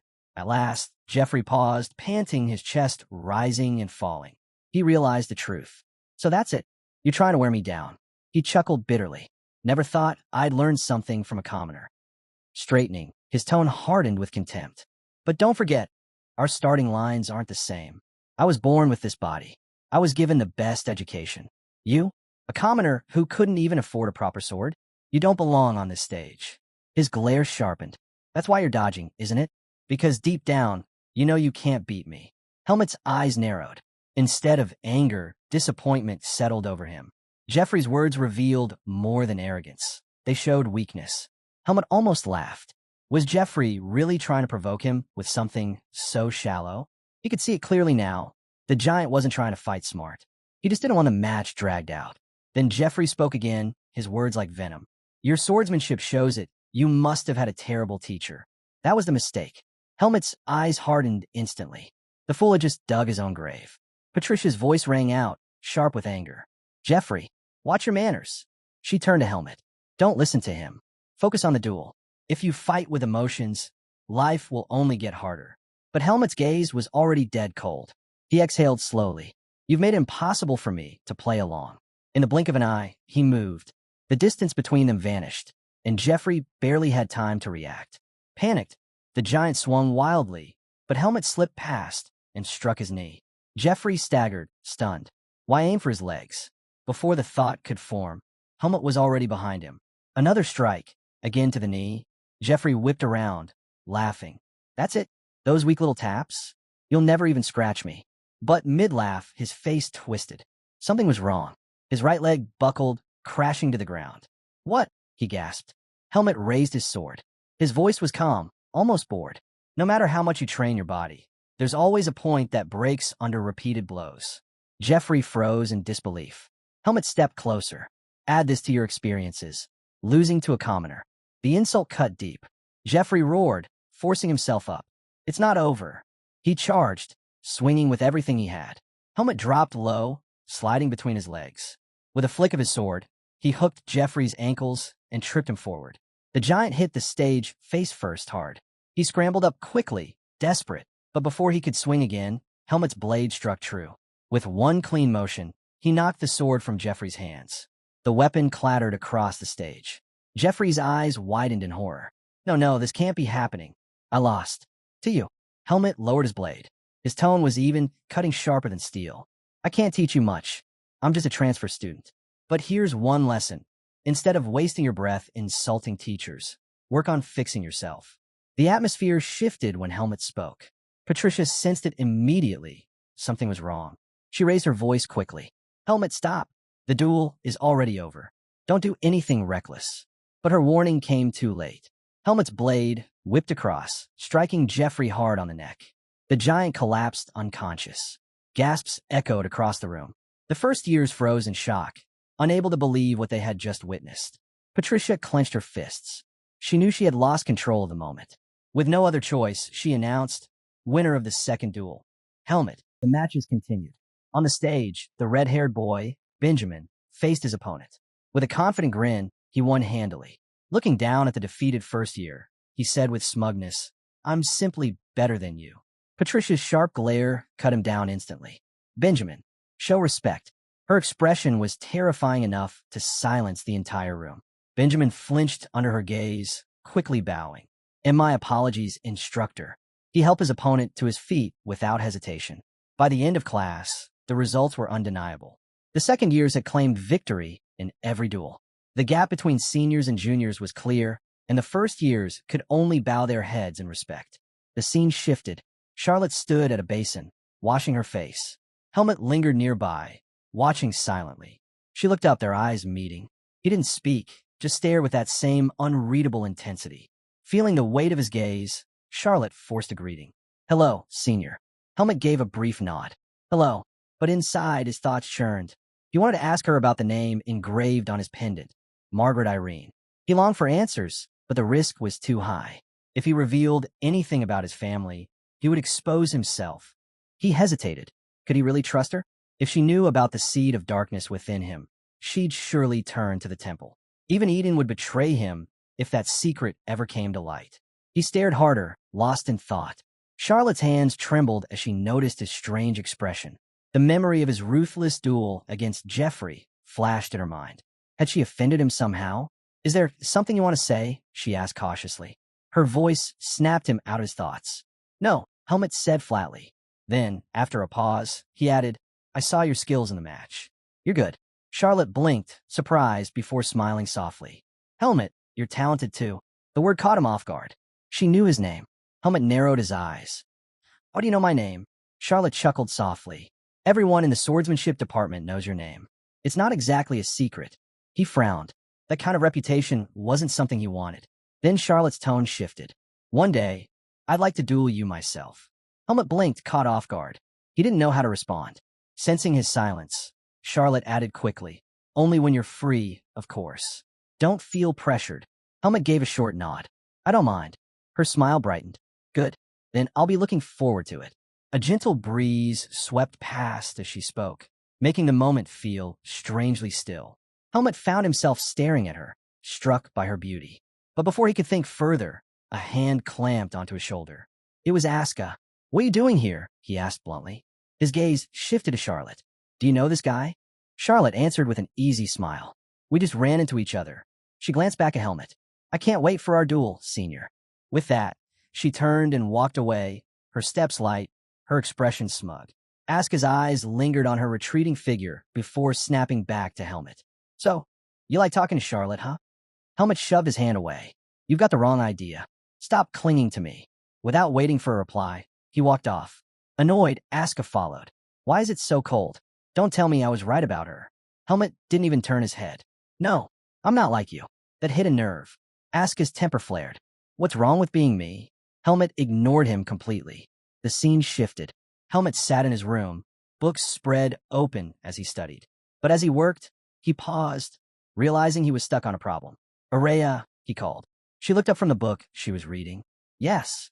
Before he could ask, his senses prickled. Ever since enduring Darienne's brutal training, Helmet had honed them to a razor's edge. And now, they screamed danger. Something wasn't right. He stiffened. What's wrong? Araya calmly closed her book. I have a question for you. Helmet tensed. Go ahead. Her eyes narrowed. Is it true that a first-year girl asked you out on a date? Helmet spat the water he had been drinking, choking in shock. Seeing his reaction, Araya's suspicion sharpened. So that is true. It's not. Helmet barked. That never happened. But Araya shook her head. The rumor's already all over campus. And I heard the girl is very pretty. Tell me, are you happy with your good fortune? Helmet frowned.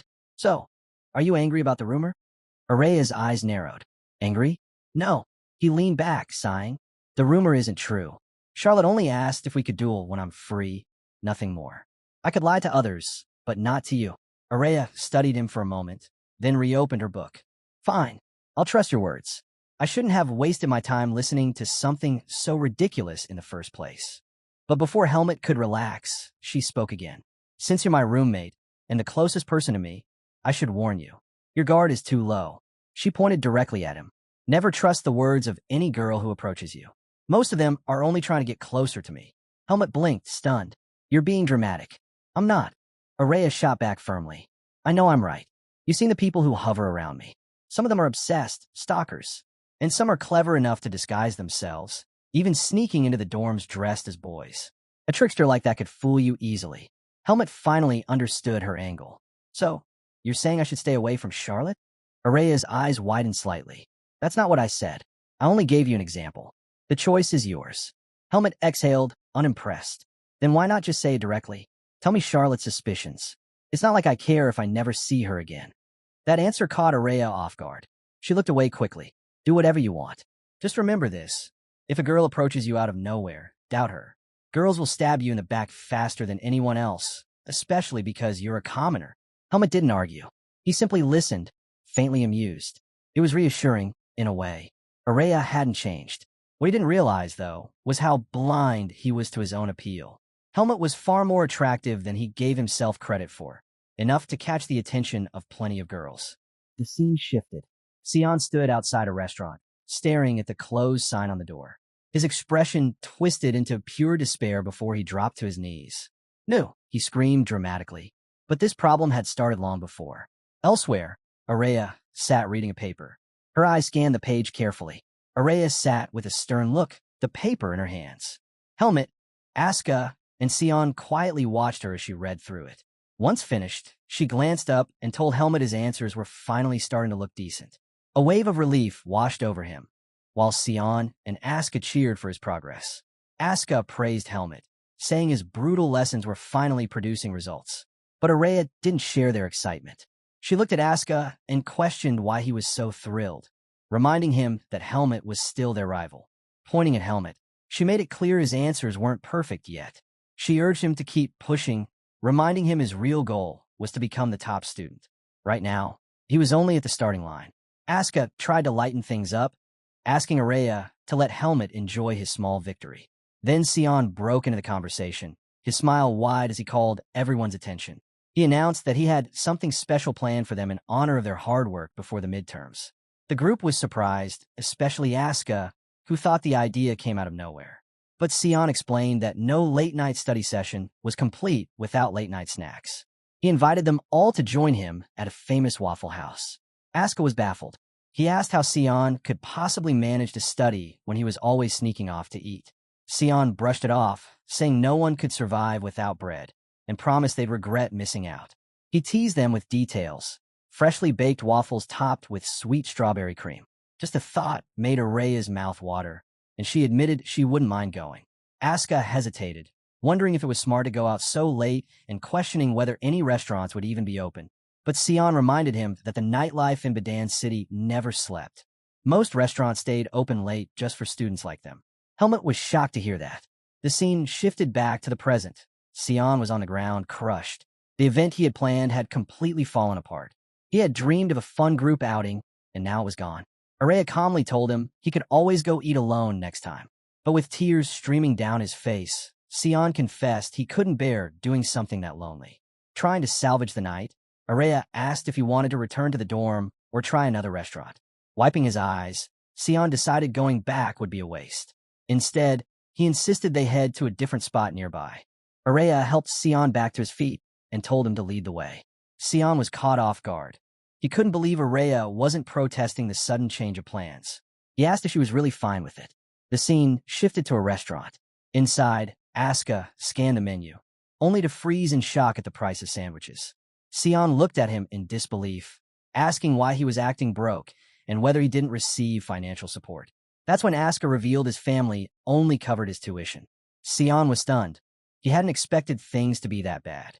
He asked why Asuka wasn't receiving a scholarship for being the top student. Then, just to get under his skin, Sion teased him about always bragging about his scholarship. Asuka took the bait immediately. He snapped back, declaring he'd show Sion exactly why he was a scholarship student. The two scuffled, Asuka yanking on Sion's hair, while the others looked on. Meanwhile, Araya shifted the topic, commenting that the restaurant was much cleaner than she had expected. Sion explained that it had to be spotless since most of the clientele were nobles. Any contamination could shut the place down instantly. Curious, he asked why Araya was always so fixated on cleanliness. She brushed him off, saying it was a ridiculous question. Mages, she explained, are sensitive to the tiniest particles, since even a speck of dust could ruin their experiments. She declared that Sion was the odd one out. Annoyed, Sion fired back, saying spirit magic was just as delicate. But Araya countered, claiming it was the spirits themselves who were overly sensitive. Their back and forth carried on, filling the table with sharp exchanges. Amid the bickering, Asuka turned to Helmet and asked if he had placed his order yet. Just then, a waiter arrived and set a plate down in front of Sion. He explained Sion's food had come first because it was a simple meal. Curious, Sion asked the others what they had ordered. Asuka casually replied that he had also chosen a basic option. Before the conversation could continue, the waiter placed Helmet's order on the table. The entire group froze. The sandwich in front of him was massive, far larger than anyone expected. The waiter introduced it as the Greta Swordsmanship Department Special. Everyone gawked at the sight, even Helmet himself. Asuka burst out laughing, demanding to know why Helmet would order something so ridiculous. He teased him, asking if he planned to carry the giant sandwich back to the dorm. Helmet quickly explained he'd only ordered it because it was labeled as a department special. Araya stared in disbelief, questioning whether the swordsmanship department had stomachs 5 times larger than normal. Sion chuckled and explained that the special was nothing more than a marketing trick to attract customers. Then, eyeing the enormous meal, he turned back to Helmet and asked if he... Sion leaned in toward Helmet and suggested they share the giant sandwich. Helmet agreed without hesitation. Just as the group was chatting, 2 familiar figures walked up to their table. It was Charlotte, her smile radiant, with Jeffrey standing beside her. Charlotte greeted her seniors warmly. Helmet greeted her back, though he couldn't recall Jeffrey's name. So he simply referred to him as the brutally strong guy. Jeffrey blinked in surprise before correcting him, introducing himself properly. Charlotte's eyes widened when she noticed Helmet had ordered the department special. She revealed that she and Jeffrey had also come to eat the very same thing. Asuka raised an eyebrow, shocked to see Charlotte arriving with Jeffrey. Charlotte quickly explained that Jeffrey wanted to place a bet on the massive sandwich. That stunned Asuka even more. He demanded to know why someone as towering as Jeffrey would gamble over food with a girl. He asked if Jeffrey didn't feel embarrassed by it. Charlotte frowned at the remark, snapping back to ask if Asuka was looking down on her. Confused, Asuka didn't get what she meant. But Charlotte made her point clear. She was a student of the swordsmanship department too, and students in her field ate just as much as they trained. She then turned to Helmet, asking for his thoughts. The question caught him off guard. When he noticed Sion about to cut the sandwich in half, he quickly smacked Sion's hand away, then sided with Charlotte's argument. Sion groaned in annoyance. Charlotte asked if she could join them at the table. But before she could settle in, Araya suddenly rose from her seat and walked over to her. The boys froze, unsure of what Araya was planning. Charlotte grew tense as Araya stopped in front of her, staring intently. Then Araya asked a sharp question, "Do you know me?" The entire table went silent. Helmet and the others exchanged confused looks, unable to guess what Araya was thinking. While everyone's attention was fixed on her, Sion quietly began cutting into the sandwich with his knife. The scene shifted, this time to the testing room, where instructors were observing a duel between Helmet and Charlotte. Helmet drove his wooden sword forward, forcing Charlotte back. He pressed his attack, stretching out his blade as he rushed in. But at the last second, Charlotte ducked, dodging his strike, and countered with an upward slash aimed at him. As her blade neared his face, Helmet reacted swiftly, kicking it clean out of her hand. Charlotte froze in shock, staring at her empty grip. Defeated, she clutched at her hand and admitted her loss. Instructor Patricia turned to Eden, silently asking for his opinion. With a nod from him, she commended the 2 students for their duel and told them to wait while the instructors deliberated on their grades. Helmet lowered his sword, accepted the instruction, and stepped back. Before leaving the room, he glanced at Charlotte, recalling their strange encounter at the restaurant. And with that, the scene drifted back once more to that very moment in the restaurant, when Araya had asked Charlotte if she recognized her. Charlotte blinked at Araya's question, surprised by it. She thought it was obvious. Of course, everyone knew the top student of the magic department. With a polite smile, she told Araya it was an honor to meet her. Araya didn't expect that response. Without another word, she turned back and returned to her seat. Helmet sat in confusion, wondering why Araya had even gotten up to introduce herself. Meanwhile, Charlotte felt her cheeks grow warm. She couldn't understand why she was acting so strangely. Watching this unfold, Sion smirked and muttered that none of them would ever get a girlfriend if they kept hanging around Araya. Asuka bristled instantly, clearly irritated by the jab. Helmet glanced upward and caught sight of Araya staring at him. But the moment their eyes met, she quickly looked away. That was all it took. Helmet understood her unspoken warning. He realized Araya was right. Charlotte might be trying to use him as a way to get closer to her. From that moment on, he decided to stay cautious. The scene shifted back to the test room. Helmet thought carefully about the situation. Even though Charlotte bore a resemblance to him, there was no solid evidence linking them as family. Revealing too much would only be reckless. He decided it was better to keep his distance. Yes, uncovering his heritage mattered, but even more important was becoming stronger. Strength was what he needed to break through every obstacle in his path. The next scene opened with Asuka resting in a private room, muttering to himself. He was busy reassuring himself that he wouldn't be suspended for the rest of the semester. Just then, Helmet walked in and casually asked what would happen if he didn't get suspended. Asuka practically jumped out of his skin at the sound of his voice. He snapped, telling Helmet to at least make some noise before entering. After calming down, Asuka waved it off and told him to sit. He asked Helmet about his duel with Charlotte. Since Helmet had returned late, Asuka assumed the fight must have been tough. But Helmet shot him a cool, almost condescending look. He said the duel had ended quickly, and the real reason for his delay was the instructors scolding him for finishing it too fast. That smug look annoyed Asuka. He grumbled that Helmet was starting to act just like Araya. Still, his calm demeanor told Helmet that Asuka's own match had gone well. Without wasting time, Asuka urged Helmet to start studying.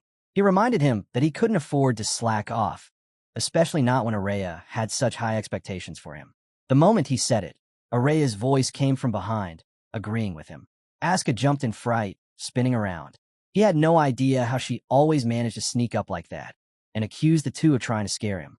Ignoring him, Araya turned to Helmet and asked if his next subject was understanding of magic. Helmet nodded in confirmation. Araya set a textbook down and told Helmet she wanted to run one final check. Helmet hesitated. He thought it might not be smart for them to study together, especially since she still had her own exam. But Araya shook her head. She explained she'd already finished her test, and now her focus was on helping him. Before the session could begin, Asuka cut in, asking Araya about Sion. She frowned, not understanding why he would bring that up. She told him Sion was probably buried in his own studies. But Asuka just scoffed, claiming Sion had no sense of responsibility at all. While the two went back and forth, Helmet's mind started to wander. Araya noticed immediately. She told him to stop spacing out and get his textbook. Snapping back, Helmet quickly reached for his book. Still, she could tell something was bothering him. She asked him directly what was wrong. After a pause, Helmet asked if she really hated the idea of running 100 laps around the field. Araya admitted she despised it. Losing a bet was one of the things she hated most, and that was why she wanted their revision to be perfect. She reminded him that if he became the top student, it wasn't a bad deal for him either. Asuka leaned forward with a confident grin. He told Helmet to work hard, warning that beating him in the theory exam wouldn't be easy. Araya's patience snapped. She turned to Asuka and told him to leave, saying he was just getting in the way. That irritated him. He demanded to know if she thought she'd rented out the room. Araya calmly told him that she wasn't about to reveal her strategy to her rival before the battle. Asuka shot back that if she didn't like it, she and Helmet could leave instead. Helmet sat frozen, unsure what to do as the two of them continued bickering. Finally, Araya warned Asuka to walk out on his own before she threw him out. Asuka just smirked, told her to do her best, and finally left. Helmet sighed, realizing he'd never get any proper training done as long as those two were arguing. With the distraction gone, Araya handed Helmet a test. He focused hard and carefully answered each question. When she read through his work, she gave a small nod of approval. Helmet exhaled in relief, glad she was satisfied with his progress. The scene then shifted to a hall filled with students, all seated for their exam. The instructor at the front announced they had 2 hours to complete the test before giving them the order to begin. Helmet wasted no time diving in. But as he moved through the questions, something unusual caught his eye. One question asked him to explain what he would do if he accidentally acquired forbidden dark powers. One particular question on the exam unsettled Helmet. It asked what he would do if he ever gained forbidden dark powers, knowing that losing those powers would cost him his life. The scene then shifted. Helmet returned to the private reading room, only to find Araya already waiting there. She asked how his exam had gone. Surprised to see her, Helmet admitted it went well. The questions had been almost exactly as she had predicted. Still, he couldn't shake one strange question from his mind. Curious, Araya asked him to share it. Helmet explained, recounting the unusual scenario. She nodded, saying the instructor for that subject had a habit of throwing in questions like that. As long as his answer was reasonable, he wouldn't lose any points. But when she asked what he had written, Helmet's face turned grim. He admitted he would accept the dark power and find a way to control it. Araya froze at his expression, but quickly composed herself. She told him his answer wasn't bad. Instructor Luxon wouldn't dislike it. Still, Helmet wanted to know how she would have answered. Araya explained that the expected answer, the one most nobles would write, was to seek help at the temple, since dark powers fell under their jurisdiction. But she wasn't like the others. Calmly, she told him she would have written the same answer he did. She was willing to make the temple her enemy. Helmet was stunned. He asked if she truly meant that. Araya didn't flinch. She explained that the Temple of Lumen was merciless when it came to dark powers. If she voluntarily confessed, they would execute her without hesitation. That's why the smarter path was to find a solution alone. She shifted the topic, congratulating Helmet on his exam performance. In her view, he had a strong chance of topping the class. But then her tone grew stern.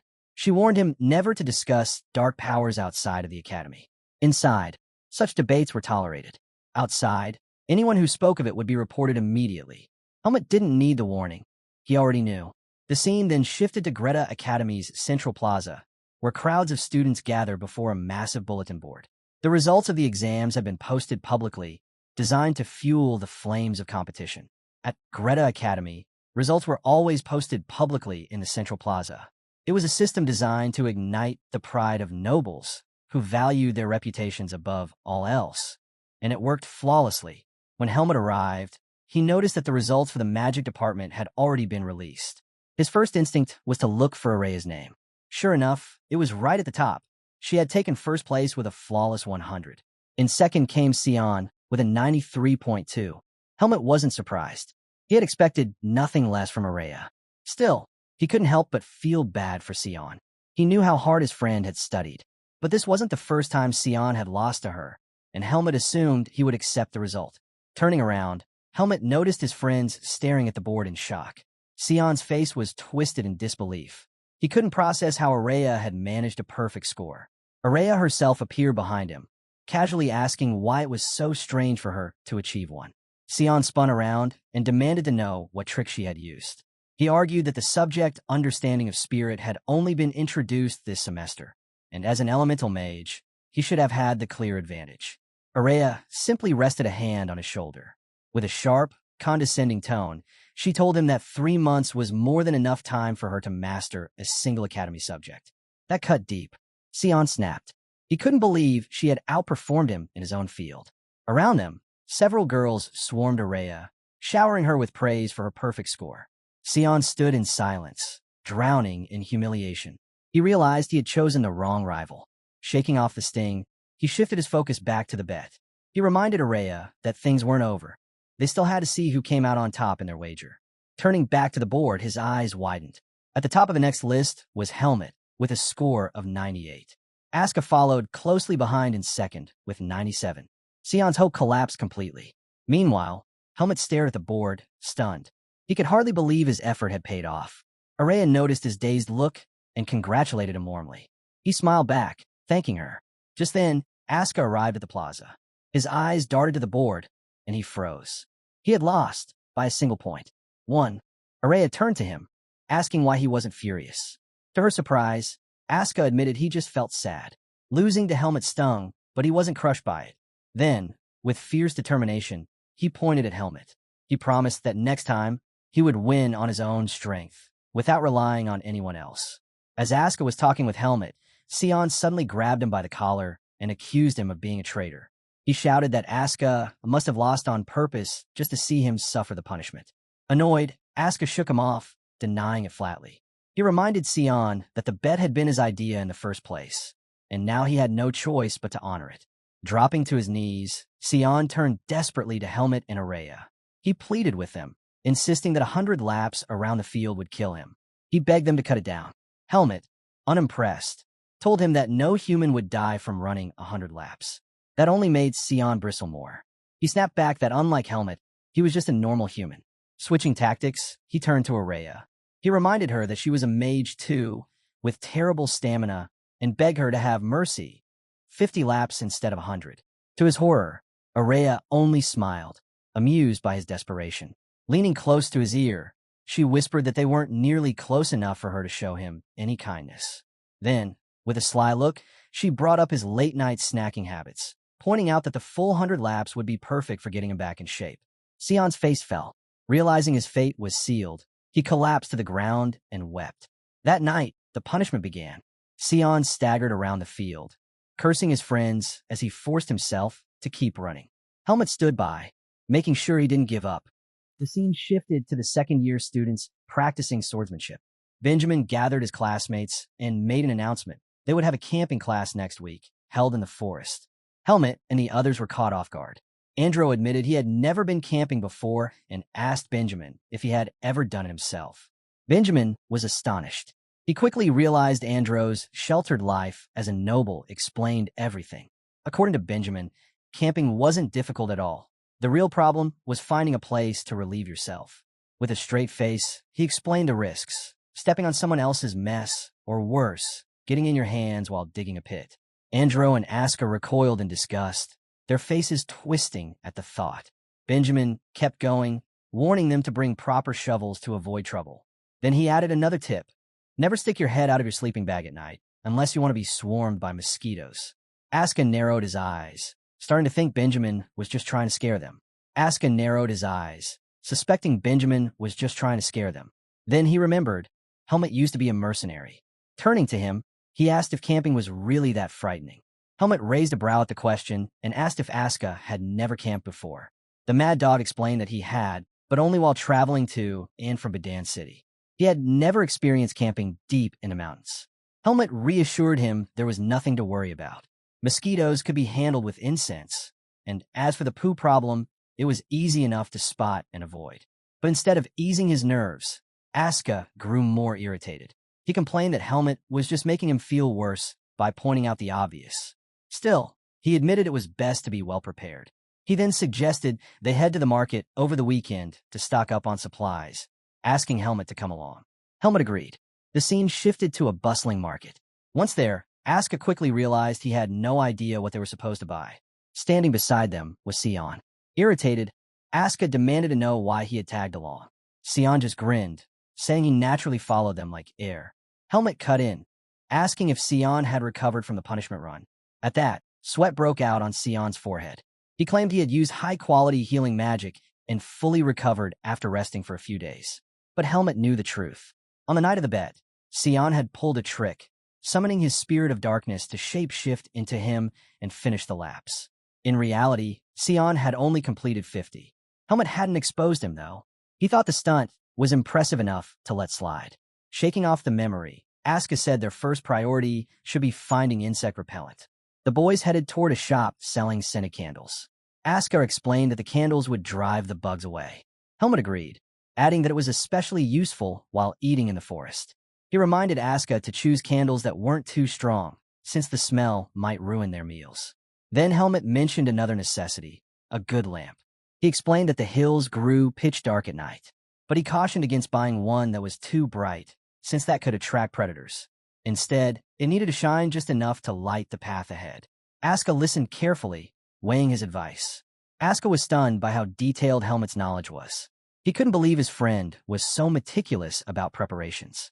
Helmet explained that buying the right lamp was important. You didn't want to deal with unexpected trouble in the mountains. While Asuka understood, he raised another concern. If the lamp tipped over while they slept, it could cause a bushfire. At that, Sion pulled out a scroll and handed it over with a grin. He explained that it was a bushfire extinguishing magic scroll. Once activated, it created a vacuum that would immediately snuff out any flames. Asuka's eyes widened in surprise. He didn't know such a thing even existed. Then, in classic Asuka fashion, he muttered that the scroll could easily be used to kill someone. The mood shifted instantly. Sion frowned, telling him that normal people didn't think of such things. He made it clear he had no interest in being tied to murder and asked Asuka not to drag him into it. The two moved on to browse more items. Soon, Sion excitedly pointed out a small grill that could be used to cook vegetables. He boasted about how portable it was. Asuka, forgetting the purpose of the trip, stared at it, wondering if he should actually buy one. Helmet watched silently, realizing his friend was preparing for a picnic, not a camping class. Deciding to handle things himself, Helmet told Asuka he was going to look for gloves. Asuka waved him off distractedly, telling him to go ahead. As Helmet walked through the stalls, a thought hit him. The camping class would be held outside the city. That meant he couldn't afford to lower his guard, not with the Blackhawks still out there. He doubted they would attack in a place crowded with academy instructors and students, but caution was always better. After all, Asuka himself had been attacked once. Still, Helmet was tired of living under that shadow. He decided that once he became stronger, he would confront the organization directly and end things on his own terms. Lost in thought, he wandered until something caught his eye. A man stood nearby, spinning sugar into a strange, fluffy treat with a machine. He called out to passers-by, asking them to buy the unique dessert of Badan. A curious girl stepped forward and purchased one. Helmet froze, staring. The thing looked like a cloud on a stick.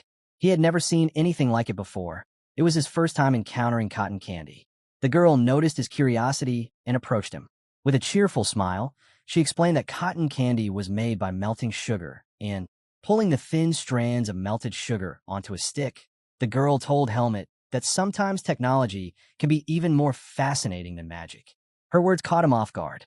The blonde girl with striking red eyes leaned closer and asked if he remembered her from their magic theory class. Helmet shook his head. He didn't recognize her at all. Curious, he asked who she was. The girl seemed surprised, but not completely shocked. She explained that they were classmates, though she had already guessed Helmet wouldn't know her. After all, he always kept to himself and showed little interest in others. Finally, she introduced herself as Teresa and admitted openly that she was interested in him. She asked if he could spare her some of his time. At that moment, Araya's warning flashed in Helmet's mind. She had told him before that girls who approached him out of nowhere were only trying to use him as a bridge to get closer to her. Remembering those words, Helmet turned away. He told Teresa he wasn't alone and needed to leave. Teresa, confused by his coldness, begged him to wait. But Helmet cut her off, saying if she truly wanted something, she should speak to Araya instead.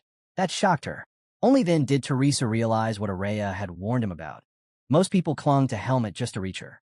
But Teresa swore her interest was only in him. She reached out her hand, wanting to touch him, when suddenly, Araya appeared right in front of her. Helmet froze at the sight of the mage. Araya looked straight at him and demanded to know what he was doing in the marketplace. Before he could answer, Teresa greeted her warmly, admitting she hadn't expected to meet her here. Araya's eyes narrowed at Teresa, the top student of the third-year class. Pulling back her hood, she told Teresa she hadn't expected this either. Teresa smiled and explained she had only wanted to talk with her roommate. But Araya's tone stayed sharp as she asked whether Teresa had business with her. When Araya lowered her hood, her face carried a striking, almost masculine charm. Teresa's cheeks flushed as she forgot her words and stammered. After regaining a bit of composure, she said she wanted to talk to Araya directly. Araya ignored her. Instead, she grabbed Helmet by his clothes and ordered him to come with her. Teresa was stunned by the way Araya dragged him forward. As they walked, Araya glanced at Helmet and questioned if he really didn't take her seriously.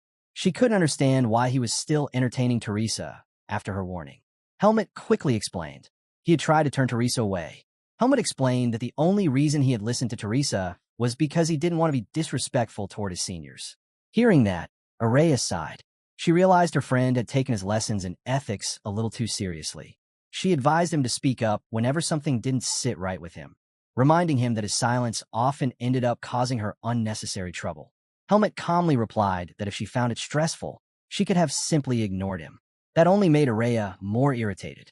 She told him they would finish this conversation later, then suddenly shifted the topic, asking about Asuka and Sion.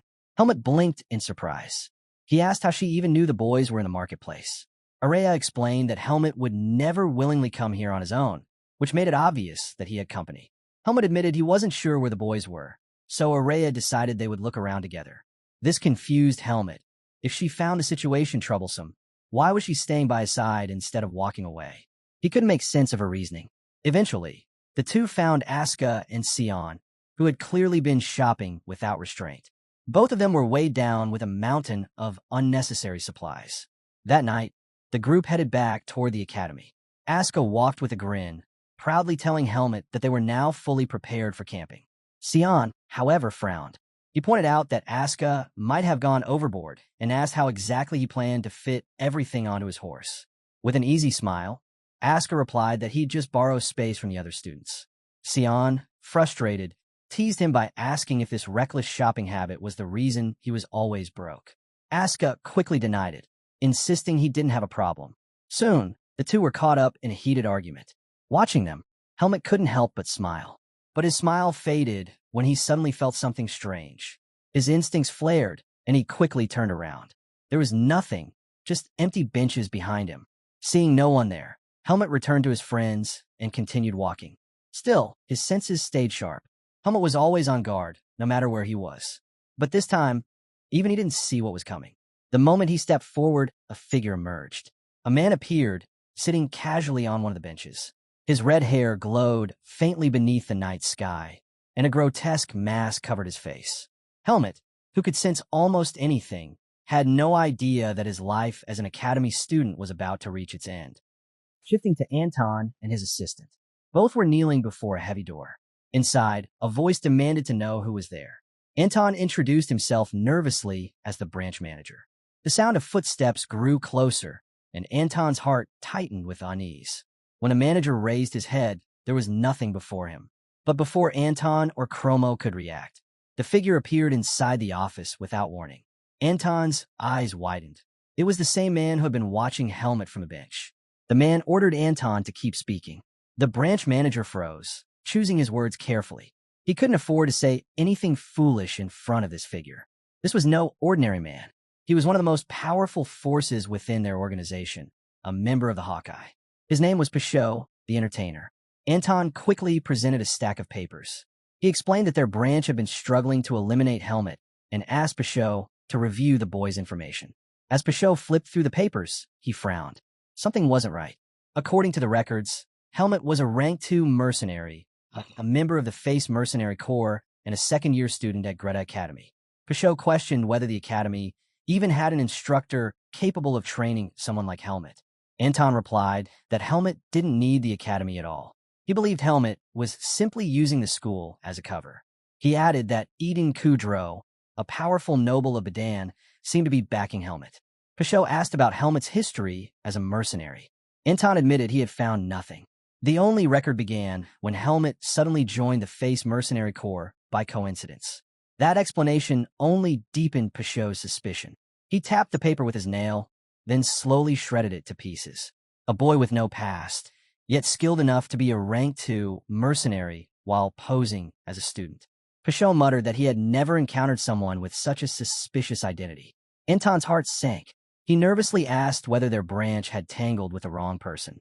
Pashot stabbed the paper with his finger. Calmly, he assured Anton that the Blackhawk had never once crossed a target above their reach. The dead cannot speak, he added coldly. And if a corpse vanishes, it means that person never existed at all. He declared that Helmet would be erased. Anton was stunned, but Pashot was already planning his hunt. The scene shifted. Students were gathered, preparing their horses for the journey. Amidst the bustle, Instructor Allen held up a bottle of wine. He blinked in surprise. It was a 32-year-old Marine vintage, a rarity nearly impossible to obtain. Smiling faintly, Allen told the student he had taken it from that he would be sure to savor it with the right meal. The boy pleaded with Instructor Allen not to drink the wine. He explained that he had saved his pocket money just to buy it. But Allen shook his head. He reminded the student they were heading out for training, not a picnic. He had already warned them not to bring useless items on the trip. In desperation, the boy pointed at Asuka, claiming Asuka looked more like he was going on a picnic than anyone else. The mad dog scowled at being exposed. He snapped back that everything he carried was essential. Unmoved, Alan gave Aska 10 minutes to decide what he truly needed. He explained that carrying too much weight would only slow down his horse. Aska was stunned.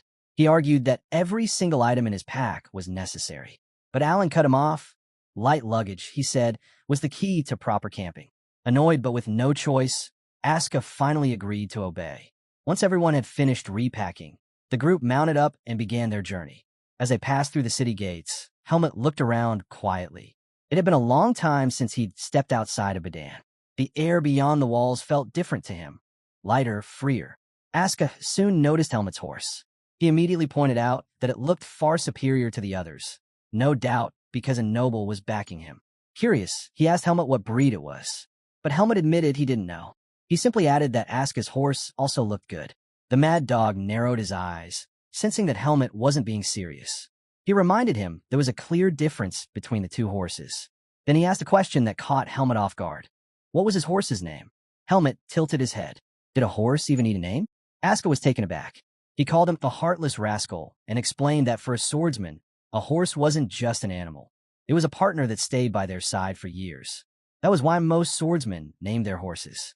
He urged Helmut to name his on the spot. After a moment of thought, Helmut noticed the horse's bluish mane. Calmly, he decided to name it Aska. The mad dog's jaw dropped. He demanded Helmut change the name immediately. Helmut simply asked why it mattered. Aska gritted his teeth and said if Helmut insisted on giving a human name, he should at least call it Araya. Helmut shook his head. Araya, he said, didn't resemble a horse at all. Aska exploded with frustration, shouting back, "Then do I look like a horse to you?" After traveling the whole day, the group finally reached their campsite. Instructor Patricia stepped forward, instructing the students to take a rest. She ordered them to unload their luggage and remove the saddles. Patricia told the students that once they finished unloading, she would share the schedule with them. Aska dropped onto the ground, exhausted. He couldn't believe it had taken an entire day just to reach the campsite. Muttering to himself, he wondered how far they had actually traveled from the city.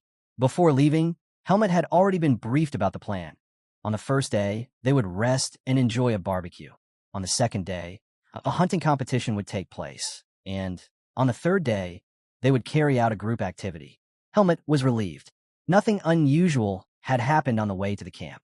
He hoped it meant the Black Hawks weren't nearby. Still, he knew the most dangerous time would likely be during the group activity. That would be the perfect chance to target him.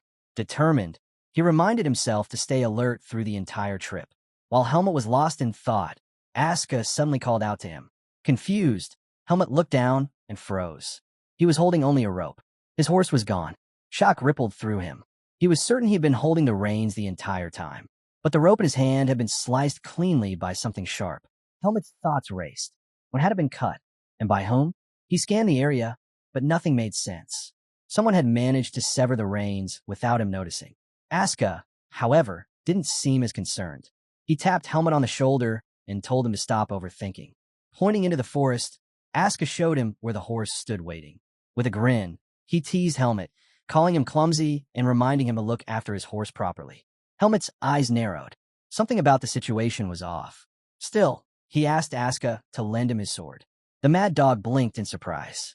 He demanded to know why Helmut needed it, but Helmut only said it was for something important. Reluctantly, Aska handed it over. Sword in hand, Helmut approached his horse cautiously. Every few steps, he checked his surroundings, though he already knew it was useless. If someone was there, he wouldn't be able to sense them. He called out softly to his horse, urging it to come closer. Then, just as he prepared to take a step forward, his instinct screamed. Looking down, he spotted it, buried beneath the grass, right next to his foot. A hunting trap. Helmut's chest tightened. The trap was so carefully concealed, it was practically invisible to the naked eye. He had almost stepped straight into it. The sight jolted his memory. He had once heard. Helmut remembered clearly that poaching was forbidden on the campgrounds. That meant the hunting trap wasn't an accident. It was a warning. Someone had marked him as prey. The thought made him laugh. To be treated like a hunted game. It was almost amusing. If his hunter couldn't be stopped, then he might as well enjoy the chase. Deciding it was finally time, Helmut named his horse White after its color. He called out the name, urging the horse to come closer. But White ignored him, happily munching away at the grass. Helmut wasn't surprised. He had only just named it. Obedience wouldn't come so quickly. Walking forward, he stroked the horse's mane, speaking softly to himself. He promised that anyone standing in his way would be removed. Strangely, the danger around him only seemed to thrill him more.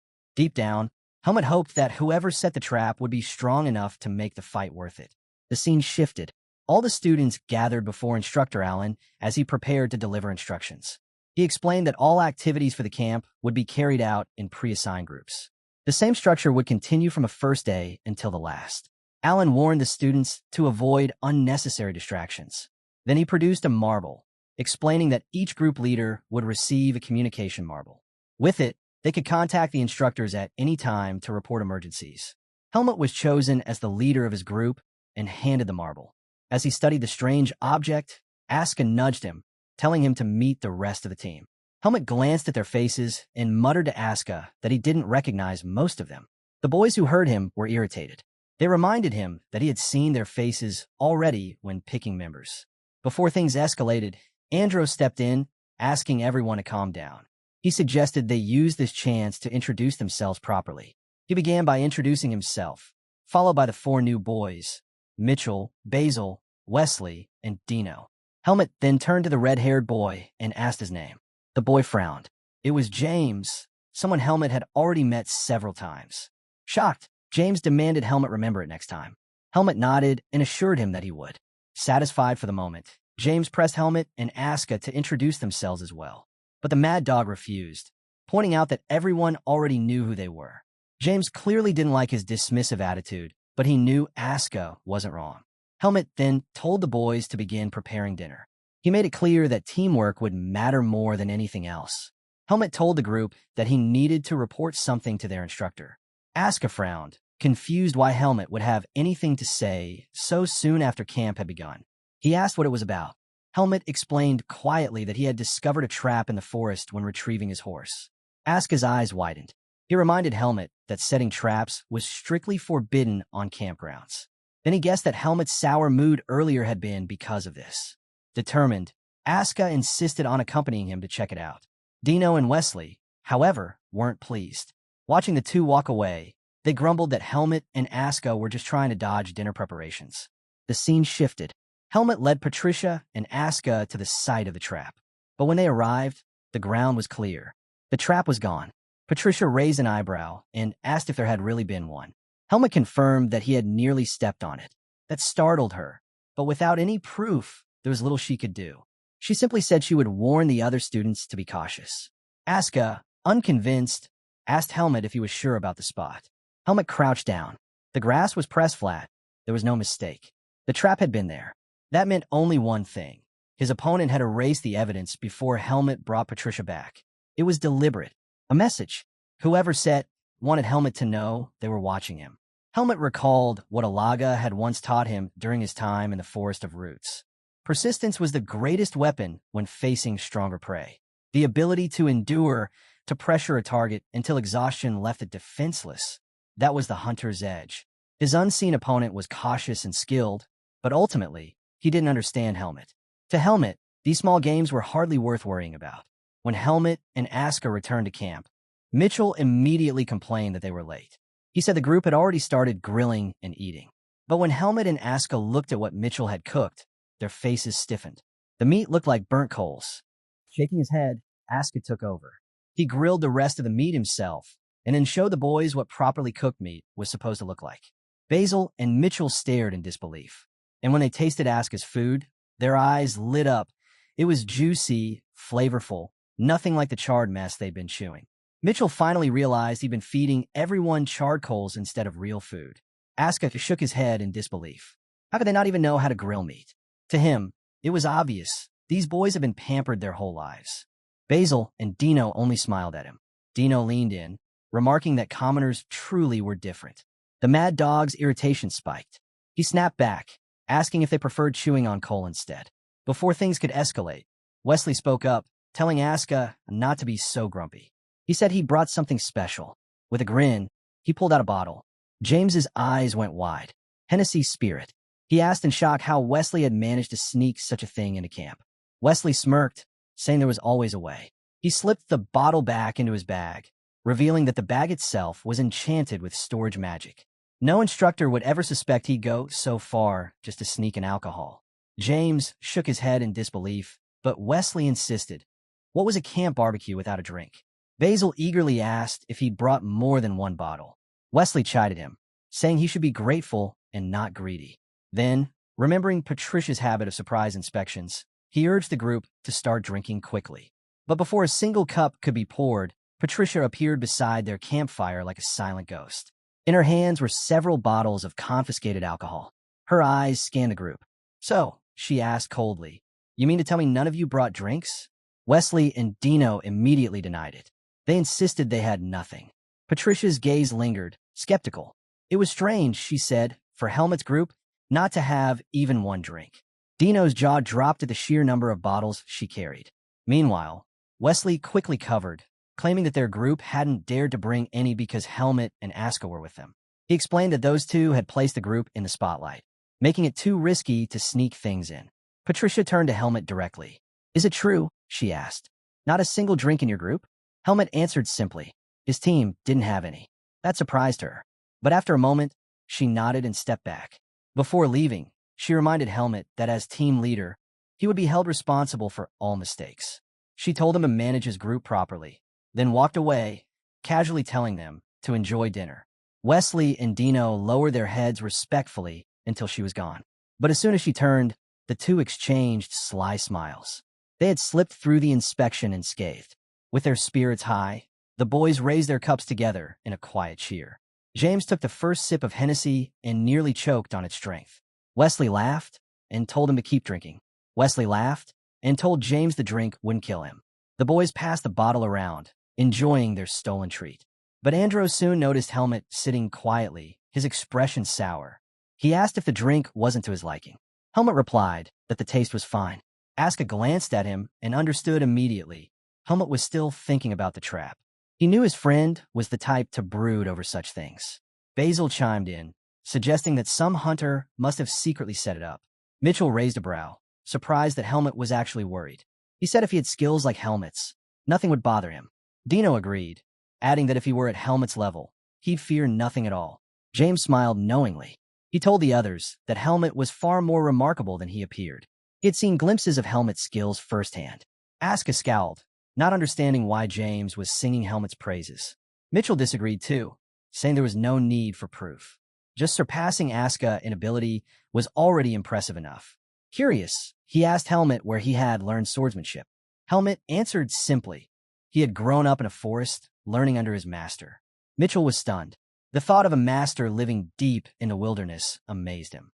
Basil leaned in, asking if Helmet could introduce them to this teacher. Helmet shook his head. His master was no longer alive. The group fell silent at the revelation. Basil quickly apologized, but James spoke gently, saying Helmet's master would surely be proud to see him now, standing as the Academy's top swordsmanship student. Helmet smiled faintly at those words. Sensing the heavy mood, Wesley quickly raised the bottle. He urged them to stop dwelling on depressing topics and focus on drinking instead. They had to finish and clean up before anyone caught them. Helmet appreciated the gesture. Watching the laughter return, he realized something. Humans bonded over drinks. And that, too, was a kind of strength. Later, when the group finally drifted into sleep, Helmet rose quietly. Aska, clearly drunk, cracked one eye open and asked where he was going. Helmet replied that he needed to throw up. With a groggy laugh, the mad dog told him to walk as far away as possible. Helmet slipped into the forest. But unlike the others, he wasn't drunk at all. He had discovered a way to neutralize alcohol completely. Alone among the trees, he knew his opponent was still watching. He wondered if this would be the moment they struck, or if they would remain hidden. Carefully, Helmet spread his senses outward.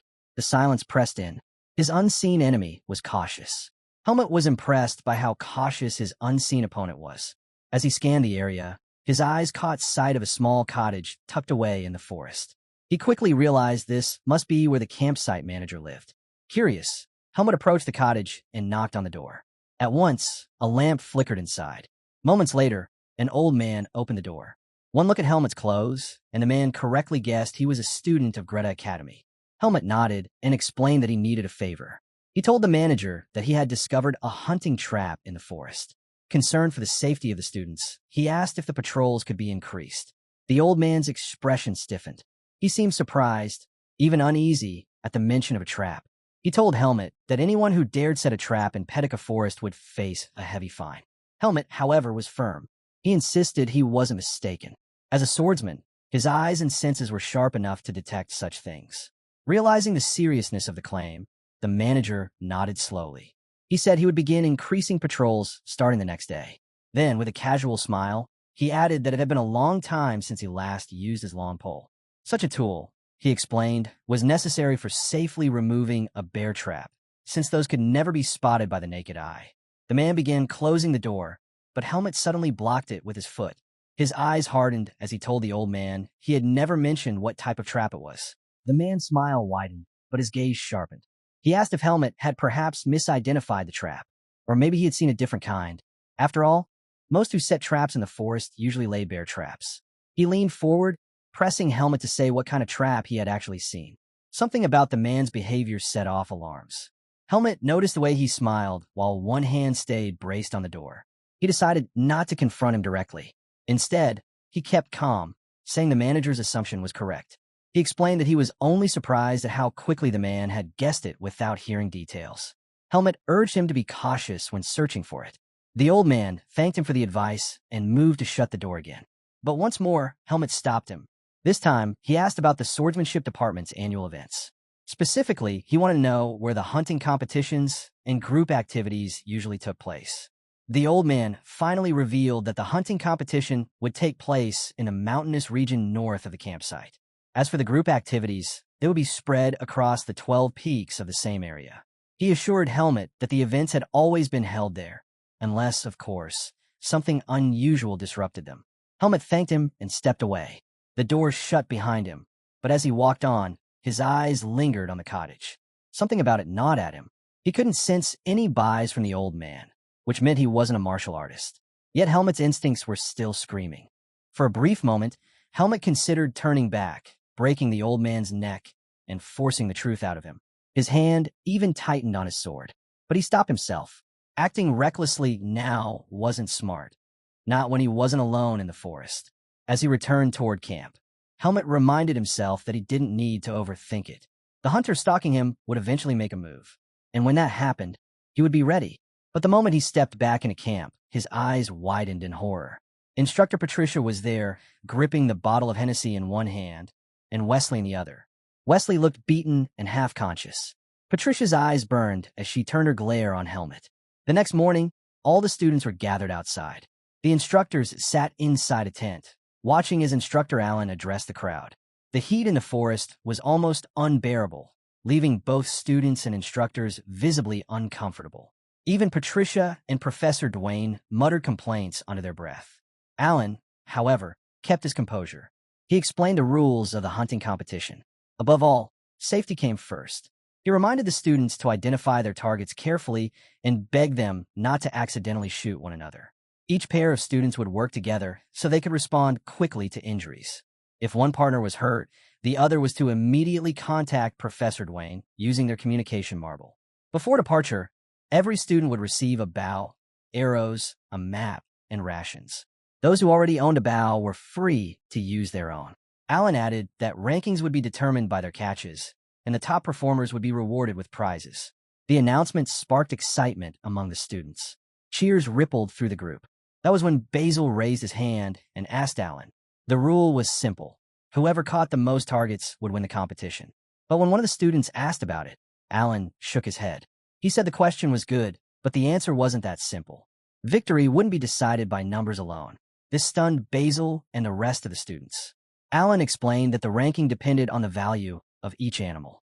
A fox, for example, was worth more than a rabbit, and a bear was rarer than a fox. Rarity was what truly mattered. After clearing up their doubts, Allen gave the final instructions. The hunt would last until 5 in the evening, no later. The forest darkened quickly, and he warned them to stay on schedule. Aska stepped forward, resting a hand on our boy's shoulder, his confidence on full display. He declared to the others that he and Helmet had no chance of losing. Wesley's temper flared. He couldn't stand the idea of the two strongest students teaming up. He asked if they even had a shred of conscience left. Basil raised his hand, questioning whether such a pair should even be allowed. Allen admitted it was unusual, but he didn't object. Teams were free to form however they wanted. The answer didn't sit well with Wesley or Basil. Helmet and Aska started walking into the forest. Aska turned back for a moment, warning the others not to follow them if all they wanted was an easy hunt. His words only fueled Wesley and Basil's frustration. The scene shifted. Deep in the forest, Helmet and Aska moved with bows and arrows in hand. Aska reminded Helmet that the two of them were the strongest. If they gave it their all, first and second place were practically guaranteed. He even asked if Helmet wanted to compete with him. But Helmet wasn't paying attention to his partner's boasting. His thoughts were elsewhere. He had noticed that no one had followed them. That meant he could fight freely if his hunter appeared. It also meant it was time to separate from Aska. Aska, on the other hand, knew Helmet's hunting skills. He asked if Helmet knew of any good hunting grounds. But Helmet had no intention of revealing his tactics. Then, an idea struck him. If he could help Aska catch a target, he could send him back to camp and get rid of him. So, Helmet told Aska to follow him. The so-called Mad Dog was thrilled by this. The two crouched behind a bush near the river. Helmet explained that every animal needed water, so the simplest way to catch prey was to wait by the riverbank. Aska nodded, convinced that Helmet's strategy would work. Aska wasn't impressed with Helmet's plan. Waiting by the river felt too slow. He argued that searching for animals would be faster. But Helmet disagreed. He calmly explained that if they moved around too much, their prey would spot them first and run away. Hunting wasn't about speed, it was about patience. He urged Aska to take this chance to practice. The response only irritated the Mad Dog. On their way to the river, Helmet noticed fresh claw marks etched into the trees. He stopped and warned Aska that a large predator might be nearby. And just as he said that, the two of them froze at the sight ahead. A massive bear had appeared at the river, pulling out a fish with its claws. Both Helmet and Aska lit up at the sight of their new target. Aska grinned and told Helmet they should shoot together. The two readied their bows, arrows drawn. But just before releasing his shot, a troubling thought crossed Helmet's mind. Would killing an animal awaken his seed of darkness? He was tempted to find out, but this wasn't the time to test it. Their arrows flew at the same moment. Aska's struck the bear, while Helmet's buried itself into the ground. The bear roared in pain and bolted. Aska couldn't believe what just happened. Not only was the beast running away, but Helmet had actually missed. Frustrated, Aska leapt from the bushes, firing 2 more arrows, but both failed to land. Desperate, he drew another arrow, covering it with buys, and fired with tremendous force. This time, it struck the bear in the stomach. The beast let out one final scream before collapsing. Aska's face lit up with triumph. He had landed the kill. But his celebration was cut short by a chilling sound echoing from the forest. A scream unlike anything they'd heard before. Both Aska and Helmet froze. Aska, unsettled, asked whether bears could even make such a noise. The moment he spoke, the sound came again, louder, stranger. Helmet's eyes narrowed. He knew immediately. That wasn't an animal. He told Aska to stay behind and deal with the bear, while he went to investigate. Without waiting for a reply, Helmet sprinted into the forest, pushing his speed to the limit. Leaping through the branches, Helmet soon spotted movement below. In the clearing, 2 students stood out. One was still on his feet, the other collapsed on the ground. The one standing was Wesley, and he was panicking. Wesley was trembling. No matter how hard he tried, he couldn't activate his communication marble. Just then, Helmet landed behind him. Startled by the sudden footsteps, Wesley screamed. When he turned and saw Helmet, his shock only deepened. He demanded to know how Helmet had managed to find them. On the ground nearby was Basil, his body shaking uncontrollably, his legs caught in a bear trap. Helmet froze for a moment, stunned by the sight. Wesley rushed forward, pleading for help, begging Helmet to assist in prying open the trap. But Helmet remained calm. He warned Wesley not to act recklessly. If they pulled it open without a plan, Basil would bleed out faster. He promised he would handle it himself. Helmet slipped into the forest, carefully searching the undergrowth. Soon he spotted a plant, pulled it from the soil, and tore off a leaf with his teeth. He chewed it, testing its properties. Still unsatisfied, he searched further, tasting more leaves until he finally found the right one. Returning with both plants and a few rocks, Helmet dropped them before Wesley.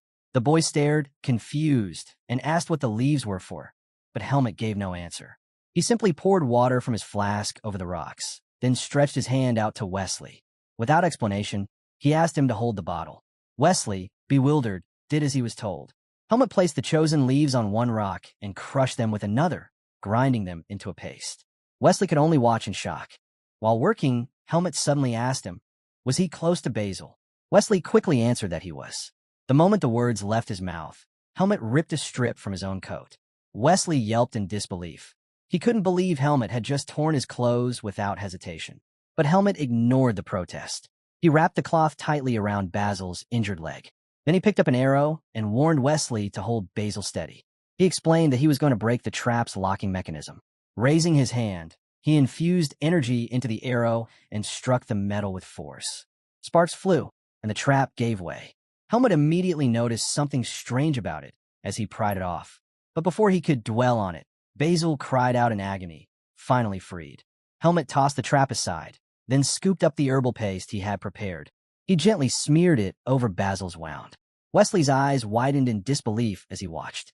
Helmet calmly explained that the herb would stop the bleeding, and that Basil's life was no longer at risk. Helmet told Wesley they needed to call Professor Dwayne immediately. Wesley didn't hesitate. He pulled out the communication marble at once, while Basil continued trembling on the ground. Helmet's eyes fell back on the trap. He had prepared for the worst, but what he discovered shocked him. The joints of the mechanism had been left loose on purpose. If it had been secured properly, Basil would have already lost his ankle. This wasn't an accident. Someone had set the trap as a prank. And not just on anyone, a prank on nobles. Helmet clenched his thoughts. His hunter wasn't simply dangerous. He was reckless enough to toy with lives.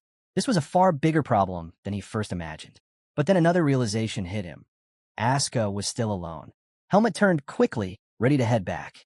Just then, Aska appeared, panting right in front of him. The mad dog glared, annoyed. He demanded to know why Helmet had left him behind, reminding him they were supposed to be partners. He pressed for an explanation before storming off again. Helmet sighed heavily, relieved despite Aska's anger. At least the mad dog was safe. But Aska misunderstood the sigh, thinking Helmet was blaming him for being too slow. Then Aska's attention shifted. His eyes widened at the sight of Basil trembling on the ground. Meanwhile, Wesley stepped closer to Helmet and told him that Professor Dwayne was on the way. He praised Helmet for keeping calm in such a tense situation, admitting that he himself couldn't think clearly. But Helmet dismissed the compliment. To him, nothing he did was impressive. He explained that this wasn't his first time dealing with injuries like this.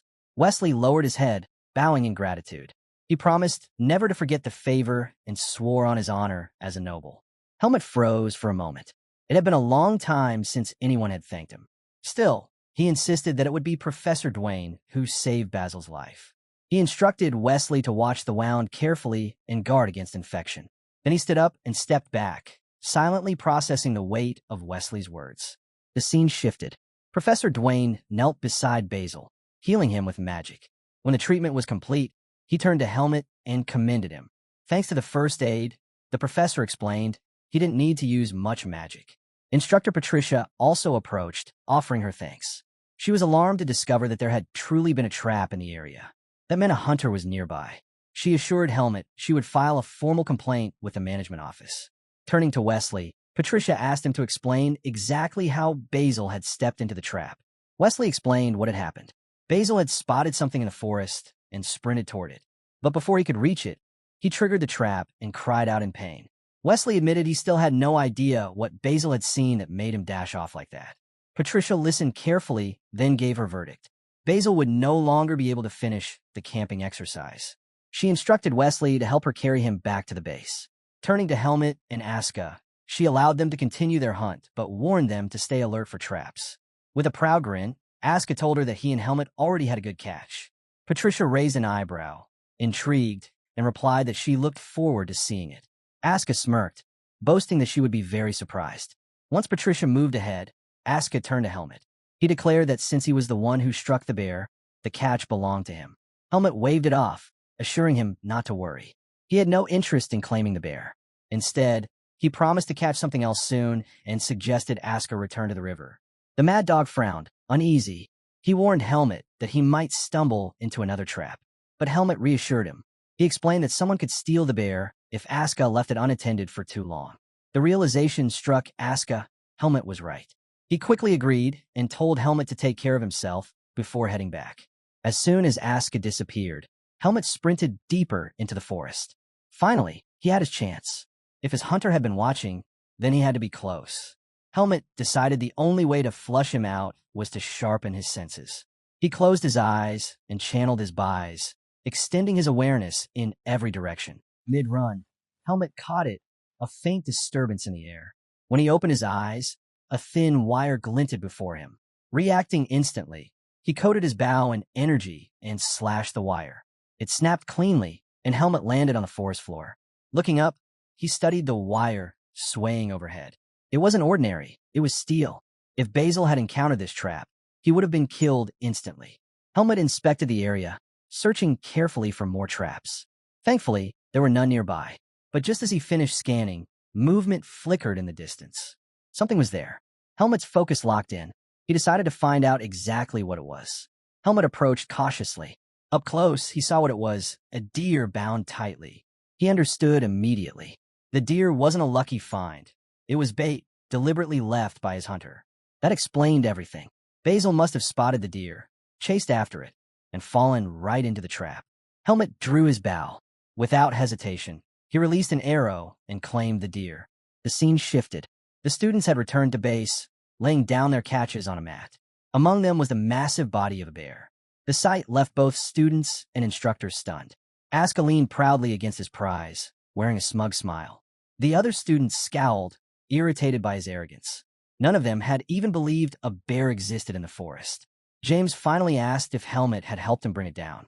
Aska bristled at the question, snapping back that Helmet had his own pride. He reminded James that Helmet had made a catch of his own. When James turned, he spotted Helmet standing quietly beside a deer. Instructor Allen's face brightened. He praised the catch, pointing out that deer meat was delicious. After examining all the animals, Allen gathered the group and announced it was time to reveal the prizes. 5th place would receive 10 Academy meal tickets. 4th place would be awarded a high-quality quill and an ink set. 3rd place, 10 Academy bookstore gift certificates. 2nd place, a pass granting access to a private training ground. Smiles spread across the group as the rewards grew more enticing. Then Allen revealed the grand prize. 1st place would claim all the rewards from every position. Aska rested his hand on Helmet's shoulder, grinning confidently. He was certain Helmet would take the top spot. With a laugh, he told Helmet he had no need for the quill or ink, then asked what prize Helmet wanted from him. The students cheered in excitement as Allen prepared to announce the final results. The scene changed again. Helmet and his teammates sat gathered around a campfire. Flames flickered as James leaned in, remarking on the incredible privilege of having a private room. Only someone like Araya had ever been granted one before. Even then, the privilege lasted only a week. Still, for a simple hunting competition, it was extraordinary. James smirked, turning to Aska. With mock formality, he congratulated him on 2nd place and told him to enjoy his room. Aska's jaw dropped. He couldn't believe it. 2nd place? It didn't make sense. He had caught a bear. Frustration boiled over, and he began to complain loudly, insisting that such a prize made no sense for him. Aska slammed his hand down, demanding an answer. Was there anything more impressive than catching a bear? Andros spoke up. He reminded Aska that Bruce had brought back a fox with silver fur, something none of the instructors had ever seen before. Both Alan and Patricia had been astonished. Dino chimed in, admitting he too was shocked. The moment he saw it, he assumed Bruce had managed to capture a mythical creature. Helmet decided to ease Aska's frustration. He reminded the Mad Dog that he had always wanted a private training room. Wasn't that better than a quill? Aska knew Helmet was right. The private room was a reward worth celebrating. But still, deep down, he couldn't let go of the desire for 1st place. With a grunt, he turned to Helmet and asked what prize he had received. Helmet replied simply, 10 Academy meal tickets awarded for 5th place. The others, ignoring the tension, thanked Aska for catching the bear. They were eager to try bear meat. Aska smirked, declaring that anyone who hadn't managed to bring back a catch would handle the cooking. Since he had done the hard work, it was only fair. The boys fell silent at his words, their eyes drifting to the campfire. As they stared into the flames, Andro broke the silence. He admitted that it felt lonely without their 3 teammates. The others didn't speak, but they felt the same. Basil was gone after his accident. Wesley and Mitchell had also been taken out earlier that day.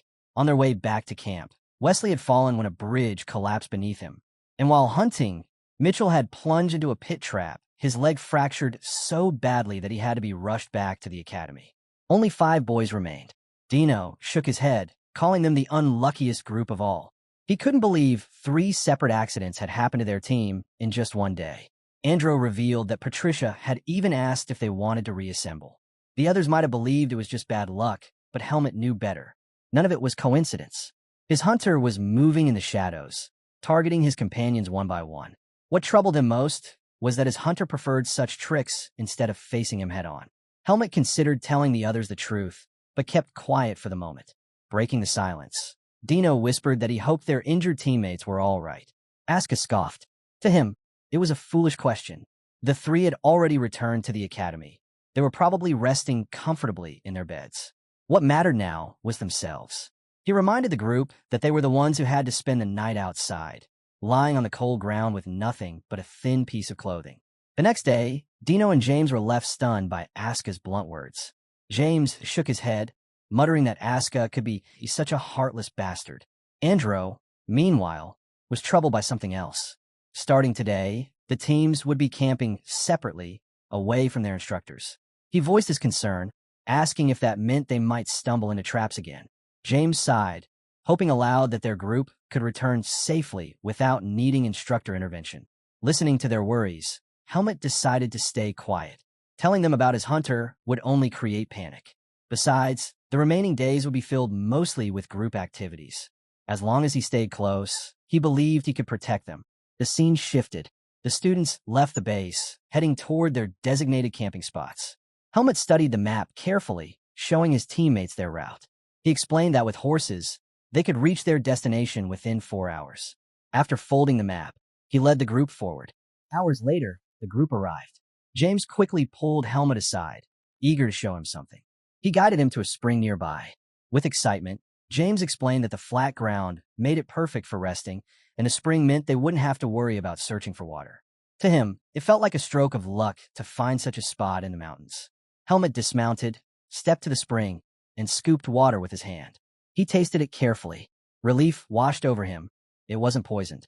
He couldn't help but remember the troubles he'd once faced while traveling with the noble lady. Just then, Asuka approached. He raised an eyebrow, surprised that Helmut had rushed to the water immediately. With a smirk, he asked if Helmut had been that thirsty. Helmut didn't bother to answer.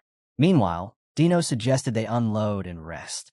They had arrived earlier than expected, so there was no need to hurry. James agreed, pointing out they still had plenty of food from the day before. He promised to fetch firewood later. As the others began unpacking, Helmut wandered his gaze across the area, assessing it carefully. By evening, the group had settled in. The camp was ready, and a fire burned steadily. The boys sat around it, their eyes fixed on the flames. The mood was heavy, the air thick with a quiet sadness. Helmut sat with them, watching.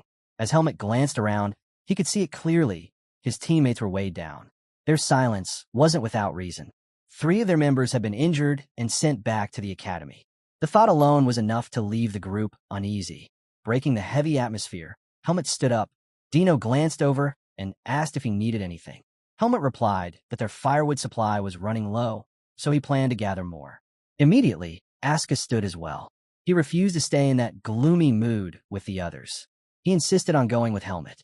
Helmut wasn't pleased.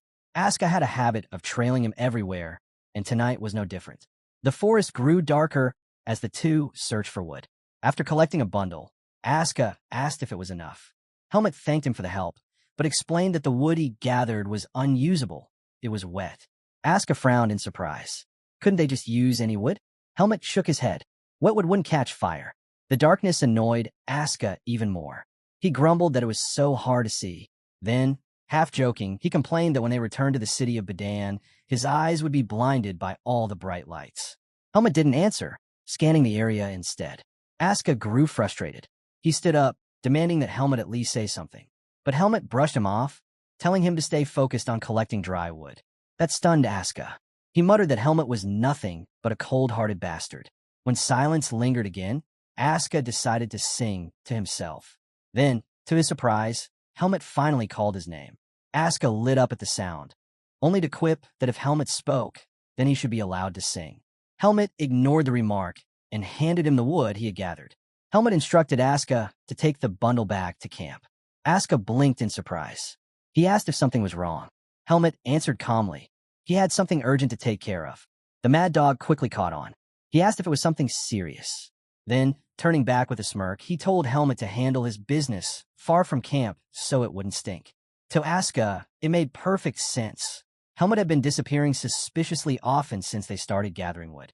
Once Asuka left, Helmet slipped deeper into the forest. There, in the shadows, was a man sharpening a stake. Helmet stepped out to greet him. His voice was steady as he asked the man if he was satisfied with his preparations. His hand tightened around the hilt of his sword. Helmet gripped his sword and stepped forward toward his hunter. The figure revealed himself. It was Pashot, the entertainer. Pashot smiled, thanking Helmet for accepting his invitation. He said the little pre-work had been enjoyable thanks to him. With a playful tone, he added that Helmet must have questions, then motioned for him to sit on a log so they could chat. While sharpening his stake, Pashot admitted he was in high spirits. At last, he could meet Helmet face to face. He confessed he had grown tired of watching from the shadows. Leaning closer, he asked Helmet how it felt to finally come face to face with his hunter. Helmet's eyes narrowed. He remarked on Pashot's strange taste in masks, pointing out that he was still hiding his face. That alone made him certain this man was shady. Pashot only laughed. He told Helmet he was unlike any other prey he had stalked. Most people, when they realized they were being hunted, ran for their lives. But Helmet had done the opposite. He kept chasing after his hunter. Pashot admitted he almost couldn't believe it. Helmet acted like he was the predator instead. Helmet stayed silent. Pashot's tone shifted. He said he had revealed himself not just to talk, but to give Helmet one final chance. He claimed they had much in common. Then he slipped a hand into his pocket and pulled something out. With a flick, he tossed it toward Helmet. Helmet's hand shot to his sword, ready to strike. But what landed before him wasn't a weapon. It was a worm. As Helmet stared, Pashot formally introduced himself. He revealed that he was an entertainer of the Dark of Hawkeye, an elite unit directly under the command of the Blackhawks leader. With that title came the power to recruit valuable members. Pashot told Helmet that he was too talented to waste away here. He offered him a place in the Blackhawk, on one condition. To join, Helmet had to swallow the worm. The entertainer explained calmly. The worm would burrow into his heart and consume it unless he was given a special medicine. Other than that, it carried no side effects. Then Pashot raised the stakes. If Helmet refused, his men, already lying in wait, would slaughter his teammates. He urged him to think carefully. Helmet's glare hardened. He accused Pashot of lying. In his eyes, this man wasn't the type who could command loyal subordinates. Pashot shrugged. He told Helmet to believe whatever he wanted. But Helmet pressed further. He pointed out something strange. If Pashot killed nobles, wouldn't that bring him trouble? Could he really get away with that? Pashot smirked. He replied coldly, "Not all nobles are equal." Pashot told him he had already sent the keen nobles away. Right then, Helmet realized he was talking about his 3 teammates. The entertainer casually placed a hand on his head, telling Helmet not to think too much. From the start, he never had a choice. The only way to survive, Pashot claimed, was to accept his offer. Hearing this, Helmet's eyes drifted to the worm on the ground. He stared at it for a moment before shutting his eyes, disappointed. Pashot dared to say they had much in common, but Helmet crushed the worm under his foot and raised his blade. He told the entertainer that he clearly hadn't done his homework on him. Without another word, Helmet charged. Pashot quickly hurled his stake at a hidden switch.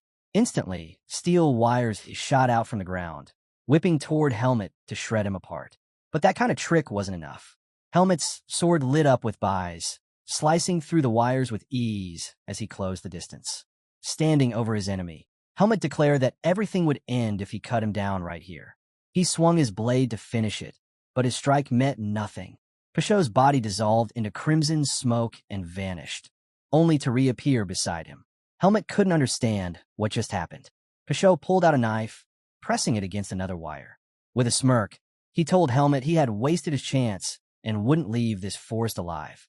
The moment the wire was cut, a rain of projectiles came crashing toward Helmet. Shocked, Helmet barely had time to react. At that same moment, back at the camp, a deafening sound echoed through the woods. The ground trembled lightly beneath them. James turned to his teammates, asking if it was a landslide. Asuka looked at him surprised. "Impossible," he said. There hadn't been any rain. As Asuka tended to the fire, Andro wondered aloud why Helmet hadn't come back yet. He found it strange he'd been gone so long. The mad dog just laughed it off, joking that maybe Helmet was battling constipation. Asuka, on the other hand, couldn't see the point in Andro's concern. To him, nothing could possibly happen to Helmet. While they argued, Dino returned carrying a huge bundle of hay. James noticed right away. He remembered Dino had taken hay earlier to feed the horses, so why was he bringing more back? Dino dropped the hay in front of them and asked James if he had moved the horses. James shook his head, surprised. He hadn't touched them since leaving them by the pond. That's when Dino revealed the shocking part. The horses were gone. The group rushed to check, and sure enough, the ropes had been cleanly cut. 5 horses vanished without a sound, without a trace. The boys stood frozen, stunned by what they were seeing. James couldn't make sense of it. None of them had moved the horses, so who could have done it? Asuka found it unbelievable. How could someone take 5 full-grown horses and not make a single noise? Before they could piece it together, the bushes rustled. Every boy turned stiff. Asuka and James carefully looked over their shoulders, and from the shadows, a dark figure emerged. Their breath caught as the shape stepped closer, until the light revealed it was Helmet. Panting hard, our boys stumbled into camp. Asuka let out a sharp yell, scolding Helmet for startling them. He started to ask him to check on the horses, but quickly noticed something was off. Helmet looked pale, exhausted. Asuka demanded to know what had happened. Helmet ignored the question and instead turned to James, asking if anyone was missing. James blinked, stunned, asking what he meant. The worried looks spreading across his teammates' faces told Helmet it was time. He called them in closer around the fire. Once everyone was seated, Helmet told them everything. The words hit like thunder. The Black Hawk had sent an assassin, not only after him, but after all of them. James froze, trembling as the realization sank in. Andro asked the obvious question, were the 3 injured students victims of that same assassin? Helmet didn't answer fast enough before James snapped. Anger erupted out of him as he accused Helmet of dragging them into danger. None of them had provoked the Black Hawk, so why should they die for Helmet's mistake? Before he could say more, Asuka smacked him on the head, shutting him up. We're not going to die, Asuka said firmly. Asuka then turned to Helmet, asking if Savitt was behind all this. After all, Savitt still had reasons to hold a grudge. But Helmet shook his head. Savitt wasn't involved. He then revealed something none of them expected. Before joining the academy, he had worked as a mercenary. Helmet confessed that during his mercenary days, he had killed several members of the Black Hawk. That was the reason they wanted revenge. The boys sat stunned, hardly able to process what they were hearing. James broke the silence, asking how many men Helmet had killed. He reasoned the fight must have been brutal, considering those were grown men with plenty of combat experience. But Helmet downplayed it. They weren't particularly strong, about the level of rank 3 mercenaries. As soon as the words left his mouth, he regretted them. He should never have admitted it. Glancing at his teammates' faces, he expected horror, maybe even disgust. Instead, he saw admiration. Andro leaned forward, impressed that Helmet had so much real combat experience. Dino agreed, saying it explained why Helmet was so much stronger than the average student. For a moment, Helmet was taken aback. They weren't afraid of him. They were impressed. Then it hit him. They were swordsmen, after all. To them, such things were badges of strength. Even so, Helmet knew James had been right. It wasn't fair for them to suffer because of his past. He promised that he would take responsibility for everything. But Andro objected. Facing an assassin alone wasn't the answer. Instead, they should contact their instructors. James immediately turned to the Mad Dog, demanding the communication marble. But when Asuka reached into his pocket, it was empty. His face went pale. He told the others it was gone. James and Dino exploded, yelling at him. Dino even called him an idiot for losing something so important. Asuka scratched his head, insisting he didn't understand what happened. Maybe the assassin had stolen it. Asuka sighed, pointing out that if the assassin could steal 5 horses, taking a marble was nothing. Andro then turned to Helmet, asking what their next move should be. Should they run immediately? Helmet shook his head. Peugeot had likely littered the mountain with traps. Traveling blindly at night, with their vision cut, would be reckless. After a long pause, Helmet finally made the call. They would leave at dawn. Without horses, the journey to base would take 12 hours, but it was their safest option. He explained that Peugeot was avoiding him on purpose. The assassin knew he couldn't win in a direct fight. That's why Helmet would stay at the rear, watching over his teammates. With steady determination, he told them one last thing. If Peugeot dared to appear again, he would take him down. The boys were stunned when Helmut declared he'd face Peugeot himself. After laying out the plan, he stood and told everyone to get some rest. Running for 12 hours while staying on guard would be no joke. They also needed to ration their food carefully. Once the meeting ended, the group retreated to the tent, leaving Helmut outside to stand watch. As he kept guard, Dino and James suddenly stepped back out. Helmut raised a brow, asking why they weren't asleep. James explained that they had decided to keep watch in pairs. It would be more efficient than leaving him alone. Helmut dismissed it as foolish, telling them to conserve their strength. But James shook his head.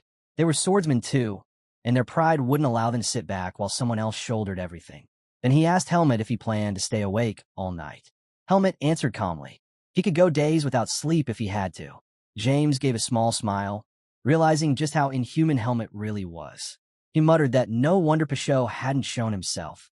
He must be terrified. But Helmut cut in sharply, warning James never to lower his guard. Peugeot wasn't the type to abandon his prey. James nodded, but before he could say more, his eyes caught something strange.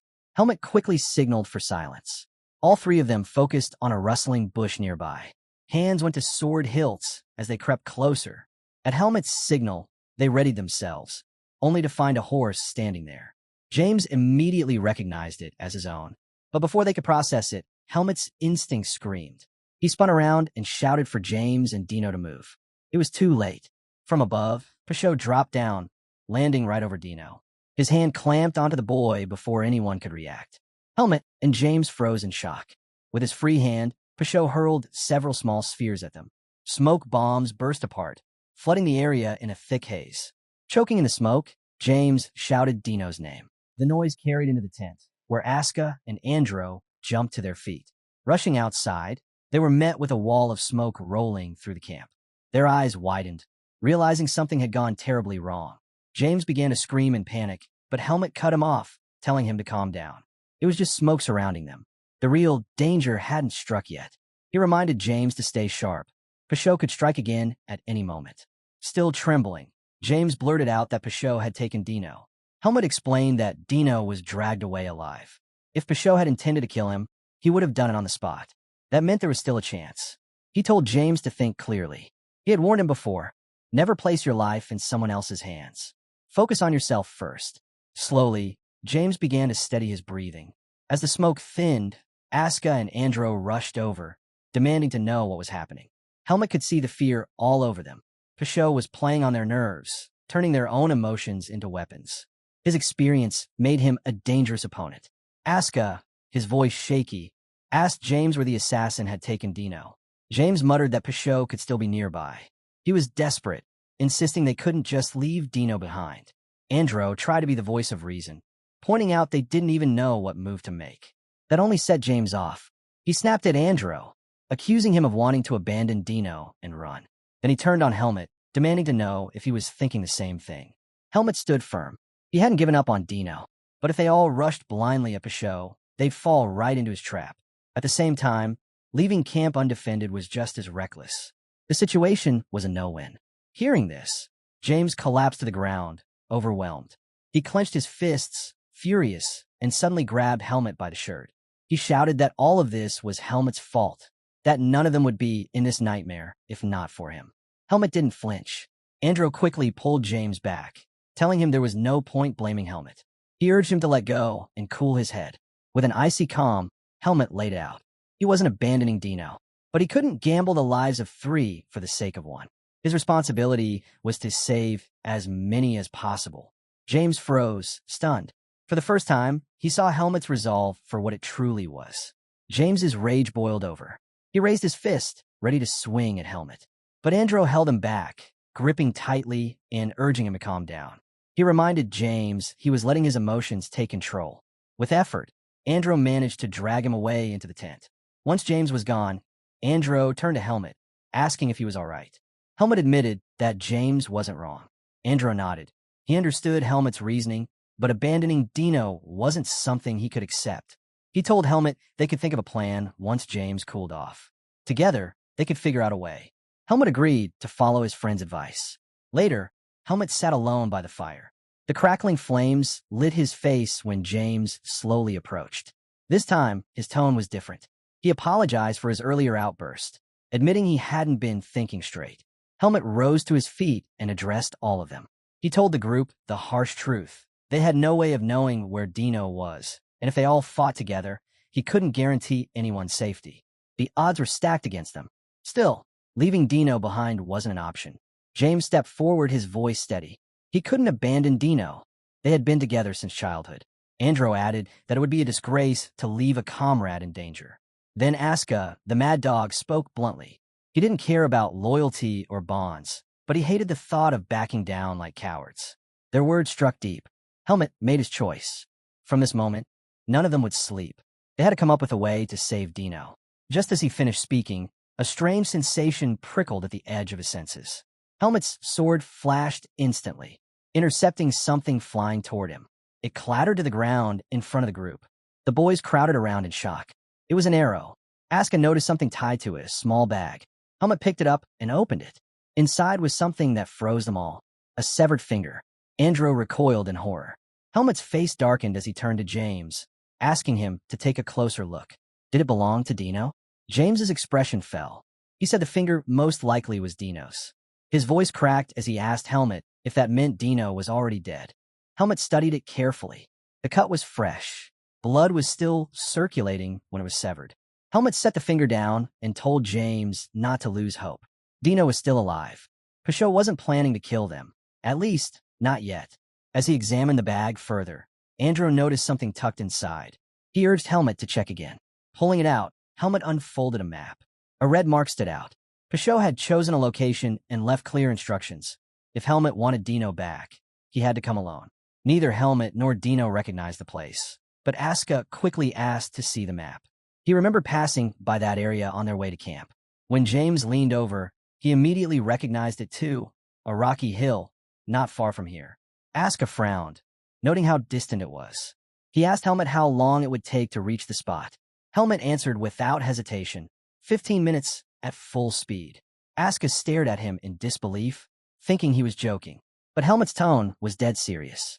Andro then asked if anyone had an idea what the assassin's real plan was. Aska scoffed at the question, calling it obvious. The goal was simple: isolate Helmet. James protested, saying Helmet didn't need to go alone. They could all go together and finish Pashot off. Andro quickly shot him down. Charging as a group would only risk Dino's life. The assassin wanted control, and right now, the safest path was to play along. Their best option was to let Helmet go while they waited. Helmet didn't object. He was ready to move alone. But he warned them, once he left, Pashot would definitely target the camp. That drew irritation from Aska. He accused Helmet of being too arrogant, then smirked. He and the others could stall Pashot for 30 minutes if needed. The mad dog's eyes lit up with excitement. At last, a chance to clash with the assassin. Grinning, he told the group he had come up with a plan. The others looked at him in surprise. The scene shifted. Helmet was now tearing through the forest, feet pounding the earth as he followed the marked path. Minutes later, he found Dino lying on the ground. Without hesitation, he sprinted to his side. Helmet's eyes swept the area, scanning the shadows. But the assassin was nowhere to be sensed. Exactly as he expected. Pashot wouldn't reveal himself so easily. Helmet knew it. Pashot must have gone after the others the moment he left camp. That meant he had to get Dino back fast. Kneeling down, he pressed a hand against Dino's body, bracing himself for the worst. But to his shock, there were no injuries. He shook Dino lightly, urging him to wake up. They had to return immediately. But as Dino's eyes opened, Helmet froze. The color of his eyes had changed. Veins bulged across Dino's face as he let out a guttural scream. His body convulsed, muscles swelling unnaturally, clothes tearing apart as he grew. Helmet staggered back, stunned at what he was witnessing. Then it clicked. This was demonic energy. Pashot had forced raw demonic power into Dino. Helmet's expression hardened. Demonic energy was pure berserk force. In an ordinary human, it clashed violently with natural energy, devouring each other until nothing remained. The body would inevitably collapse once drained dry. By the time the transformation finished, Dino no longer looked like himself. His body was massive, monstrous, like a hulking beast. Helmet's hand slipped to his sword, his instincts telling him to be ready. Dino's eyes locked onto him, empty and terrifying. Without a word, the boy lunged. Helmet drew his blade, just in time to intercept a crushing punch. Even so, the force sent him flying backward. Before he could recover, Dino charged again. His hand slammed down where Helmet had been standing, shattering the ground. Helmet leapt aside, landing lightly and sizing him up. The transformation was clear. Dino was now a humanoid monster. Helmet knew he could cut him down if he had to. But that was the problem. He didn't want to kill his teammate. As he hesitated, Dino let out a roar. A surge of demonic energy exploded outward in waves. Helmet's eyes widened as his own seed of darkness responded, vibrating in resonance. The energy inside him stirred uncontrollably. "What is happening?" he muttered under his breath. Then, just as suddenly as it started, the resonance ceased. The waves faded, and the seed inside him went quiet once more. Helmet pressed a hand against his chest, shaken by the realization. His seed of darkness was... Helmet realized it. His seed of darkness was reacting to the pure, demonic energy filling the air. As he steadied himself, his eyes shifted between Dino and his own chest. A thought sparked in his mind, an idea born from that resonance. But Dino didn't give him time to dwell on it. The hulking figure charged, fists swinging like boulders. Helmet braced himself, blocking each strike one after another. Dino's attacks grew wilder, faster, more ferocious, but Helmet matched him blow for blow.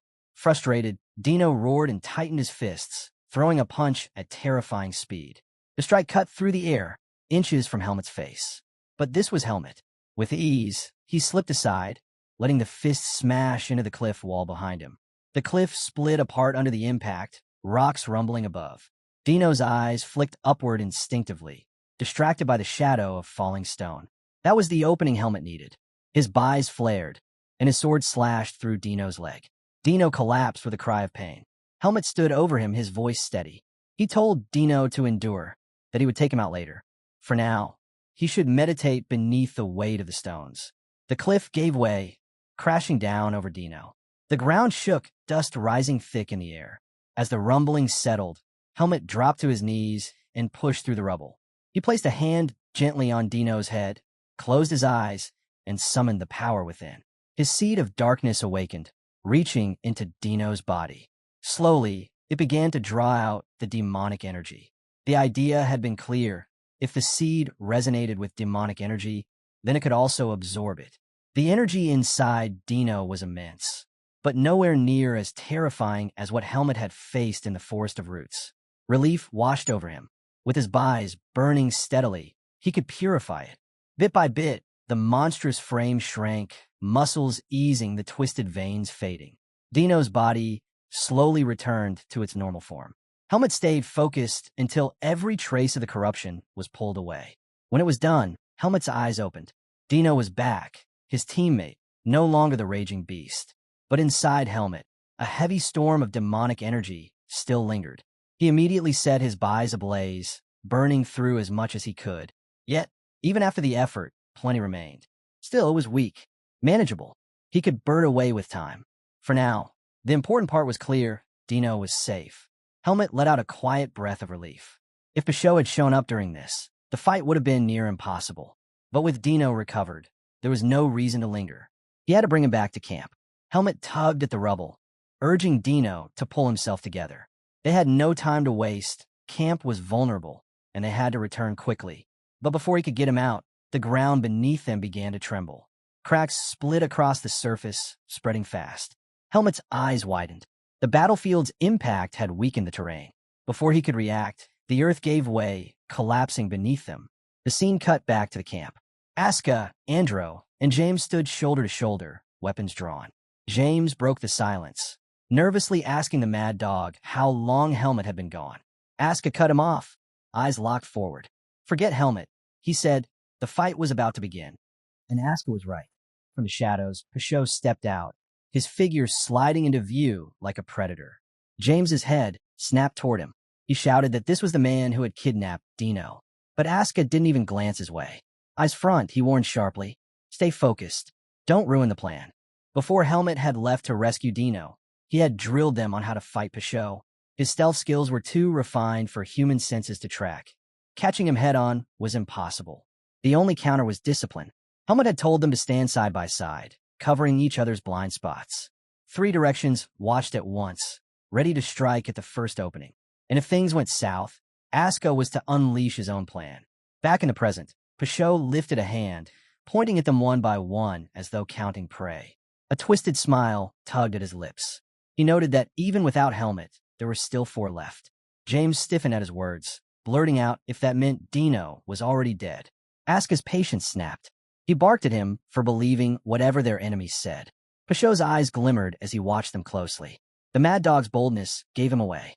That one was Asuka, which meant the other 2, James and Andro, were the nobles. With a mock bow, the assassin introduced himself, Pashot, the entertainer. He explained that they were his targets only because of their poor choice in friends. He admitted plainly, while killing Helmet was his goal, taking on 2 nobles at once was a risk he didn't like. He preferred clean hunts, not messy gambles. Then, fixing his gaze on James and Andro, Pashot made his proposal. Pashot turned to the 2 boys and urged them to deal with the commoner among them. If they did, he promised to let them go free. His words left the boys stunned. With a sly grin, Pashot told them this was their chance to finally get rid of the troublemaker in the swordsmanship department. All they had to do was claim that Asuka had fallen while fighting the assassin alone. He even promised to leave them with believable injuries, enough to silence any suspicion. James and Andro fell silent, and Asuka's heart sank. Their quietness made him uneasy. Could they really be swayed by Pashot's lies? The Mad Dog barked at them, warning not to fall for the trick. His frustration grew as the boys stayed silent, forcing him to demand an answer with a sharp glare. Finally, James spoke. He declared that his mind had never been clearer. Asuka was caught off guard, while Andro broke into a smile at his friend's words. Lifting his sword, James told Pashot that no swordsman would ever abandon his comrade. He vowed they would defeat the assassin together and all return alive. Annoyed, Pashot cursed himself for even trying to reason with what he called the blockheads of the swordsmanship department. He crouched into position, warning them that he'd bury them all. Asuka quickly called out, telling the boys to stay sharp. Pashot was preparing to strike. In the blink of an eye, the assassin vanished before their eyes. Shock ran through Asuka and James, but Asuka reminded him firmly. Pashot wasn't invisible, only concealing his presence. As long as they held their positions, they had a chance. The boys scanned the surroundings with tense focus. Time dragged, their breaths grew heavy, and their blades quivered in their hands. James grew restless, wondering why Pashot hadn't attacked yet. Asuka explained that Pashot was toying with them, waiting for their focus to break. He told James to stay vigilant no matter what. James clenched his teeth, hating how the assassin was playing with them. Just then, Pashot reappeared right in front of him, launching an attack.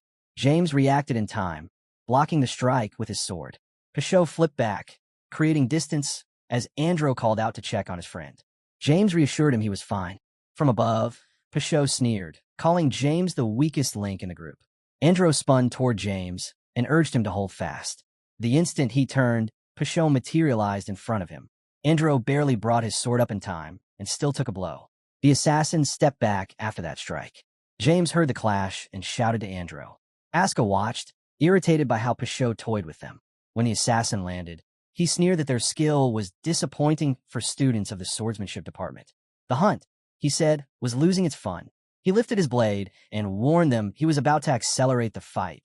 Don't break easily. No sooner had he spoken than Pashot sliced Asuka across the shoulder with insane speed. Asuka couldn't react in time. The assassin's attacks came faster and faster, raking the boys' bodies with multiple cuts. They tried to parry and counter, but their responses fell short. By the time sunlight crept back into view, the boys were bloodied and battered. From a tree above, Pashot watched and laughed, saying they finally looked like praise. Exhausted and wounded, the boys couldn't answer. Asuka forced himself up and told Pashot he wasn't getting his full enjoyment yet. He offered the assassin a different prospect. Let Andro and James go, and he would give Pashot the real thrill. Asuka argued that carrying 2 dead weights would keep Pashot from using his full strength. Andro called out when he heard Asuka's proposal. Pashot balked. He couldn't believe Asuka wanted him to spare James and Andro. He saw no reason to grant the favor. Asuka countered that he wanted to fight Pashot alone so he could swing his sword freely. Pashot remained unconvinced. He told Asuka he didn't look capable enough. Asuka bristled and asked if Pashot had been lied to his whole life. insisting the assassin didn't understand his skills. He repeated that he had no problem with the terms and was ready to prove it. Asuka told Pashot he was done watching him bully weaklings. If Pashot couldn't defeat him, he would never stand a chance against Helmet. The remark struck a nerve, and Pashot leapt down from the tree. He sneered that Asuka's attempt at provocation was pathetic, but even so, it managed to anger him. Resting his blade on his shoulder, Pashot admitted he enjoyed watching prey struggle. He didn't care if Asuka had a plan or was simply arrogant. All he wanted was the thrill of the fight. He demanded that Andro and James be removed. Asuka turned to the boys and ordered them to retreat. James, barely on his feet, tried to protest, but Andro quickly cut him off. He warned James that without stopping the bleeding, he'd be in grave danger. Andro told him to let Asuka take over while they sought treatment. Supporting each other, the two slowly dragged themselves out of the battlefield. Now left alone, Asuka stretched his body, loosening up before gripping his sword firmly. He declared he was ready. Instantly, Pashot appeared behind him, blade slicing toward his neck. Asuka sensed it at the last second, spun around, and narrowly dodged. Still, the assassin's strike slashed his back. Asuka retaliated with a swing, but Pashot's speed carried him away. The assassin vanished again before reappearing midair, descending on Asuka with blinding speed. Asuka tried to block, but Pashot's strike cut into his shoulder. The assassin landed, only to have Asuka charge him without hesitation. Pashot slipped away with ease, retreating backward before leaping high into the air. From above, he watched as Asuka shifted into a new stance, hand pressed against his back, sword poised in a style unfamiliar to Pashot. To Pashot's surprise, a cut now marked his mask. Landing lightly, he eyed Asuka carefully. This stance, it was the very one Charlotte used. Yet, he had never heard anything about Asuka wielding another style. For the first time, Pashot wondered if the mad dog had a plan. Shaking off the thought, he ignored his instincts and lunged in to attack. Pashot's blade carved another cut across Asuka's body. Gritting his teeth, the mad dog endured the pain, forcing himself to stay calm as he focused his buys. He sharpened his nerves with it, preparing himself to strike the moment an opening appeared. He could feel Pashot's sword closing in again, realizing that only someone like Charlotte could perfectly execute this technique. Pashot closed the distance with ease and landed yet another blow. Asuka had no choice but to take the hit. From a distance, James and Andro watched, wide-eyed, as they recognized the technique Asuka was using, Charlotte's own style. When Pashot lunged again, Asuka sensed the attack just in time. Throwing his hand up, he barely stopped the blade from reaching his neck. The assassin pulled back, displeased that his strike had been blocked. Asuka staggered, gasping for breath, while Pashot suddenly burst into maniacal laughter. Asuka demanded to know what was so funny. Pashot grinned, declaring that he was thoroughly enjoying the fight. He admitted he was impressed. Cornered as he was, Asuka's senses had sharpened. He praised the mad dog, saying he had risen to the level of prey worthy of Helmet. With a chilling tone, Pashot confessed he wanted to keep fighting. But, since his main dish would soon arrive, he needed to finish things now. The assassin readied himself, saying the fun was over and promising Asuka he'd let him rest in peace. Annoyed, Asuka lifted his sword, retorting that he wouldn't die just because Pashot wished it so. In a flash, Pashot appeared before him, his blade slicing toward Asuka's neck. James and Andro froze, horrified as the strike landed. For a moment, they thought their comrade was finished. But to Pashot's shock, his blade didn't sever Asuka's neck, it stopped. The mad dog had covered his hand in buys and placed it at his throat, trapping the assassin's sword between his reinforced fingers. With a confident smile, Asuka called Pashot a highly esteemed assassin and asked if he was trained in holding his breath. Pashot blinked in surprise at the strange question. The scene then shifted. Asuka had explained his plan to the team earlier. He revealed a vacuum magic scroll he had purchased while shopping, a scroll that would activate the moment it was torn or damaged. Asuka had wrapped the scroll tightly around his arm, fully aware that Pashot would try to finish the fight if he played along. His plan was simple: lure the assassin into striking that arm and let the scroll activate, creating the opening he needed. Back in the present, the scroll tore under Pashot's blade, unleashing a barrier around them. Instantly, the assassin began to struggle for breath inside the confined space. Seizing the chance, Asuka lunged forward and drove his sword at Pashot. The assassin caught the strike with his blade, then braced his hand against it. Asuka's sword pierced through, but Peugeot stopped the full force of the attack by coating his hand in energy. Asuka's frustration spiked. Peugeot had used the very same trick Asuka had employed earlier. Gritting his teeth, Asuka tried to force the cut deeper, but Peugeot kicked him back, breaking the clash. As Asuka was flung across the ground, the barrier collapsed, and he rolled hard into the dirt. Meanwhile, blood poured from Peugeot's hand, his body trembling with rage. "Arrogant monkey," he spat, glaring at Asuka.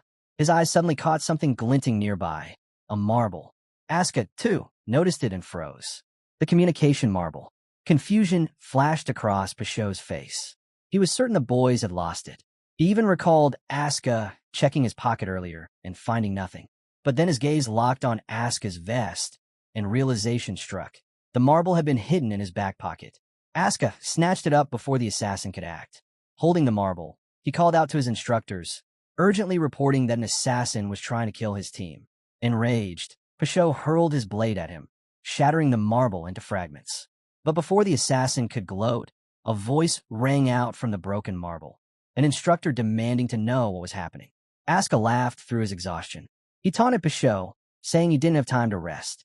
Their instructors would soon pinpoint their location with Professor Dwayne's teleportation magic. Peugeot clenched his fist, his fury boiling over.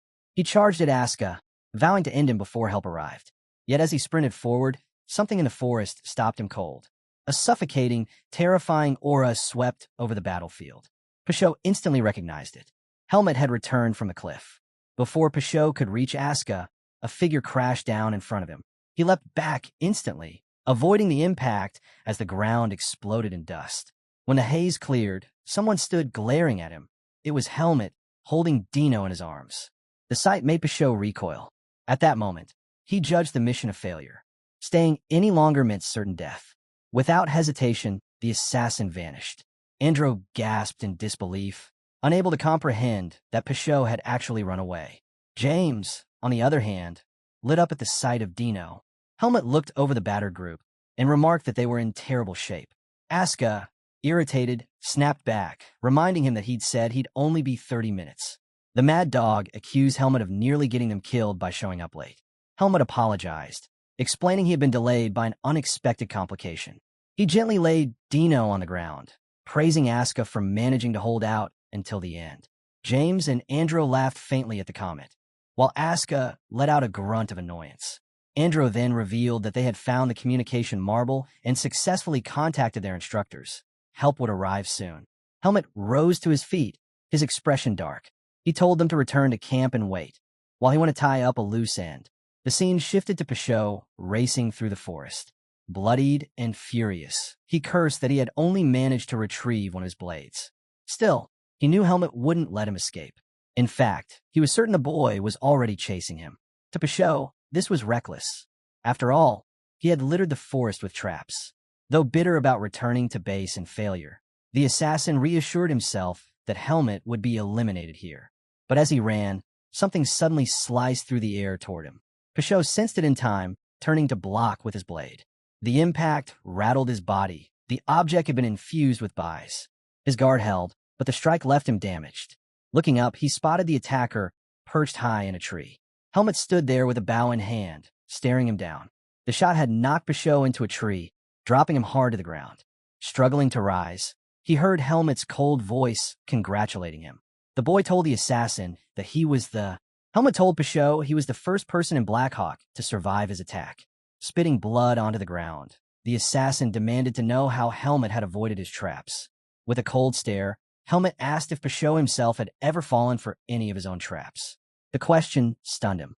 Looking back at the forest, Peugeot realized Helmet had simply charged straight through, breaking every trap with raw strength. The idea seemed impossible, yet there it was. Before Peugeot could recover, another shot came whistling toward him. He dodged, watching as the projectile embedded into the ground. Glancing at it, his eyes widened. It wasn't an arrow, but a tree branch. This was the same brutal method Helmet had used to slaughter members of his organization. As his body blurred, vanishing into the shadows, Peugeot admitted Helmet had forced him into a corner. But, he warned, such tricks wouldn't work again. Helmet only smirked darkly, saying it was amusing to watch prey struggle when cornered. His tone shifted as he apologized. Not because of mercy, but because he had no intention of hunting like Pashot. Landing on the ground, Helmet advanced. Pashot darted into the forest, convinced his opponent had made a fatal mistake. The assassin believed Helmet couldn't possibly endure his style of fighting in the pitch-black woods. Circling around, Pashot spotted what he thought was a blind spot behind Helmet. He lunged in for the kill, but before his blade could strike, Helmet turned sharply. His sword, coated in byes, slashed toward Pashot with terrifying precision. The assassin barely rolled away, hitting the dirt to avoid the strike. He rose quickly, rattled. How had Helmet sensed him? Helmet's presence loomed with a suffocating aura, his glare sharp enough to pierce the shadows. Pashot tried to brush it off, telling himself it was just luck. To end things, he decided to unleash his full power. Bounding into the trees at breakneck speed, he hacked through branches as he moved. Leaves rained down in waves, designed to mask his presence. With darkness swallowing the forest, he was confident Helmet's eyes and ears would fail him. At such speed, no one should have been able to track him. And as the leaves closed in around Helmet, Pashot rushed from behind, but before his blade could strike, Helmet spun and slashed. The assassin froze in shock. He couldn't understand how Helmet had sensed him. Barely dodging, he retreated deeper into the forest. From a distance, he looked back and realized something strange. Helmet's eyes were closed. The revelation left Pashot stunned. To test it, he lunged again. This time, Helmet's byes-coated sword intercepted him perfectly, forcing him back once more. It became clear, no stealth technique could completely erase the killing intent released during an attack. Pashot understood at last. Helmet was instantly detecting that murderous aura, locking onto his position and countering without hesitation. The sight was unbelievable. The assassin had expected Helmet to be exhausted after battling a berserk human and enduring countless traps. Yet here he was, performing feats beyond human limits. Helmet calmly asked why he wasn't attacking anymore. Had he already run out of tricks? Before Pashot could respond, Helmet declared it was his turn to strike. His blade flared as he wrapped it in an immense embodiment of byes. The sight shook Pashot to his core. Helmet had mastered something only rank 1 mercenaries were said to achieve. Worse, the assassin himself had lost too much blood. His own byes reserves were dwindling. He knew stealth was no longer an option. Still, he convinced himself that Helmet couldn't maintain such an embodiment for long. Slipping behind a tree, Pashot decided to wait it out. But Helmet didn't give him the chance. With a swift swing, his sword cleaved through the trunk. Pashot narrowly escaped, but the tree collapsed in two. Before the assassin could recover, Helmet closed the gap and delivered a crushing blow. The strike sent Pashot flying, his body slamming into the ground. A thunderous explosion rippled across the forest floor as he struggled to rise, coughing blood. Before Pashot could even take a step, Helmet appeared before him, glaring down with a menacing stare. He asked if the assassin had anything left to show now that his weapon was gone. Pashot suddenly laughed. He admitted there was only one thing left for him to do. Raising his hand, he declared that he wanted to surrender. Helmet was taken aback for a moment, but then drove his boot into the assassin's chest, knocking him to the ground. Pashot laughed again, mocking him. He asked if a student of the swordsmanship department was really allowed to treat a surrendered man like this. Helmet reminded him coldly that this wasn't a duel. He lifted his leg and stomped down, snapping one of Pashot's legs. The assassin screamed in agony. Helmet told him not to even think of running away. Through gritted teeth, Pashot raised his head and begged for mercy. If Helmet spared his life, he swore he would stop chasing him and promised the Black Hawk organization would call off the hunt. Helmet dismissed the words. Killing his immediate pursuer was the greater advantage. It meant no more chase. Pashot pressed harder, warning him to think carefully. He reminded Helmet that he was just one member of Black Hawk. If he died, others would come, and they would not come alone. Could Helmet protect his friends when that time came? Helmet stepped closer. Without hesitation, he stomped down again, shattering the assassin's hand before driving his blade through it. Pashot shrieked in pain. Helmet's voice dropped into something terrifying as he warned him not to be mistaken. He assured Pashot that he would die here in this forest, and every Black Hawk who followed would meet the same fate. He told him to accept his end. Fear finally overtook the assassin. He knew this was it. Helmet raised his sword, ready to deliver the final strike. But before the blade could fall, a hooded figure appeared behind him. The newcomer called him the boy from the swordsmanship department and ordered him not to kill Pashot. Helmet froze at the voice, spinning around in shock. The hooded man smiled faintly, explaining that killing Peugeot would cause problems for the organization. Helmet's eyes narrowed in confusion. Who exactly was this man? Helmet studied the hooded man, unsettled. His presence was even harder to detect than Peugeot's. Standing right in front of him, Helmet couldn't tell if the man was alive or a corpse. Peugeot's voice shook as he whispered the man's name, Talon. Watching the assassin tremble, Helmet instantly realized this was the leader of Black Hawk. Talon spoke evenly, offering to pay if Helmet would spare Peugeot's life. Helmet's reply was cold. No price could outweigh Peugeot's death. He had to answer for his actions. The words caught Talon off guard. His organization was already short on manpower, and Peugeot was too skilled to discard. He offered money and valuable information, asking Helmet to overlook the situation. Helmet's gaze sharpened. He could tell Talon was powerful. In his current state, he saw no openings to strike him. On top of that, Helmet knew killing Peugeot would trigger recoil from the Seed of Darkness. Talon, meanwhile, didn't seem eager to fight either. It would be reckless to risk himself here. So Talon shifted, promising to call off the pursuit. He swore to refuse any future contracts involving Helmet.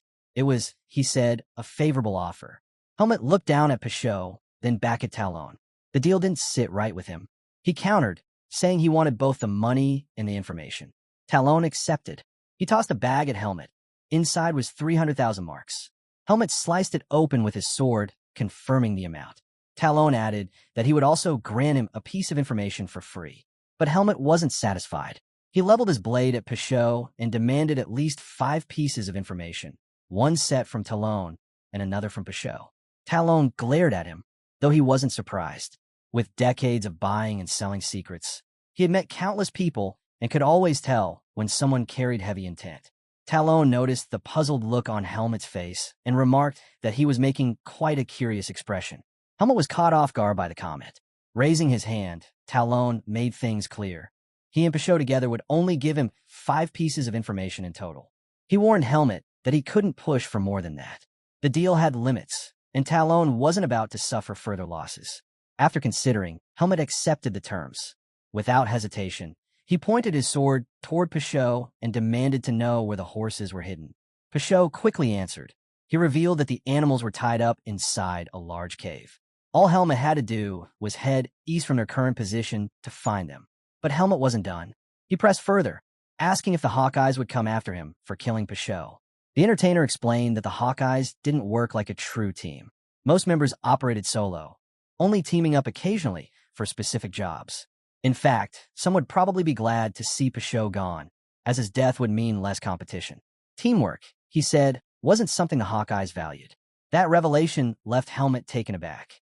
Wanting to confirm something, Helmet shifted his sword closer to Peugeot's mask and began to lift it away. Peugeot pleaded with him not to remove it, but Helmet ignored his words. When the mask finally came off, Helmet was confronted with a shocking sight, a disfigured face scarred on one side, paired with jagged, crooked teeth. The assassin's true face was ugly beyond expectation. Stunned, Helmet quickly told him to put the mask back on. Turning back to Talon, Helmet announced that he didn't want the last piece of information he'd received. He still had 3 questions left, and he wanted to know what Talon could offer. Without hesitation, Talon reached inside his hood and produced a small orb, a communication marble. He explained that it was no ordinary marble. This one granted direct contact with the leader of the Black Hawk. Whenever Helmet was ready, he could use it to request 3 pieces of information. Anything he wanted, even secrets on the level of a nation's top classified intelligence. However, there was a condition. The marble's power would only last for 10 years. After that, it would be useless, and Talon would no longer be bound to provide answers. Noticing both money and the marble emerging from Talon's hood, Helmet realized something surprising. The man's hood itself was embedded with storage magic.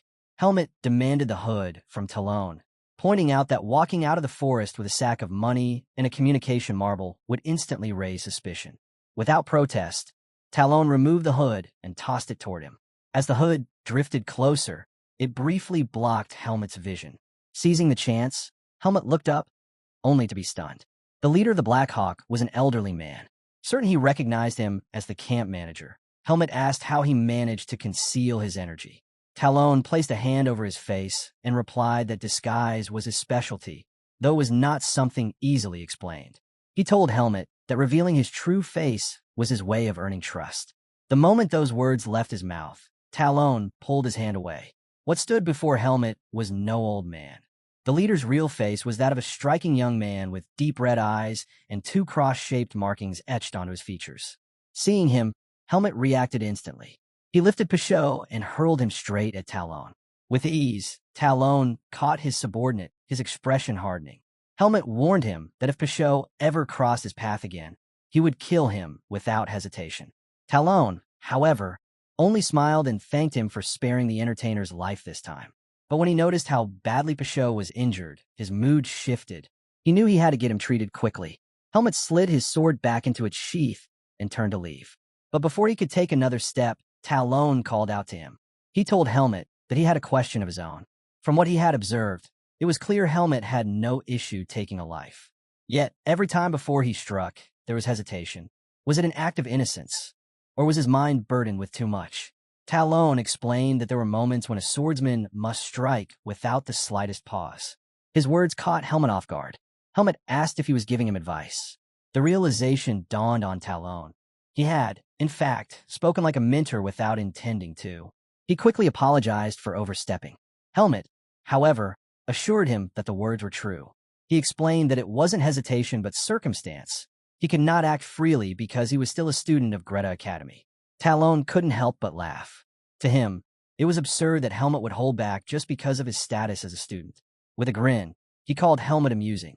And with that, both Talon and Pichot's bodies slowly began to fade from sight until they vanished completely. As Talon and Pichot faded from sight, Talon's voice lingered. He would be waiting for Helmet to reach out. The scene then shifted. Talon and Pichot rode together on horseback, leaving the forest behind. On the ride, Pichot spoke, his voice heavy with shame. He couldn't believe his leader had given away money, his hood, and even 3 pieces of valuable information just to save him. Talon calmly asked if Pichot thought the price had been too high. Pichot immediately shook his head. He swore he would remember this debt for the rest of his life, and one day, he would repay it. He vowed to kill Helmet himself and reclaim everything Talon had sacrificed. Hearing this, Talon smiled. Then, looking straight ahead, he asked if Pichot truly believed he had come close to completing his mission. He made it clear, Pichot had not even scratched the surface. From now on, Talon declared, the Black Hawk would cut all ties with anything involving Helmet. The statement shocked Pichot. He argued back, insisting they could gather more fighters, combine their strength, and crush Helmet before he grew into a greater threat. Talon laughed. He knew the outburst came not from strategy, but from anger. Anger that Helmet had torn off Pichot's mask. Talon explained that yes, the organization could kill Helmet if they threw everything they had at him. But the cost in men and resources would be far too great. Helmet wasn't worth that sacrifice. Instead, Talon reminded his subordinate that Helmet had shown mercy earlier.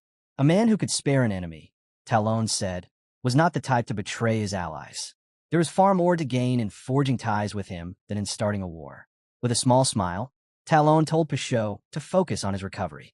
He added that Helmet was more like a wild beast than a man. Dangerous, untamed, but not without reason.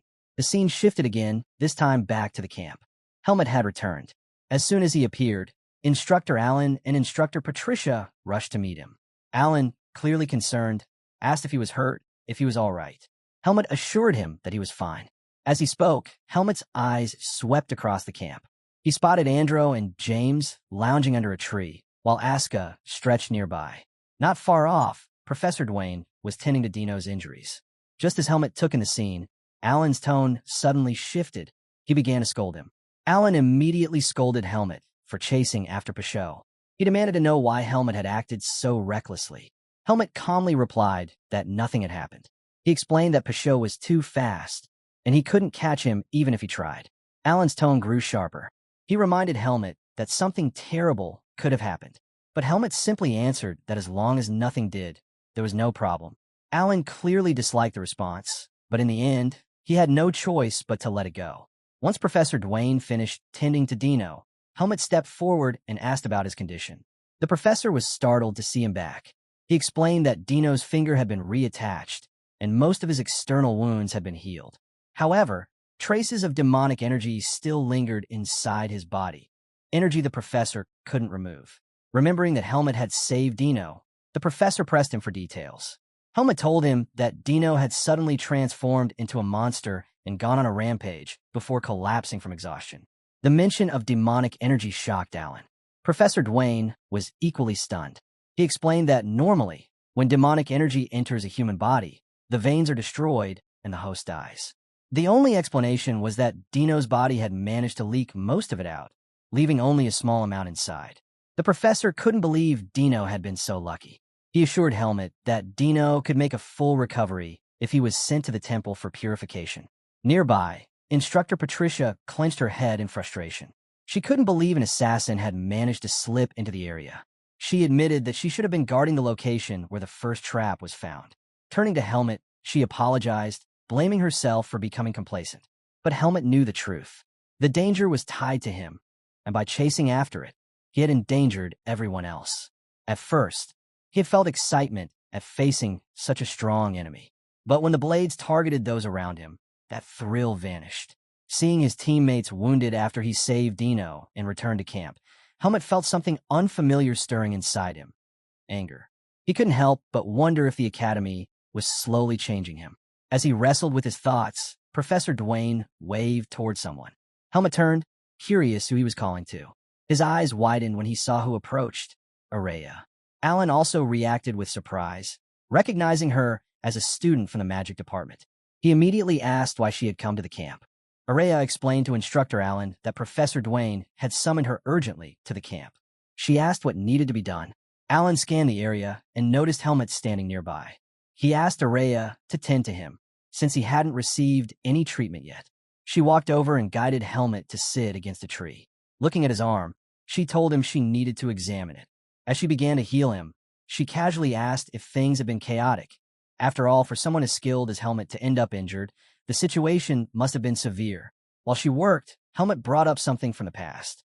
He reminded her of the time she had taught him about ethics, about how saving someone in danger was a virtue. Looking at her, he asked why people would willingly put themselves through hardship to save others. Wouldn't they only be inviting a life of suffering if they failed? The question caught Araya off guard. She glanced at Asuka and the other boys nearby, realizing how intense the situation must have been. Softly, she told Helmet that he didn't need to carry such heavy thoughts. His teammates were still alive. But Helmet wasn't convinced.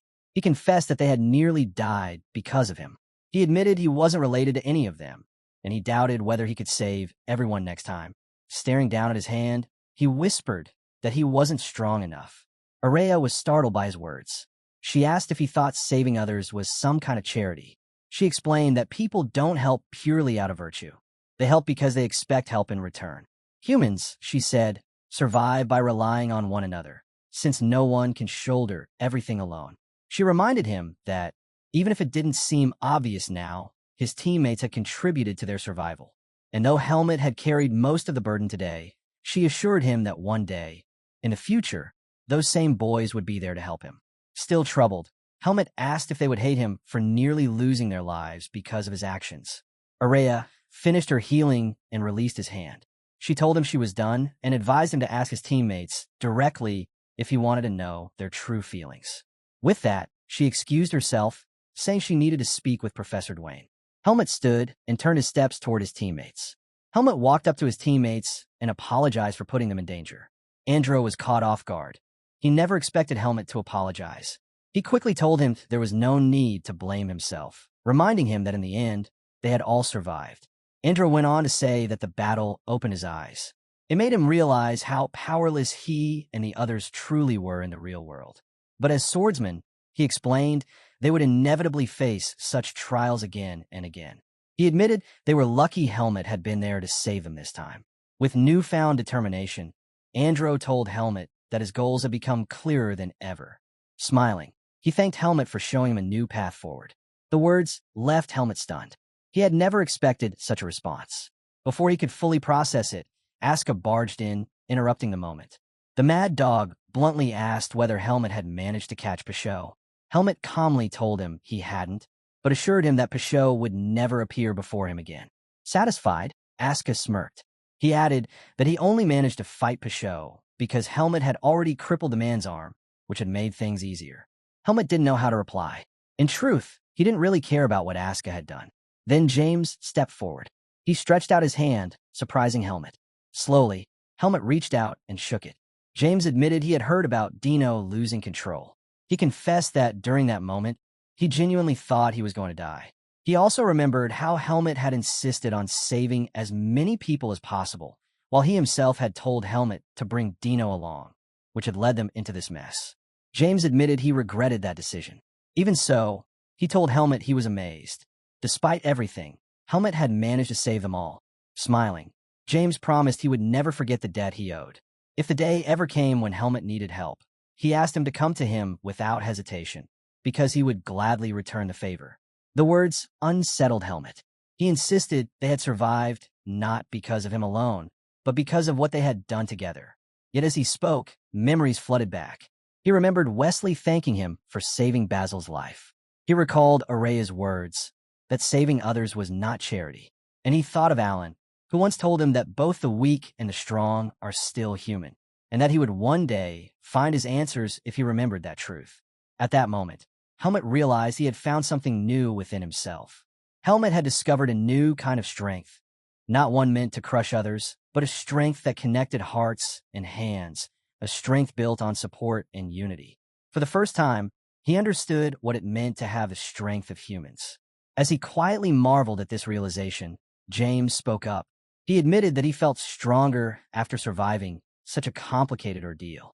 Compared to this, the spars at school seemed nothing more than child's play. Asuka didn't share the sentiment. He scoffed and reminded James that he had been beaten badly by Pashot. James bristled at the comment, unable to believe the mad dog could be so blunt after they had just gone through life and death together. But before things escalated, Andro cut in, saying simply that it felt good to be alive. His words brought a smile to everyone's faces.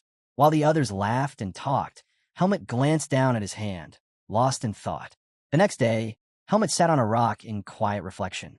Araya approached him and told him she was leaving the camp with Professor Dwayne, using teleportation magic. She asked if he wanted to join them, explaining that he had every reason to return early as a direct witness to the incident. Helmet smiled. He told her he would stay and leave with his team. Araya was caught off guard. It was the first time she had ever seen him smile so openly. Turning away quickly, she told him she'd see him back at the academy. As she walked off, her face flushed red. When Helmet rejoined his teammates, Asuka immediately pressed him about what Araya wanted.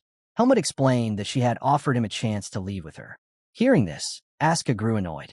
He couldn't believe Araya had given Helmet such an offer and accused her of showing him favoritism because they were roommates. Helmet shrugged it off, telling him he had refused. Asuka smirked and told him he had made the right choice. Together, the boys smiled as beams of sunlight poured through the Petica forest, filling them with a sense of calm and renewal. Yet none of them could have imagined how fleeting that peace truly was. Soon, they would come to despise the very sight of sunlight. The scene shifted. In a distant desert kingdom, a hooded figure approached the gates. Pulling the hood back, he revealed white hair and piercing green eyes. His face lit with excitement. He had finally arrived at the Basor Kingdom, the place where his grandfather had once lived. Back at the academy, a week slipped by without notice. At the training ground, the students were taken aback by the sight before them. Dino had returned. Smiling brightly, he thanked everyone for the warm welcome. Almost immediately, questions poured in. They asked if it was true he had been kidnapped by an assassin. One student scoffed, saying it was embarrassing for a member of the swordsmanship department to be captured so easily. Another chimed in, claiming he had heard how much his group had struggled to save him. The words made Dino visibly uncomfortable. Then one student bluntly declared that Dino owed his life to his group and should remain grateful to them forever. Before Dino could respond, a sharp smack landed on the student's head. Everyone turned. The culprit was Asuka. With his usual rough edge, he called them all bastards and told them to shut their mouths. He demanded to know if they thought they'd fare any better if they were kidnapped. The smacked student was stunned. He turned to his friend, asking if Asuka had really just taken Dino's side. His friend stared in disbelief, wondering if this was some kind of comrade's love. The remark only fueled Asuka's anger. He shouted that he wasn't defending Dino. He just couldn't stand their stupidity. At that moment, James spoke up, reminding everyone that Helmet was the one who had driven the assassin away. But that struck a nerve with Asuka.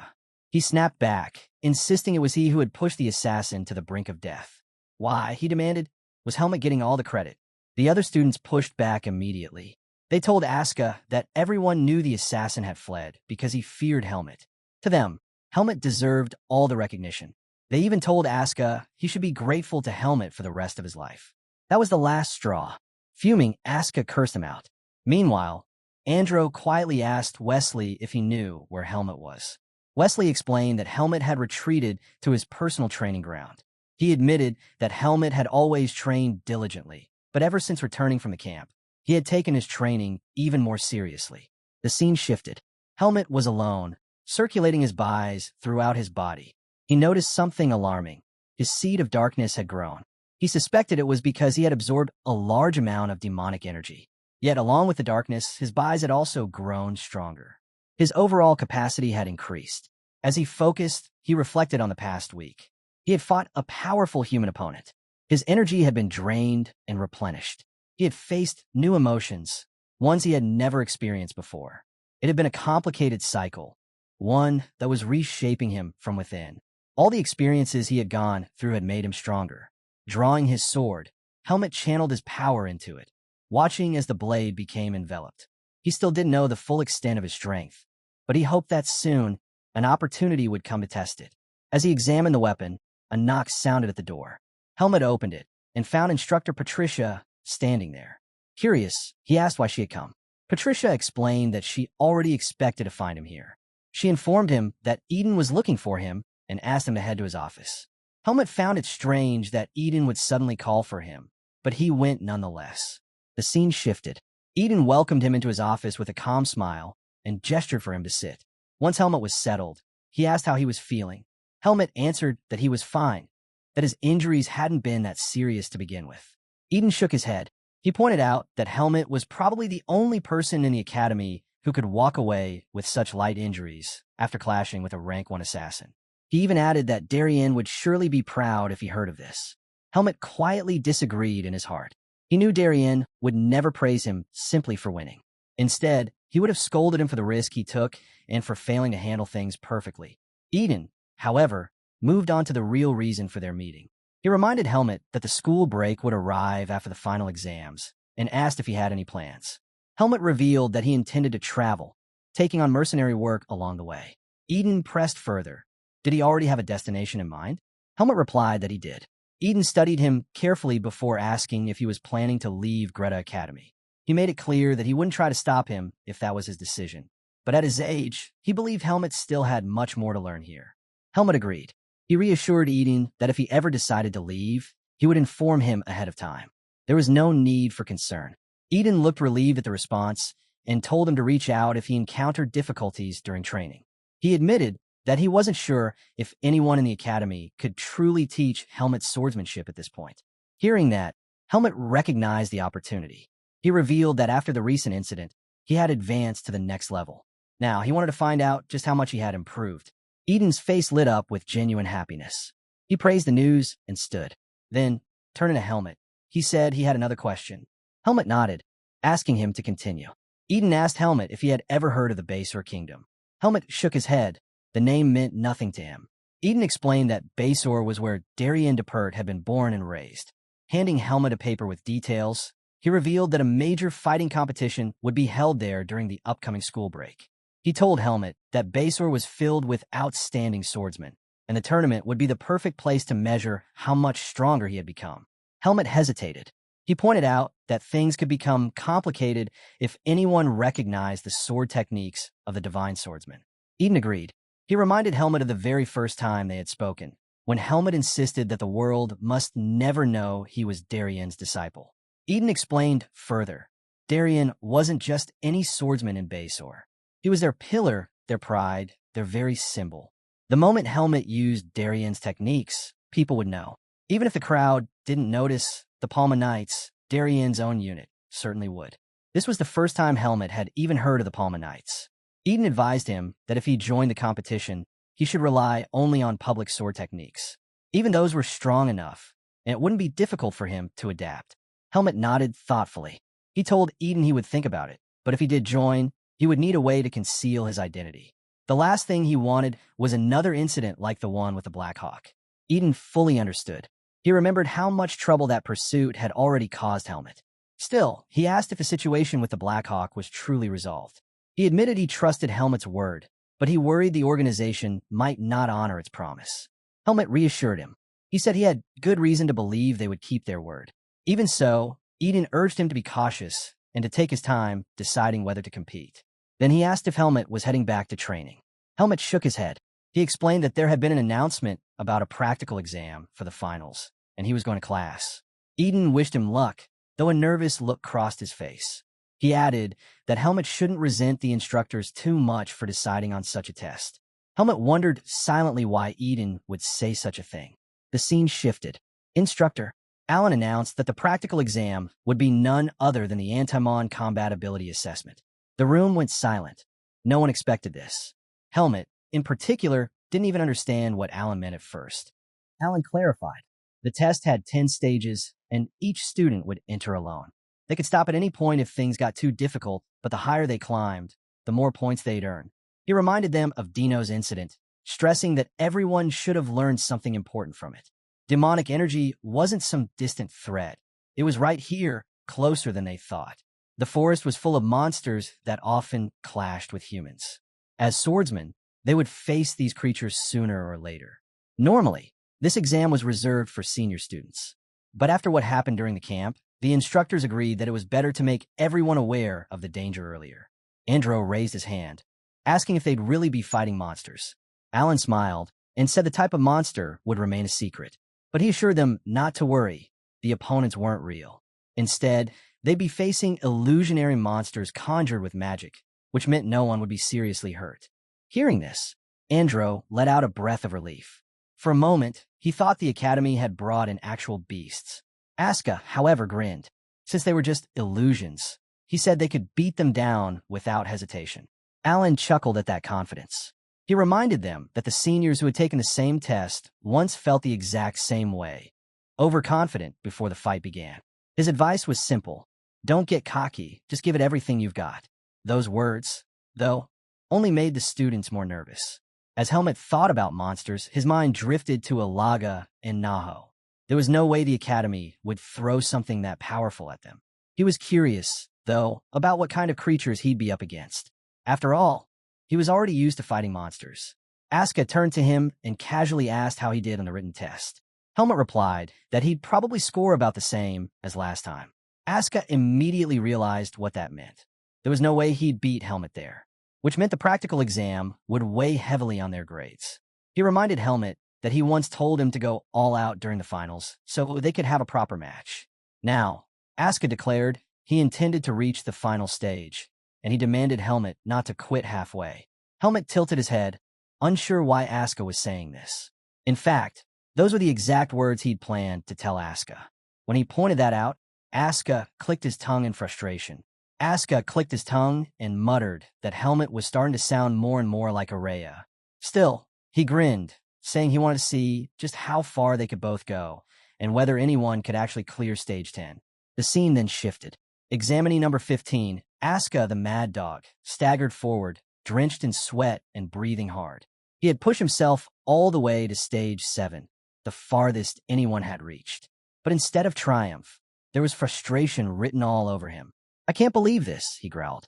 Not even stage 10. How can a test be this hard? He shook his head, saying that even priests rarely encountered monsters like the ones he faced. Pointing toward the other examinees, he noted that no one else had even broken past stage 5. Around him, the students were battered, exhausted, and clearly shaken. Turning to Helmet, Asuka demanded to know if the exam was even fair. But Helmet calmly reminded him that the point wasn't to clear all 10 stages. It was about facing the challenge head-on. You're fine, he said simply. Asuka scowled. That's not the problem, he snapped. Before Helmet could respond, his name was called. It was his turn to enter the test area. Asuka leaned in, lowering his voice. Forget what I said earlier. Just go and see for yourself. When you reach stage 8, you'll understand why I ran out. Don't stop before then. Helmet paused, wondering what Asuka had encountered that left him so shaken. With that thought lingering in his mind, he stepped into the hall. The moment he entered, a voice called out to him. Helmet looked up and immediately recognized the man standing there. "Long time no see, since the camping incident," the man said. Helmet narrowed his eyes. "Professor Dwayne." The professor smiled faintly, surprised that Helmet remembered him. He explained that he rarely interacted with swordsmanship students, but Helmet stood out. During the midterms, his answer on magic had caught Dwayne's attention, a refreshing perspective compared to the typical responses of the magic department. "I have high expectations for you in this test," Dwayne said, raising a small glowing orb. "Show me your determination against the power of darkness once again." Light swirled as his magic activated. Helmet drew his blade without hesitation. "I'll do the same as always," he replied. A green flash filled the air, and from it a creature emerged. The Stage 1 monster, the rabbit beast. The creature lunged forward in a blur of motion. With a swift, clean strike, Helmet cut it down instantly, the beast vanishing into nothingness. Professor Dwayne's eyes widened in shock at the sheer ease of the kill. Helmet calmly sheathed his sword and said, "All right now, I understand." Helmet finally understood what the illusions were like. Professor Dwayne, watching closely, noticed something important. There wasn't even the slightest hesitation in Helmet's strikes. This wasn't just natural talent. It was the result of relentless training and hardened experience. Curiosity stirred within the professor. Just how far could this boy's abilities go? The test pressed on. The second monster appeared, and Helmet cut it down with a single swing. The third came, a massive frog, and it too fell instantly. Next was a giant snake, then a hulking wolf. With the same effortless precision, Helmet carved through each one. A massive bee was shredded apart, and a giant grasshopper of Stage 7 followed. And then Stage 8, the very stage where Asuka had given up. Helmet braced himself, eager to see what had driven the mad dog away. The circle blazed with light, and from it emerged a monster that towered over him, an enormous centipede stretching endlessly across the floor. Even Helmet paused, taken aback. He understood immediately. For anyone seeing it for the first time, the sheer size alone was enough to break their will. He now realized exactly why Asuka had run. But for Helmet, it wasn't nearly as terrifying as the monsters he'd already faced, like Nahu. The beast lunged, slamming its massive head into the ground. Helmet slipped past the strike, leapt onto its body, and sprinted across its endless frame. With every step, his blade tore deep into its armored hide until the monster's body split apart. Professor Dwayne was stunned, watching silently as Helmet landed gracefully back on the ground. The test didn't end there. Scene by scene, stage by stage, Helmet pushed through, until finally he stood before the last trial. Stage 10. With one decisive strike, he destroyed the final monster. Helmet stood still, a strange unease churning inside him. Though it was only an illusion, the monster of Stage 10 had carried something darker, a presence that felt like the examiner's malice given form. Professor Dwayne descended, clapping slowly. "Congratulations. Only a handful have ever cleared all 10 stages. And you, Helmet, you're the first second year to do it. Take pride in that." But Helmet simply nodded, unmoved. Dwayne went on, explaining that students who conquered Stage 10 were granted a special reward. They could request any artifact of their choosing. Surprised, Helmet admitted he hadn't known about this. "That's because I'm the one who makes them," Dwayne revealed. "Whatever you want, tell me. I'll craft it for you." Helmet fell into thought. The professor reassured him there was no need to decide now. He could come to the research lab later with his request. Then, an idea sparked in Helmet's mind. Looking up, he asked, "Can you create something that can change a person's appearance?" Dwayne tilted his head, intrigued. "That's possible. Is that all you want?" Helmet nodded. "I don't want to get involved in something complicated." Helmet explained that he simply wanted to avoid complicated situations whenever he left the academy. Professor Dwayne understood immediately. He remembered the dangerous incident Helmet had been through and promised to let him know once the artifact was complete. Helmet nodded and thanked him. But before the moment could settle, the entire building shook violently. A thunderous explosion rocked the walls. Dwayne's eyes narrowed. He instantly recognized where the tremors came from, the magic department's testing ground right next door. The scene shifted, revealing chaos inside the testing hall. Flames spread wildly as everything was reduced to ash. Hovering in the air, unleashing destruction with her magic, was none other than Araya. Her face burned with anger as she incinerated the room around her. Moments later, Dwayne and Helmet stepped into the testing ground. The professor's annoyance was clear as he shouted at her, demanding to know why she was destroying the facility when he had explicitly told her not to. With fire still flickering around her, Araya shot back. She called his test foolish and his request absurd. Dwayne's irritation deepened, but before he could respond, Araya noticed Helmet standing beside him. Her expression faltered, surprise flickered across her face. Silently, she floated down to the ground. Without meeting Helmet's eyes, she brushed past him and addressed the professor instead. I've cleared all 10 stages. I'll think about what artifact I want and let you know tomorrow. Dwayne scowled, muttering that she was a little rascal and that if she weren't the Academy's top student, things would be different. Helmet silently watched as she left the hall. The scene shifted again. Helmet now stood with Asuka, who was stunned when he learned his friend had cleared all 10 stages. Shaking his head, he decided not to dwell on it and instead urged Helmet to claim the top student spot. Curious, Asuka asked about the monster on stage 10. Helmet answered calmly, saying Asuka could probably beat it too. The real point of the test wasn't defeating the monster. It was overcoming fear. That reply caught Asuka off guard. He couldn't help but wonder what kind of nightmare Helmet had faced to speak like that. Helmet revealed it plainly, hundreds of giant cockroaches. Asuka froze, staring at him. Is your mind even okay? He asked. Helmet admitted he only felt a bit queasy, nothing more. Sion, sitting nearby, quietly sipped his drink and set his cup down. For once, he was just glad he hadn't suggested any reckless bet this time. The scene shifted once more. Helmet and Asuka were walking together when Charlotte approached. With a bright tone, she congratulated Helmet for becoming the first second year to ever clear stage 10. Helmet blinked in surprise. News really does spread fast, he muttered. Charlotte smiled knowingly. That's because you're not very self-aware. Charlotte explained that everyone in the swordsmanship department had their eyes on Helmet now. She then turned to Asuka, congratulating him for reaching the 8th stage. The Mad Dog frowned. Are you mocking me? He snapped. But Charlotte shook her head. I'm serious. The average record is only stage 4. Reaching stage 8 is remarkable. Her words did nothing to soothe him. Instead, Asuka remembered the time he had used her technique against Basho, embarrassment flashing across his face. Scowling, he told her that it wasn't thanks to her at all. He was simply a genius at adapting. Charlotte blinked, not understanding what he meant. She only replied with a simple, okay. Annoyed, Asuka stormed off. Charlotte turned back to Helmet and asked what his friend had been talking about. Helmet just shrugged, saying he had no idea. As they walked together, she asked where he was headed.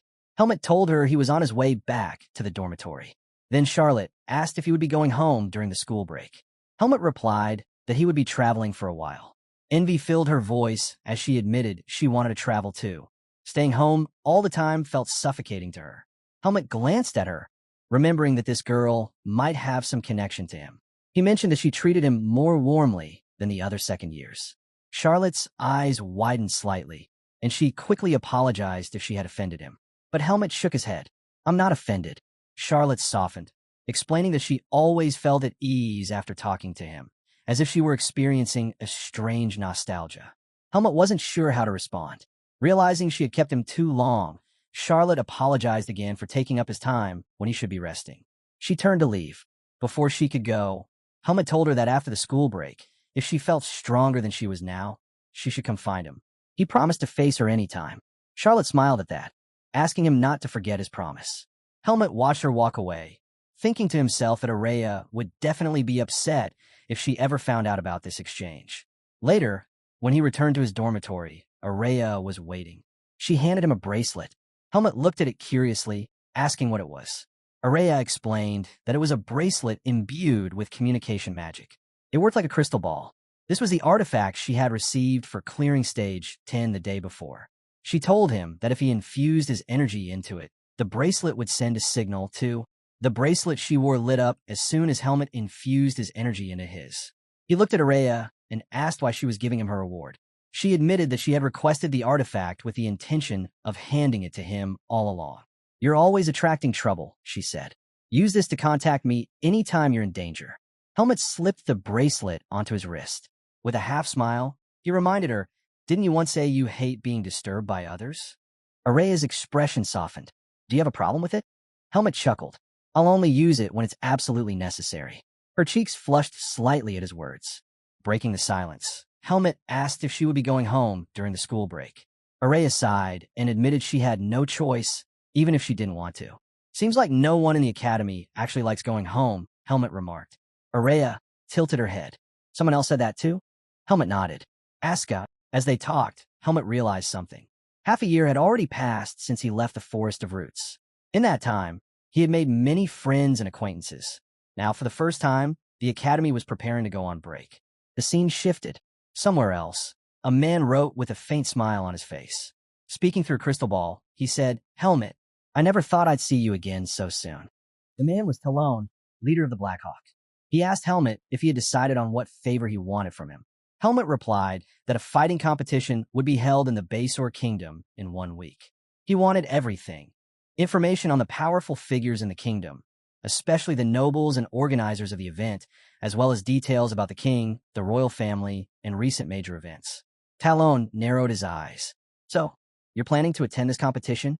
Helmet cut him off coldly. I'm the one asking the questions. The leader quickly apologized, then pressed for clarification. When you say information, do you also mean public opinion? The nobles' reputations, their personalities, even family ties? Helmet told him to decide for himself. It doesn't matter if your investigation is half-hearted. That would just make me think the Black Hawk's intelligence gathering is weak. Talon froze for a moment, realizing Helmet's game. The boy had been precise in what he wanted, yet vague in scope. By doing so, he exploited their weakness, forcing them to push their efforts further while making it harder for anyone else to know what he was truly after. Talon leaned back, studying him. He used to think Helmet was only as fierce as a tiger, but now he realized the boy was also as sly as a fox. I'll prepare the information exactly as you've instructed, Talon said. How would you like to receive the documents?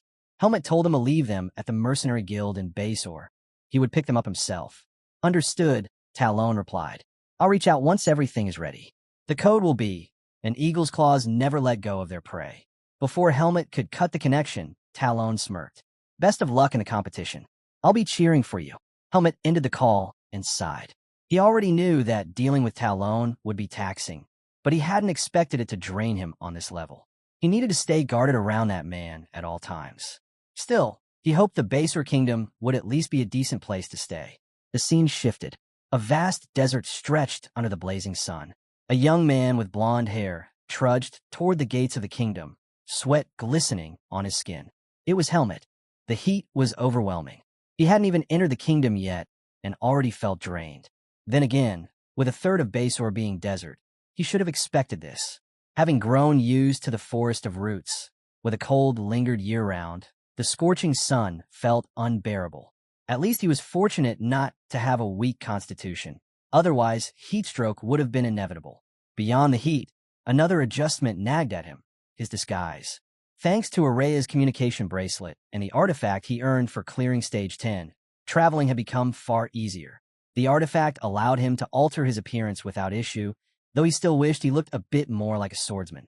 Right now, he feels more like Sion. But since the artifact had been free, he had no real reason to complain. Helmet pressed on, finally entering Basor. The Desert Kingdom was beautiful in its own way, bustling with people and vibrant with houses of unique design. Needing a moment to rest, he stepped into a bar. Immediately, every pair of eyes turned toward him. Helmet ignored the stares, handed the attendant a coin, and asked for a cold drink. Anything but liquor. Exhaustion weighed on him, surprising even himself. He still had many places to visit, yet here he was already tired. Before he could sit down, someone suddenly kicked the chair he was about to take. Helmet looked up to see a blond man standing there, smiling at him. The blond man smirked at Helmet and called him Young Miss. He asked if Helmet had come to a place like this alone and guessed that, judging by the sword on his hip, he must be a young master from some great swordsman's household. His friend tugged at him, telling him to stop pestering. But the man ignored him, pulled out Helmet's chair, and sat down instead. He waved to the owner, ordering the same drink Helmet had requested. Helmet's patience snapped. He kicked the chair out from under the man, sending him crashing to the ground. In the same motion, he drew his blade at blinding speed, slicing off a lock of the man's hair. The bar went silent. The man froze, staring wide-eyed at the edge of Helmet's sword. Helmet's voice cut through the silence, low and sharp. This kingdom is already unbearably hot.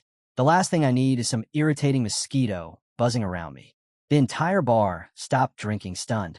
The man, Colt, stared at Helmet in shock. Then, from across the room, someone burst out laughing. They slapped their knees and told Colt that he'd been put in his place, admitting Helmet looked delicate but clearly had skill. Colt climbed to his feet, but instead of lashing out, he suddenly grabbed Helmet in a rough embrace. "I like you," he declared, grinning. He turned to the owner and shouted that he would pay for Helmet's drink. Helmet frowned, pushing him away. "Get off me. It's too hot for this." Confused, he sat back down, wondering if this was just how people in Basor behaved. Their personalities were completely different from the mercenaries of Bedan. Being around them already felt exhausting. Could he really endure until the end of the competition? The scene shifted. Helmet now stood in another shop, where a woman greeted him with a bright smile. He explained that he wanted a cold energy spell cast onto his space expansion cape. The woman assured him it was possible and asked him to return in 3 hours. Adjusting his bracelet as he stepped out, Helmet thought over what he had accomplished so far. He had secured a place to stay and found a way to deal with the suffocating heat. Registration for the competition would take place tomorrow, so he decided to rest and recover his strength today. As he walked through the streets, a statue caught his eye. Helmet stopped, staring at its face in recognition. "So that's where Darienne got his fiery personality," he muttered. "Anyone who grows up in a place this hot would be sharp-tempered." Looking up at the statue, he silently addressed his master. "Watch over me. I'll achieve results worthy of your name." The scene shifted again. Helmet finally arrived at his lodging, visibly worn out. As he stepped into the building, someone pointed at him and referred to him as a customer. A man dressed like a butler turned toward him, approaching with calm precision. Helmet narrowed his eyes, wondering who exactly this man was. The butler stepped closer and asked if Helmet was the one who had paid for the Emerald Room on the 5th floor. Helmet confirmed it, then narrowed his eyes. "Why are you asking?" The butler explained that the person he served didn't have a place to stay. He asked if Helmet could move to another room. Already in a foul mood, Helmet's glare sharpened. "Say that again." Unfazed, the butler slipped a hand into his jacket. He offered compensation, insisting that a slightly smaller room should be enough since Helmet was alone. Helmet's eyes darkened. The attendant suddenly grew uneasy and looked away. Helmet knew better. Guest information wasn't something attendants could casually share. This man had clearly underestimated him because of his appearance. Turning coldly, Helmet replied, "I paid the proper price for the Emerald Room. I've no reason to yield to it. Find another one." But the butler suddenly grabbed his shoulder, leaning close with a hard expression. "I told you, I'll compensate you." Helmet's hand slid to his sword. His voice dropped like ice. "Remove your hand. If you touch me again, I'll cut off your arm." The man froze, fear creeping into his eyes. At that moment, a voice called from the stairs. "Wait." Helmet looked up to see a blond boy with sharp blue eyes approaching. He ordered the butler, Robert, to stop. The boy smiled politely at Helmet and bowed slightly. "I apologize. My knight was acting like a typical Basarian." Robert lowered his head in shame, greeting his master, Mikhail. Mikhail turned back to Helmet with an apologetic expression. He explained that his health was poor and finding a comfortable room was important. Helmet, still cold, turned away. "Find another room. I need a rest." But Mikhail quickly begged him to wait. He asked Helmet to hear him out, explaining that this was their last option. Looking around the hall, he proposed a solution. "We're in similar circumstances," he said calmly. "So let me make you an offer. I'll cover all expenses during our stay. In return, share the room with me." Robert's head snapped up in shock. "Master, this is unacceptable. Sharing a room with someone of unclear origins is far too dangerous." But Mikhail's expression hardened, a cold edge in his eyes. "Then tell me, Robert, will you take full responsibility for the dangers that come from chasing uncertain possibilities? Or will you accept the certainty of a solution that ensures our survival?" Mikhail's gaze turned cold. "I don't need a dog that acts ahead of its master." Robert stiffened, instantly silenced.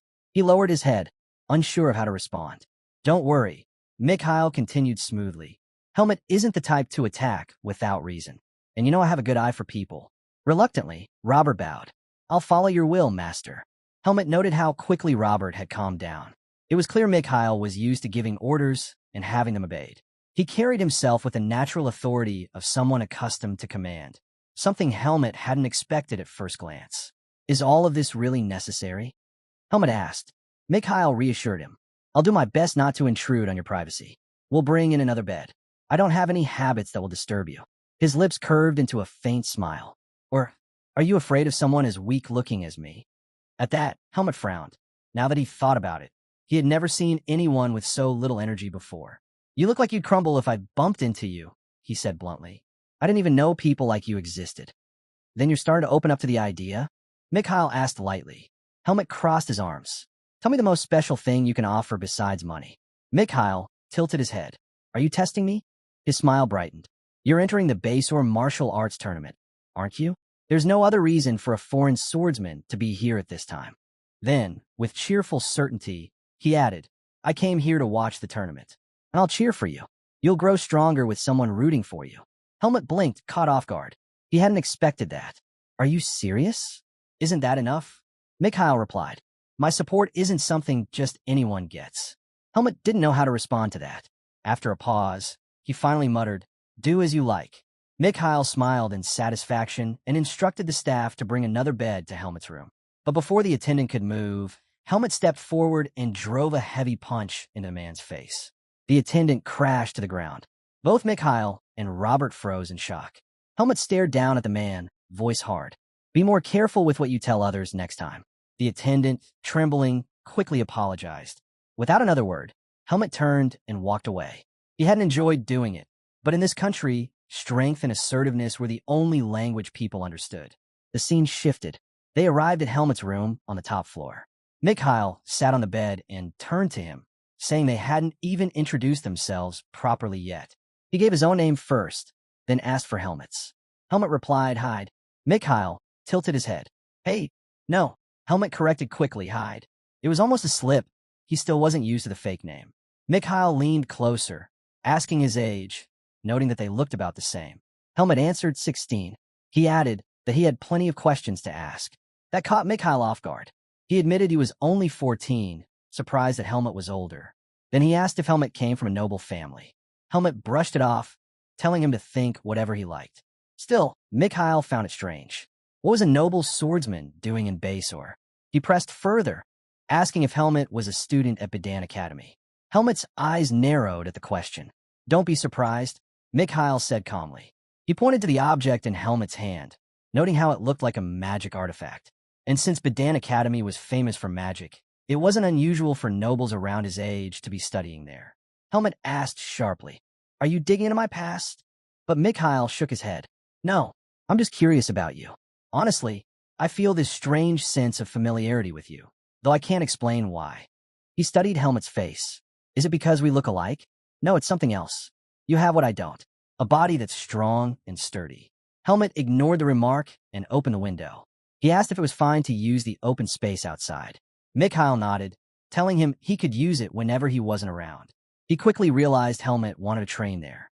Go ahead, he said. I won't be using it anyway. But would it be all right if I sometimes watched while you train? He lightly touched Helmet's arm. The way swordsmen move, it gives energy to my frail body. That's why I went to the martial arts tournament. Watching them is a small personal joy of mine. But if it makes you uncomfortable, I won't insist. Helmet simply replied, Do as you like. Mikhail laughed softly at that. You're kinder than you seem. But Helmet could tell, this boy never showed his true heart. He couldn't figure out if Mikhail's words were honest or just another act. One thing was certain, Mikhail was a very peculiar person. That night, Mikhail was fast asleep. Helmet sat quietly and pulled out the crystal ball. Talon's voice came through, informing him that the documents had been delivered. He then asked if Helmet's preparations for the martial arts tournament were going well. Helmet cut him off coldly. That's none of your concern.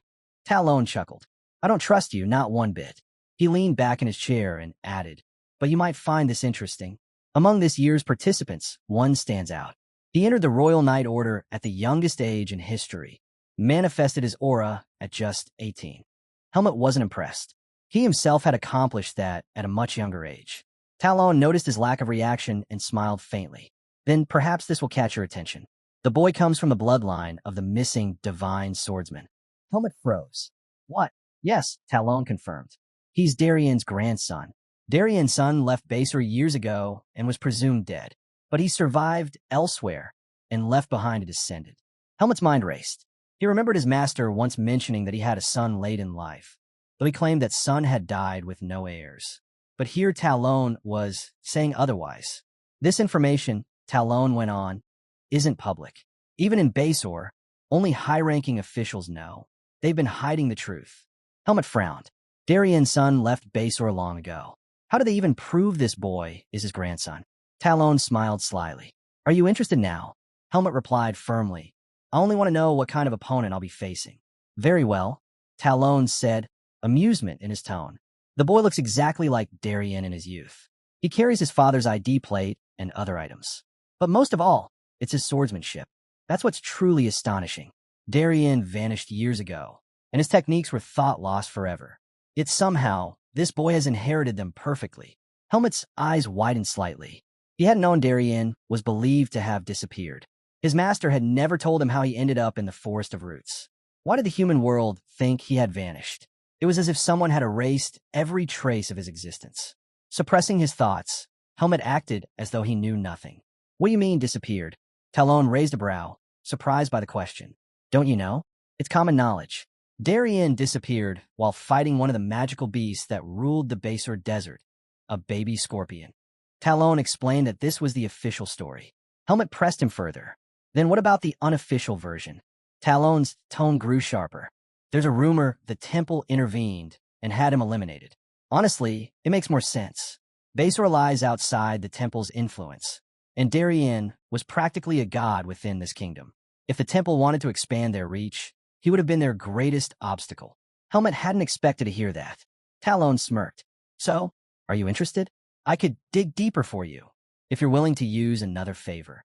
But Helmet shook his head. No, I'm not that curious. I'll check the records myself. Talon sighed, sounding disappointed. Pity. I rather enjoyed this conversation. Just remember, you still have 2 favors left. Use them wisely. With that, he cut the connection. Helmet tucked the crystal ball away, his thoughts heavy. He hadn't known Darienne's disappearance was tied to Basor itself. If the temple truly had moved against him, his master would have known. And someone like Darienne would never lower his guards so easily. That could only mean one thing. A traitor. Someone from within Basor. Perhaps even among the Palma Knights. The very order Darienne had led. Helmet clenched his fists. Should he avenge his master? He thought of all he had inherited. His swordsmanship, his very way of life. Everything he carried now came from Darienne. Revenge wasn't just his master's. It was his own. He swore to himself. The imposter would learn how foolish it was to think a coward could live peacefully forever. Still, doubt lingered. Could this boy truly be Darienne's grandson? Helmet didn't believe there could be another who inherited that swordsmanship besides himself.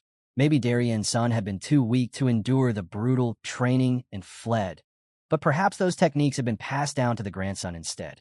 Curiosity burned within him. He needed to see for himself how skilled this boy really was. The scene shifted to the grand arena. Long lines of people stretched outside, while inside, thousands of spectators filled the seats. In a special section, Mikhail sat with Robert at his side. The announcer's voice boomed across the stadium, welcoming all to the Royal Martial Arts Tournament of Basor. He greeted both the participants and the crowd before declaring that the preliminaries were about to begin.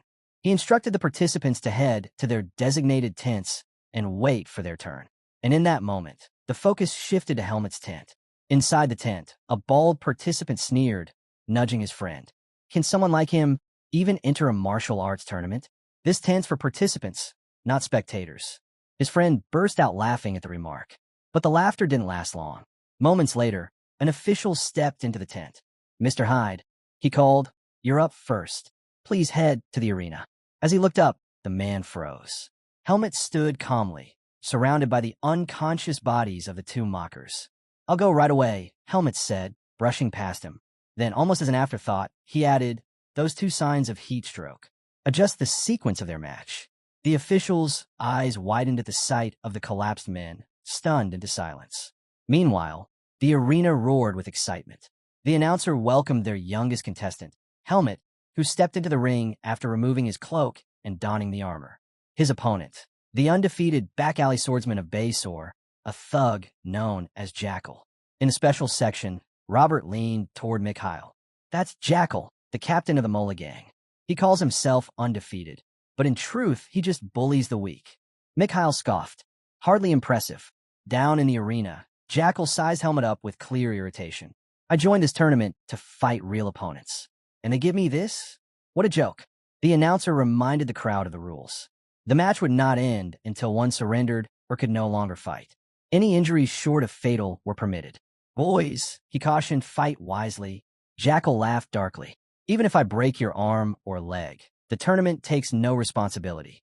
This place isn't for pampered nobles looking to buy a thrill. It's where warriors who've danced with death spill blood. Helmet replied flatly, everywhere's hot. Jackal blinked in confusion. What? Helmet continued, unfazed. I paid 3,000 marks to have a cold spell placed in my cape, so I'll need to finish this quickly and get it back. The words infuriated Jackal. He lunged forward, shouting, then I'll send you home fast. As his blade came down, Helmet moved effortlessly, dodging without even breaking stride. In the same motion, he slipped past Jackal and unleashed his own strike. Jackal crashed to the ground.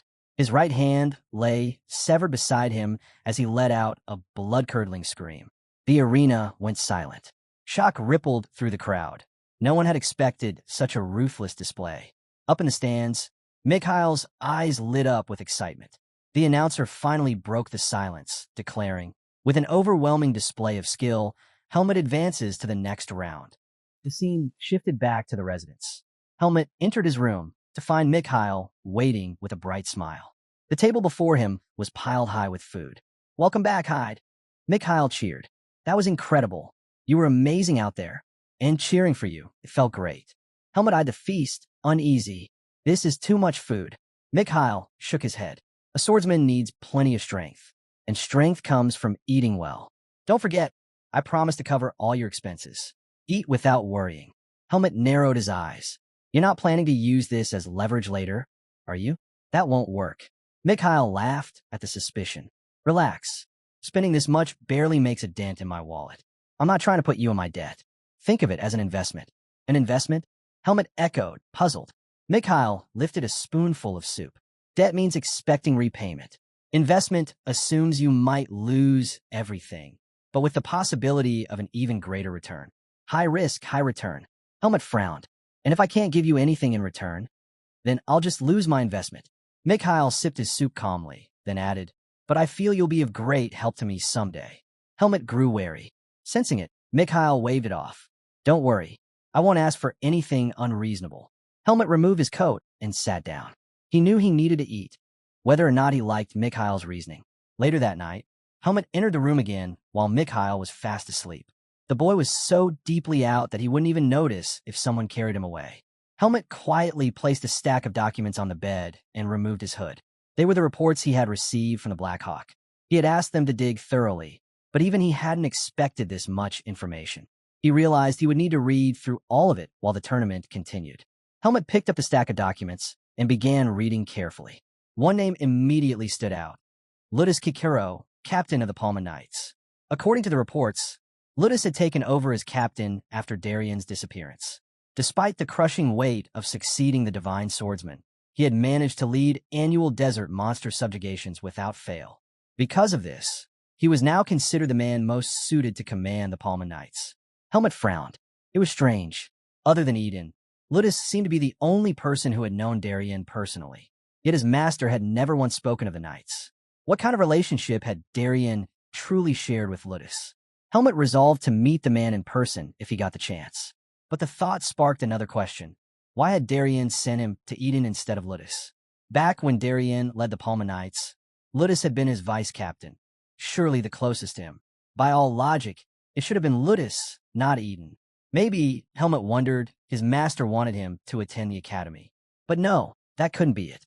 Darienne was far too meticulous. If that had been the case, he would have mentioned Ludus outright. He wouldn't have overlooked something so critical. Helmet's mind drifted back to his master's words. Darienne had once told him, tragedy always strikes without warning. Even if you're cautious, pain can still find you. Even if you try to avoid it, you might not escape. No matter what happens, never lose yourself. The weight of those words hit him differently now. His master had known. He had been betrayed and abandoned in the forest of roots. Trapping someone like Darienne was impossible, even for a high priest. Unless it was done by the one person he trusted completely. Someone close. someone who stood to gain everything from his disappearance? The answer became clear. Ludus was the traitor. Helmet's anger burned at the realization. Of course, it was only speculation, but if it proved true, he swore he would not leave Basor until Ludus paid for his betrayal. As these murderous thoughts ran through his mind, Mikhail stirred in bed. He rolled to the other side, revealing that he had actually been awake all along. The scene shifted to the arena. The match to decide the finalists had begun. Helmet stepped into the ring and, with a single strike, cut down his opponent, earning his place among the finalists. From his special section, Mikhail watched with sharp eyes as Helmet left the stage. Our boy stepped down, realizing just how easy it would be to win the entire tournament if the participants were all at this level. An attendant handed him his hood. The final round will be held in 2 days. At the same time, the man informed him. Helmet nodded, slipped on his coat, and left the stage. Since his fight had been the first of the day, he had plenty of time to himself. He decided to return to his quarters and continue reading through the Blackhawks reports. But before he could leave the arena, someone approached him. The next moment, Robert was leading Helmet toward the special section where his master waited. "Not in a rush, are you?" Mikhail teased. "Why don't you stay? Watch the rest of the matches with me. Your bout ended so quickly, it'd be a shame not to enjoy the show." Helmet asked calmly. "Is it even allowed for participants to spectate?" Mikhail smirked. "There's no rule against it. Though, in Basor, people see it as unmanly, like you're trying to size up your opponents in advance. But someone like you doesn't need to analyze anyone. Still, it'll be fun." Helmet thought for a moment, then agreed to stay. The second round began. A towering man stepped onto the stage, the head of the renowned Basor Kendo Hall, Kyle. The announcer introduced him with pride, and the crowd roared. But then came his opponent. Helmet's eyes narrowed as the announcer declared the name. Luke Jagar, the youngest to ever join the Palma Knights. A genius, a rising star. Helmet was certain he had seen this boy's face before. Kyle himself looked surprised. "A Palma Knight? This is an honor." Luke smiled politely. "The honor is mine. To face someone as respected as the head of Basor Kendo Hall, it's a privilege. Please go easy on me." Helmet studied him carefully. That face, it was exactly how Darienne would have looked at that age. He wondered just how skilled this boy truly was. The two squared off, drawing their swords. The audience fell silent, every eye locked on the ring. Kyle gauged the boy's stance. No openings, not a single flaw. He could tell Luke was dead serious. Luke glanced at the restless crowd.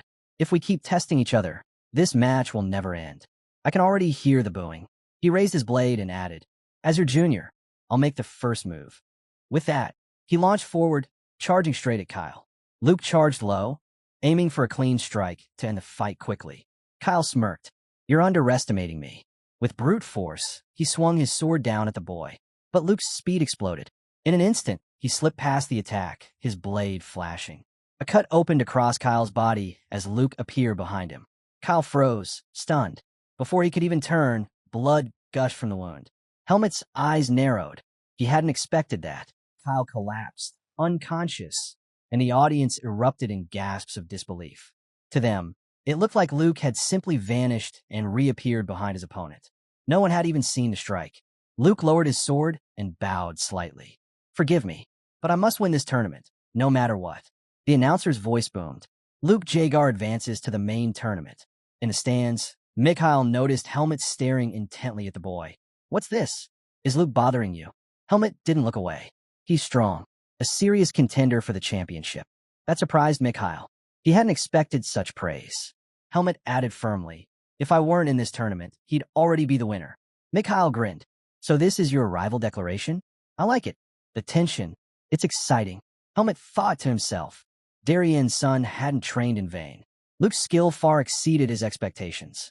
And if this boy had truly been taught directly by Darienne, how terrifyingly strong would he be? Helmet stood suddenly and turned to Mikhail. "Go back to the quarters without me. I have something to do. I'll be late." Mikhail blinked. "Can I help?" "No." Helmet's reply was curt, colder than usual. Mikhail watched him leave in haste, puzzled by the boy's urgency. Helmet's thoughts raced. Since leaving the Forest of Roots and attending the academy, he built plenty of social connections, but never once felt real kinship. Yet Luke was different.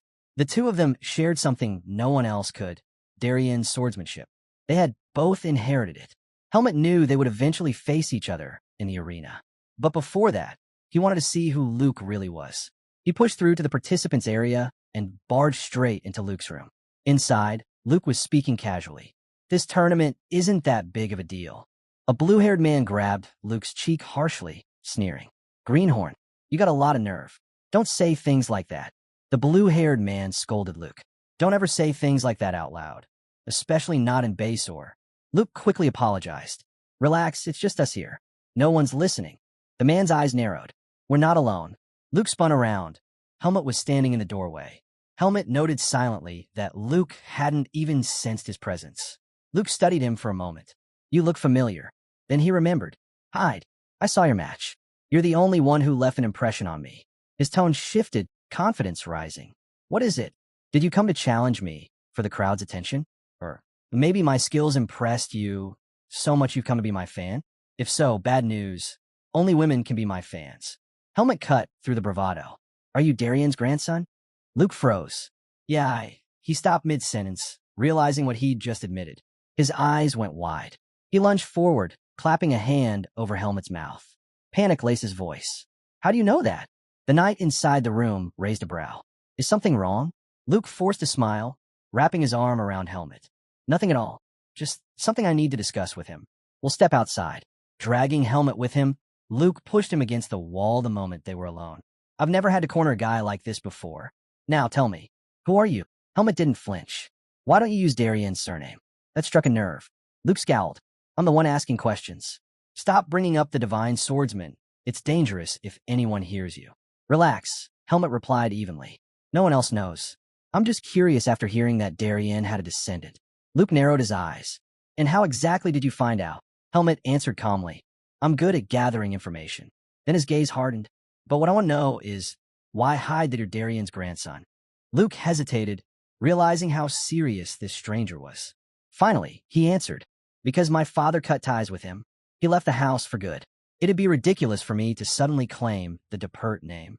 Helmut's voice cut and sharp. And yet, you inherited the divine swordsman's techniques. That stunned Luke. What did you just say? How do you know that? His voice dropped. My father never even told me those were Darienne's techniques. Luke lowered his voice. Yes, I'm his heir. I plan to make it official only after I won this tournament. My swordsmanship might have come from my grandfather, but it was my own strength that allowed me to master it and earn my place in the Knights. He clenched his fist. I want to be acknowledged for my skills, not just my bloodline. Helmut was caught off guard by the conviction in his words. Luke looked away, ashamed. I don't know why I'm even saying this to someone I just met. Just promise me you won't tell anyone. Only the Knight Captain and Vice Captain know the truth. Helmut's thoughts darkened. Ludus knows? That didn't add up. If Ludus was the one who betrayed Darienne and sided with the Temple, then why would he accept Darienne's grandson into the Order? His mind raced, until the sound of approaching footsteps cut his thoughts short. Both he and Luke turned. An old man in golden armor stood before them. I was just coming to see you, the man said. Luke straightened immediately, placing his hand over his chest in salute. Captain, Helmut's eyes widened. Ludus Kikero, is this your friend? Ludus asked. Yes, Luke replied. This is Hyde, one of the tournament's participants, and one of the finalists. Ludus raised his brows, surprised. A finalist? At your age? Impressive. He inclined his head. Forgive me. I haven't had time to watch the matches. Duties as Knight Captain leave me little room for leisure. Then he turned his gaze directly on Helmut. Tell me, are you using magic to conceal your identity? The question struck Helmut like a blade. Ludus smiled faintly and placed a hand on his shoulder. Don't be so tense. I'm not here to pry. You're not the only contestant in the finals hiding who they really are. He looked back to Luke. I only stopped by to give you a bit of encouragement. I'll take my leave now. Luke quickly asked, Captain, won't you come in and rest? But Ludus shook his head.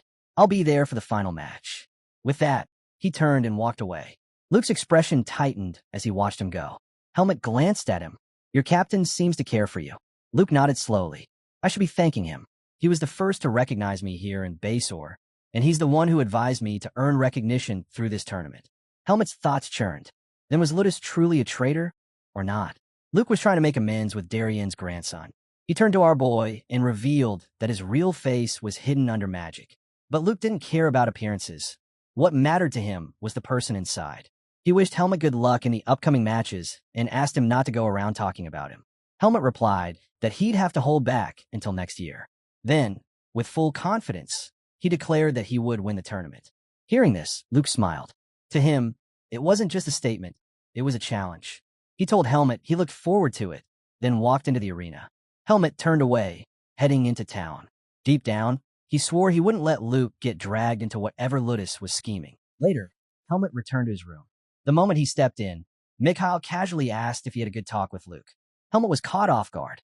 Suspicious, he asked if Mikhail had someone secretly tailing him. Mikhail only laughed, saying it was just a guess. But Helmet's reaction confirmed it, and Mikhail instantly knew he was right.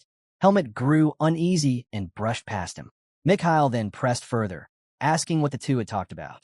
Helmet shut him down, saying he wasn't obliged to share anything.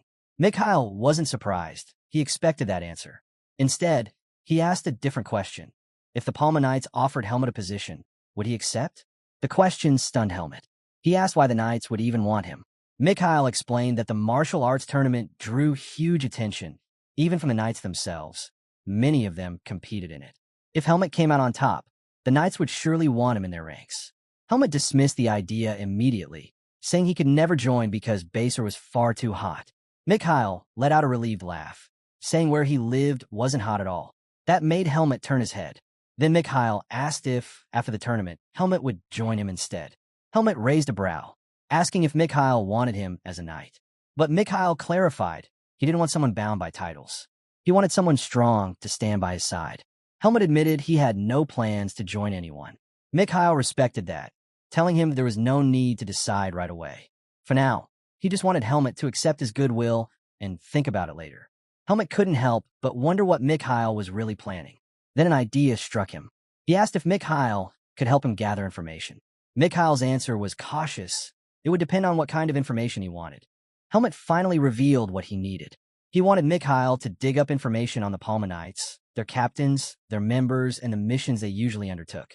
Mikhail tilted his head, asking if Helmet was trying to learn about the Knights' working conditions. Helmet explained that he simply needed a comparison, something that would help him see which side was truly better. Hearing that, Mikhail agreed. He promised to deliver an honest report, even if it meant comparing himself to the Knights. Then, with a smile, he asked if they could eat. Helmet silently hoped that, with this information, he'd gain some insight into Ludus's true intentions. The scene then shifted back to the arena. Helmet had just finished his match, sliding his sword back into its sheath. His opponent had fallen, his hand severed. This was the opening match of the finals, and Helmet had secured his place in the next round. The announcer's voice echoed across the arena, giving him a nickname, Blonde Hide. Helmet frowned. He hated it. The name didn't suit him at all. As he walked back toward his tent, Luke called out, teasing him for being so dull. He said Helmet hadn't even waved to the crowd once. Helmet shot back, asking if being carefree was really such a good thing. Luke just laughed, telling him there was no point in being tense all the time. He added that Helmet was a heartthrob in Baser now, and he should at least enjoy it a little, because once the two of them fought, he wouldn't have the luxury anymore. Helmet didn't bother replying. He ignored Luke and kept walking. He removed his breastplate, slipped on his coat, and thought about how strange it was. Luke was the only reason he felt this uneasy. Part of him wanted to smack the boy on the back of the head. Leaving the arena, Helmet wondered if Mikhail had already gathered the information he'd asked for. But before he could go far, he heard voices calling out to him. Turning his head, he saw a crowd of girls rushing toward him, calling his name, each of them inviting him for tea. Helmet froze, stunned by the sight. The scene shifted again, this time to the lodge. Mikhail was staring in disbelief at Helmet, who stood there covered in lipstick marks. He asked what on earth had happened. Helmet groaned, saying the women of Baser were after him. He was convinced someone had hired them to sabotage his tournament run. Mikhail couldn't help but laugh, telling Helmet he had a wild imagination. He explained that it was only natural for everyone's attention to be a tournament finalist. Then he added that the real reason Helmet was so popular with the ladies was his face. That caught Helmet off guard. His mind instantly went back to the men in his tent, the ones who had asked him if he... Helmet remembered the men in his tent, the ones who mocked him and asked if he even knew how to swing a sword.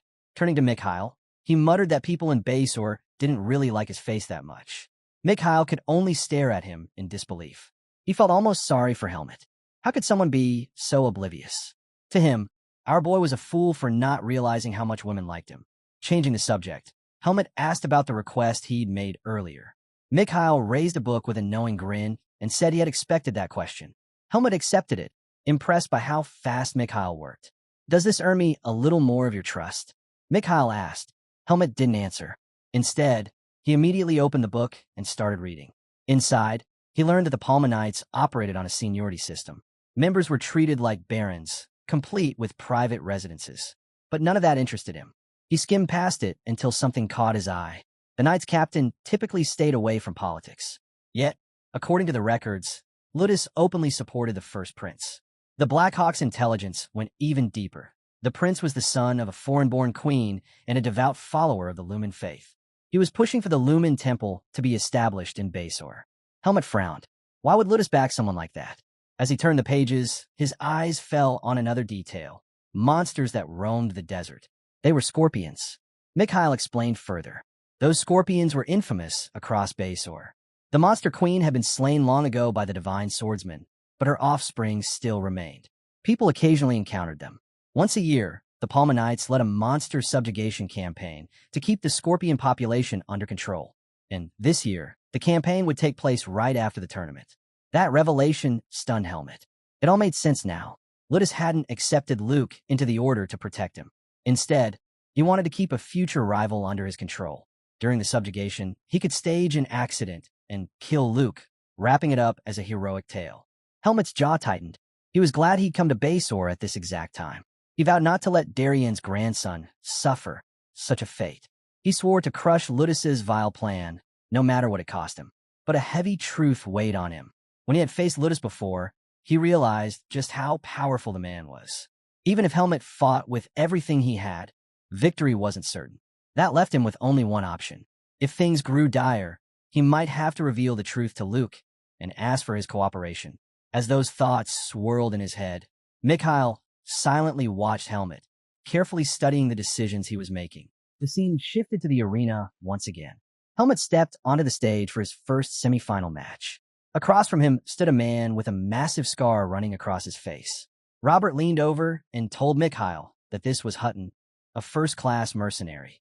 Though ranked lower, Hutton had shocked the crowd by defeating a Palma Knight in an hour-long duel. Mikhail dismissed the concern, reminding his knight that Helmut had already beaten opponents far stronger than the man Hutton faced. But Robert wasn't as quick to brush it off. He warned that battles were unpredictable. Whether it turned into a quick victory or a drawn-out struggle didn't matter. The important thing was that Hutton had made it to the semifinals at all. Helmut placed his hand on his sword and glanced toward the stands. There, he saw Ludus standing beside two seated figures. His eyes narrowed. It was the first prince, the second prince, and the captain of the Knights. He assumed they had only come to make an appearance since the semifinals were beginning. Before he could think further, Hutton's voice cut through his thoughts. Don't lose focus when your opponent is standing right in front of you, the mercenary warned. Overconfidence is the fastest way to lose. Helmut drew his sword and shook his head. I wasn't distracted. My mistake if it seemed that way. As he sized the man up, Helmut guessed that Hutton was on par with Peugeot's level. For a first-class mercenary, his energy didn't feel particularly strong. Still, Helmut was curious about his fighting style. He decided to test him. In a flash, he charged forward. The moment Helmut closed the distance, Hutton angled his blade toward the sunlight, catching it in just the right way to blind him. Seizing the opening, Hutton slipped into Helmut's blind spot and swung. But Helmut's instincts kicked in. He sensed the attack and blocked it just in time. Both men leapt back, resetting their stances. Helmut didn't hesitate. He rushed in again. This time, Hutton dragged his sword across the stage floor, splintering the stone. Shards of rock shot up into the air, which he flung toward Helmut like projectiles. Helmut cut through them with ease, but as he raised his head, Hutton was already upon him. Steel clashed as the mercenary swung, his strikes coming faster and faster.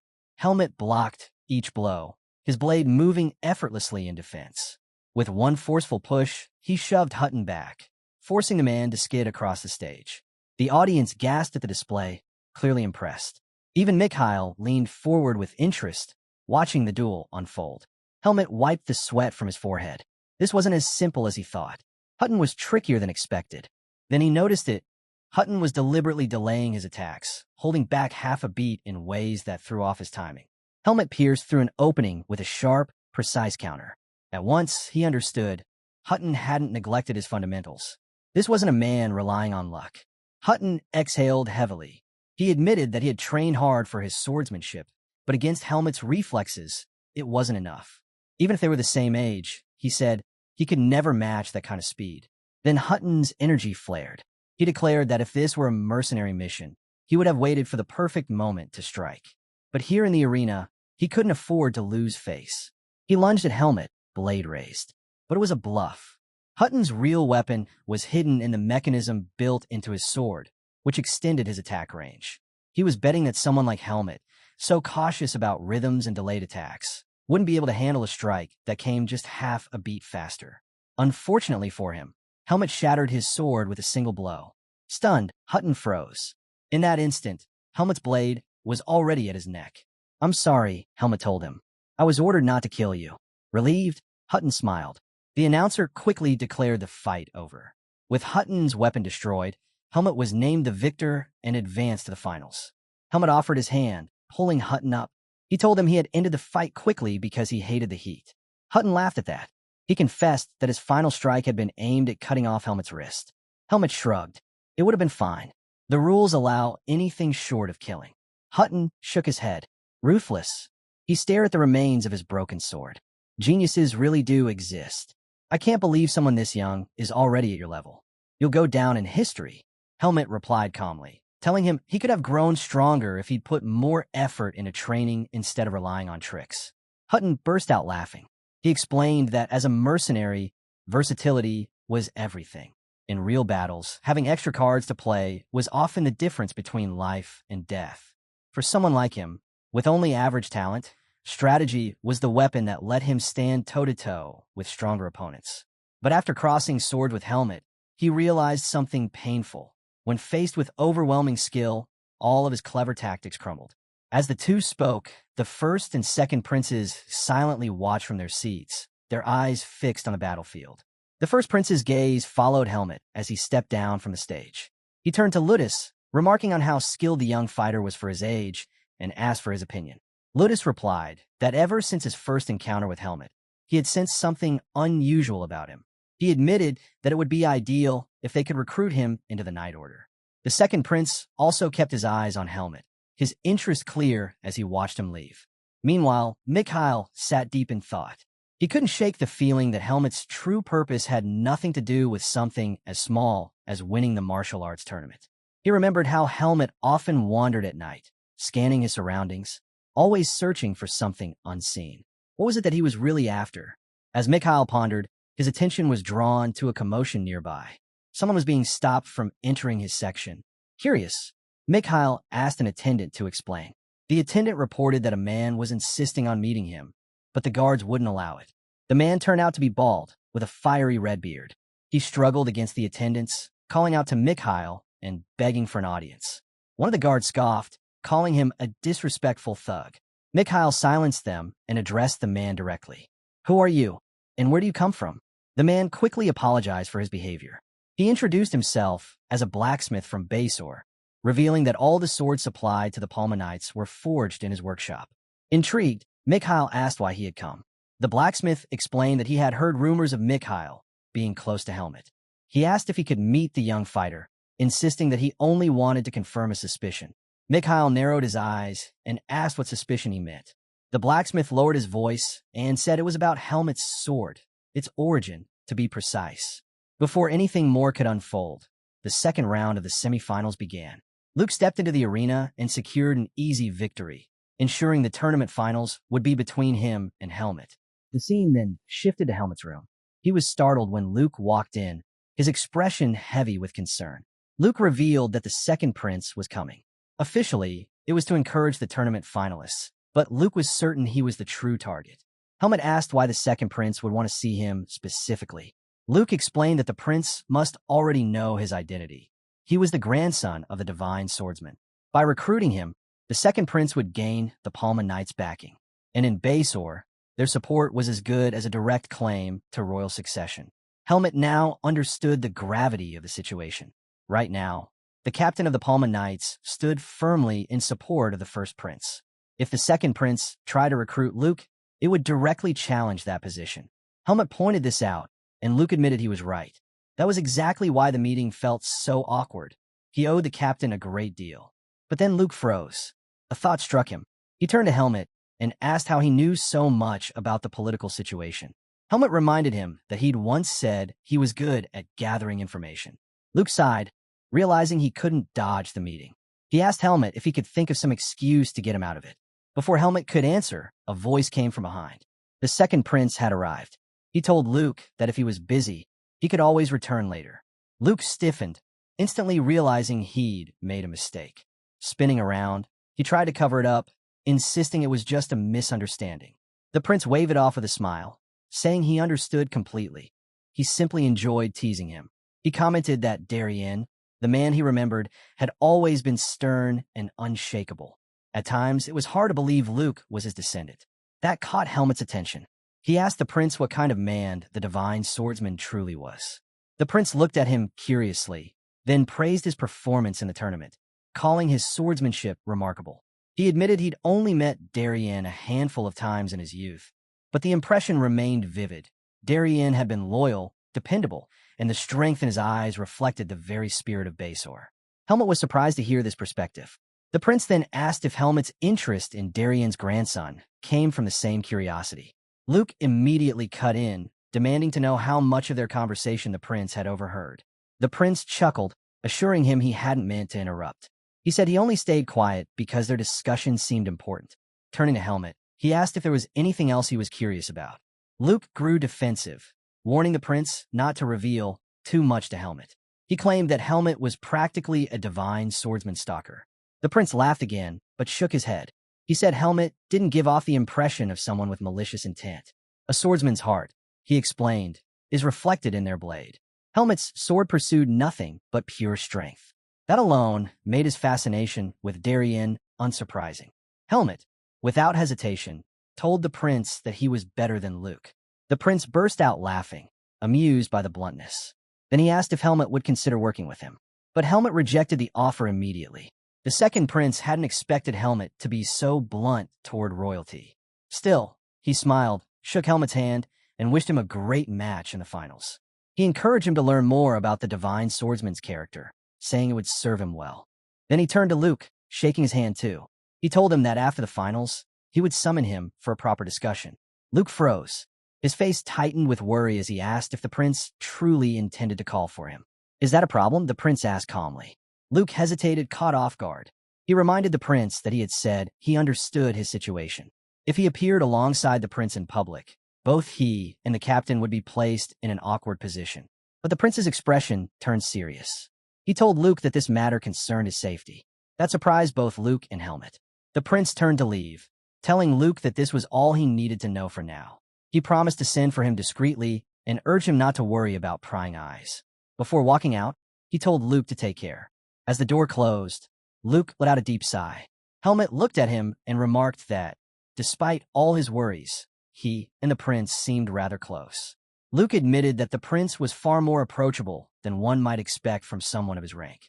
He respected him as a great man, but the circumstances made it impossible to get too close. Helmut advised him to accept the second prince's invitation. Luke blinked, surprised. "Did you not hear what I just said?" Helmut told him plainly that no one else would take responsibility for his life. If he kept letting the situation drag him along, he would eventually lose himself once the situation abandoned him. As Helmut spoke, Luke felt something stir inside him, the faint presence of his grandfather's aura. A sharp unease struck him. He asked Helmut if he knew what was happening. He demanded to know what this life-threatening danger was. Helmut didn't give him the answer he wanted. Instead, he told him to simply do what he could. As for himself, he would do the same. Still anxious, Luke couldn't shake the heaviness pressing on him. Helmut headed for the door, throwing one last remark over his shoulder. He told Luke to flirt with a few girls to ease the pressure before the finals. Luke frowned, clearly annoyed. "I'm not that kind of person," he snapped. Helmut could only think to himself how badly he wished Luke understood the danger surrounding him. The scene then shifted to the lodge. Helmut stepped into his room, and Mikhail greeted him with a smile, asking if he had enjoyed his chat with the second prince.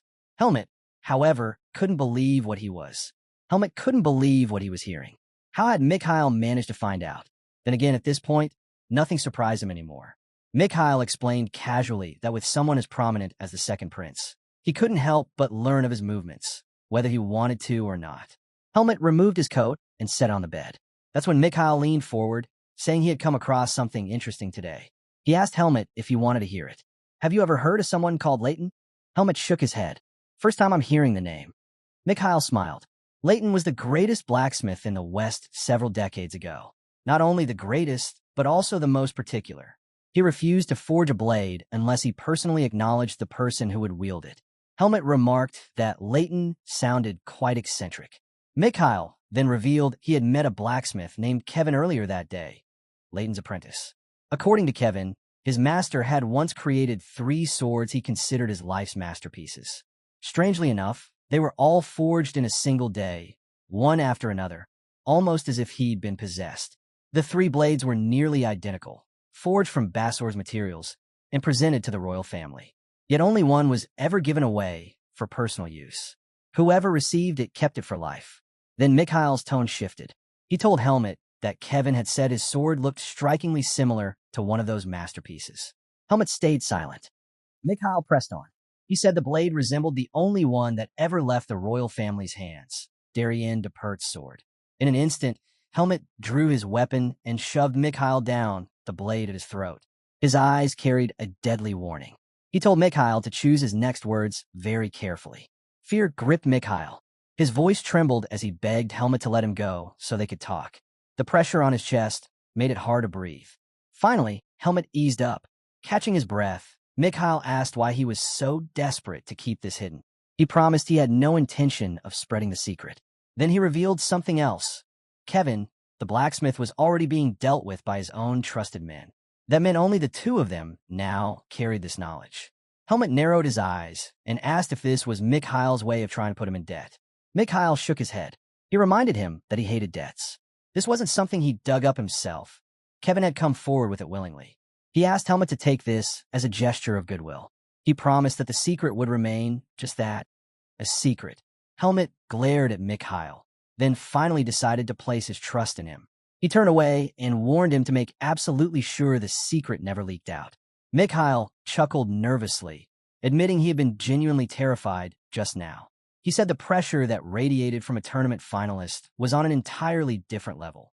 Since the truth had already come out, Mikhail pressed further. He asked Helmet about his connection to the divine swordsman. Helmet revealed it plainly. He was Darienne's disciple. Mikhail froze, stunned. The thought that the legendary swordsman had taken on a disciple was beyond belief. Then his face lit up with excitement. To think he had been sharing a room with Darienne's successor, it thrilled him. Helmet sighed inwardly, realizing that meant Mikhail would be noisy about this for quite some time. With a grin, Mikhail asked if he had trained under Darienne before or after the swordsman vanished. He was about to pry further, asking why Helmet had come to Basor, but Helmet cut him off. He told him to start thinking about how he was going to pretend not to know him. That quickly silenced Mikhail. He asked cautiously if something was about to happen. Helmet slid his sword back into its sheath, offering no answer. Mikhail, deciding not to push further, said he had no interest in getting more involved. He would start packing in advance. If something forced him to leave in a hurry, his stamina wouldn't hold up. Helmet stared at his blade. He confessed that he never knew it was considered famous. To him, it had always been nothing more than a sharp sword. He then asked why. If it was so well known, no one else had recognized it. Mikhail explained that it made perfect sense. The sword had originally belonged to the royal family. Outside of them, almost no one had ever seen it. And besides, its outward appearance was ordinary. Without an expert's eye, its true nature couldn't be understood. That was why he warned Helmet not to flaunt it before the king or any of the princes. He then shifted the topic, asking how Helmet was preparing for the finals. From his perspective, Helmet seemed unusually cautious when it came to Luke. Helmet shook his head. He told him that he wasn't wary of Luke at all. But as he said it, a thought struck him. Tomorrow was the day he would finally cross swords with Luke. He only hoped the match wouldn't end in a disappointing, anticlimactic way. The scene then shifted, carrying us far from the city, into the desert. There, a man dressed in a priest's robes knelt down and scooped up a handful of sand. He let it spill through his fingers back onto the ground. The earth before him began to sink, as if something massive was pulling it down. Moments later, a monstrous shape emerged. A giant scorpion rose from the sand, an orb gleaming on its head. The priest slowly reached into his robes, and the priest pulled out an orb. It lit up with a brilliant glow, and in response, the orb on the monster's head shined just as brightly. Slowly, the massive creature stepped closer to him. The priest called it a good boy, relieved that the monster still recognized its master. With a calm voice, he told the scorpion it was time to rise. The scene shifts to the roaring arena. The crowd is alive, cheering for the long-awaited final match. The announcer's voice booms, welcoming everyone to the grand finale. He introduces the duel. On one side, the young prodigy of the Palma Knights, the one said to carry the future of Basor. On the other, a mysterious genius whose origins remain unknown. Helmet sighed, feeling like he was being painted as the villain in this story. Luke brushed it off, telling him not to worry, it was just for the show. But Helmet frowned, asking if Luke didn't think it was a bit much. With all the hype, if he lost, the backlash would be brutal. Luke rolled his eyes, clearly annoyed, and snapped back that Helmet really had a way of getting under people's skin. He warned him not to come begging for prize money when he won. The two young men gripped their swords, the match about to begin. At the signal, Luke shifted into his stance. Helmet's eyes widened. Luke's form was identical to his master's. A rush of excitement filled him. Facing that sword technique again brought back memories of the Forest of Roots. High above, a bird circled the arena skies. Mikhail noticed it right away. As the bird glided over the arena, it dropped something. Neither Luke nor Helmet realized what had just fallen as they charged forward. Right before their blades could collide, both sensed danger. They stopped, glanced upward, and leaped back. Something crashed into the center of the stage. Gasps erupted from the audience. All eyes locked on the object that had fallen. To their horror, it was the upper half of a human body. Silence swept across the arena before shock spread like wildfire. Helmet immediately looked skyward. A terrified scream cut through the air as someone shouted. It was a monster! The bird swooped closer, and Luke froze at the sight. Just as the monster descended, Helmet shouted his name. He rushed toward Luke, startling him. Luke asked what he was thinking in a moment like this, but Helmet only pointed upward. Luke's eyes widened in surprise. He quickly raised his sword, and Helmet launched himself, using Luke's blade as a foothold to propel higher into the air, aiming directly at the monster. Helmet closed in on the monster. His blade shimmered with power as he struck. With a single slash, he ripped through the creature's body, tearing it apart with ease. Luke stood frozen, stunned by the skill and precision on display. Not long after, Ludus arrived on the stage with his knights. They quickly covered the corpse that had been dropped. One of the knights stepped forward, reporting to the captain. The identification tag on the body belonged to a resident of the southern oasis village. Ludus's expression hardened. He ordered the knight to summon the emergency squad at once. The expedition schedule would need to be moved forward immediately. What baffled him most was why a monster would carry a corpse all the way into the kingdom. A knight beside him muttered that it felt like a declaration of war. Luke glanced at Helmet after hearing those words, then lowered his gaze to the monster's severed head lying on the ground. His thoughts swirled. Was this truly a monster? Was this really what he'd be forced to face as a knight? He turned to Helmet, asking if he had ever fought a monster before. To Luke, it seemed like Helmet had adapted far too quickly, almost unnaturally so. Helmet replied calmly that he had fought more monsters than Luke ever had. Luke wasn't expecting that answer. He scowled, asking if Helmet was really trying to start a fight in the middle of all this. The more time he spent with him, the less his actions seemed to fit the image he gave off. Luke then asked if all monsters looked like this. Helmet raised an eyebrow. Was Luke seriously saying he'd never seen a monster before? Luke reminded him sharply that until recently, he was just an ordinary civilian. Most people never got the chance to encounter one. Helmet explained that monsters were nothing more than savage beasts without reason, and because of that, they were easier to deal with than humans. He assured Luke that there was nothing to be afraid of. Luke frowned at that. He snapped that he wasn't scared. Still, Helmet's words didn't sit right with him. Deep down, Luke knew things wouldn't be so simple if they were up against an intelligent monster like Alaga. The announcer's voice echoed across the arena, apologizing to the crowd for the shocking incident. The grand finale would be temporarily suspended due to the unforeseen events. The participants were asked to gather in the waiting room. Luke couldn't understand why they were being sent there. When he and Helmet entered, they found Ludus and his subordinate already waiting. The captain welcomed them, stating that everyone had now arrived. Luke, confused, asked why he was there. Ludus's tone turned serious. There was no time to waste. He revealed to the boys that the remains brought by the monster belonged to a resident of the southern. The remains were confirmed to belong to a resident of the southern border region. Clear proof that monsters had attacked the area. Because of this sudden crisis, the Palmade Order had no choice but to move the monster subjugation expedition ahead of schedule. Ludus turned to Luke first, reminding him of his duty as a knight.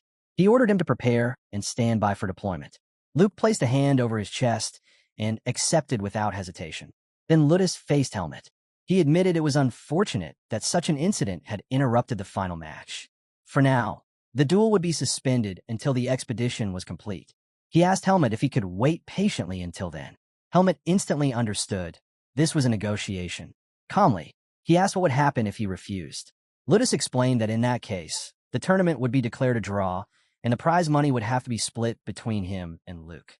It wasn't the outcome anyone wanted, but under the circumstances, there was no other option.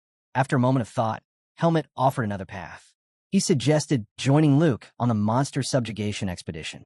Whoever defeated more monsters would be declared the champion of the tournament. Both Ludus and Luke were caught off guard by the proposal. Ludus frowned, warning that monster subjugation was not a sightseeing trip. But Helmet stood firm. He reminded the captain of how he had already proven himself by striking down the flying monster that had disrupted the stage earlier. Ludus paused. He couldn't deny the truth. Helmet was not only a tournament finalist, but also a proven warrior. Regretting his earlier tone, he admitted he had not shown Helmet enough respect. Finally, he agreed and ordered both of them to finish their preparations by 3 o'clock sharp and assemble at the plaza.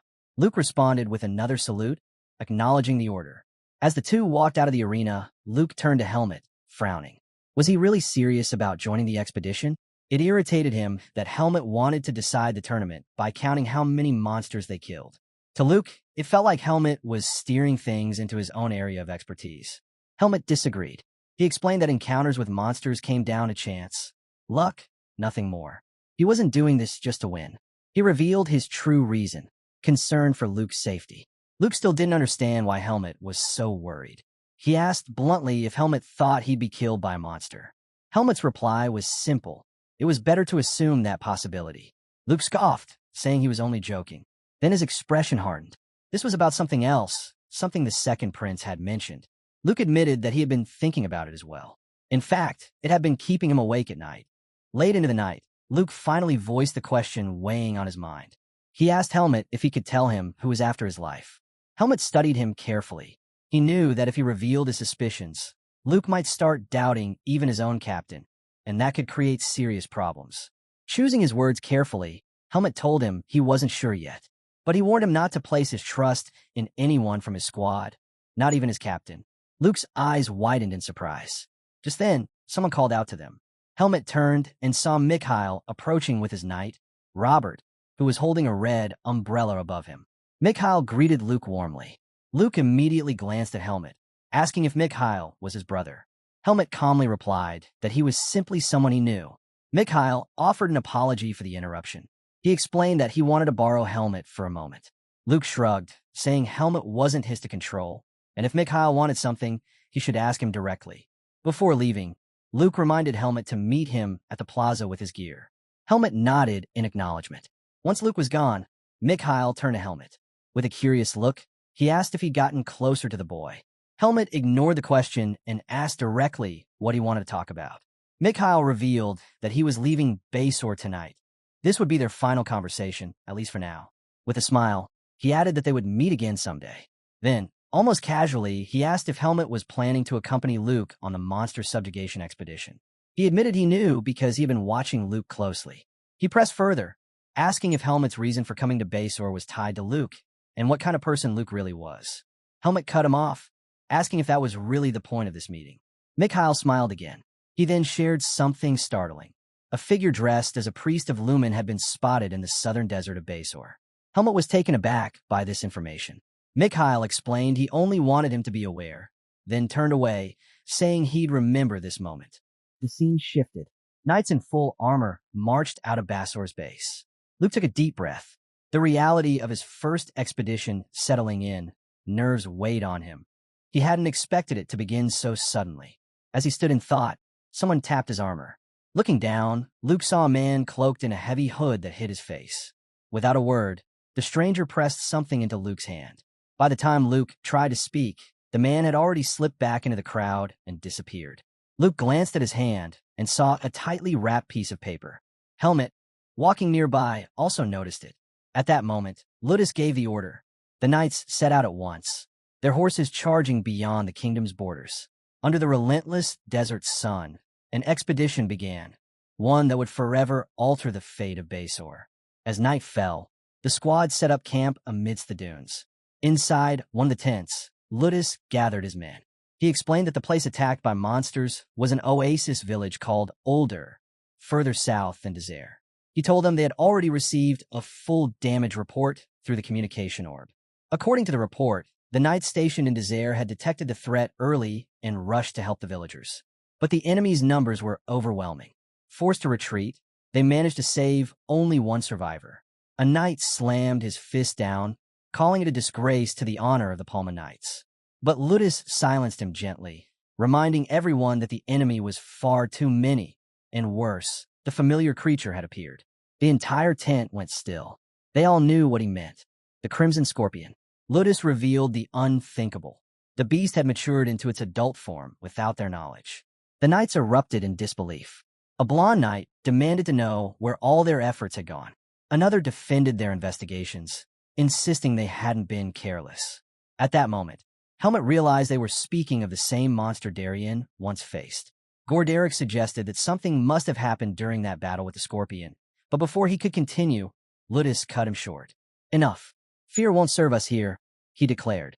He reminded them that unlike Darienne, who had fought the beast alone, they would stand together. Ludus admitted he wasn't as dependable as Darienne, but with his knights beside him, their strength was unmatched. His words struck them deeply. The knights sat stunned until Ludus rallied them once more. Draw your blades with courage, for the squad. One by one, the men smiled, their spirits reignited. Finally, Ludus laid out the plan. Their first stop would be Desert, where they would regroup with the station knights and reorganize their forces. From there, the army would divide, each unit led by a captain. The reconnaissance squad would sweep across southern Desert, hunting down stray monsters. Meanwhile, Ludus's main force would march straight to Older to crush the horde and aid the people. Ludus ordered the reconnaissance unit to regroup at Older and join the elimination once their scouting was complete. He then announced the names of those chosen for the main unit. Horton Kikero, Romero Haas, Caroso Lona, and Luke Jagar. Luke's eyes widened in surprise. He hadn't expected his name to be called.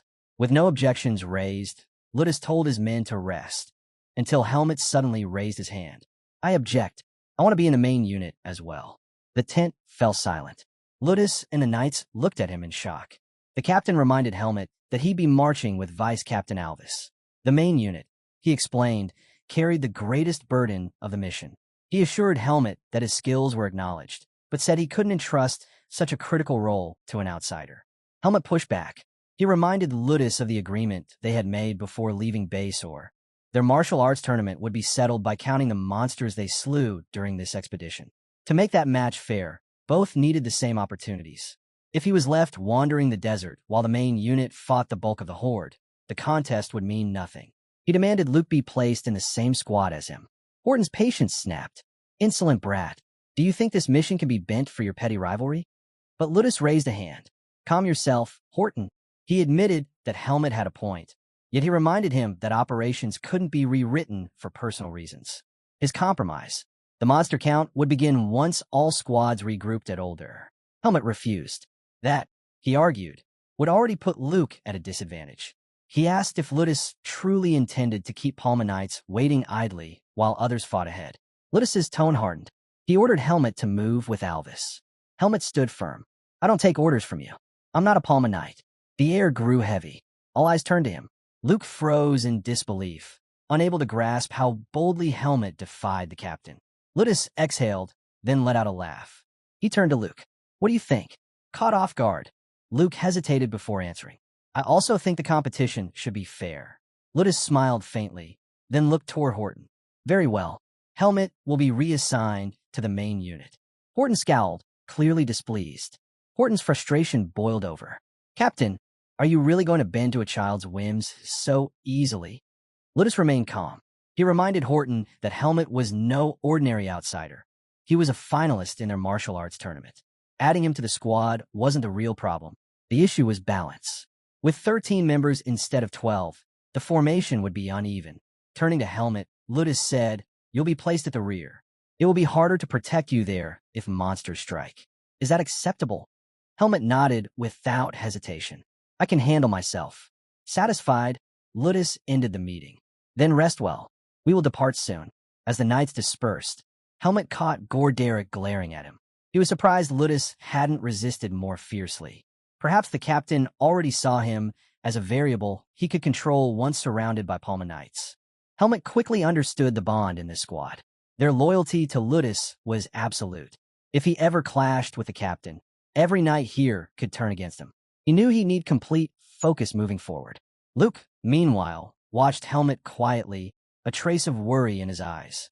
The scene shifted to Desert, where Ludus and his men joined with the station knights. Once the plan was shared, they set out again, heading straight for Older. But as the desert village came into view, something felt wrong. "This should be Older," Ludus muttered, scanning the horizon. All he saw was devastation. The village lay in ruins. Not a monster in sight. One knight wondered if the creatures had moved elsewhere. Ludus shook his head. Monsters rarely abandon their territory without reason. Still, the attack on Older and their reach toward Basor suggested movement was possible. Another knight warned that the Crimson Scorpion might be hiding beneath the sands. Ludus agreed and ordered his men to maintain formation as they advanced into the ruined town. Inside, they were met with silence. Bloodstains and deep claw marks scarred the walls and ground. Luke's eyes darted nervously from one shadow to another. "It's too quiet," one knight whispered. "No villagers. No monsters. Nothing." His unease deepened. He urged Ludus to withdraw from the town before anything happened. Just then, a small rock struck one of the knights from behind. He turned sharply. "Quit fooling around." But his comrade shook his head. "I didn't touch you." The words had barely left the knight's mouth when the ground erupted. From the sand rose a massive scorpion, its claws snapping as it loomed over them. "The scorpion! It's here!" the knight shouted in horror. Helmet and the others spun around instantly. Ludus gave a sharp command. "Down!" In one motion, he unsheathed his blade, channeling energy into its edge. With a swift slash, he unleashed a wave of force that tore the creature apart. "Get yourselves together," he barked. "We're pulling out." But before they could escape, more monsters burst from hiding, surrounding them on all sides. The knights charged forward, fighting through the chaos. Then, without warning, the ground caved in. A pit opened, swallowing one of the knights and his horse. A scorpion closed in fast. Ludus's eyes widened when he realized it was Horton in danger. "Horton!" he shouted. Helmet turned sharply, calculating his chances. If he leapt in now, he could save him, but hesitation froze him in place. Before he could act, Luke wheeled his horse around and dove into the pit. "Get down, Horton!" he shouted. His sword flared with energy as he struck, piercing the scorpion's head. But the beast didn't fall. Its armored body was far tougher than expected. Luke's eyes widened in disbelief. His attack hadn't been enough. Without wasting another second, he ordered Horton onto his horse. "We'll follow the vanguard." Horton obeyed, and together they rode out of the pit. Helmet watched silently as Luke led Horton to safety, conflicted by the choice he hadn't made. Once the knights regrouped outside the ruins, Luke called out, "Everyone's out." Ludus raised his blade high. "Form ranks. We purge this place." The battalion wheeled around and charged back in, clashing with massive snakes and scorpions that had taken over the town. Helmet's thoughts drifted as he fought. Horton, he knew, was loyal to Ludus, his henchman through and through. That made him a potential enemy, one he might have to face in the future. His hesitation had come from that very thought. But Luke had hesitated at nothing. Even knowing there was a traitor in their midst, he'd acted without fear. Was he too naive, or was he simply that kind-hearted? When the dust settled, the ground was littered with the corpses of slain monsters. Ludus surveyed the battlefield. "It's over, but I didn't expect them to be lying in wait." A knight at his side frowned, "And there were too many scorpions." Far too many. This could be bigger than we imagined. Meanwhile, Helmet and Luke rested against a large rock, catching their breath. Luke sighed heavily, exhaustion in his voice. Helmet handed him his water skin. Luke accepted the bottle and took a long drink. Helmet remarked that he looked exhausted, but Luke shook his head. Not tired, just disappointed. It was too easy. Helmet frowned. Then why save them? Luke looked puzzled. What do you mean? You pulled Horton out of danger. Him and the others you saved, they might one day raise their blades against me. Luke's gaze shifted toward Horton and the knights. Then, calmly, he said, I didn't take up a sword to stand by and watch when people are in need. Helmet had no reply. With a faint smile, Luke added, besides, Horton isn't really a threat to you. Elsewhere, Ludus studied the bright sky overhead. We still have some time before regrouping, he noted. The knight beside him asked, should we contact the other squad? Ludus shook his head. If nothing's coming through, it means they're fine. A unit led by Dasim and Romero can handle stray monsters easily. Just then, another knight rushed over, holding out a communication orb. Captain, you need to take this call. Ludus accepted it. Is this from Dasim? The knight shook his head. No, sir. Bringing the orb close, Ludus announced, this is the knight captain. A voice responded. This is Heinz, garrison knight of Desert. I have a report. First, is everything under control on your end? Ludus narrowed his eyes. Did something happen? Heinz looked down from the fortress wall as he spoke. Below him stretched a horde of monsters, gathering in numbers too great to count. The enemy is massing beneath Desert's walls. Most of our forces are out on expeditions. Defending the city will be difficult. The revelation struck Ludus. The ambush they just faced hadn't been the only threat. More monsters were on the move. Is there a crimson scorpion among them? He demanded. No, Heinz answered firmly. Nothing like that here. Understood, Ludus replied. Hold your ground. I'll send reinforcements. Gorderic, hearing the exchange, stepped forward. Captain, what's happening? The Crimson Scorpion isn't a Desert, Ludus explained. This may be a tactic to force us to withdraw or divide our strength. Gorderic frowned. Can monsters really plan that far ahead? Ludus glanced back at him. They just ambushed us, didn't they? It's not impossible. Ludus made his stance clear. If the monsters think diversion tactics will break us, they're wrong. We won't back down that easily. He ordered a small force to remain behind for scouting, while the rest would ride to Desert as reinforcements. Helmet froze. This move meant Ludus could send nearly everyone back, except for his closest henchmen. If that happened, he and Luke would be completely isolated. A chill ran through him. Had the captain planned this all along? But Helmet wasn't about to let things unfold so easily. Ludus laid out his orders. Only he and 5 knights would stay. The rest would march back to Desert. Then he turned to Luke and Helmet. You two are going with them. The boys were stunned. Helmet could hardly believe what he'd heard. Luke opened his mouth to argue, but Ludus cut him short. Follow my command, he said firmly, placing a hand on Luke's shoulder. I'm not sending you back because I doubt your strength. I'm sending you because I trust you. His tone softened. Once the work here is done, we'll regroup. Together, we'll crush the Crimson Scorpion. And Luke, Ludus leaned closer, lowering his voice. You'll have your chance. You'll take revenge on your grandfather's greatest enemy. Luke's eyes widened at the words. Ludus straightened, his command voice returning. Make your preparations. We move out at once. The scene shifted. Helmet and Luke rode with the returning unit, the desert winds whipping around them. Helmet's mind churned. Why send them away? Ludus had the perfect chance to trap him and Luke, yet chose not to. Did this mean Ludus was the traitor? Or was it just suspicion twisting his thoughts? The captain had never acted out of line. Maybe he was following orders from the First Prince, but no. Helmet shook the idea from his head. Overthinking would only blind him. Tragedy, he knew, always struck without warning. He couldn't afford to lower his guard. As he wrestled with his thoughts, Luke called out, breaking the silence. Helmet, do you respect the Divine Swordsman? Do you feel the urge to destroy the Crimson Scorpion, to avenge him? Helmet blinked, caught off guard. Why would Luke ask that? Luke looked ahead, his voice steady. Even though I carry his blood, even though I inherited his swordsmanship, I don't feel that drive. I never knew him. There was no connection between us. Luke admitted he'd been disappointed when Ludus spoke of avenging the Divine Swordsman. To him, it felt like his captain still saw only the legacy of his ancestor, not Luke himself, the same man who had once told him to prove his strength on his own. Does that sound strange to you? Luke asked quietly. Helmet shrugged. Sounds a little spoiled. You inherited everything from the divine swordsman. Complaining about it makes you sound ungrateful. Luke blinked, taken aback. Then he laughed softly. Whenever I talk to you, my worries seem so small. Helmet cut him off bluntly. Forget about that for now. Focus on how you'll survive. Don't forget, someone gave you something before we left Basor. Luke's eyes widened as he remembered. That's right. I never even checked it. He opened his pack and pulled out a folded paper. Helmet leaned closer, surprised. A note. Luke nodded. I already know who it's from.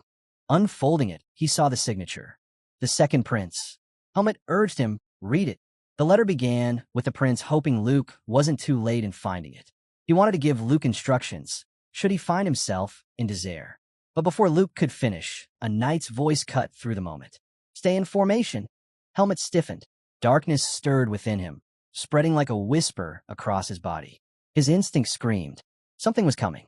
In one motion, he drew his sword. Stop! Everyone halt! The knights reined in, but it was too late. The earth split open as a massive snake erupted, clamping down on a knight in its jaws. All around them, monsters burst from the sand, closing in from every side. Prepare for battle. Gorderic roared. Then the ground trembled, and a massive shadow swallowed the desert light. From beneath the sand, it emerged, the crimson scorpion itself. Luke's breath caught. He could hardly believe his eyes. As the other monsters rushed them, Gorderic shouted, Signal the captain. But the knight beside him shook his head frantically. No good. The signal won't go through. While panic spread, Helmet and Luke surged forward past Gorderic, blades flashing. Together, they cut a scorpion clean apart. That one's mine, Helmet declared. First strike counts. Luke stared at him shocked. You're keeping score now? Helmet smirked. Relax. I'm keeping score for you too. Luke groaned. Thanks, I guess. No sooner had he spoken than another giant snake lunged straight at them. The two split instantly, each charging in opposite directions. Helmet locked onto the beast. It was coming straight for him. The snake slammed Helmet into the ground, finning him beneath its weight. Helmet, Luke shouted, panic in his voice. But our boy didn't hesitate. His blade flashed, ripping through the serpent's skull. He cut it apart without a flinch. Luke exhaled in disbelief. You're reckless. Gorderic, watching both of them, muttered, Reckless, both of you. The knights regrouped quickly, rallying against the wave of monsters. Helmet hauled himself out of the pit, scanning the battlefield. The Crimson Scorpion hadn't moved once. It wasn't fighting, it was watching. Something else was wrong. The monsters weren't charging with their usual fury. Their movements felt searching. That's when Helmet saw it. The glowing orb embedded in one of the beast's heads. His memory sparked. Mikhail had once mentioned a report. A man dressed like a Lumen priest spotted in the southern desert, just before the final match. The scene shifted. Luda stood apart, gazing at the sky. Captain, Alvis asked, did you forget something? Ludus's lips curled into a strange smile. No, it's just about time for something to arrive. Back on the battlefield, Helmet spun suddenly. Luke, he shouted. Luke turned, startled, just as a massive snake burst from the sand, coiling its tail around him. He cried out as it tightened and dragged him downward. Helmet rushed forward, sword drawn, slashing at the creature. But the monster slipped aside, pulling Luke into the earth. No! Helmet's voice rang out in disbelief. Then a figure appeared, his voice cold. Target secured. Kill the rest. The monster's ferocity doubled, surging with violence. The sky darkened, shifting into a blood-red haze. From the shadows stepped a man robed like a Lumen priest. He stood beside the towering Crimson Scorpion, his presence chilling. You're the last one, he sneered. The unlucky lamb who somehow survived. Helmet stood alone, surrounded by corpses, fallen knights, and shattered beasts. His eyes burned with fury as he fixed them on the priest. At first, he thought the sickening energy stabbing into his heart was demonic. Perhaps his seed of darkness reacting to something. But no. The crystal embedded in the scorpion's forehead pulsed with the same power radiating from the priest. It wasn't demonic. It was divine. The priest studied him with interest. You possess strength beyond reason. To cut down almost all of my summon monsters and still have energy to spare. For one so young, your power is far greater than I imagined. The priest studied Helmet closely.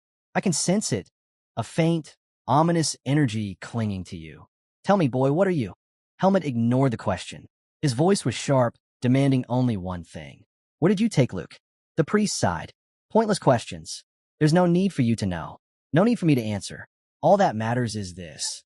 The Desire reinforcements must meet a tragic end today. Every last one of them will be erased. Helmet's eyes widened. He hadn't expected such callousness. To sacrifice so many knights, mere pawns, just to capture Luke Jagar? His words cut like steel. So that's it. Ludus is terrified of the divine swordsman's heir. The priest narrowed his gaze, startled by the accusation. Are you truly an outsider? Helmet shifted into his stance, his blade steady. Things won't unfold the way they did against the divine swordsman. I'll carve the truth out of you, and I'll find Luke. I'll stop Ludus. For a moment, silence. Then the priest broke into laughter, sharp and unhinged. Are you certain about that? Perhaps you should rethink your place in the chain of command.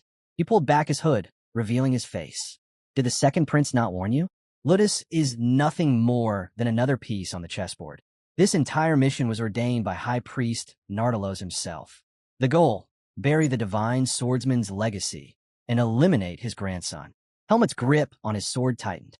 The priest's words struck him like lightning. Talon's rumor resurfaced in his mind. The temple itself had once moved to eliminate the divine swordsman. Their hunger for influence saw Bassor's champion as a thorn to be plucked. Rage burned within him. I've changed my mind, Helmet growled. In a blink, he appeared before the priest, blade slashing. The priest raised a shield of energy, catching the strike with a flash. His eyes glared with menace. Helmet pressed forward, his words like a vow. One way or another, I'll break you apart. I'll find Luke, even if I have to tear you to pieces. The priest sneered, laughter spilling again. Reckless bastard. The second prince clearly misjudged you. The scene shifted. Elsewhere in the desert, the serpent that had dragged Luke suddenly rose, its massive tail thrusting above the sand. With brutal force, it hurled him down. Luke slammed hard against the earth, coughing violently as pain surged through his body. Luke slowly raised his head. Standing before him was Ludus, his eyes cold and unreadable. Welcome, Luke, the captain said. Luke froze. Captain, where are the others? Instead of answering, Ludus asked calmly, Can you stand? Walk with me. Luke forced himself to his feet. Without a word, he followed. The silence between them grew heavy, each step pulling him deeper into unease. Before Luke could speak, Ludus broke the silence. Your grandfather, Darienne, he was the man I respected more than anyone. For over 10 years, I worked, climbed ranks, became vice captain, all to earn his recognition. His voice hardened. And yet, Luke, I once told you, strength alone is not enough. Only a fool believes he can reach his ideal self with effort alone. Luke's chest tightened. Captain, I need to ask you something. I don't want to believe it, but someone once warned me, told me never to be alone with you. Please, tell me that it's not true. Tell me all the trust one placed in you wasn't a lie. Ludus stopped at the entrance of a dark cave. He turned to Luke, his expression sharp. This is where your grandfather was last seen before he vanished. Luke's breath caught. Drawing his sword, Ludus revealed the truth. I lured Darienne here, stripped him of everything, buried him deep within the forest of roots. And you, Luke, you will share his fate. His blade rose high, and Luke Yeager had disappeared in front of Hyde, and he wanted the enemy to tell him the place he was sent to, but the enemy was in no mood to sell out the information. So Hyde had no other option but to fight with him. As Hyde charged with his sword at the enemy in rage and the purple aura around him, he still failed to damage the enemy, as he was being protected by the gaunt scorpion. Even after trying for a lot of time and giving it some strong blows to the scorpion, it wasn't enough to take it down. Hyde was not getting it. He was trying his very best, but his powers were unstable, and he couldn't figure out how to control them to defeat the scorpion. His heart was aching from that huge power he had inside him, but his path was all blurry. Hyde tried to dodge every attack from the scorpion while the enemy looked at him as if something was wrong because he thought Hyde had skills, and he saw Hyde charging in toward him to kill him. But as Hyde came near and fought with the holy barrier, it was like he was clueless about how to defeat it. As Hyde dodged left and right, the enemy saw a purple crystal shining from inside his body. He soon used his powers, and a huge light appeared all the way from the ground to the sky. The enemy realized that he had heard about the survivors who escaped the eyes of the temple. Hyde looked at him. The enemy told him that he was glad that the Lumen had brought Hyde to him, and they met today. The enemy challenged him and told him that he would kill him today, as he had the seed of a monster inside him, and today would be his last day to live. While in the castle, the princess was holding her book as she was reading it, and looking at the golden bracelet, she was not well aware of what was happening outside. But she was calm as she thought that, till this time, everything would be fine, as there had come no news on the battlefield. The enemy was trying its best to defeat Hyde, even using high-level skills to crush him, but Hyde was dodging them and backing up a little, while the enemy mocked him and appreciated him from running away. Hyde looked at him and the scorpion beside him and realized that the scorpion had suddenly stopped reacting and had been calm while the enemy was dealing the damage. He thought that was being controlled by the enemy's crystal that was on the head of his. Now Hyde had another thought watching the basic moves of the scorpion. He was now sure that the enemy had no experience in controlling the scorpion while he was also using his attack. So now, there was an opening that Hyde could take and defeat him both, as well as the priest enemy was also naive as Hyde was able to predict his attack path and dodge them in time. Without wasting any more time, Hyde raised his sword and decided on his line of attack. He then charged at the enemy with his skill and resolve. Hyde came in, dashing towards the enemy, in a purple aura, while the priest mocked him that it wasn't enough to stop him, and he shouldn't be charging at him nonsensically. The priest shouted at him that he should return to the lumen's side, and Hyde didn't stop and went for the attack. Luke Yeager, on the other hand, was fighting with a traitor, the captain. Luke Yeager was on the ground and had just blocked one of his attacks. For blocking, the captain appreciated him, but Luke Yeager told him to stop the nonsense because he could have killed him if he had not blocked the attack with his sword. The captain just looked at him. He was in no mood to show mercy for the grandson of Darienne. Luke Yeager was in pain. He had just been overthrown by someone he trusted, and he told the captain that he was someone he had never known. The captain didn't bother and charged at him once again to kill him, but Luke Yeager once again stopped it. The captain was glad that he had learned everything in just a short time, and he was looking at Darienne in his youth by looking at Luke Yeager, but the captain mocked him that he was naive and wasn't a divine swordsman at all because he wasn't deflecting the attacks, but just blocking them one by one. The captain said that if Luke Yeager wanted, Luke Yeager could have attacked at the time he was preparing for the next slash. Luke Yeager was all tired up and getting injured, but the captain kept mocking him for not being the divine swordsman, because if he had been one, he wouldn't have been injured so easily. After getting knocked out every time by the captain, Luke Yeager fell to the ground in pain, and the captain looked down at him. He wasn't imagining this attitude from someone who was the divine swordsman. The captain told him the Basor had no need for a divine swordsman from now on, but Luke Yeager then stood up and picked up his sword. In the moment, the captain once again attacked him, but Luke Yeager quickly blocked it with his sword and, in a blink, attacked the captain, blowing him away. The captain got thrown back, but he didn't only see Luke Yeager, but Darienne as well in the back of Luke Yeager, but the attack was not enough to stop him. The captain once again used his powers and crushed Luke Yeager away. Luke Yeager was trembling, and in anger, he asked the captain what it was that he hated so much and what he wanted. The captain didn't reply, but said that he would give his final wording for him, as he will now kill him. And he would make sure everyone remembers Luke Yeager as the hero who perished with a red scorpion to protect his people. The captain said that he had killed the divine swordsman before by piercing his sword from the back at the same spot, and now he will kill his last successor, and no one will be left from his bloodline to ever mock him. As the captain raised his sword to slice up Luke Yeager, someone's voice came towards him informing him that Luke Yeager wasn't the last successor. The captain looked at the person. It was Hyde, who had charged in his Sainto. Hyde was pointing his sword at the captain, and he threw him away from Luke Yeager. Hyde then grabbed his bracelet and challenged Captain Ludus Kaikaro. As Hyde took the bracelet off his hair, an appearance changed in the moment, and he told Ludus that it was the end for him. While Ludus Kikero looked at them with his anger flowing through his eyes, as soon as Ludus Kikero tried to finish Luke Yeager, Hyde came in charging to save him. Luke Yeager then asked him how he managed to get here. While Hyde was fighting with the priest, he charged at him to blow him away in one final shot. But the priest was already prepared, and he used all his ability to cast an attack so that the seed inside Hyde to be burned, and he could also die with it. But he had no idea that it wouldn't be enough to kill Hyde. Hyde jumped out of the smoke alive, which turned the priest's smiling face into a shocking face. The priest was in disbelief, as he had never imagined that Hyde would still be alive. He was sure that his heart would burn with the seed inside, but it all went in vain. On the other hand, Hyde was thinking that if the attack was struck directly inside his heart, he would have been dead, but he in time used his brain and concentrated all his power into his sword to a single point in his heart, and by that he was alive. He was also angry as he had to use the powers that he kept to control the seed of darkness inside his heart at the moment. He was sure that for the time being the seed was covered beneath the divine power, and he could hold on for a short time. and because of his efforts, he was able to stay alive from the attack by the priest. Hyde then thought that the priest was an evil person, and as a priest of Lumen, he was controlling the scorpion and mocking him, but he also thought that the scorpion would hate him for treating him in that way. Suddenly, the monster acted on its own willpower and threw the priest away as Hyde had thought. Hyde was also on the ground, and he was thinking about his time with Darienne when he was teaching him how to fight. While the priest got up and cursed the red giant scorpion, he shouted at him and mocked the creature, saying that he would kill him. And in no time, the priest charged an energy ball in his hand, and with a yellow glow, he attacked the scorpion, obliterating him. Complete beast got killed. The priest smiled at him that he was powerful, and no one had a chance against him. But he wasn't aware of the reality that Hyde was behind him, ready to strike him down in an instant. Then, without giving a warning, Hyde sliced his back and made sure he didn't black the attack. The moment the scorpion got up, he wasn't killed, and he opened the priest, making sure that he didn't move anywhere. Hyde, all rage, asked him where Luke was and where he had sent him.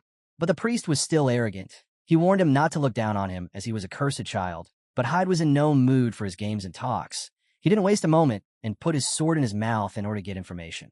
Hyde warned him that he won't stop slicing and harming him until he gets the location of Luke.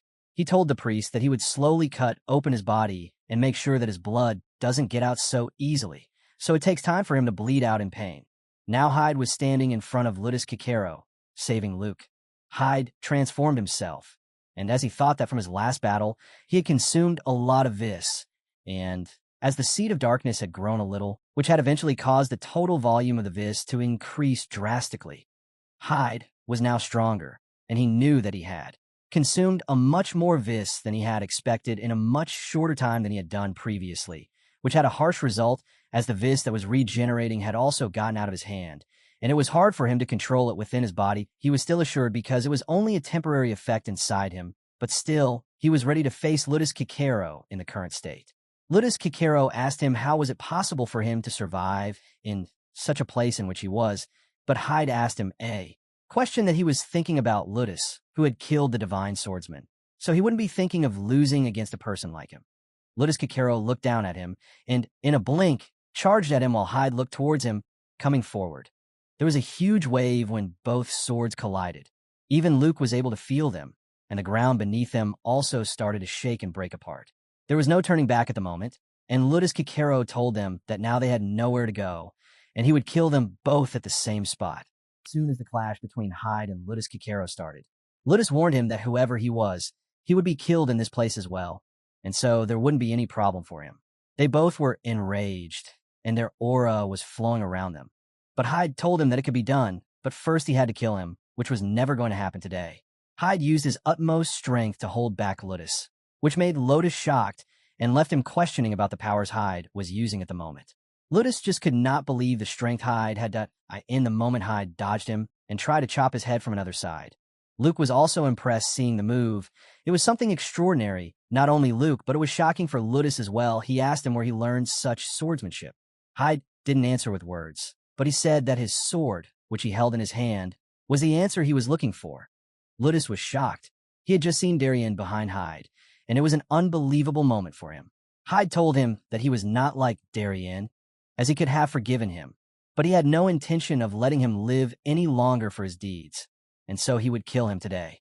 Ludus quickly powered up, and his armor as well as his sword started to shine with his aura, but there was a nervousness be seen on his face. He couldn't believe that Darienne Depert was still alive because he was the one who had tricked him and ambushed him from the back. And after he gave Darienne to the temple, and between that time, he didn't have any time to pass his swordsmanship to anyone. Hyde was just looking at him. As Ludus was sweating all over his face, Hyde told him that it wasn't his mistake that Ludus did not believe him, as he had shown him everything that could prove that the swordsmanship he was using was taught by Darienne himself. Ludus Kikero then dashed towards him to kill him, but the sword slash didn't hit Hyde as he dodged it, and it cut the rocks that were behind Hyde, completely crushing them. In the moment of destruction, Luke was afraid that something bad could happen to Hyde, but Hyde and Ludus started to sword fight with each other, generating huge shockwaves around them. Luke was just looking at them, sparing as he couldn't do anything at the moment. He was too weak, but Hyde and Ludus kept each other occupied. For some time, their swords were shining in purple and yellow, and there was no stopping them. The battle was instant, and no one was stopping.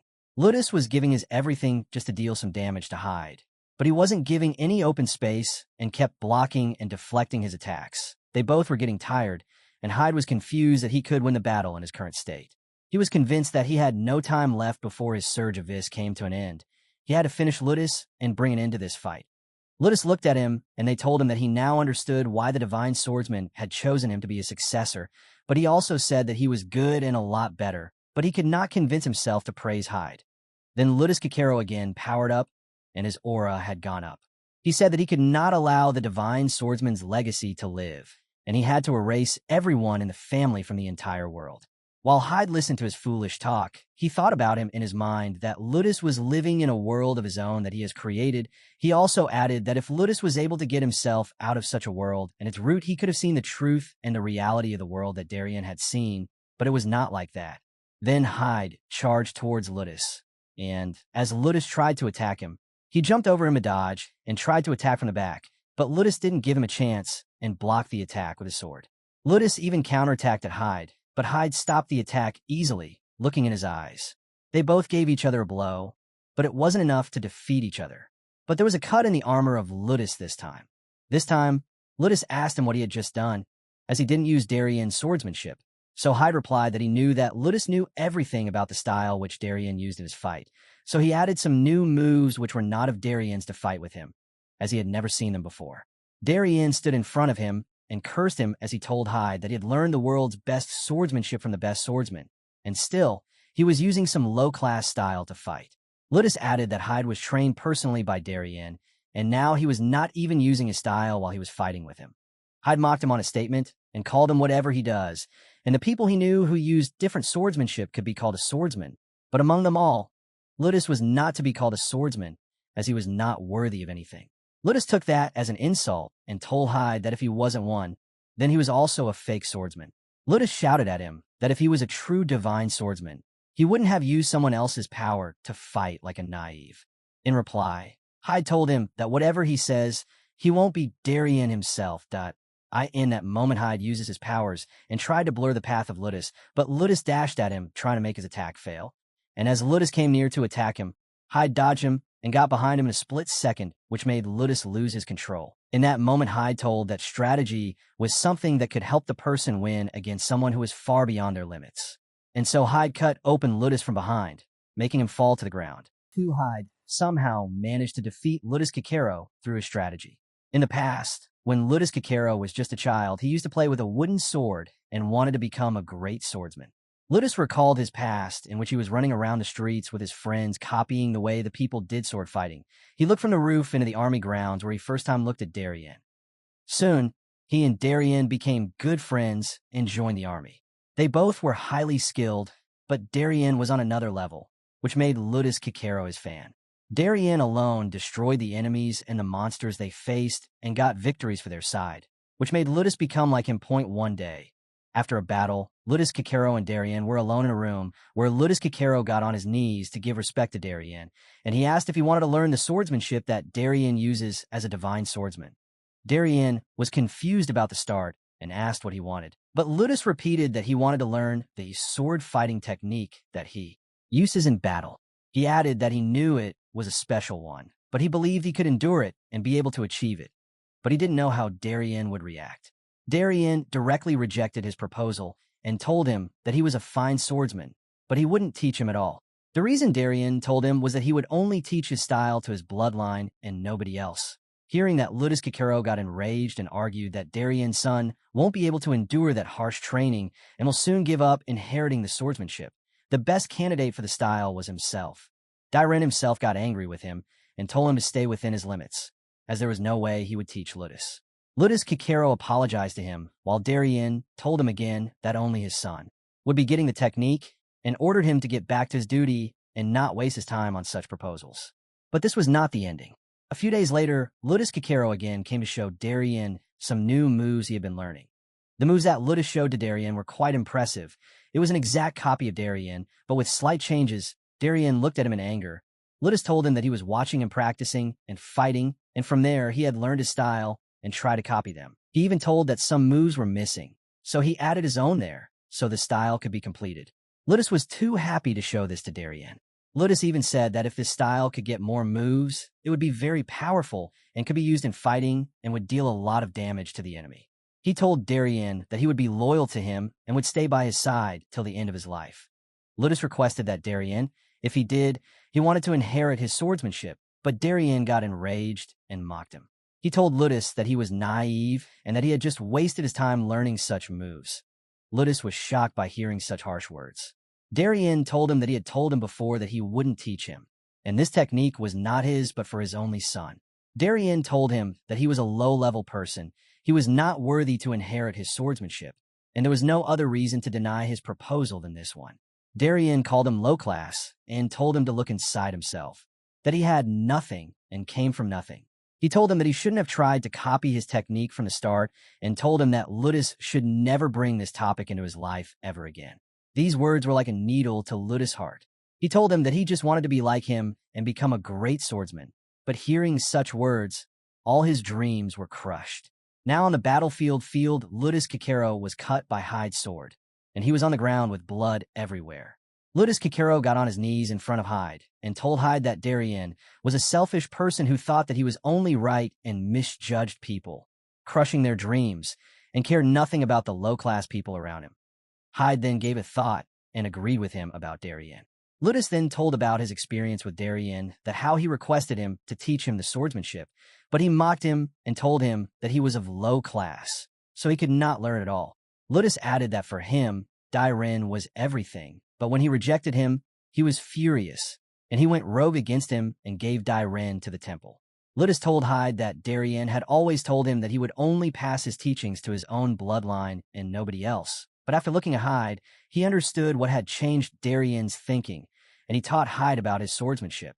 Hyde asked Ludus about his feeling that did he ever felt guilty of betraying Darienne, but Ludus told that he never did once because when Darienne rejected him by insulting him, he was totally obsessed in killing Darienne and destroying all his bloodline, including his divine swordsmanship from the roots, but he told that in the end, he could finish his work as he was still glued with the words of Darienne and failed in the end. Ludus said that in the last Darienne, or his swordsmanship didn't come to kill him, but it was Hyde himself, and he said that Hyde was not from this world, but Hyde replied that he was correct. Ludus asked him to know that did Darienne ever hated him, but Hyde told him that he had told him like before that Darienne never cared about him, and he was nothing to Darienne, so there was nothing for him. Ludus then realized about his life and asked what Hyde's real name, and Hyde told him that he was Helmet. Ludus asked him that if he ever experienced betrayal from somebody whom he trusted the most, he wanted to know what he would think and what different choice he would make from his own. And so Ludus told him that he would see this from another side. Soon, Hyde picked up his swords and in one blow, chopped Ludus Kikero's head off in one strike, which caused blood everywhere, even on his own face. After defeating the traitor Ludus Kikero, Hyde and Luke settle on one side, while thinking about what they should do now. Luke asked him if it was true that he was the last disciple of the divine swordsman, but he added that he should call him Helmet instead of Hyde or not. But Hyde told him that he was more comfortable with Hyde. Luke was also ashamed of himself that he was telling him stories of him being the divine swordsman, but in reality, Hyde was the real one, and he was looking like a joke all around. Hyde also agreed with him because that was all true, and Luke was more ashamed as Hyde was a little arrogant now. Luke asked him about his next plans and what was that he needed to do now. He also stated that now it was official that the Knight Captain Ludus was the one who had betrayed the divine swordsman, and because of him, Darienne had died, and he was still worried about how they would both tell this reality to the people because they won't believe it easily. Hyde also agreed with him that they should not tell the truth to others and should think about something else. After thinking for a while, Hyde had a plan, but then they saw something coming towards them. As it got closer, it was a horse. As it came closer, Hyde recognized that it was the Highness. Hyde then told Luke that he had a plan. The Highness looked at them while sitting on the horse and asked them what had happened here, as he heard from Dasim that the Knight Captain had traveled here alone. After telling the whole story, the Highness realized that what would have happened here, they all were standing beside the dead body of the traitor. Highness was not shocked, so Luke questioned that how did he knew that Ludus was traitor and when, but the Highness told that he was not 100% sure, but he had his own reasons. First of all, there was an influence of the pro-temple faction, which was growing gradually, and the Highness was not a foul and started to find some answers on his own. Highness then apologized to Luke that he didn't have him in the loop. But Luke told that now the information was for nothing as the traitor was killed. The Highness replied to him that he was too arrogant and didn't know how to be humble in front of him. Luke was also a little bit emotional as he had admired the captain as his father, but he also knew that the knight captain should be someone who would be the center of all the knights in Basor, a person who was trustworthy as well as a role model, not somebody who was jealous and selfish. The Highness said that if there was one, he would not be from the bloodline, and he also told Luke that one day it would be his duty to be that person, but not today. Luke suddenly misinterpreted and thought that the Highness wanted him to be the next captain, and he was shocked all of a sudden. But the Highness mocked him that he was out of his mind or what. So he told him that he would promote him in the future, not now, but he would be given some higher position now as well, which he could handle easily. The Highness told Luke that he had someone in mind, and as Dasim Alvis was the vice captain, he should be the one to get the spot. The Highness also said that Dasim was their own and was planted inside the pro-temple faction to monitor the people. Highness told them that now was the perfect time for them to tell who was the boss and bring the kingdom's power to their side. Highness also advised Luke that if he kept on getting stronger and responsible, one day he would also be in the post and everyone would respect him. Hyde had already told them that there was a plan that they would tell everyone that the Red Scorpion and Ludus Kikuro were taken down by Luke and Hyde, but they should never reveal that Hyde was the real divine swordsman ever to people. Luke was shocked. He asked if he really wanted to share half of the appreciation. Luke even told him that if the people got the news that Hyde was the one who was a divine swordsman now in Basor, everyone would treat him as royalty. Also, he told him that as he was the divine swordsman, it was now his duty to stay here as the heir, as Darienne would have wished it if he were alive. Luke even said that if he won't tell anyone about his true identity, then he should never tell that to anyone ever. And so now, in front of the Highness, Luke said that he would do his best for his people. The Highness, hearing him say such bold words, appreciated it and told him to stay like that forever. Then Highness called Hyde and asked that he needed a favor and wanted him to settle with them until the problem was solved. He asked about the Red Scorpion they both just killed, and Hyde replied that it wasn't far from here and it was only half an hour. The Highness also asked him if it was true that the Red Giant Scorpion was being manipulated by a high-class priest of Lumen, and also that in the battle, only they were left alive. Later, Luke was captured, and Hyde came after him and then had a fight with the captain. Highness questioned them that did they ever thought that the people would believe in such a story. And then Highness told that they should alter the story, and it should be that they should tell that they were requested a rescue mission as excuse, and after facing traps and Red Scorpion, everyone died, and they survived. He even told that they could tell that Luke finally entered trying to save Ludus, but he died, and in the end, they both became heroes. Also, in front of the people, they should finally tell that Luke was the grandchild of the divine swordsman, who once again saved their Basor, which will also heighten the morale of the knights. Luke made a laughing face. He told Hyde that he was good, that he told him that story, and the Highness believed it. The Highness even said that they could use the plan of the enemy and make the story. He said that the Palma Knights took the Red Scorpion head-on, but they lost their captain, and then there would be the entry of a young knight who is also a divine swordsman, and he saved the Basor from the crisis. Luke smiled at him as it was just a tale. Luke said that he was not satisfied as it was bad to the dead, but he agreed with the plan. The Highness appreciated him and asked Hyde to lead them to the Red Scorpion's body. As they were leaving, Luke told that they should first bury the captain's body, but the Highness told that this won't be right and fair to him, as the words will not be enough for the people to understand what had happened. But Luke told that there were reasons he was asking. He told that the wound on his neck were telling, that he was cut by swords and the monster traces were not on it, and the other reason was that whatsoever they did to convince the people and the knights, it won't be enough. Luke said that it was good that they buried it, and he would make sure nothing went wrong. The Highness was quite convinced of his plan. He was first shocked that something so complex was coming from someone who was already the blood of the divine swordsman, but he told Luke that they should do as he was saying. As the sun rose, they all looked at each other, and especially at Luke Yeager from the Palma Knight. Hyde, in his mind, was glad that he met Luke, and now he does not need to see Darienne in the shadows of Luke. As soon as the sun rose, they went straight to see the body of the Red Scorpion. Your Highness finally got to see the body of. He asked Hyde where the body of the priest, as he told them. So Hyde pointed out that the body was beneath the scorpion. Seeing the face of the priest, the Highness questioned him about what had happened to it. So Hyde told him that he had tortured him to find some information. The Highness said that he intended to use him to negotiate with the temple. But as he saw the body, it was in no state for negotiation. He also said that he now had to cut off his head. The Highness then asked them that he had learned that they both had a monster hunting competition after the tournament. So were they going to split the money, as now they had killed a red scorpion together? Luke replied that it won't be necessary because Hyde was the one who did most of the work and even helped him. Luke also thought in his mind that he wasn't the one who had brought him down, but it was only Hyde who did it. Luke told them that there was an even more important thing than the prize money. The Highness then understood the assignment and appreciated Hyde on becoming victorious and also getting rich at such a young age. The Highness then told them that he would summon his man to carry the body and asked them to stay here until he comes back. They both then waited for him, while Hyde looked inside the monster to find its core, but he was not surprised. As the core was missing, he knew that some other small monsters would have sensed tree core and had taken it away. He was also worried that now there was a monster that was able to consume the core and took the powers of other monsters. He was sure that this was the reason that the number of monster didn't fall. He was worried that the monster, which was able to consume the core, would soon be back and would be a nuisance for the Basor. Luke, in his mind, had made a plan, and he knew that his life had now a path that he had to walk on. Then they all were taken to the city, where the Highness called everyone and made an announcement. He told that today they all were saved from the evil Red Scorpion, and they lost their captain in the fight. He even mixed the story that it was the same situation that they had faced years ago when a great knight died, which was also the divine swordsman Darienne. Everyone was sad hearing the news. Even the high-ups were doubting the speech. The Highness said that Darienne and the captain both were brave and died in the same way, while fighting the monster that tried to destroy their city. The Highness told the public that it was sad news, but they all will stay strong.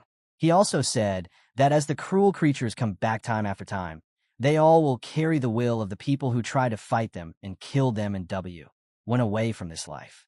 The Highness then announced that the new knight's captain would be Dasim Alvis, and he said that in the future, the one who would show strength and prove himself would get the honor, and called out Luke Jeager in front of everyone. Everyone was first confused about why Luke was called upon, but then Luke showed his sword moves to everyone, which produced huge waves across the place.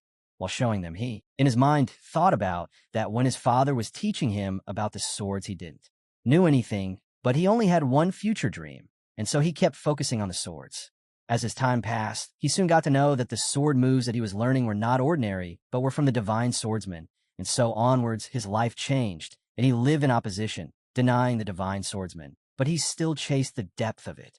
But then, soon after meeting Helmet, everything changed, and he understood the meaning of this all. He then understood that whether he denied or inherited, it was he who was making the decision, and everything combining would make him one. While he showed his true strength in front of everyone, they were all shocked. The Highness then told them that if the start the son of the divine swordsman had cut ties with everyone, but now his descendant had returned to the land, and he had now become a Knight of Palma, to protect the people from danger, and so he played a crucial role to light the monster and land the final blow against the Red Scorpion in the battle, saving everyone from his curse. The Highness screamed that now they have got their protector back, and he would now shield them from any danger. Also, he told them that they all should believe that until there is someone who can inherit the will, they would never be defeated. Listening to the speech, everyone was cheering from the crowd. Even Hyde was smiling, hearing the story they had just created. But still, some people opposed them. The Highness was sure that Luke was nervous and was trying to look at him, but he knew that he could do that in the end. Later that day, Hyde had prepared his horse and stuff to leave the place, and Luke asked him if he should stay a little longer with him, but Hyde told him that he had some other work that he needed to do. Luke told that as they had been trained by the same master, they should be senior or junior, but he saw Hyde as his brother, and if told Hyde told him he never needed any help, he should contact him, and he would treat him in the best way possible in his power. But Hyde was too humble. He told him that he wished that something like that had never happened in his life. The Highness also came and joined them.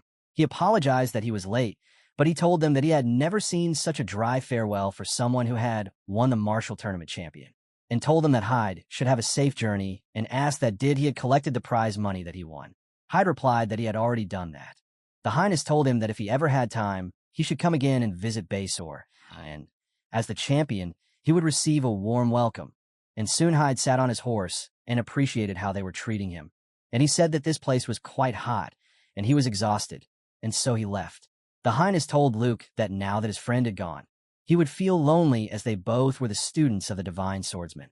Listening to him, Luke was shocked and asked him how he knew that. The Highness laughed at him and told him that he didn't think he would understand the reality. He said that he also knew about the divine swordsmanship and recognized the moves.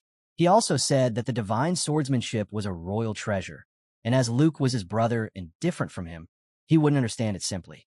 But the Highness was able to recognize that Hyde was using divine swordsmanship. Luke was all shocked, but the Highness told him that he won't be telling anyone the truth, so he should be relaxed because it could cause trouble among the people. And most importantly, the friendship they both shared was also precious. As the Highness saw Hyde leaving, he wished that the next time they met, Hyde would tell him his real name. Soon, Hyde returned and showed the money he had gotten to his family, which shocked them.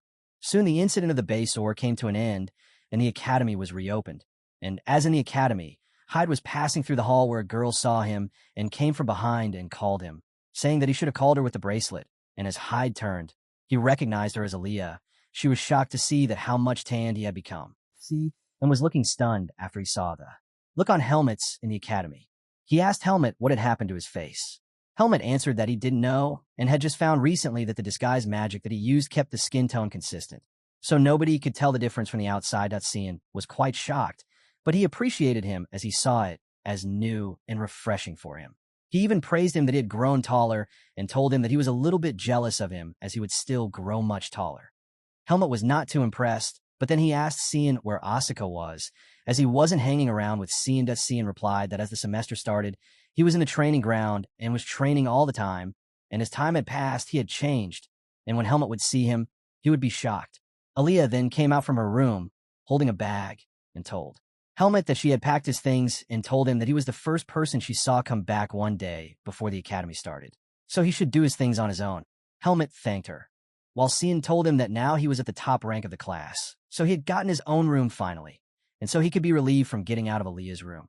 Hearing him, Aaliyah got angry and told Cian to not to waste his time on foolish talks, and he should go back to his room and do his work, but Cian was quite naughty. He kept mocking her, saying that he wasn't even talking to her, and laughed at her. But then Aaliyah got a little but more angry, on which Cian got scared, and stopped mocking her, saying that he would in return. Cian left him there. Aaliyah asked Helmet that now what he would do now that he's gotten his own room, and as now he would be free from her, but Helmet said that he never felt uneasy around her, and still now his room is just in front of her room and nothing special. Aaliyah was confused and angrily asked him what he wanted to say was a good thing or a bad thing. Helmet then asked her why she was asking that, but she replied that she couldn't. Helmet explained to her that now, as he had his separate room, there were some disadvantages that he wouldn't be replying at all, only the cleaning magic that he used to do, and he couldn't ask her questions more frequently, and he would be in his own room, and it would be improper for him to ask her. Aaliyah, upon hearing him, felt relaxed. She told him that she would come and give him a cleaning service when he needed one, and she also reminded him that previously he brought Asuka without her approval, and he told her that he would also give her a favor. So now she had something in mind, and she would soon ask for the favor. Helmet recalled his promise and agreed upon her request, and he asked her that what was that she was thinking, but Aaliyah didn't told him directly, but said him have patience and wait for her order. She even told him that if there was anything he needed and wanted to ask, he could just ask her as their room were in front of each other without hesitation. Helmet was glad and told them that they should again do their best this semester. As she entered her room and closed the door, she was all shy about talking, all caring for Helmet. Later, Helmet changed his outfit and had finished unpacking his stuff. He decided to go and use the training grounds. He recalled that Asuka would also be there in the training area and wondered if he would still be there today. Yes, he entered. He was just thinking about how Asuka would react, as he hadn't seen him since he was back. But as he stepped inside the door, a sword came flying his way. There was Charlotte, and she apologized to him as she didn't expect someone to enter the training area. Suddenly, he recognized that it was Helmet, and soon Helmet realized that she was also there. Asuka told her that she should have gripped the swords properly, or else she would lose the sword again. But she said that he was the one who was using a lot of force, and she couldn't help it at all. Asuka soon realized that it was Helmet who entered and asked where he was the whole time, and even that he had gotten tanned. Charlotte also said that he had grown a lot since they last saw him. Helmet asked them that were they two alone or training, so Asuka told him that some people came, but they left as soon as they saw them, and told that he felt bad for such people who could not train and have no power to become stronger, but Helmet thought that it was because of him that the people couldn't enter as he was inside. Charlotte then complained that she was stuck training with Asuka for more than 4 hours, and so Asuka asked Helmet to come and spar with him, but Helmet said that he had decided to go to a private training ground. Then Asuka mocked him that he would be relaxing for all his vacation, and told him that the one who lost would treat the winner to a meal. Charlotte then stepped in as she recalled that the helmet had promised her to spar with her after the vacation, so she would be the first one to spar with him, but Asuka then asked her that she hadn't tried a second ago, and told her that he was senior and he should go first. Charlotte was not convinced and got angry, but Helmet was enjoying his time as he was, now feeling relaxed around his friends. Helmet then agreed to them and said that he would spar only once as he had promised. Asuka was glad that he changed his mind, but he was also surprised by what made him change his decision so easily to So Helmet said that he also wanted to see something and test his abilities. Soon, he grabbed his swords and raised his powers, and all around his body was a purple aura. He told them both to come and spar with him together, and he would take them both head-on. While Asuka and Charlotte saw him all changed, they got scared and thought that something had gotten into him, and they could believe the surge of this inside him. They were questioning what happened to Helmet during his vacation. Later that night, Helmet and Aaliyah decided to depart from the academy. Helmet and Alex went outside to have dinner together.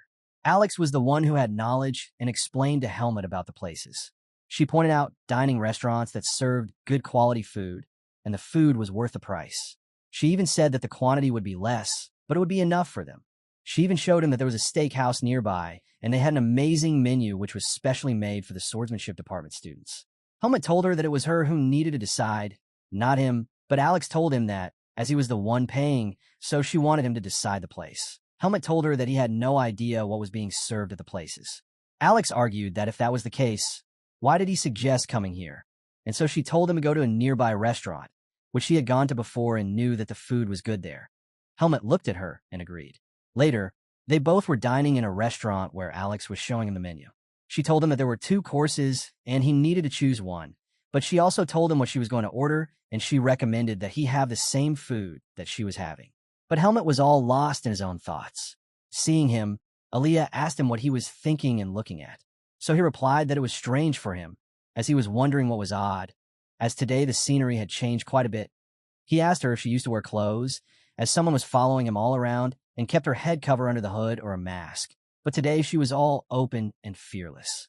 Aaliyah mocked him that it took time for him to notice it, and told him that he was absolutely right about her appearance. He even told that he felt that her aura was also suppressed a little, and asked her that.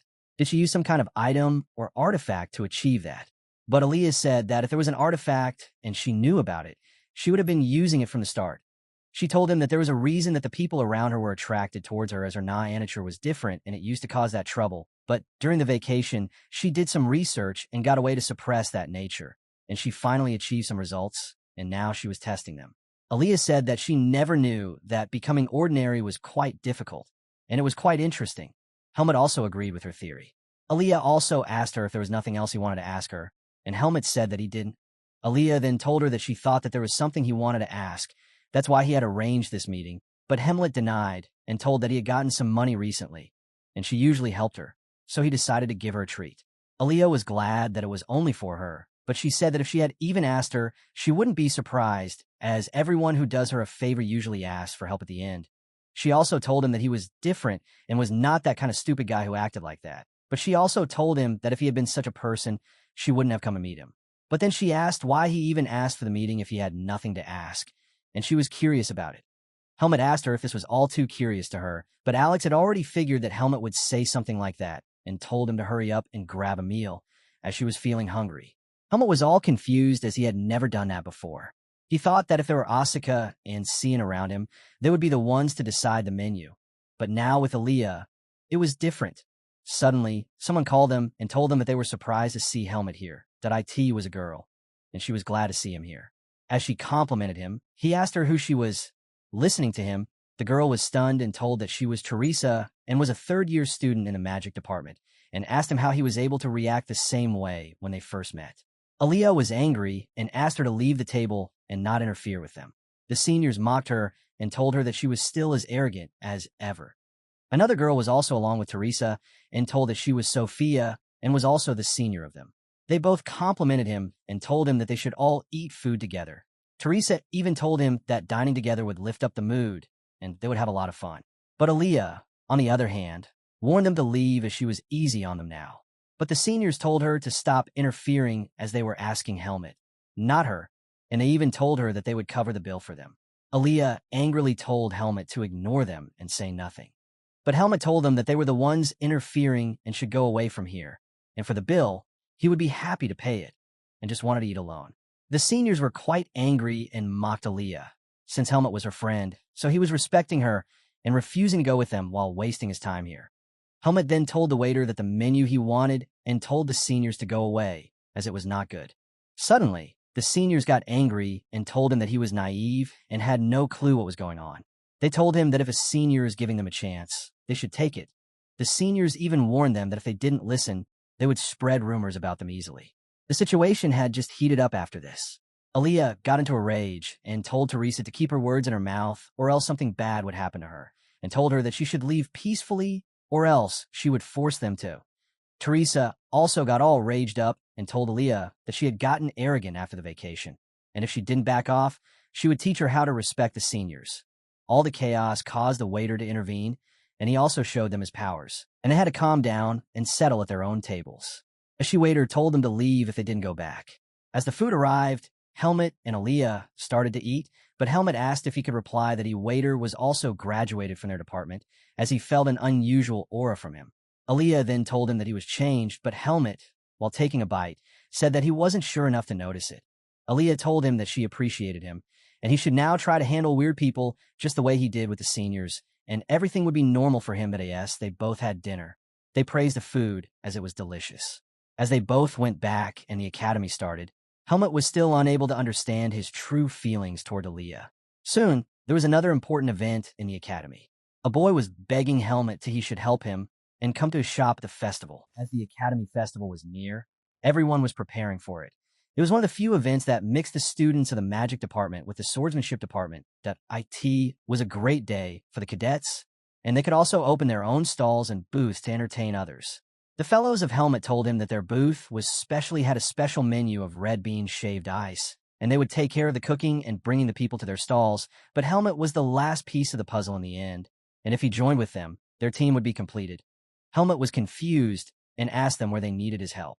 They told him that he was needed because of his pretty face only, and there was also a rumor in the academy that he had rejected Teresa's proposal from the magical department. Helmet quickly told that the news was fake, but his fellows didn't believe and told that Teresa is everyone's crush and everyone loves her, and still he rejected her so easily. They told him that with such a good face, he could do anything and try to make him understand what he was worth. They also told him that right now he was a star in the academy for both the males and females. They told him that if he was with them, their booth would be the best and everyone would be watching us. Suddenly, Asuka came in and asked what they were talking about, but then one of the boys went to Asuka and told him that if Helmet wasn't around, he was the one they would be choosing for their booth. But hearing that, Asuka threw him to the ground, and he warned them not to talk about him, and they were talking right on his face. At that moment, one of the fellows said that they were just talking about the festival. He then calmed down and told them not to use such twisted swords on him, or else they all would be hurt. Asuka then asked Helmet if he was going to go with their plan, but Helmet replied that he had not decided yet, as he was thinking of using his free time in training.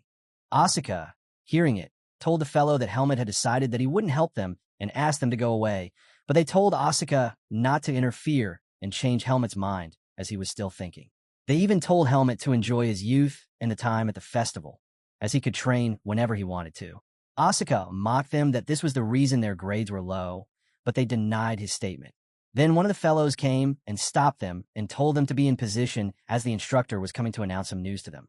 As the instructor started to give news, it was clear that after the festival they were going to have their midterm exams would be near, and they would all be given a week's task, which he would explain in detail later on. That he said that as the second semester gets to its end, they will have their final exam then, and a selection tournament also. Hearing him, they all started to think about the selections. The instructor told them that the tournament would be held to choose the student who would represent Baden combined swordsmanship competition. Helmet got excited listening to that. While the instructor continued, he said that it would be a joint event where there would be a lot more academy-like great participating, and the other two Baden academies would also be there, and it would be a rare opportunity for them to show their abilities to everyone, as they had high hopes for them.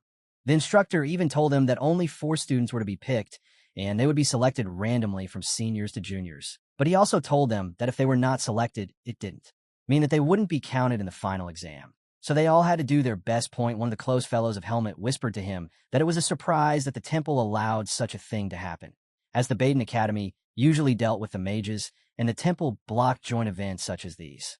Helmet asked him why the temple blocked them. So his fellow answered that the makers didn't believe in gods, and so the temple thought that people like them were a threat to them, and the divine authority, Cian, then told them not to talk as someone would hear them, and someone could be from the faith to lumens. The other fellow had questions about why the temple changed its mind all of a sudden. One of the students then explained that Basor was shaken to its core, and it broke its relationship with the temple. If the temple now fought with Baden, the temple would lose and have to come to its knees. The instructor then told them to quit the talk and get back to their training for the day. As he wrapped it up, he added one last thing, that the high priest of the Lumen would be visiting the academy, and told the student to give him respect if they got into contact with him. Listening to that message, Asuka and Helmet were annoyed.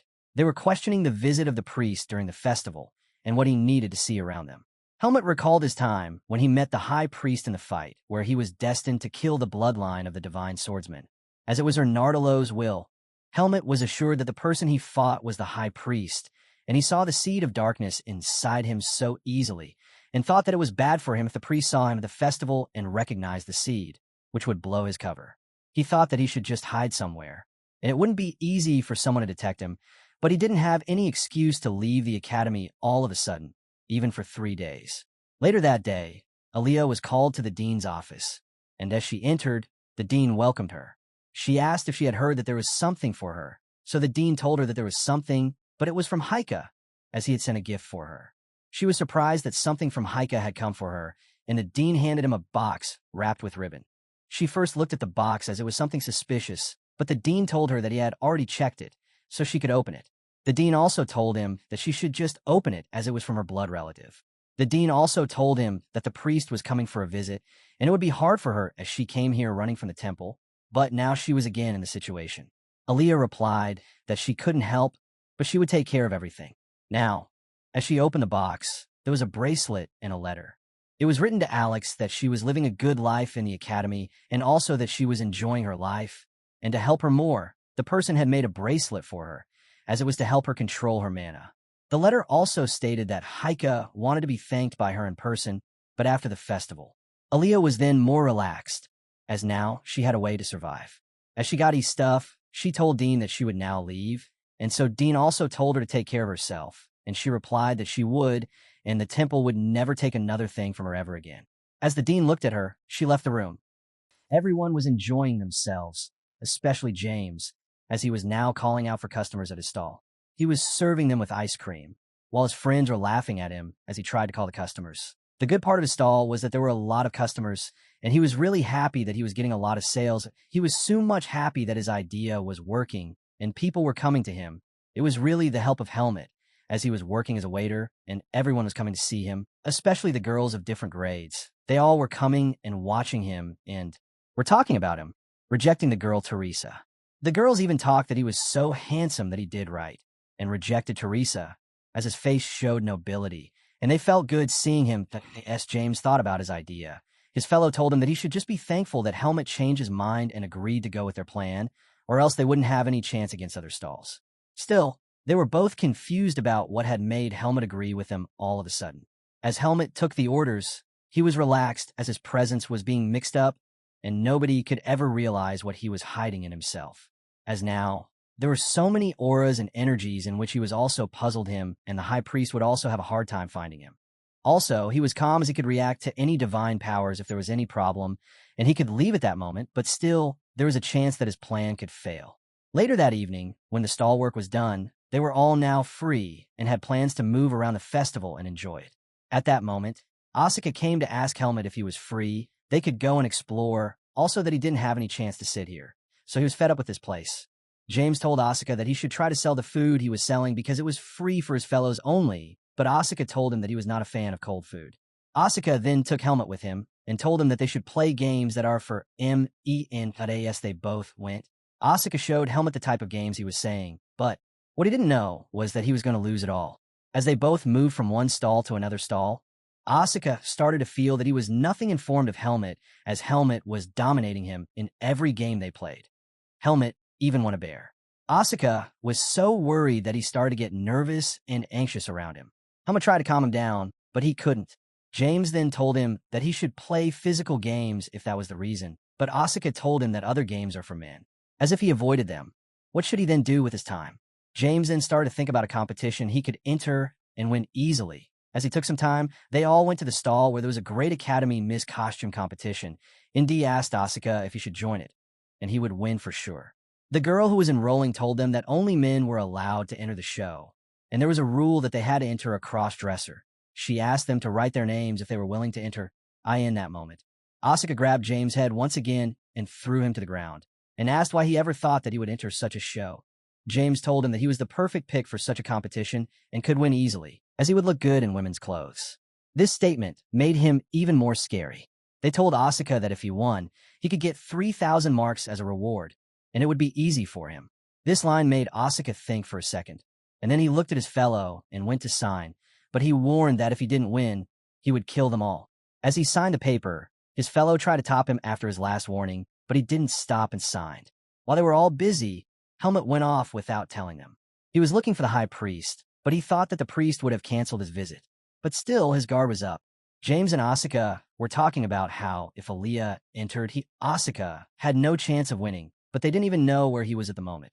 Asuka then asked Helmut to fill out the application, but when he looked behind, Helmut had already gone, which made him try to cut his name too, but now it was too late. He had to participate.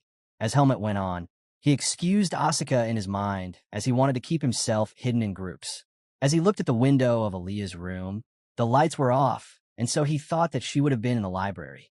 As he opened the door, he thought that she had bare pictures of her pajama, so she would like the bear he won, and had plans to hand it to her, but suddenly a girl came in running from inside and bumped into him.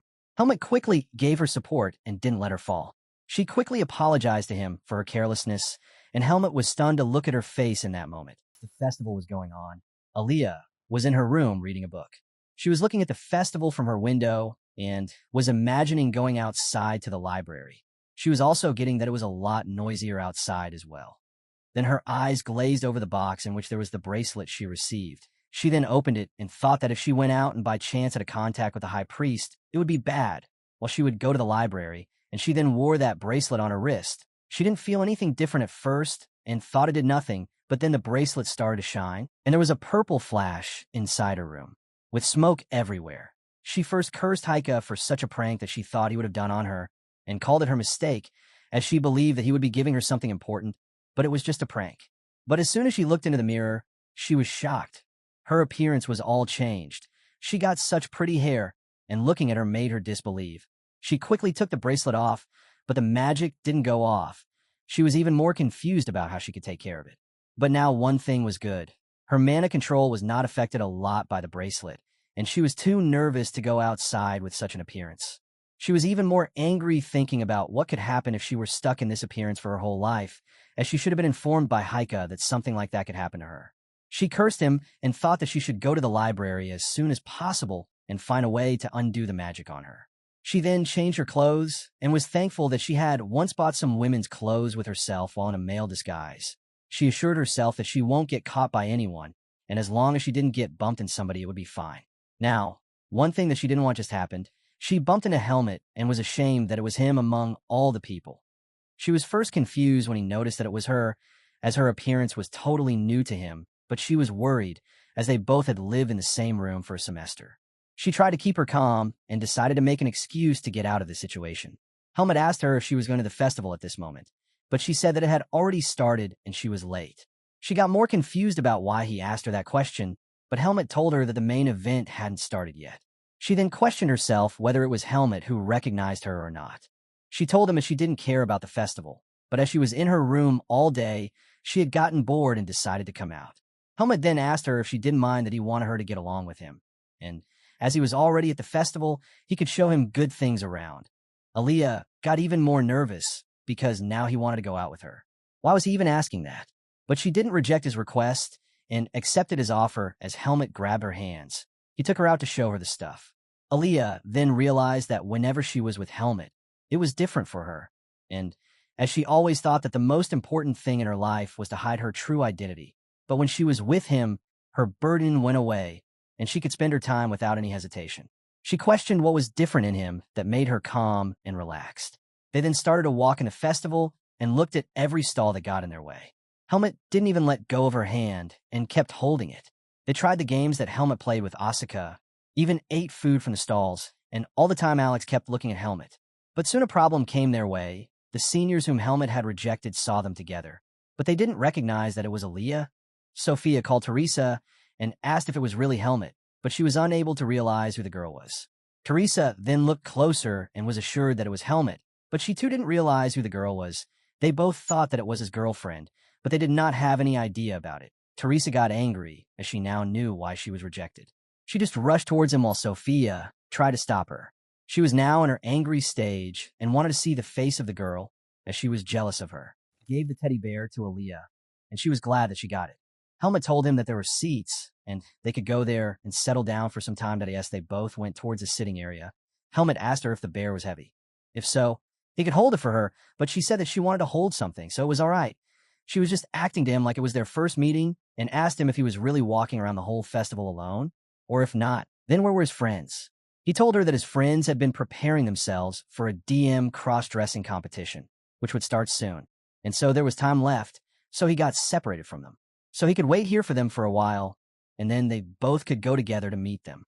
Aaliyah wanted to ask her a question, but she stopped herself and said that it would be fun. She was now nervous, as she had never thought about other stuff as she was enjoying walking with him for a while, but now she was worried that how could she make an excuse and get separated from him. She even thought that Helmet had not recognized her and had no clue about the reality so far, but there was a chance that if they kept walking, her true identity could be revealed, but more importantly, the high priest could find her in that time also. Suddenly, Teresa came there and banged the table in anger. She asked Helmet if he was having fun and asked him to tell the identity of the girl he was sitting with because he always rejected her, but now he was with a girl. Helmet just looked at her face while Aaliyah cursed her to interfere between them once again. Aaliyah asked her who she was and why she was even here, disturbing their private time. She even mocked Teresa for acting like a small child and that nobody had taught her manners. Teresa looked at her and asked who she was, as she didn't know who she was, and asked if she was even from their great academy. Teresa was suspicious about her because she had seen her, but she couldn't recognize her properly. She even asked her if she was from the magic department. But the most important question Teresa asked was about the relationship with each other. Teresa was so angry that she thought that it was Aaliyah, as she hated her. After Aaliyah didn't answer for a while, Teresa asked him to reply on her behalf. Helmet was also annoyed by her attitude and told her that she was his girlfriend and asked her to go away as he was annoyed by her. Hearing that, both Teresa and Aaliyah were shocked. Teresa got more annoyed, and he mocked him for buying such a low-grade toy for her girlfriend, as Aaliyah was holding her tightly. Teresa said that it was best for her, as she was a commoner. Teresa then used a cheap trick and tried to use her powers to tear the toy apart. As the neck of the bear started to tear apart, Aaliyah got angry and raised her aura, which caused chaos, and even the table got ruined and blown away. Watching the chaos, the stall owner came and warned them and asked to talk about the fight outside the place. For Teresa, it was no shock. She was glad that her opponent was a mage too. Teresa was now enraged too, but Sophia stepped in and grabbed her from behind to stop the fight. Helmet was watching everything from behind, and now he was enraged too. He grabbed the stick and increased his powers to show his presence. Everyone looked at him, terrified by his powers, and then Helmet told Teresa that she should just leave and not get involved with him at all, or else he wouldn't use his words next time. Hearing his warning, Teresa had some tears in her eyes, and she left the place as Sophia followed her. Yes, the chaos ended. Aaliyah was relaxed. Helmet apologized to the stall owner and said that he would help in fixing everything. Aaliyah thought in her mind that it was because of her carelessness that the situation was out, but as Helmet stepped in, the chaos was over, or else there was no stopping it. Helmet then called her and asked if she was okay, and told her that she wouldn't have gone that far. He told her that it wasn't the first time, so he had to act like that, and he was already getting involved in such a situation. Aaliyah thanked him that he joined in her side and got angry, but then Helmet called her from name and asked if he had a question. But Aaliyah, without realizing it, said that what was that he wanted to ask, but suddenly she realized that he knew her identity and took him aside to know how long he had known that. Helmet told her that he knew from the start when he saw her, so Aaliyah asked why he didn't ask her why she was looking like that, and why he threatened that nothing had gone wrong.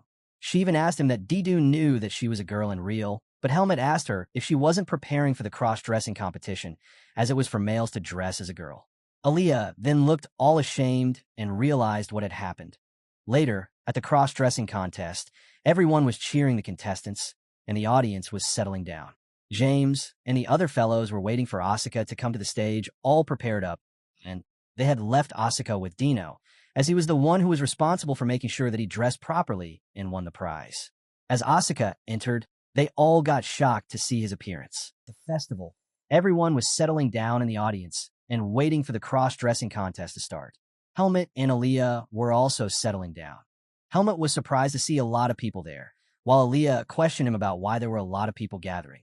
Helmet asked her that did she had talked to the management that she was cutting her name off, but she said that it wouldn't matter as the contest wouldn't stop if she were not present. Aaliyah thought in her mind at that moment that she had somehow come to convince Helmet that she was a boy and dressed as a girl for the contest. She even bragged in front of him that she would go and make sure her name was cut off the list and told him to wait for her for a while. As they both then settles, she warned Helmet not to tell anyone that she had dressed in girl clothes, but Helmet asked that why he has to do that. So she told him that if their fellow got to know about her being dressed as a girl, they won't let her lie peacefully and make fun of her, and as only he knows the truth, it was enough. Helmet looked at her, and the contest started. The host was on the stage, and he requested everyone to settle down as the annual Miss Great Academy contest was going to start. He even bragged that it was the 20th year that this event was repeated, and it had now become a tradition in the festival. And without it, the festival was nothing, that he even warned everyone that they wouldn't be responsible, and there would be no identity crisis after the contest. Then he announced and called upon the first contestant onto the stage that IT was a boy who was dressed in red clothes, and first, everyone was attracted to her appearance, but when he passed them, their reaction turned opposite, and they disliked him. Aaliyah asked Helmet why he didn't even change his reaction, but he replied that he wanted to avoid such things and had no idea how to enjoy it. While others in the crowd started to mock the contestant, the host was listening to the negativity, but as the show was scripted, he took them as cheers and tried to make the show even more fun. Then the host called the second contestant on stage. This time, it was Asuka dressed in blue clothes. Everyone was more attracted to him because of his appearance, but then he got angry, and everyone saw his muscles and changed their reaction. The host even asked him why he gave such a reaction and suggested that he show his special charm to everyone so they could cheer for him, but he asked the host why he was even asking him to do that. The host told him that it was scripted and he had to do something that looked good.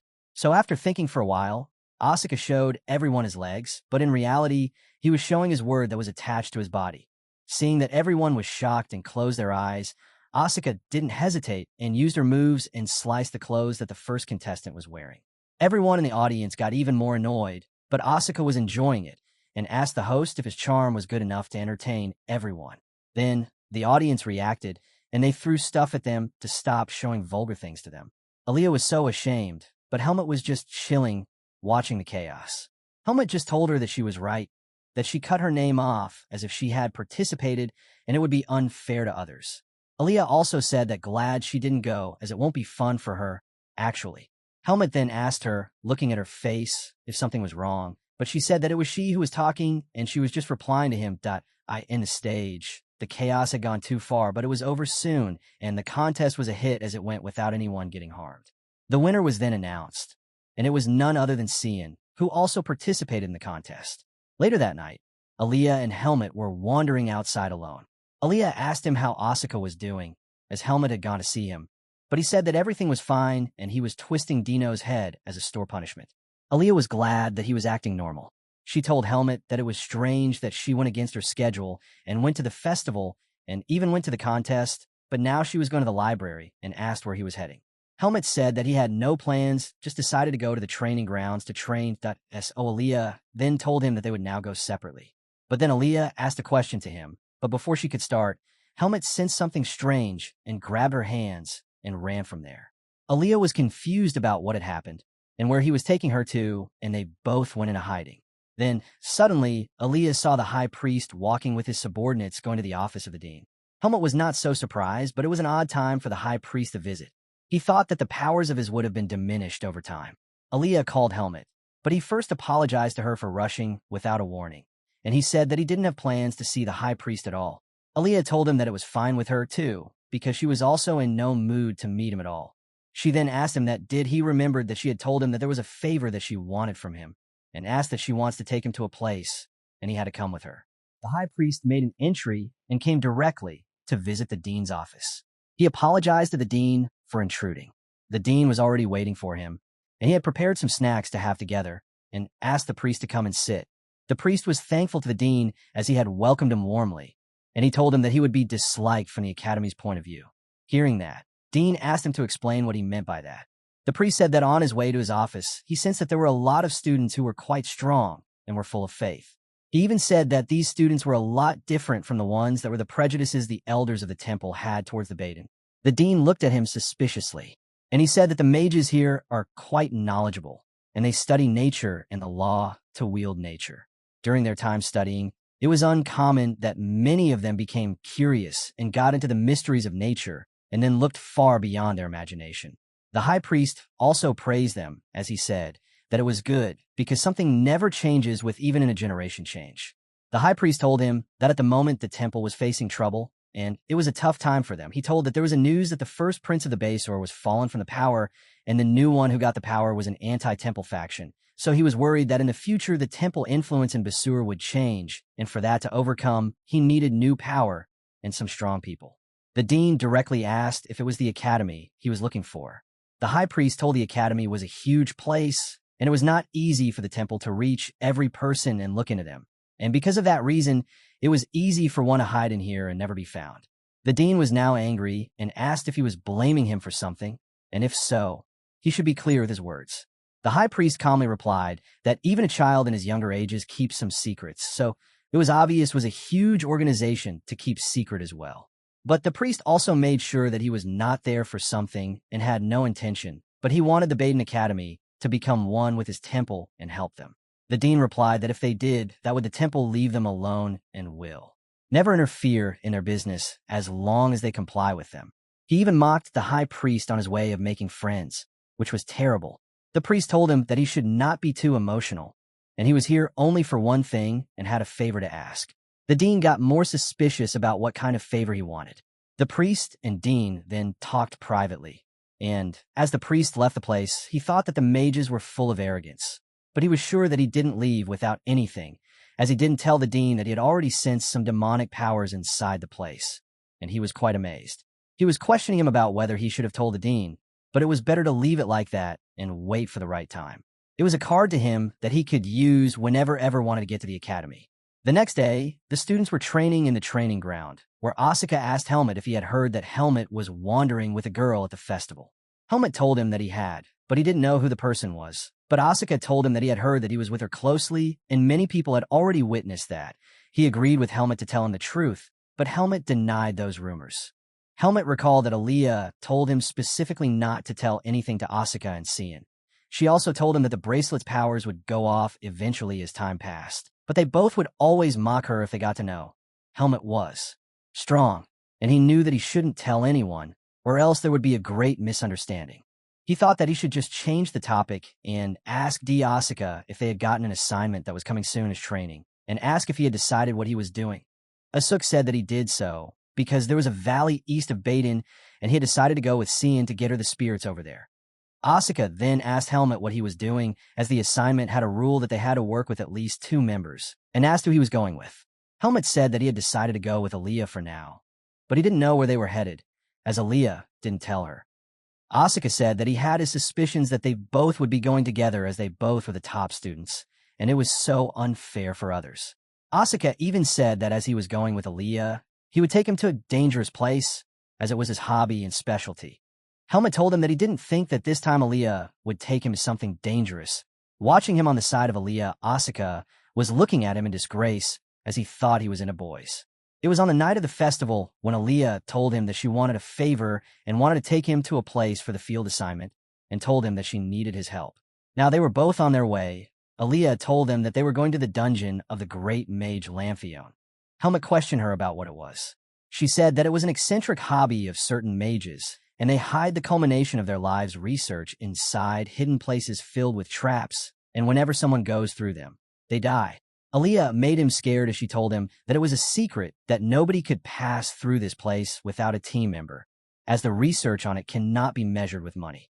Helmet said that he understood the assignment, that they were going to steal the research results, but Aaliyah said that they were never going to steal them, as it was only for someone who was qualified to enter by overcoming all the traps inside and proving themselves worthy to inherit the great knowledge about mages. Helmut then told that what was his work in this hall, as he didn't know anything about magic. So Aaliyah told him that she would handle everything and all the machines of the traps, but she had doubts that she could pass the dungeon all alone.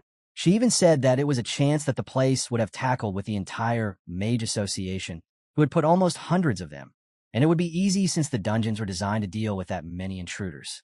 Helmut told that he would be working for 100 people then, but Aaliyah told that he won't sit back, but she would help her and do half of the work. She even told that he was the best swordsman she knew and have ever seen, and it was better to rely on him than some group to do this mission, which could also leak the information she wanted for herself alone. She just wanted to finish the work all alone without anyone noticing it. Helmut just went behind her without any questions. She told him that it was fine if they failed because the place was always open, so they could come back anytime, and if they ever got into a big mess, they should just leave. Helmut then told her that he was thinking the opposite, as he had just finished all the work and then made a second trip. Listening to him, Aaliyah was also confident that they could accomplish it. Aaliyah then stopped him in the middle and told this was the spot, but Helmut was confused about what she was seeing that he was not. She told him, while using her magic, that he should look at her and should not lose his sight. Then, a purple aura sparked around them, and a light beam descended from the sky, forming a spell mark on the ground. When Helmut opened his eyes, the sunlight rays fell on his face, and the scenery had changed. They had traveled to another place, and in front of them were sparkling waters and a bright sunshine near the sea. Aaliyah suddenly felt ill as she had pushed her powers to the limit, and she asked Helmut to take the mat out of her bag. Then Aaliyah lay down while Helmut grew worried, but she told him that she had stacked 6 layers of teleportation magic, so her mana was nearly exhausted, as this was the fastest way. She assured him that after getting some rest, she would be fine. Helmut was completely confused about where they were. He saw water stretching to the end with no land in sight. It was the first time for him to see something like that. Aaliyah told him that it was the sea, and almost 70% of the world was covered in water. She wasn't surprised to know that, as he was a mercenary, he had no reason to travel this far. Helmut kept imagining the vast amount of water in the world, and Aaliyah told him that it was indeed a vast world, and that the kingdom of Baden, where they lived, was just a small place. Helmut's gaze then shifted toward her as he looked at her calmly, while the sparkling sun rays shone down on them. Aaliyah's eyes snapped open after what felt like a lifetime of darkness, her body heavy, her thoughts slow, as if part of her had not fully returned yet. The moon was already high, cold and watchful in the sky, and she realized she had slept until sunset without even noticing.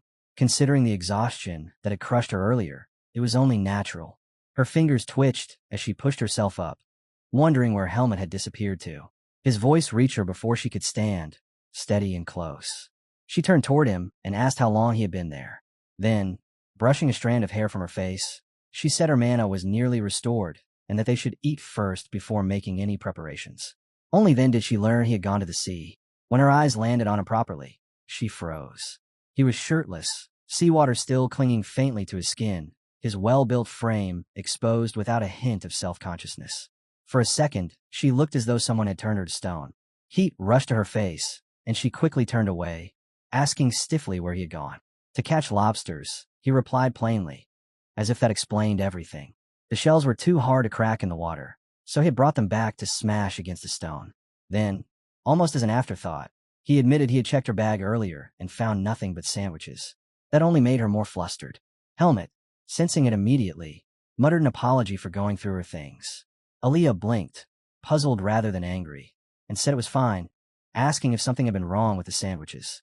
He pulled his shirt back on while explaining that he wanted her to eat properly. Plants alone would not give her the strength she needed. She paused, realizing she had not considered that at all, then asked how he planned to eat the lobster. Raw, he answered without hesitation.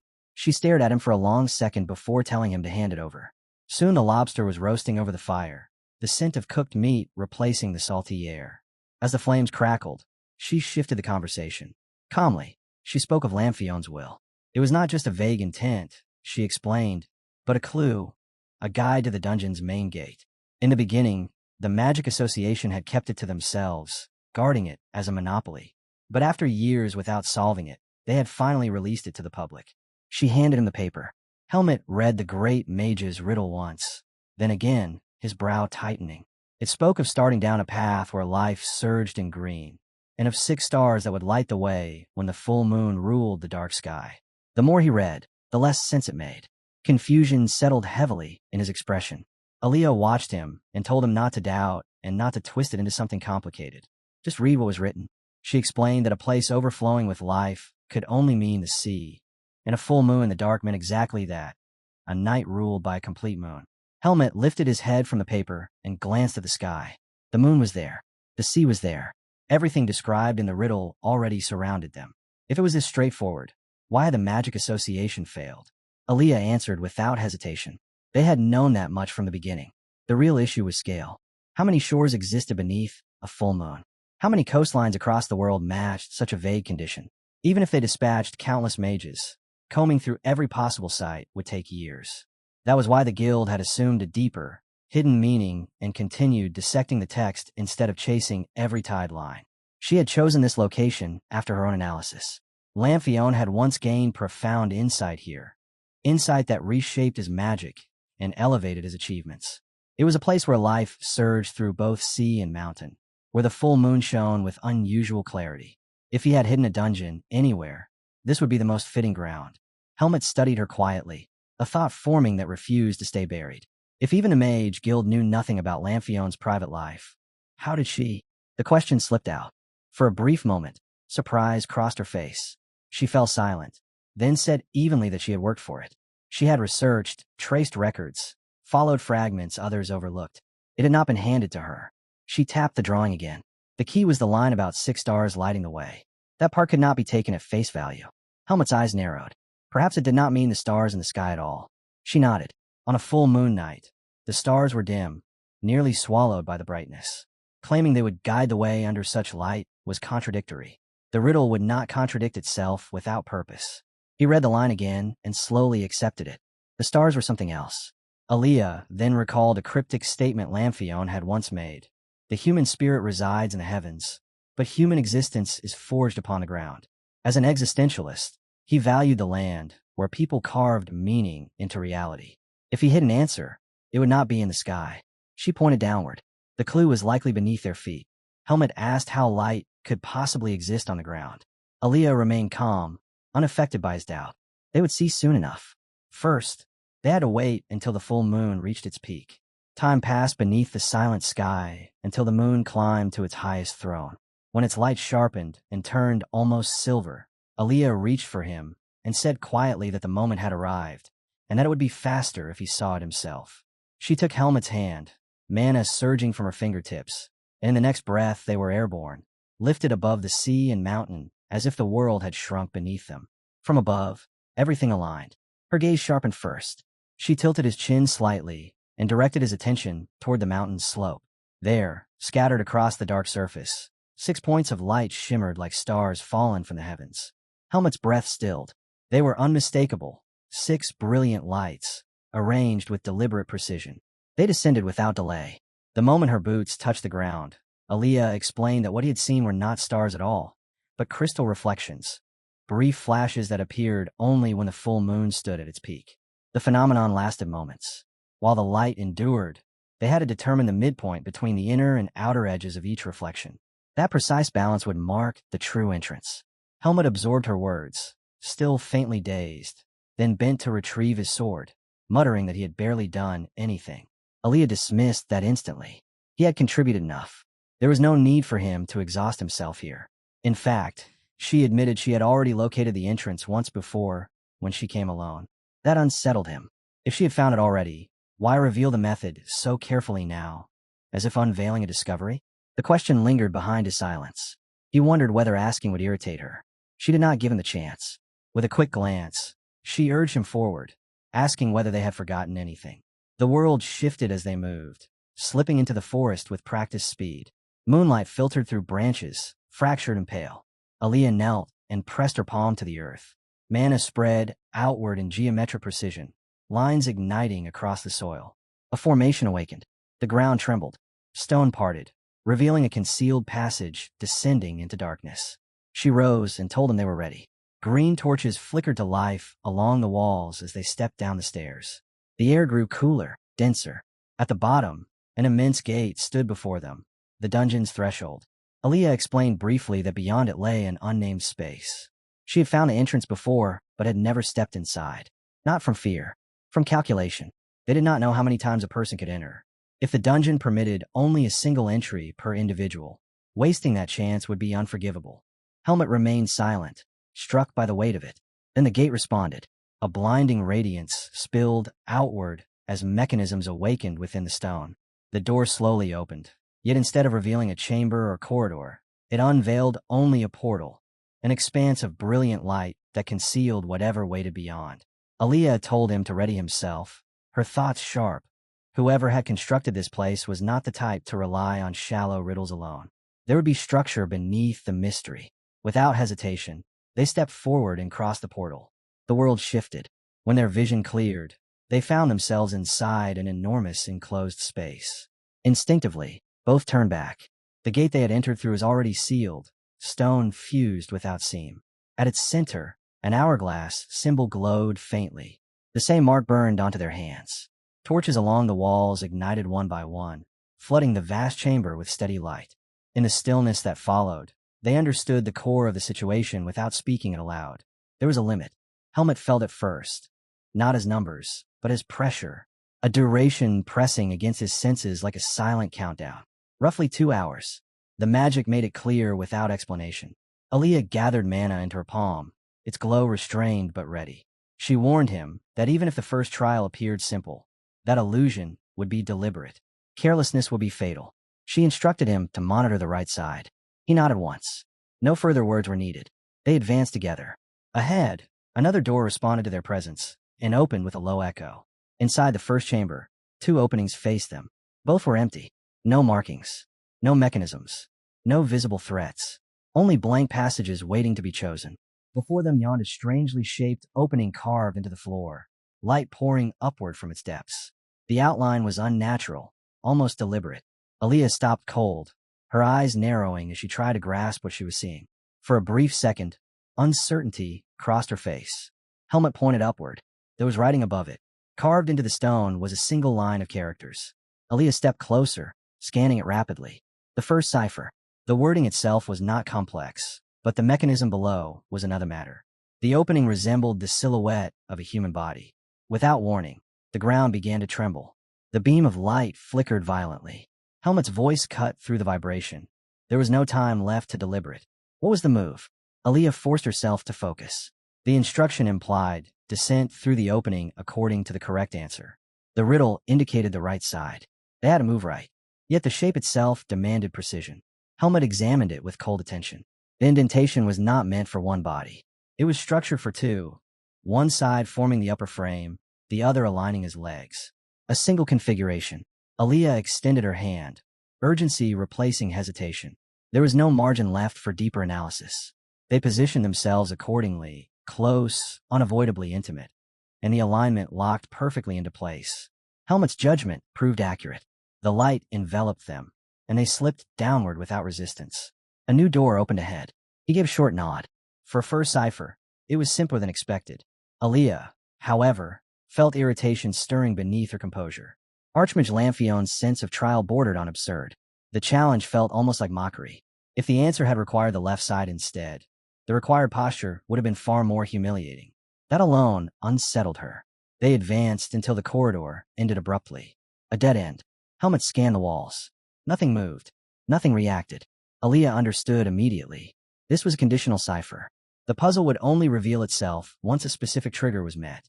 She warned him to remain vigilant. Anything could manifest without warning. Then Helmet noticed it. One brick across the chamber differed subtly in color from the rest. Aaliyah followed his gaze and nodded. Sharp observation. After a moment's thought, she concluded it was a concealed hint. With illumination magic tuned to a specific wavelength, hidden text could be exposed, a technique novice mages often use to leave secret messages. She had always considered it childish. Mana gathered in her palm, forming a controlled orb of light. She directed it toward the discolored brick and began the examination. Lamphion had left behind a message, cold and deliberate, stating that the next trial would reveal itself only if the challengers stood upon the pedestal while recreating the image carved on the right. When Aaliyah turned her head, her eyes landed on it, and her entire body went rigid. Two figures, locked in an embrace. Close, intimate, unmistakable. Heat rushed to her face, but it wasn't shyness alone. It was fury, the sheer audacity of it. For a moment, she simply stared, as if refusing to accept that the dungeon expected her to copy something so humiliating. Yet the rules were clear. Trials did not bend for pride. So she forced herself forward. Helmut lifted her into his arms without comment. She hid her face against him, mortified, fingers curling tightly into his clothes as if that might erase the scene from existence. Her jaw clenched. In her heart, she swore that even in death Lamphion would not escape her wrath for this insult. The mechanism activated. The path opened. They cleared the trial and stepped through the next door.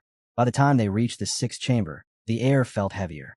Helmut glanced back the way they had come and noted that nearly 30 minutes had passed just to conquer 5 trials. His tone was steady, but the unspoken question lingered. Could they endure what remained? Aaliyah said nothing. The earlier poses replayed in her mind one after another, each more infuriating than the last. Even dead, Lamphion was provoking her. She cursed him silently, threatening vengeance on a corpse that could not hear her. Then something shifted. A thin thread of unease slid into her thoughts. Helmut called her name, noticing her sudden stillness, but she barely registered his voice. She was analyzing. Every cipher, so far, had required precisely 2 participants. Not 3, not 1, 2. It was too exact, too intentional, as though the dungeon had known from the beginning that only the 2 of them would stand here. A memory surfaced, an old account of a dungeon spell capable of manifesting a challenger's subconscious into reality. Her breath caught. If such a spell were active, then those absurd, intimate poses. Her face burned crimson. The implication struck like lightning. Had those images been born from her own hidden thoughts? The idea was unbearable. She rejected it instantly, almost violently. She wasn't alone in this dungeon. Helmut was here. If the subconscious was shaping the trials, then perhaps. Her gaze drifted toward him, awkward, searching. He noticed immediately. What is it? She opened her mouth, then shut it again. There was no possible way to voice what she had just considered. Nothing, she said quickly, far too quickly. We're wasting time. There has to be another cipher ahead. As if in answer, the ground beneath them trembled. The stone floor dissolved like mist, replaced in a heartbeat by soft grass stretching beneath an open sky. A meadow. Her eyes widened. The transformation was absolute. And then, silence. The air felt different. Empty. Aaliyah stood alone in the middle of a forest clearing, unmoving, her pulse thundering in her ears. Trees surrounded her on every side. No pedestal. No chamber walls. No helmet. Helmet. Her voice cut through the stillness and vanished into the trees. No reply came back. At last, Aaliyah forced herself to stop. Running blindly through trees would solve nothing. She drew in a slow breath and examined the space around her with cold resignation. This was no ordinary shift in scenery. The transition had been seamless. Too seamless. An illusionary spatial spell had activated without her sensing even a ripple of mana. In an archmage's dungeon, such precision was not surprising. If layered spatial magic had been woven into the structure, then Helmut could have been displaced into an entirely separate domain. This trial was not shared. It was divided. Individual. The thought tightened her chest.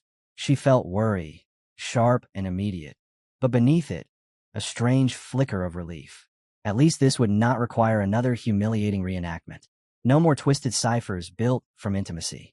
Even so, Helmut's absence unsettled her. A shadow fell across the grass. Aaliyah turned slowly. A massive spotted leopard stood behind her, golden eyes fixed unblinkingly in her direction. Its presence pressed down like a physical weight. She knew that form, knew the silent authority in its posture. The beast who had once raised Helmut in the wild. Ilaga. Fear surged through her veins. Of all figures to face alone, it had to be this one. Elsewhere, in a different fragment of the dungeon, Helmut stepped forward through a dense veil of fog. The air was heavy, visibility cut short by swirling white mist. He paused, senses sharpened. The chamber had vanished without warning. Aaliyah's presence had disappeared as if erased. Magic. It had to be. If this was another trial, then separation was deliberate. They would have to solve it alone. He steadied himself with logic. Aaliyah was an accomplished mage. She could handle herself. The uncertainty lay elsewhere. What was he meant to confront here? A shape emerged within the mist. A silhouette. Slender. Feminine. Standing with her back to him. Helmut's grip tightened on his sword as he advanced a step. The figure moved slowly, turning, His breath stalled. Aaliyah's face looked back at him. Without hesitation, he drew his blade fully and shifted into a defensive stance. The resemblance was flawless, too flawless. "Who are you?" His voice cut through the fog, controlled but edged with steel. The girl's lips curved into a faint, almost fragile smile. Then her composure cracked. Her voice trembled, and tears gathered in her eyes. "Even if Aaliyah hates me to death, she wouldn't be wrong." The word struck him harder than any blade. Helmet did not lower his guard, but confusion flickered across his face. "Explain," he demanded, unable to reconcile what he was hearing with what stood before him. The scene snapped back to Aaliyah, still facing the massive leopard. Alaga's golden eyes did not waver. Why a monster here? Her mind raced. Illusion. It had to be. Another fabricated construct meant to shake her. But to what end? What was this trial testing? Fear, hesitation, attachment. If it was hostile, then the answer was simple. Strike first. End it. Move forward.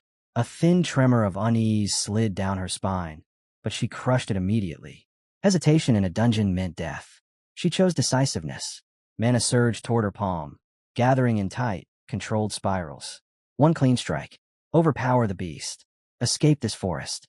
Before she could release it, the leopard spoke. "Helmet." The name froze her in place. Alaga's gaze sharpened. "Are you not going to where that human is?" Her mana faltered. She stared, stunned into silence. The beast's frame seemed larger now, more imposing than before. Had it always been this enormous? Or was the space distorting around it? Did it truly just speak? And why? Why had it called her Helmet? Seeing her rigid expression, Alaga tilted its head slightly. "Why do you look so dazed? Did that person bully you again?" The response left her mouth before she could stop it. "The training was harsh, but I wasn't bullied." The instant the words formed, horror flooded her. She clamped a hand over her lips. That was not her answer. That was not her memory. Yet Alaga continued, as though nothing were strange, as though it were speaking to Helmet. "I wanted to leave the forest," the beast said, voice heavy with something almost human. "But the human world is not like this place. There, strength alone does not decide everything." Its eyes dimmed slightly. "I do not know if happiness can truly be found there." Aaliyah stood motionless, unable to untangle reality from distortion. The creature showed no hostility, no bloodlust, only intelligence, recognition. Then Alaga lowered its massive head slightly. "You were always resolute. Forgive me for doubting you." The apology struck deeper than the earlier words. She forced herself to breathe evenly and analyze. Alaga bore no intent to harm. It believed, completely, that she was Helmet. This was not a simple illusion meant to terrify. It was reconstructing memory, perspective. But to what purpose? What did leaving the forest truly signify in this trial? As she remained silent, Alaga turned and began walking ahead. "It is almost time for that person to pass by," it said calmly. "I will go first. Endure it." Aaliyah's thoughts tangled further. That person? Which human? And what moment was this dungeon forcing her to relive? Alaga's massive form disappeared between the trees. The forest fell silent, until footsteps approached from the opposite direction. Aaliyah turned. An elderly man walked toward her with steady steps, carrying worn belongings over his shoulder as though returning from patrol. His frame was lean but disciplined, the posture of a veteran who had never abandoned the sword. When he reached her, he frowned slightly. "Helmet, why are you standing there blankly? Come, we have much to do today." The name struck again. Without intention, her lips moved. "Darienne." The word escaped before she could restrain it. She covered her mouth instantly, disturbed by the loss of control. She studied him carefully now. The sharp eyes, the restrained aura. Recognition fell into place with chilling clarity. Former captain of the Basar Knights. The sword Saint Darienne. Her gaze dropped to the blade resting at his side. It was identical to Helmet's sword. Memory collided with realization. Another swordsman. One whose technique had reached a transcendent realm beyond ordinary mastery. And Helmet, during the academy trial, cutting through beasts with movements too precise, too refined to be self-taught. Her face drained of color. This was not a fabricated illusion designed to frighten her. It was structured, personal, intimate. This was Helmet's memory. Elsewhere, in a separate fragment of the trial, Helmet stood facing a woman who resembled Aaliyah so closely it was disorienting. She turned toward him, tears spilling freely, apologizing again and again, calling Aaliyah by name. He studied her features. The resemblance was undeniable. And she knew Aaliyah. A relative? A sister? He tried to demand her identity, but she began to step back, retreating before he could close the distance. A violent gust of wind erupted between them. He raised his arm instinctively, barely able to keep his eyes open against the force. When the wind died, the world had changed. Flames roared ahead. A building stood engulfed, completely devoured by fire beyond salvation. Helmet stared, unmoving. The heat shimmered in the air, distorting the scene. He turned. Figures in robes stood nearby. White garments marked with sacred insignia. Lumen priests. He narrowed his eyes. There was no divine pressure, no trace of holy power. These were constructs, images formed by magic. Then understanding struck with brutal precision. He knew this place. The burning structure was the house where Aaliyah had lived as a child, and the two silhouettes collapsing before its entrance. He recognized them. His steps carried him closer without conscious decision. The sight tore at him unexpectedly. His vision blurred. Tears fell. He froze. Slowly, he touched his cheek. The tears were real, but they were not his. A sharp pain stabbed through his chest, foreign and overwhelming. The emotions flooding him did not belong to Helmet. The grief, the despair, the helpless fury, they belonged to someone else. Helmet turned his head. A small girl stood a short distance away, shoulders trembling, tears streaking down her face as flames devoured everything behind her. He knew instantly. Aaliyah. The priests continued combing through the area, their voices sharp and cold. There is another child. Find her. Their robes fluttered as they split apart, scanning the ruins. Enemies of the temple must be eradicated. No descendant of Haika is to survive. The words rang with ruthless certainty. Helmet moved before thought could restrain him. His blade cut cleanly toward the nearest priest's neck. The strike should have severed bone and flesh. Instead, the sword passed through as though slicing mist. He swung again, fury rising, attempting to tear them apart by sheer force. Nothing connected. And then, the priest had exploded. A violent burst of mana shattered the air. One after another, the robed figures detonated from within, collapsing under invisible force. Blood and fragments scattered across the ground, yet none of it touched Helmet. He stood untouched in the center of chaos, as if the world itself refused to acknowledge him. A woman rushed forward from the smoke. Her mana surged outward in precise, lethal bursts, the source of the destruction. Helmet lowered his gaze briefly. Even the drifting ash from the burning house phased through him without contact. He could see, he could feel, but he could not interfere. This was not a battlefield he could enter. He looked up again. The woman had gathered the crying child into her arms. Up close, the resemblance struck him harder. She looked like Aaliyah, not identical, but undeniably connected. Haika. The name surfaced through fragmented knowledge. If he remembered correctly, she was Aaliyah's grandmother, her father's mother, the one who had instructed her in magic. Watching the way she shielded the girl with her own body, Helmet understood the depth of their bond. Was she the only family Aaliyah had left? The scene carved itself into him with merciless clarity. This was not a fabricated illusion. It carried weight, emotion, history. This was Aaliyah's memory. A question formed with sudden intensity. Why would the dungeon expose this to him? Then realization struck. If he was seeing her past, then she must be seeing his. Elsewhere, Aaliyah remained frozen before Darienne, her gaze locked on the sword at his side. The dungeon's magic was too refined to be random. It was probing, extracting, reconstructing what lay buried in memory. If the same force had separated them, then the symmetry was undeniable. At the exact same moment, clarity settled over both of them. This trial was not testing strength. It was forcing each of them to confront their own past. By the time they reached the mountains, the sun was already high, pouring harsh light over the slopes as if nothing in this world had ever known darkness. Aaliyah slowed her steps and looked around, confusion settling in her eyes. When Darienne pushed open the door of his house and caught that expression on her face, he turned without emotion and asked if she had forgotten something. She answered at once that she had not, but the color drained from her cheeks. She reminded herself again that this trial had to be cleared no matter what. Yet her thoughts kept drifting back to Helmet, tangling her focus until it felt impossible to breathe properly. Darienne observed her in silence before asking whether she had heard anything from that cat. Since she looked so distracted, she stiffened for a heartbeat, then formally addressed him as the divine swordsman Darienne Depert, declaring that this might surprise him. But she was not Helmet. After stepping inside, Darienne simply returned to his work as though nothing unusual had been said. She watched closely, searching for even the slightest reaction, but there was none. It made her wonder whether he would only respond to the exact tone and words Helmet used. Gathering herself, Aaliyah asked if she truly had to leave this forest. Darienne gave no reply. His silence pressed against her chest until it became heavy. The question had failed. She had avoided directly asking where this forest even was. But the more she circled around it, the more unsettled she felt. She began piecing everything together with cold logic. The demonic beast she met could speak and knew Helmut intimately. That alone meant Helmut had lived here for years. Thinking back on him, she finally understood why he handled demonic beasts with such natural ease. Yet he had once said he wanted to leave this place. Wanting to leave meant he had never stayed by choice. So why had he been unable to escape? Was the forest endless, or was something binding him here? Her gaze shifted to Darienne. His presence was even stranger. Helmut had learned swordsmanship from him. She had always known his master was extraordinary, but standing here, facing the reality of it, still shook her. Without warning, Darienne rose to his feet. Aaliyah flinched.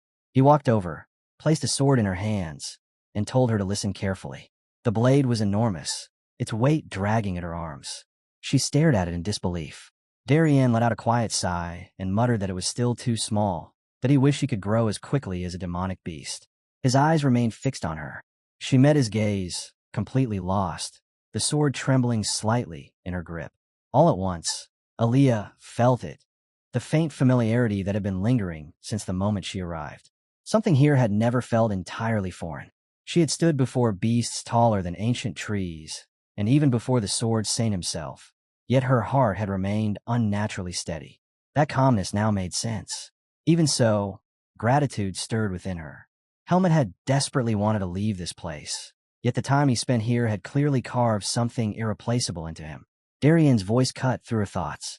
He remarked that a human child who grew slowly had somehow survived in a forest overrun by monsters and ruin.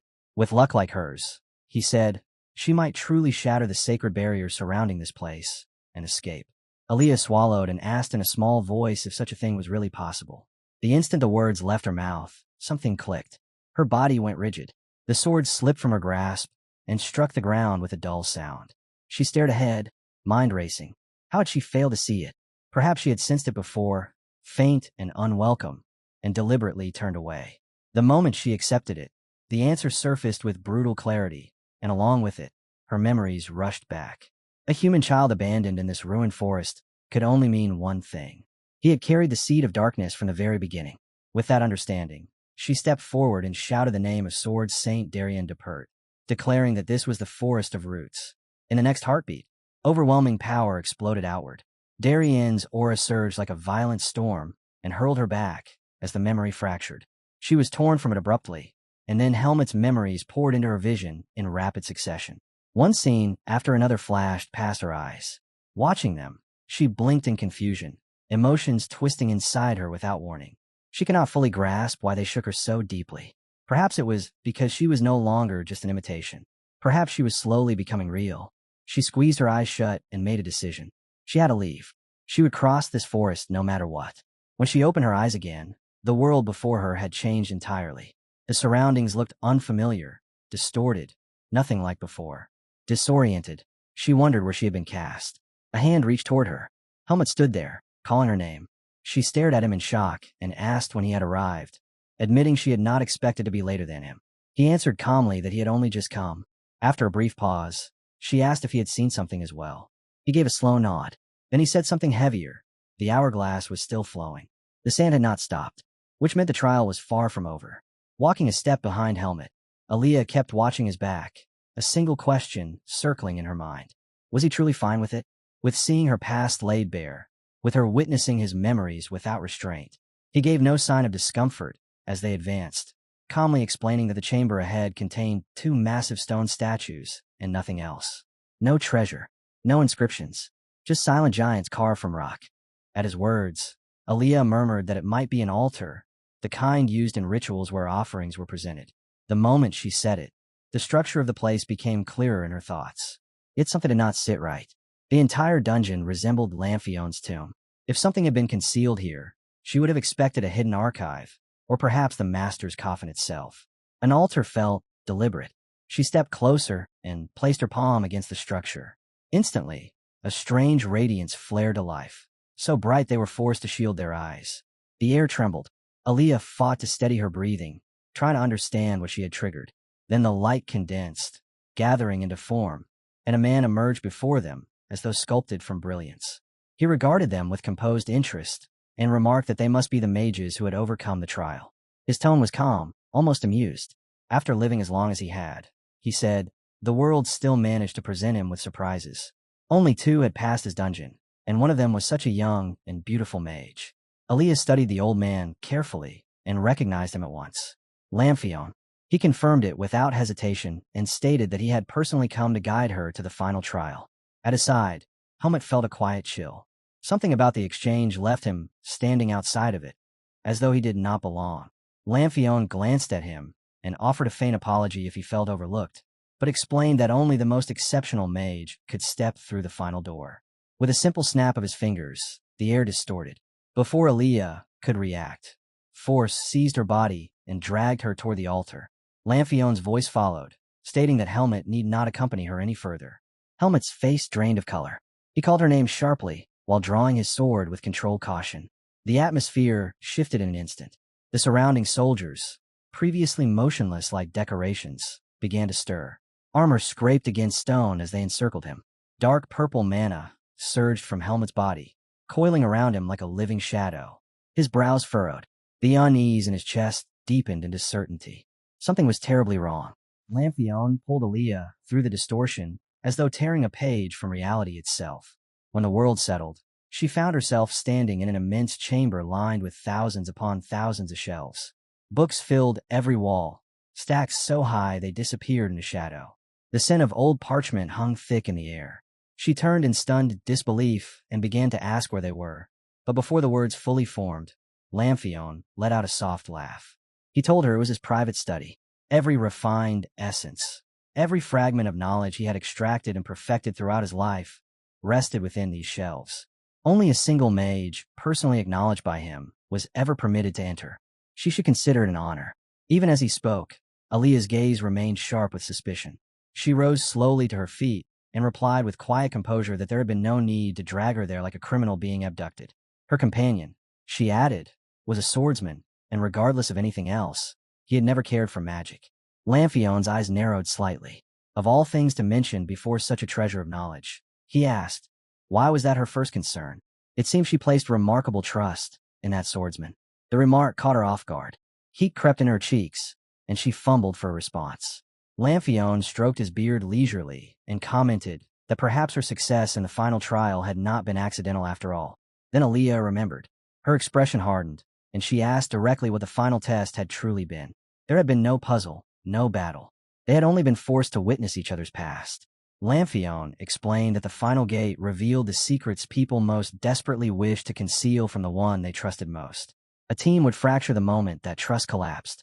In such a moment, he said, it was the mage's role to hold the bond together, to persuade, to prevent the fracture. Only someone capable of preserving unity under that strain deserved to inherit his legacy. Thus, when they touched the altar and endured the revelation without breaking faith, the door had opened. He gave a faint chuckle and added that the outcome had strayed somewhat from his initial projections. Aaliyah asked carefully if that meant the only condition was not losing faith in one another. Lamphion answered at once that it was precisely that simple. Relief passed through her as tension drained from her shoulders. At last, the structure of it all made sense. Lamphion studied her in silence, eyes thoughtful. After a pause, he remarked that, regardless, his calculations had not been wasted. In the end, he had discovered a mage both gifted and striking, just like her. Aaliyah lowered her gaze for a moment and thanked him for the praise, her voice carrying restrained modesty. Then her attention shifted back to the endless rows of shelves. With a serious expression, she asked whether there was anything else he intended to grant her, perhaps authority over the dungeon itself, because reading every volume in this place would take longer than a month. Lamphion gave a faint smile and remarked that she was far too impatient. There was no need to hurry. They had ample time ahead. Then his tone changed. It grew solemn, almost ceremonial. From this moment onward, he declared, she would become one with him and continue the path of eternal research. The words sank heavily into her chest. Unease spread through her like cold water. She asked him what he meant, suspicion sharpening her voice. Lamphion did not answer at once. The silence stretched thin, and Aaliyah moved first. She cast a spell without hesitation. But before her magic could fully take form, Lamphion responded. A binding incantation rippled through the air. Ropes of force shot upward from the ground and wrapped tightly around her limbs, locking her in place. She gasped, startled, and tried to summon mana again. Nothing answered. Her magic refused to respond. The disconnect sent a deeper chill through her than the restraints themselves. Lamphion spoke calmly, almost wistfully. He had always carried one regret. The pursuit of knowledge had no end, yet the human lifespan was painfully short. He lifted his aged hands and stared at them. Even with spells to slow aging, a mage could extend life by perhaps a century and a half. That was all. He had feared dying before completing his research. But with a young body, everything would change. His gaze fixed on her with naked intent. Aaliyah repeated his implication in disbelief. He meant to prolong his life by taking another's body. Had he truly fallen into black magic? Lamphion stepped closer and dismissed the accusation sharply. Someone of his stature would never stoop to crude black magic. This was not corruption. It was innovation. Soul transference. A technique he alone had perfected. He reached toward her face slowly, reassuring her that it would not hurt. With her body, it would approach the fundamental principles of magic itself. She should consider it an honor. Terror seized her completely. And then, power detonated from within her. A violent surge of energy exploded outward, tearing through the restraints and slamming into Lamphion, hurling him back across the chamber. Shelves rattled as the shockwave rippled through the study. He stared at her in stunned disbelief, unable to comprehend what had happened. Aaliyah steadied her breathing and lifted her head. She told him calmly that she had sensed something was wrong from the beginning. Unfortunately for him, his plan would not unfold so easily. Lamphion hesitated, fury and confusion twisting together. He demanded to know how she had broken his binding magic. She answered coolly that she had done nothing at all. Perhaps, she suggested, his flawless magic was not as perfect as he believed. Lamphion roared, rage twisting his features as he lunged forward. Yet the moment his magic collided with her, the shield flared and threw him back again. For a heartbeat, he simply stared, disbelief cracking through his arrogance. This was impossible. His spells were flawless. He had refined them, perfected them, torn apart countless minds to eliminate every flaw. And yet something was wrong, something he had not seen. His eyes widened as a dreadful realization crept in. His voice, no longer steady, asked the question he had never imagined needing to ask. Was she not a man? Aaliyah only glanced at him, calm, almost bored, and then her lips curved into a bold, merciless smile. She reminded him how he had rummaged through the memories of others, stripping them bare, priding himself on seeing everything. Yet the dungeon master himself had failed to notice the simplest truth. She mocked the gaps in his grand design. Even if he could transfer a soul, she said, he could not ignore biological compatibility with the host. Chromosomes were not so easily dismissed. If he wished to succeed, perhaps he should begin researching how to anchor a soul properly before boasting of perfection. The words sliced deeper than any blade. Lamphion snapped. He seized her face with violent force, fury blazing in his eyes as he snarled that she was insolent. Did she truly believe he could not correct such a trivial error? In this isolated dimension, he had time, endless time, to amend any mistake. Aaliyah laughed, low and scornful, and told him he did not have nearly as much time as he thought. He rejected it instantly, calling it nonsense, until a sudden tremor rippled through his awareness. Something outside had shifted. Beyond the dungeon gate, the giant golem had fallen. Helmets surged forward without hesitation, cutting through the remaining constructs with terrifying precision. Stone bodies powered by mana cores split apart, as if they were nothing but brittle clay. Lamphion felt cold disbelief flood him. That should not have been possible. Those golems were sustained by pure mana. An ordinary sword could not neutralize them. And then memory struck him. The moment Aaliyah had stumbled into the dungeon. The subtle extension of her hand. The faint shimmer that had gone unnoticed. She had embedded a spell in a helmet's blade. Realization turned to dread. After dismantling the last golem, Helmet sprinted toward the dungeon gate. His sword carved through the air again and again, slashes tearing at the fabric of space itself until cracks splintered across Lamphion's dimension. With a final strike, the barrier shattered. Aaliyah's voice rang out, urgent and sharp. Cut him down. Lamphion moved to cast a spell, but Helmet's sword was faster. Steel flashed before incantations could finish, severing his control, stripping him of the advantage he had so carefully constructed. Panic surged through him. This cannot be how it ended. Not after everything. Not after centuries of preparation, manipulation, sacrifice, all for eternal life. And yet, as the blade closed in, The truth became undeniable. His eternity was collapsing before his eyes. Helmet landed lightly on the fractured ground, and in the same instant Lamphion's presence dissolved, his magic unraveling like smoke in the wind. The bindings that had held Aaliyah shattered and fell away, leaving only fading traces of mana in the air. Helmet turned without haste, sliding his sword back into its sheath, and stepped toward her. His eyes scanned her quickly as he asked if she was all right. Aaliyah's strength gave out the moment the tension snapped. She collapsed forward, barely managing to steady herself as she answered that she was alive, because of him. But survival was not enough. They had to leave. Now, she forced the words through her exhaustion, explaining that the dungeon had lost its master. Without Lamphion sustaining it, the structure itself would begin to fall apart.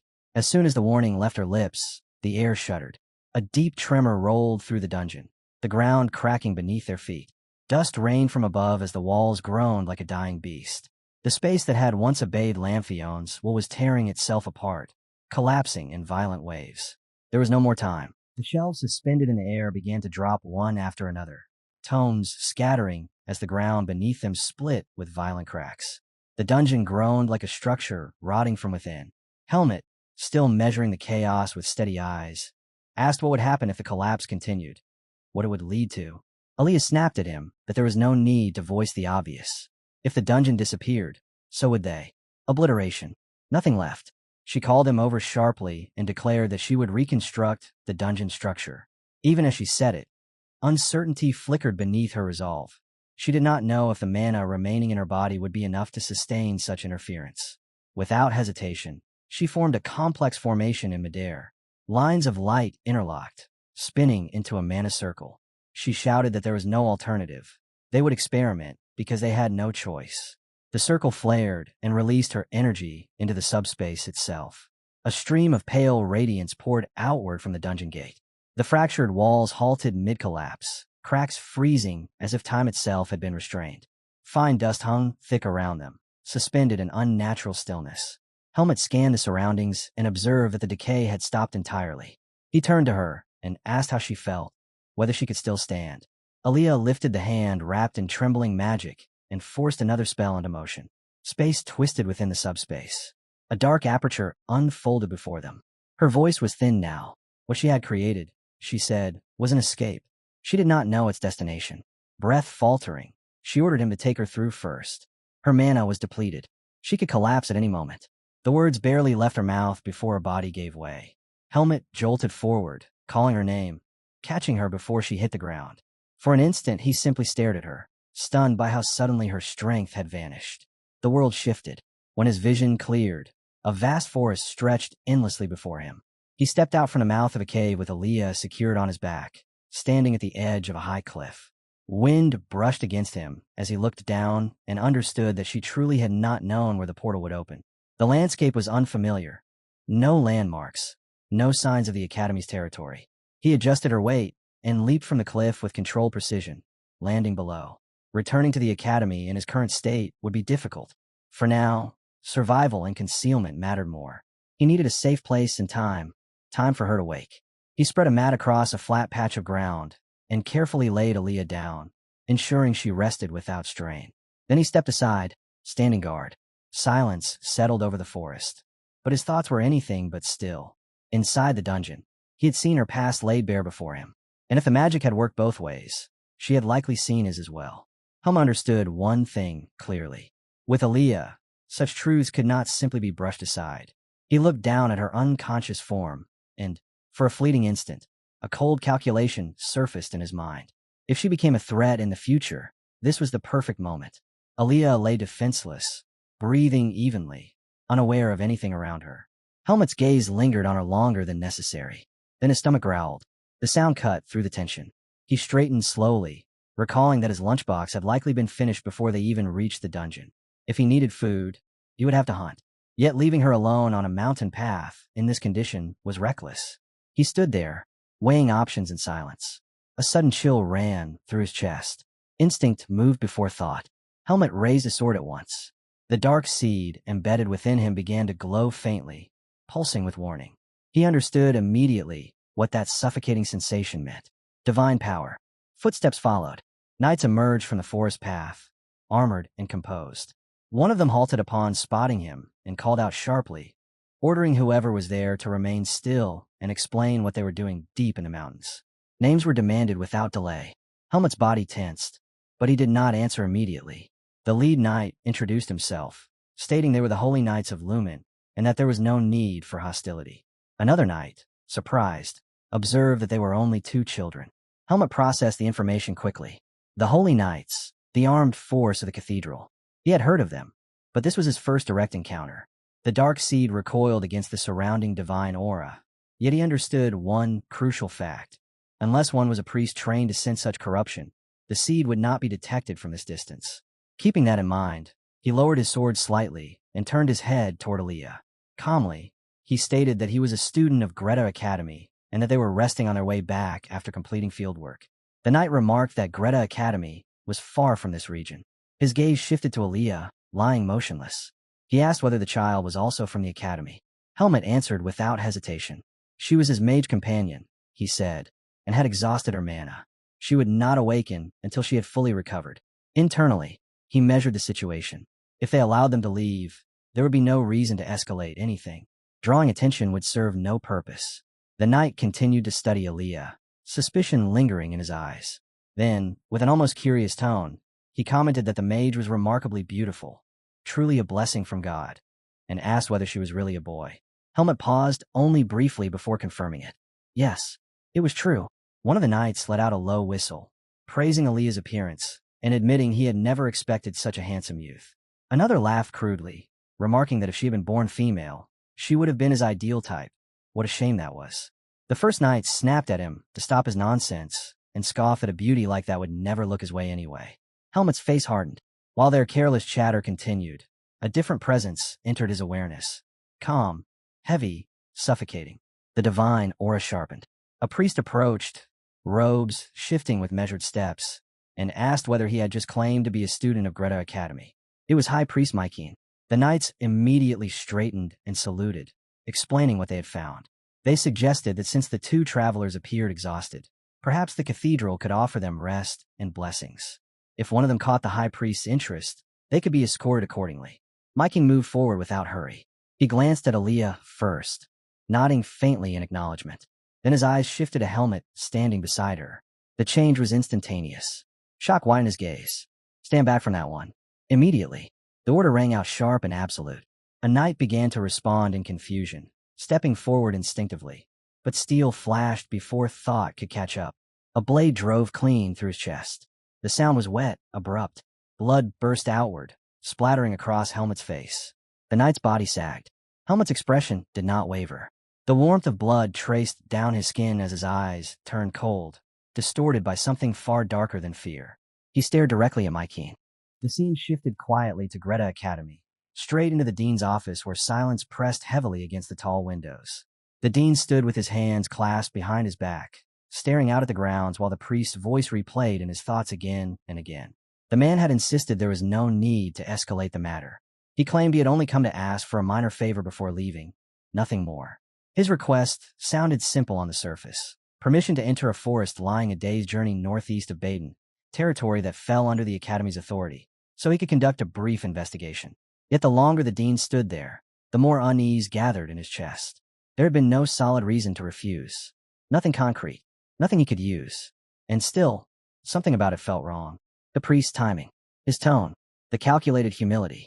In the end, the dean could only hope that whatever the man sought would not ignite a disaster the Academy would later regret.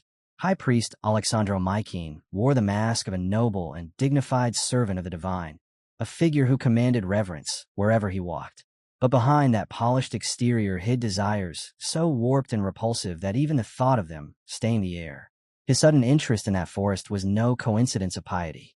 He suspected Greta Academy was concealing something there. The encounter with Helmet and Aaliyah had not been planned. It had simply been fate colliding with ambition. When Mykin first saw Aaliyah collapsed in a deep stupor, the spark that flared inside him was not concern, not suspicion, but hunger, a twisted impulse to claim the beautiful youth for himself. That vile thought had barely taken root before it was crushed by the sight of something far more alarming. Helmet. Purple aura coiled around him like living smoke. The moment the high priest sensed the dark seed's presence, His voice cut through the air, commanding the holy knights to form ranks and encircle the threat. Steel shifted, shields locked, divine light gathered. Helmet did not hesitate. Drawing upon every ounce of innate power within him, he surged forward, closing the distance in a heartbeat. His blade carved through the air with ruthless precision. At once, radiant magic flared as the holy knights erected a brilliant barrier, the impact of his strike detonating against it in a shock of force that rippled outward. The clash escalated instantly. Steel rang. Divine light burned against dark aura. The priest focused his will, pressing down with sacred authority to restrain Helmet's power, while Mykeen unleashed concentrated divine energy straight at him in a blinding discharge. Helmet twisted aside at the last possible instant, the attack grazing past as he vanished from their line of sight and reappeared behind Mykeen. His sword descended toward the priest's head in a lethal arc. But a knight saw it. With flawless timing, the holy knight threw himself forward, slamming into Helmet and knocking him away before the strike could land. Helmet steadied himself, eyes narrowing. Dragging this fight out against opponents empowered by divine energy would only erode him further. He understood that much, and time was no longer on his side. Helmet understood in that instant that hesitation meant death. If this dragged on, divine power would grind him down piece by piece. The only path forward was clear, and the high priest first. But the battlefield refused to bend to intention. With no clean opening and sacred energy pressing in from every direction, he made a sharp decision and burst away instead, vanishing from their encirclement in a flash of motion. The holy knights broke into a cold sweat. They had trained their entire lives, honed bodies and faith into weapons. Yet what they had just witnessed defied reason. That speed, that acceleration, no ordinary human moved like that. A thought crept into their minds at the same time. It must be the dark seed, something inhuman, something closer to a demonic beast than a man. And if that was the case, then mercy had no place here. They would hunt him as one. Helmet reached a distant point and stopped abruptly. He pivoted toward Mykeen on the right without warning. The guards reacted instantly, boots grinding into the earth as they shifted formation and erected another luminous barrier in his path. Light surged upward like a wall of judgment. He attacked without pause. His sword slashed from every conceivable angle. High, low, diagonal, feint into thrust, each strike heavy with compressed fury. But the barrier absorbed them all, rippling yet unbroken. It was then that unease finally pierced the high priest's composure. Those marked by the dark seed were meant to falter near divine power. Their hearts should tighten, their limbs grow heavy, their very existence repelled by sacred authority. Yet Helmet moved as if no such suppression existed. Faster than human limits, stronger than restraint. If he continued like this, even their reinforced defenses would shatter. Mykeen raised both hands. A measured portion of divine energy gathered at his palms as he invoked one of the Lumen religion's sacred arts, the Guardian Totem. The air trembled, light condensed above them, shaping itself into a colossal statue of radiant brilliance. Its presence alone crushed downward with overwhelming force. The divine pressure slammed into Helmet and forced him back. Then Mykeen's gaze shifted. He noticed Aaliyah lying unconscious nearby. Without hesitation, he pointed at her and issued a sharp command. The Holy Knights redirected their focus immediately, their killing intent locking onto the defenseless mage. Something inside Helmet snapped. Panic surged through him, raw and violent. Watching them converge on Aaliyah without the slightest doubt turned him into a cornered predator. He launched himself forward with reckless speed, closing the gap in a breath. And blood splattered across Aaliyah's pale face. It was his. Helmet had thrown himself in front of her at the last instant, taking the full brunt of the strike meant for her body. Steel tore into him. Blood burst outward, staining the ground beneath his feet. The pain was blinding. He did not fall. Even as blood poured from his wounds, he forced his body upright and poured what remained of his strength into the fight. 3 heavily built knights attacked him at once, blades descending in relentless rhythm. He parried one, deflected another, endured the third. Divine light burned against his dark aura while the high priest abandoned restraint and unleashed a full-force spell that detonated against him with crushing impact. For a moment, the world nearly went black. Helmet clenched his teeth and stayed conscious through sheer will.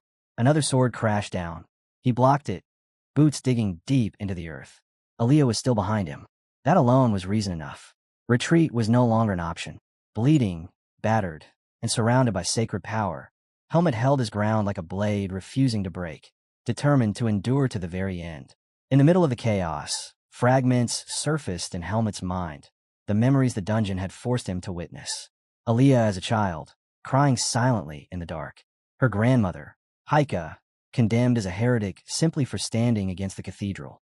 The brand of treason stamped upon her name. Her parents slaughtered. Only Aaliyah left behind, raised in isolation beneath the weight of hatred and loss. It was no mystery why the cathedral stirred such venom inside her. Helmut had been thinking about her often lately. Their first true exchange, during the Academy's examination, returned to him with unsettling clarity. After that, he met Sion. He met Asuka. They fought beside him, spoke to him, stood near him. Yet none of them had felt different. None of them had settled into his thoughts the way Aaliyah had. The dungeon had shown him her past, and in doing so, it had answered a question he had never dared to shape into words. He wanted her to accept his past. That was all. Not his power, not his strength, just the truth of what he was. Even Luke Yeager, bound to him through Darienne, did not know everything. Helmut had never confessed it. He had never said aloud that beneath the blade and the dark seed, he only wanted to be human. And he had never asked Aaliyah if she could accept that. Divine power tore through the air again. The high priest unleashed another wave of sacred energy, and this time the darkness in Helmut's chest reacted violently. The seed pulsed, responding to the holy force pressing against it. Minutes crawled by in brutal succession, yet Helmut remained standing, bloodied and unbroken. The sight unsettled Mykeen. A bearer of the dark seed should have collapsed long ago under this pressure. And yet he lived. The high priest's patience thinned. He declared that Helmut's fate would end here and began gathering power for a final execution, sacred light swelling with lethal intent. Then, something changed. A surge of black demonic energy erupted outward from Helmut like an unleashed calamity. The ground cracked. The air trembled. Before the holy knights could even comprehend what had happened, 3 heads separated cleanly from their bodies, falling soundlessly to the earth. Silence followed. The high priest's face drained of color. What stood before him was no longer merely a boy resisting divine suppression. It was a monster. The seed of darkness had fully consumed Helmut, flooding his body with overwhelming demonic power that twisted the very atmosphere around him. Black energy coiled violently, swallowing light, distorting space. Helmut's presence alone felt suffocating. And in the midst of that transformation, one thought anchored him with terrifying clarity. He would not lose Aaliyah here. At the same time, Aaliyah continued to sink through the current of memories. The past Helmut had endured unfolded without mercy, abandonment, isolation, a fate too merciless for any ordinary human to survive. He had wanted nothing more than to live like everyone else, to blend in, to belong. Yet the very world had denied him that chance. Pushed to the margins, unable to stand among others without being rejected, he had been forced toward a road lined with danger and blood. Because she understood loneliness, truly understood it, Aaliyah felt an ache tighten in her chest, even within unconsciousness. Somewhere deep inside, she worried, not just about him, but about what that solitude might have done to him. Elsewhere, Mykeen's thoughts darkened. He began to question what Helmut's true purpose had been from the beginning, as if the boy himself had stepped unknowingly onto a path that could never be reversed. The church had hunted every trace of the dark seed for generations. They had purged, burned, erased entire bloodlines to prevent this exact moment. And still, it had awakened. The high priest scowled, fury twisting his face as he cursed the heavens and the earth alike. Every few years, a fugitive slipped through the church's cleansing. They grew in secret, matured in hatred, and returned as disasters incarnate. In Mykeen's cold judgment, beings like Helmut surviving at all was nothing but selfish greed against divine order. Before him, Helmut no longer moved like a person with reason. The boy's will seemed swallowed, his body surrendered to that entity within. In a blink, he vanished, and reappeared behind Mykeen, blade already descending toward his neck. Though he could not see him, instinct screamed. Mykeen invoked the guardian totem once more. The colossal statue of light materialized instantly, its divine force crashing outward and forcing Helmut back. Helmut answered with a single strike. His sword collided with the radiant statue. The totem endured, but everything behind Mykeen simply ceased to exist. Ground, stone, air itself, erased by the dark energy that followed the blade's path. The high priest's breath faltered. Anything touched by that power was annihilated without residue. No burn marks, no debris, just absence. Mykeen released a concentrated burst of divine force, driving Helmut backward, but confusion crept into his mind. He did not understand what he was facing. Still, Helmet advanced. Sacred light rained down in relentless waves. Holy purging after holy purging unleashed upon him. Yet he continued forward, as if the concept of destruction no longer applied. He had become something terrifying, something that defied suppression. Mykin felt genuine fear. After enduring so many purges, how had his heart not shattered? What was that body made of? How could it remain intact beneath such pressure? The laws of divine judgment no longer seemed to function. The priest's expression hardened. If brute suppression failed, he would change his method. His gaze shifted to the sanctified field he had prepared earlier. Holy chains embedded within the earth, demonic traps layered in concealed formations around the battlefield. With a sharp invocation, several enormous crosses manifested around Helmet, forming a grim perimeter. From each cross, chains of radiant light shot outward. They wrapped around Helmet's limbs and torso, locking into place with brutal force. The chains tightened, dragging him downward as the crosses aligned and connected, constructing a massive cage of sanctified restraint around him. Mykin's face returned to cold composure. He began to chant, voice steady, invoking the noble blessing of holy war.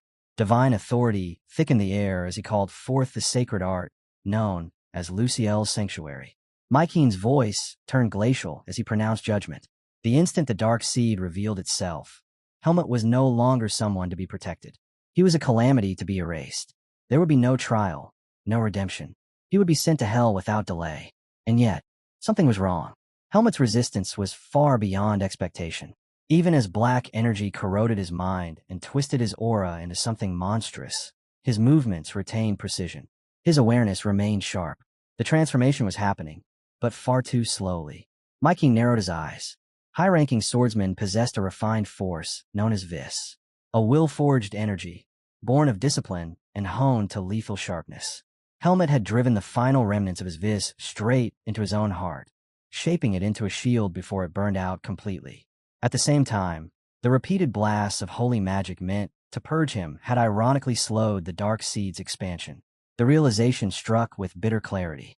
In trying to destroy him, he had unintentionally prolonged his survival. Even so, surrender was not an option. Sacred and demonic forces collided violently within the cage of crosses. Light pressed against darkness in a brutal equilibrium. Mykin declared with rigid conviction that no matter how dense the darkness might be, before divine power, it would dissolve like salt in the sea. Yet through that clash, he uncovered a revelation. Greta Academy was hiding a seed of darkness. His expression hardened further.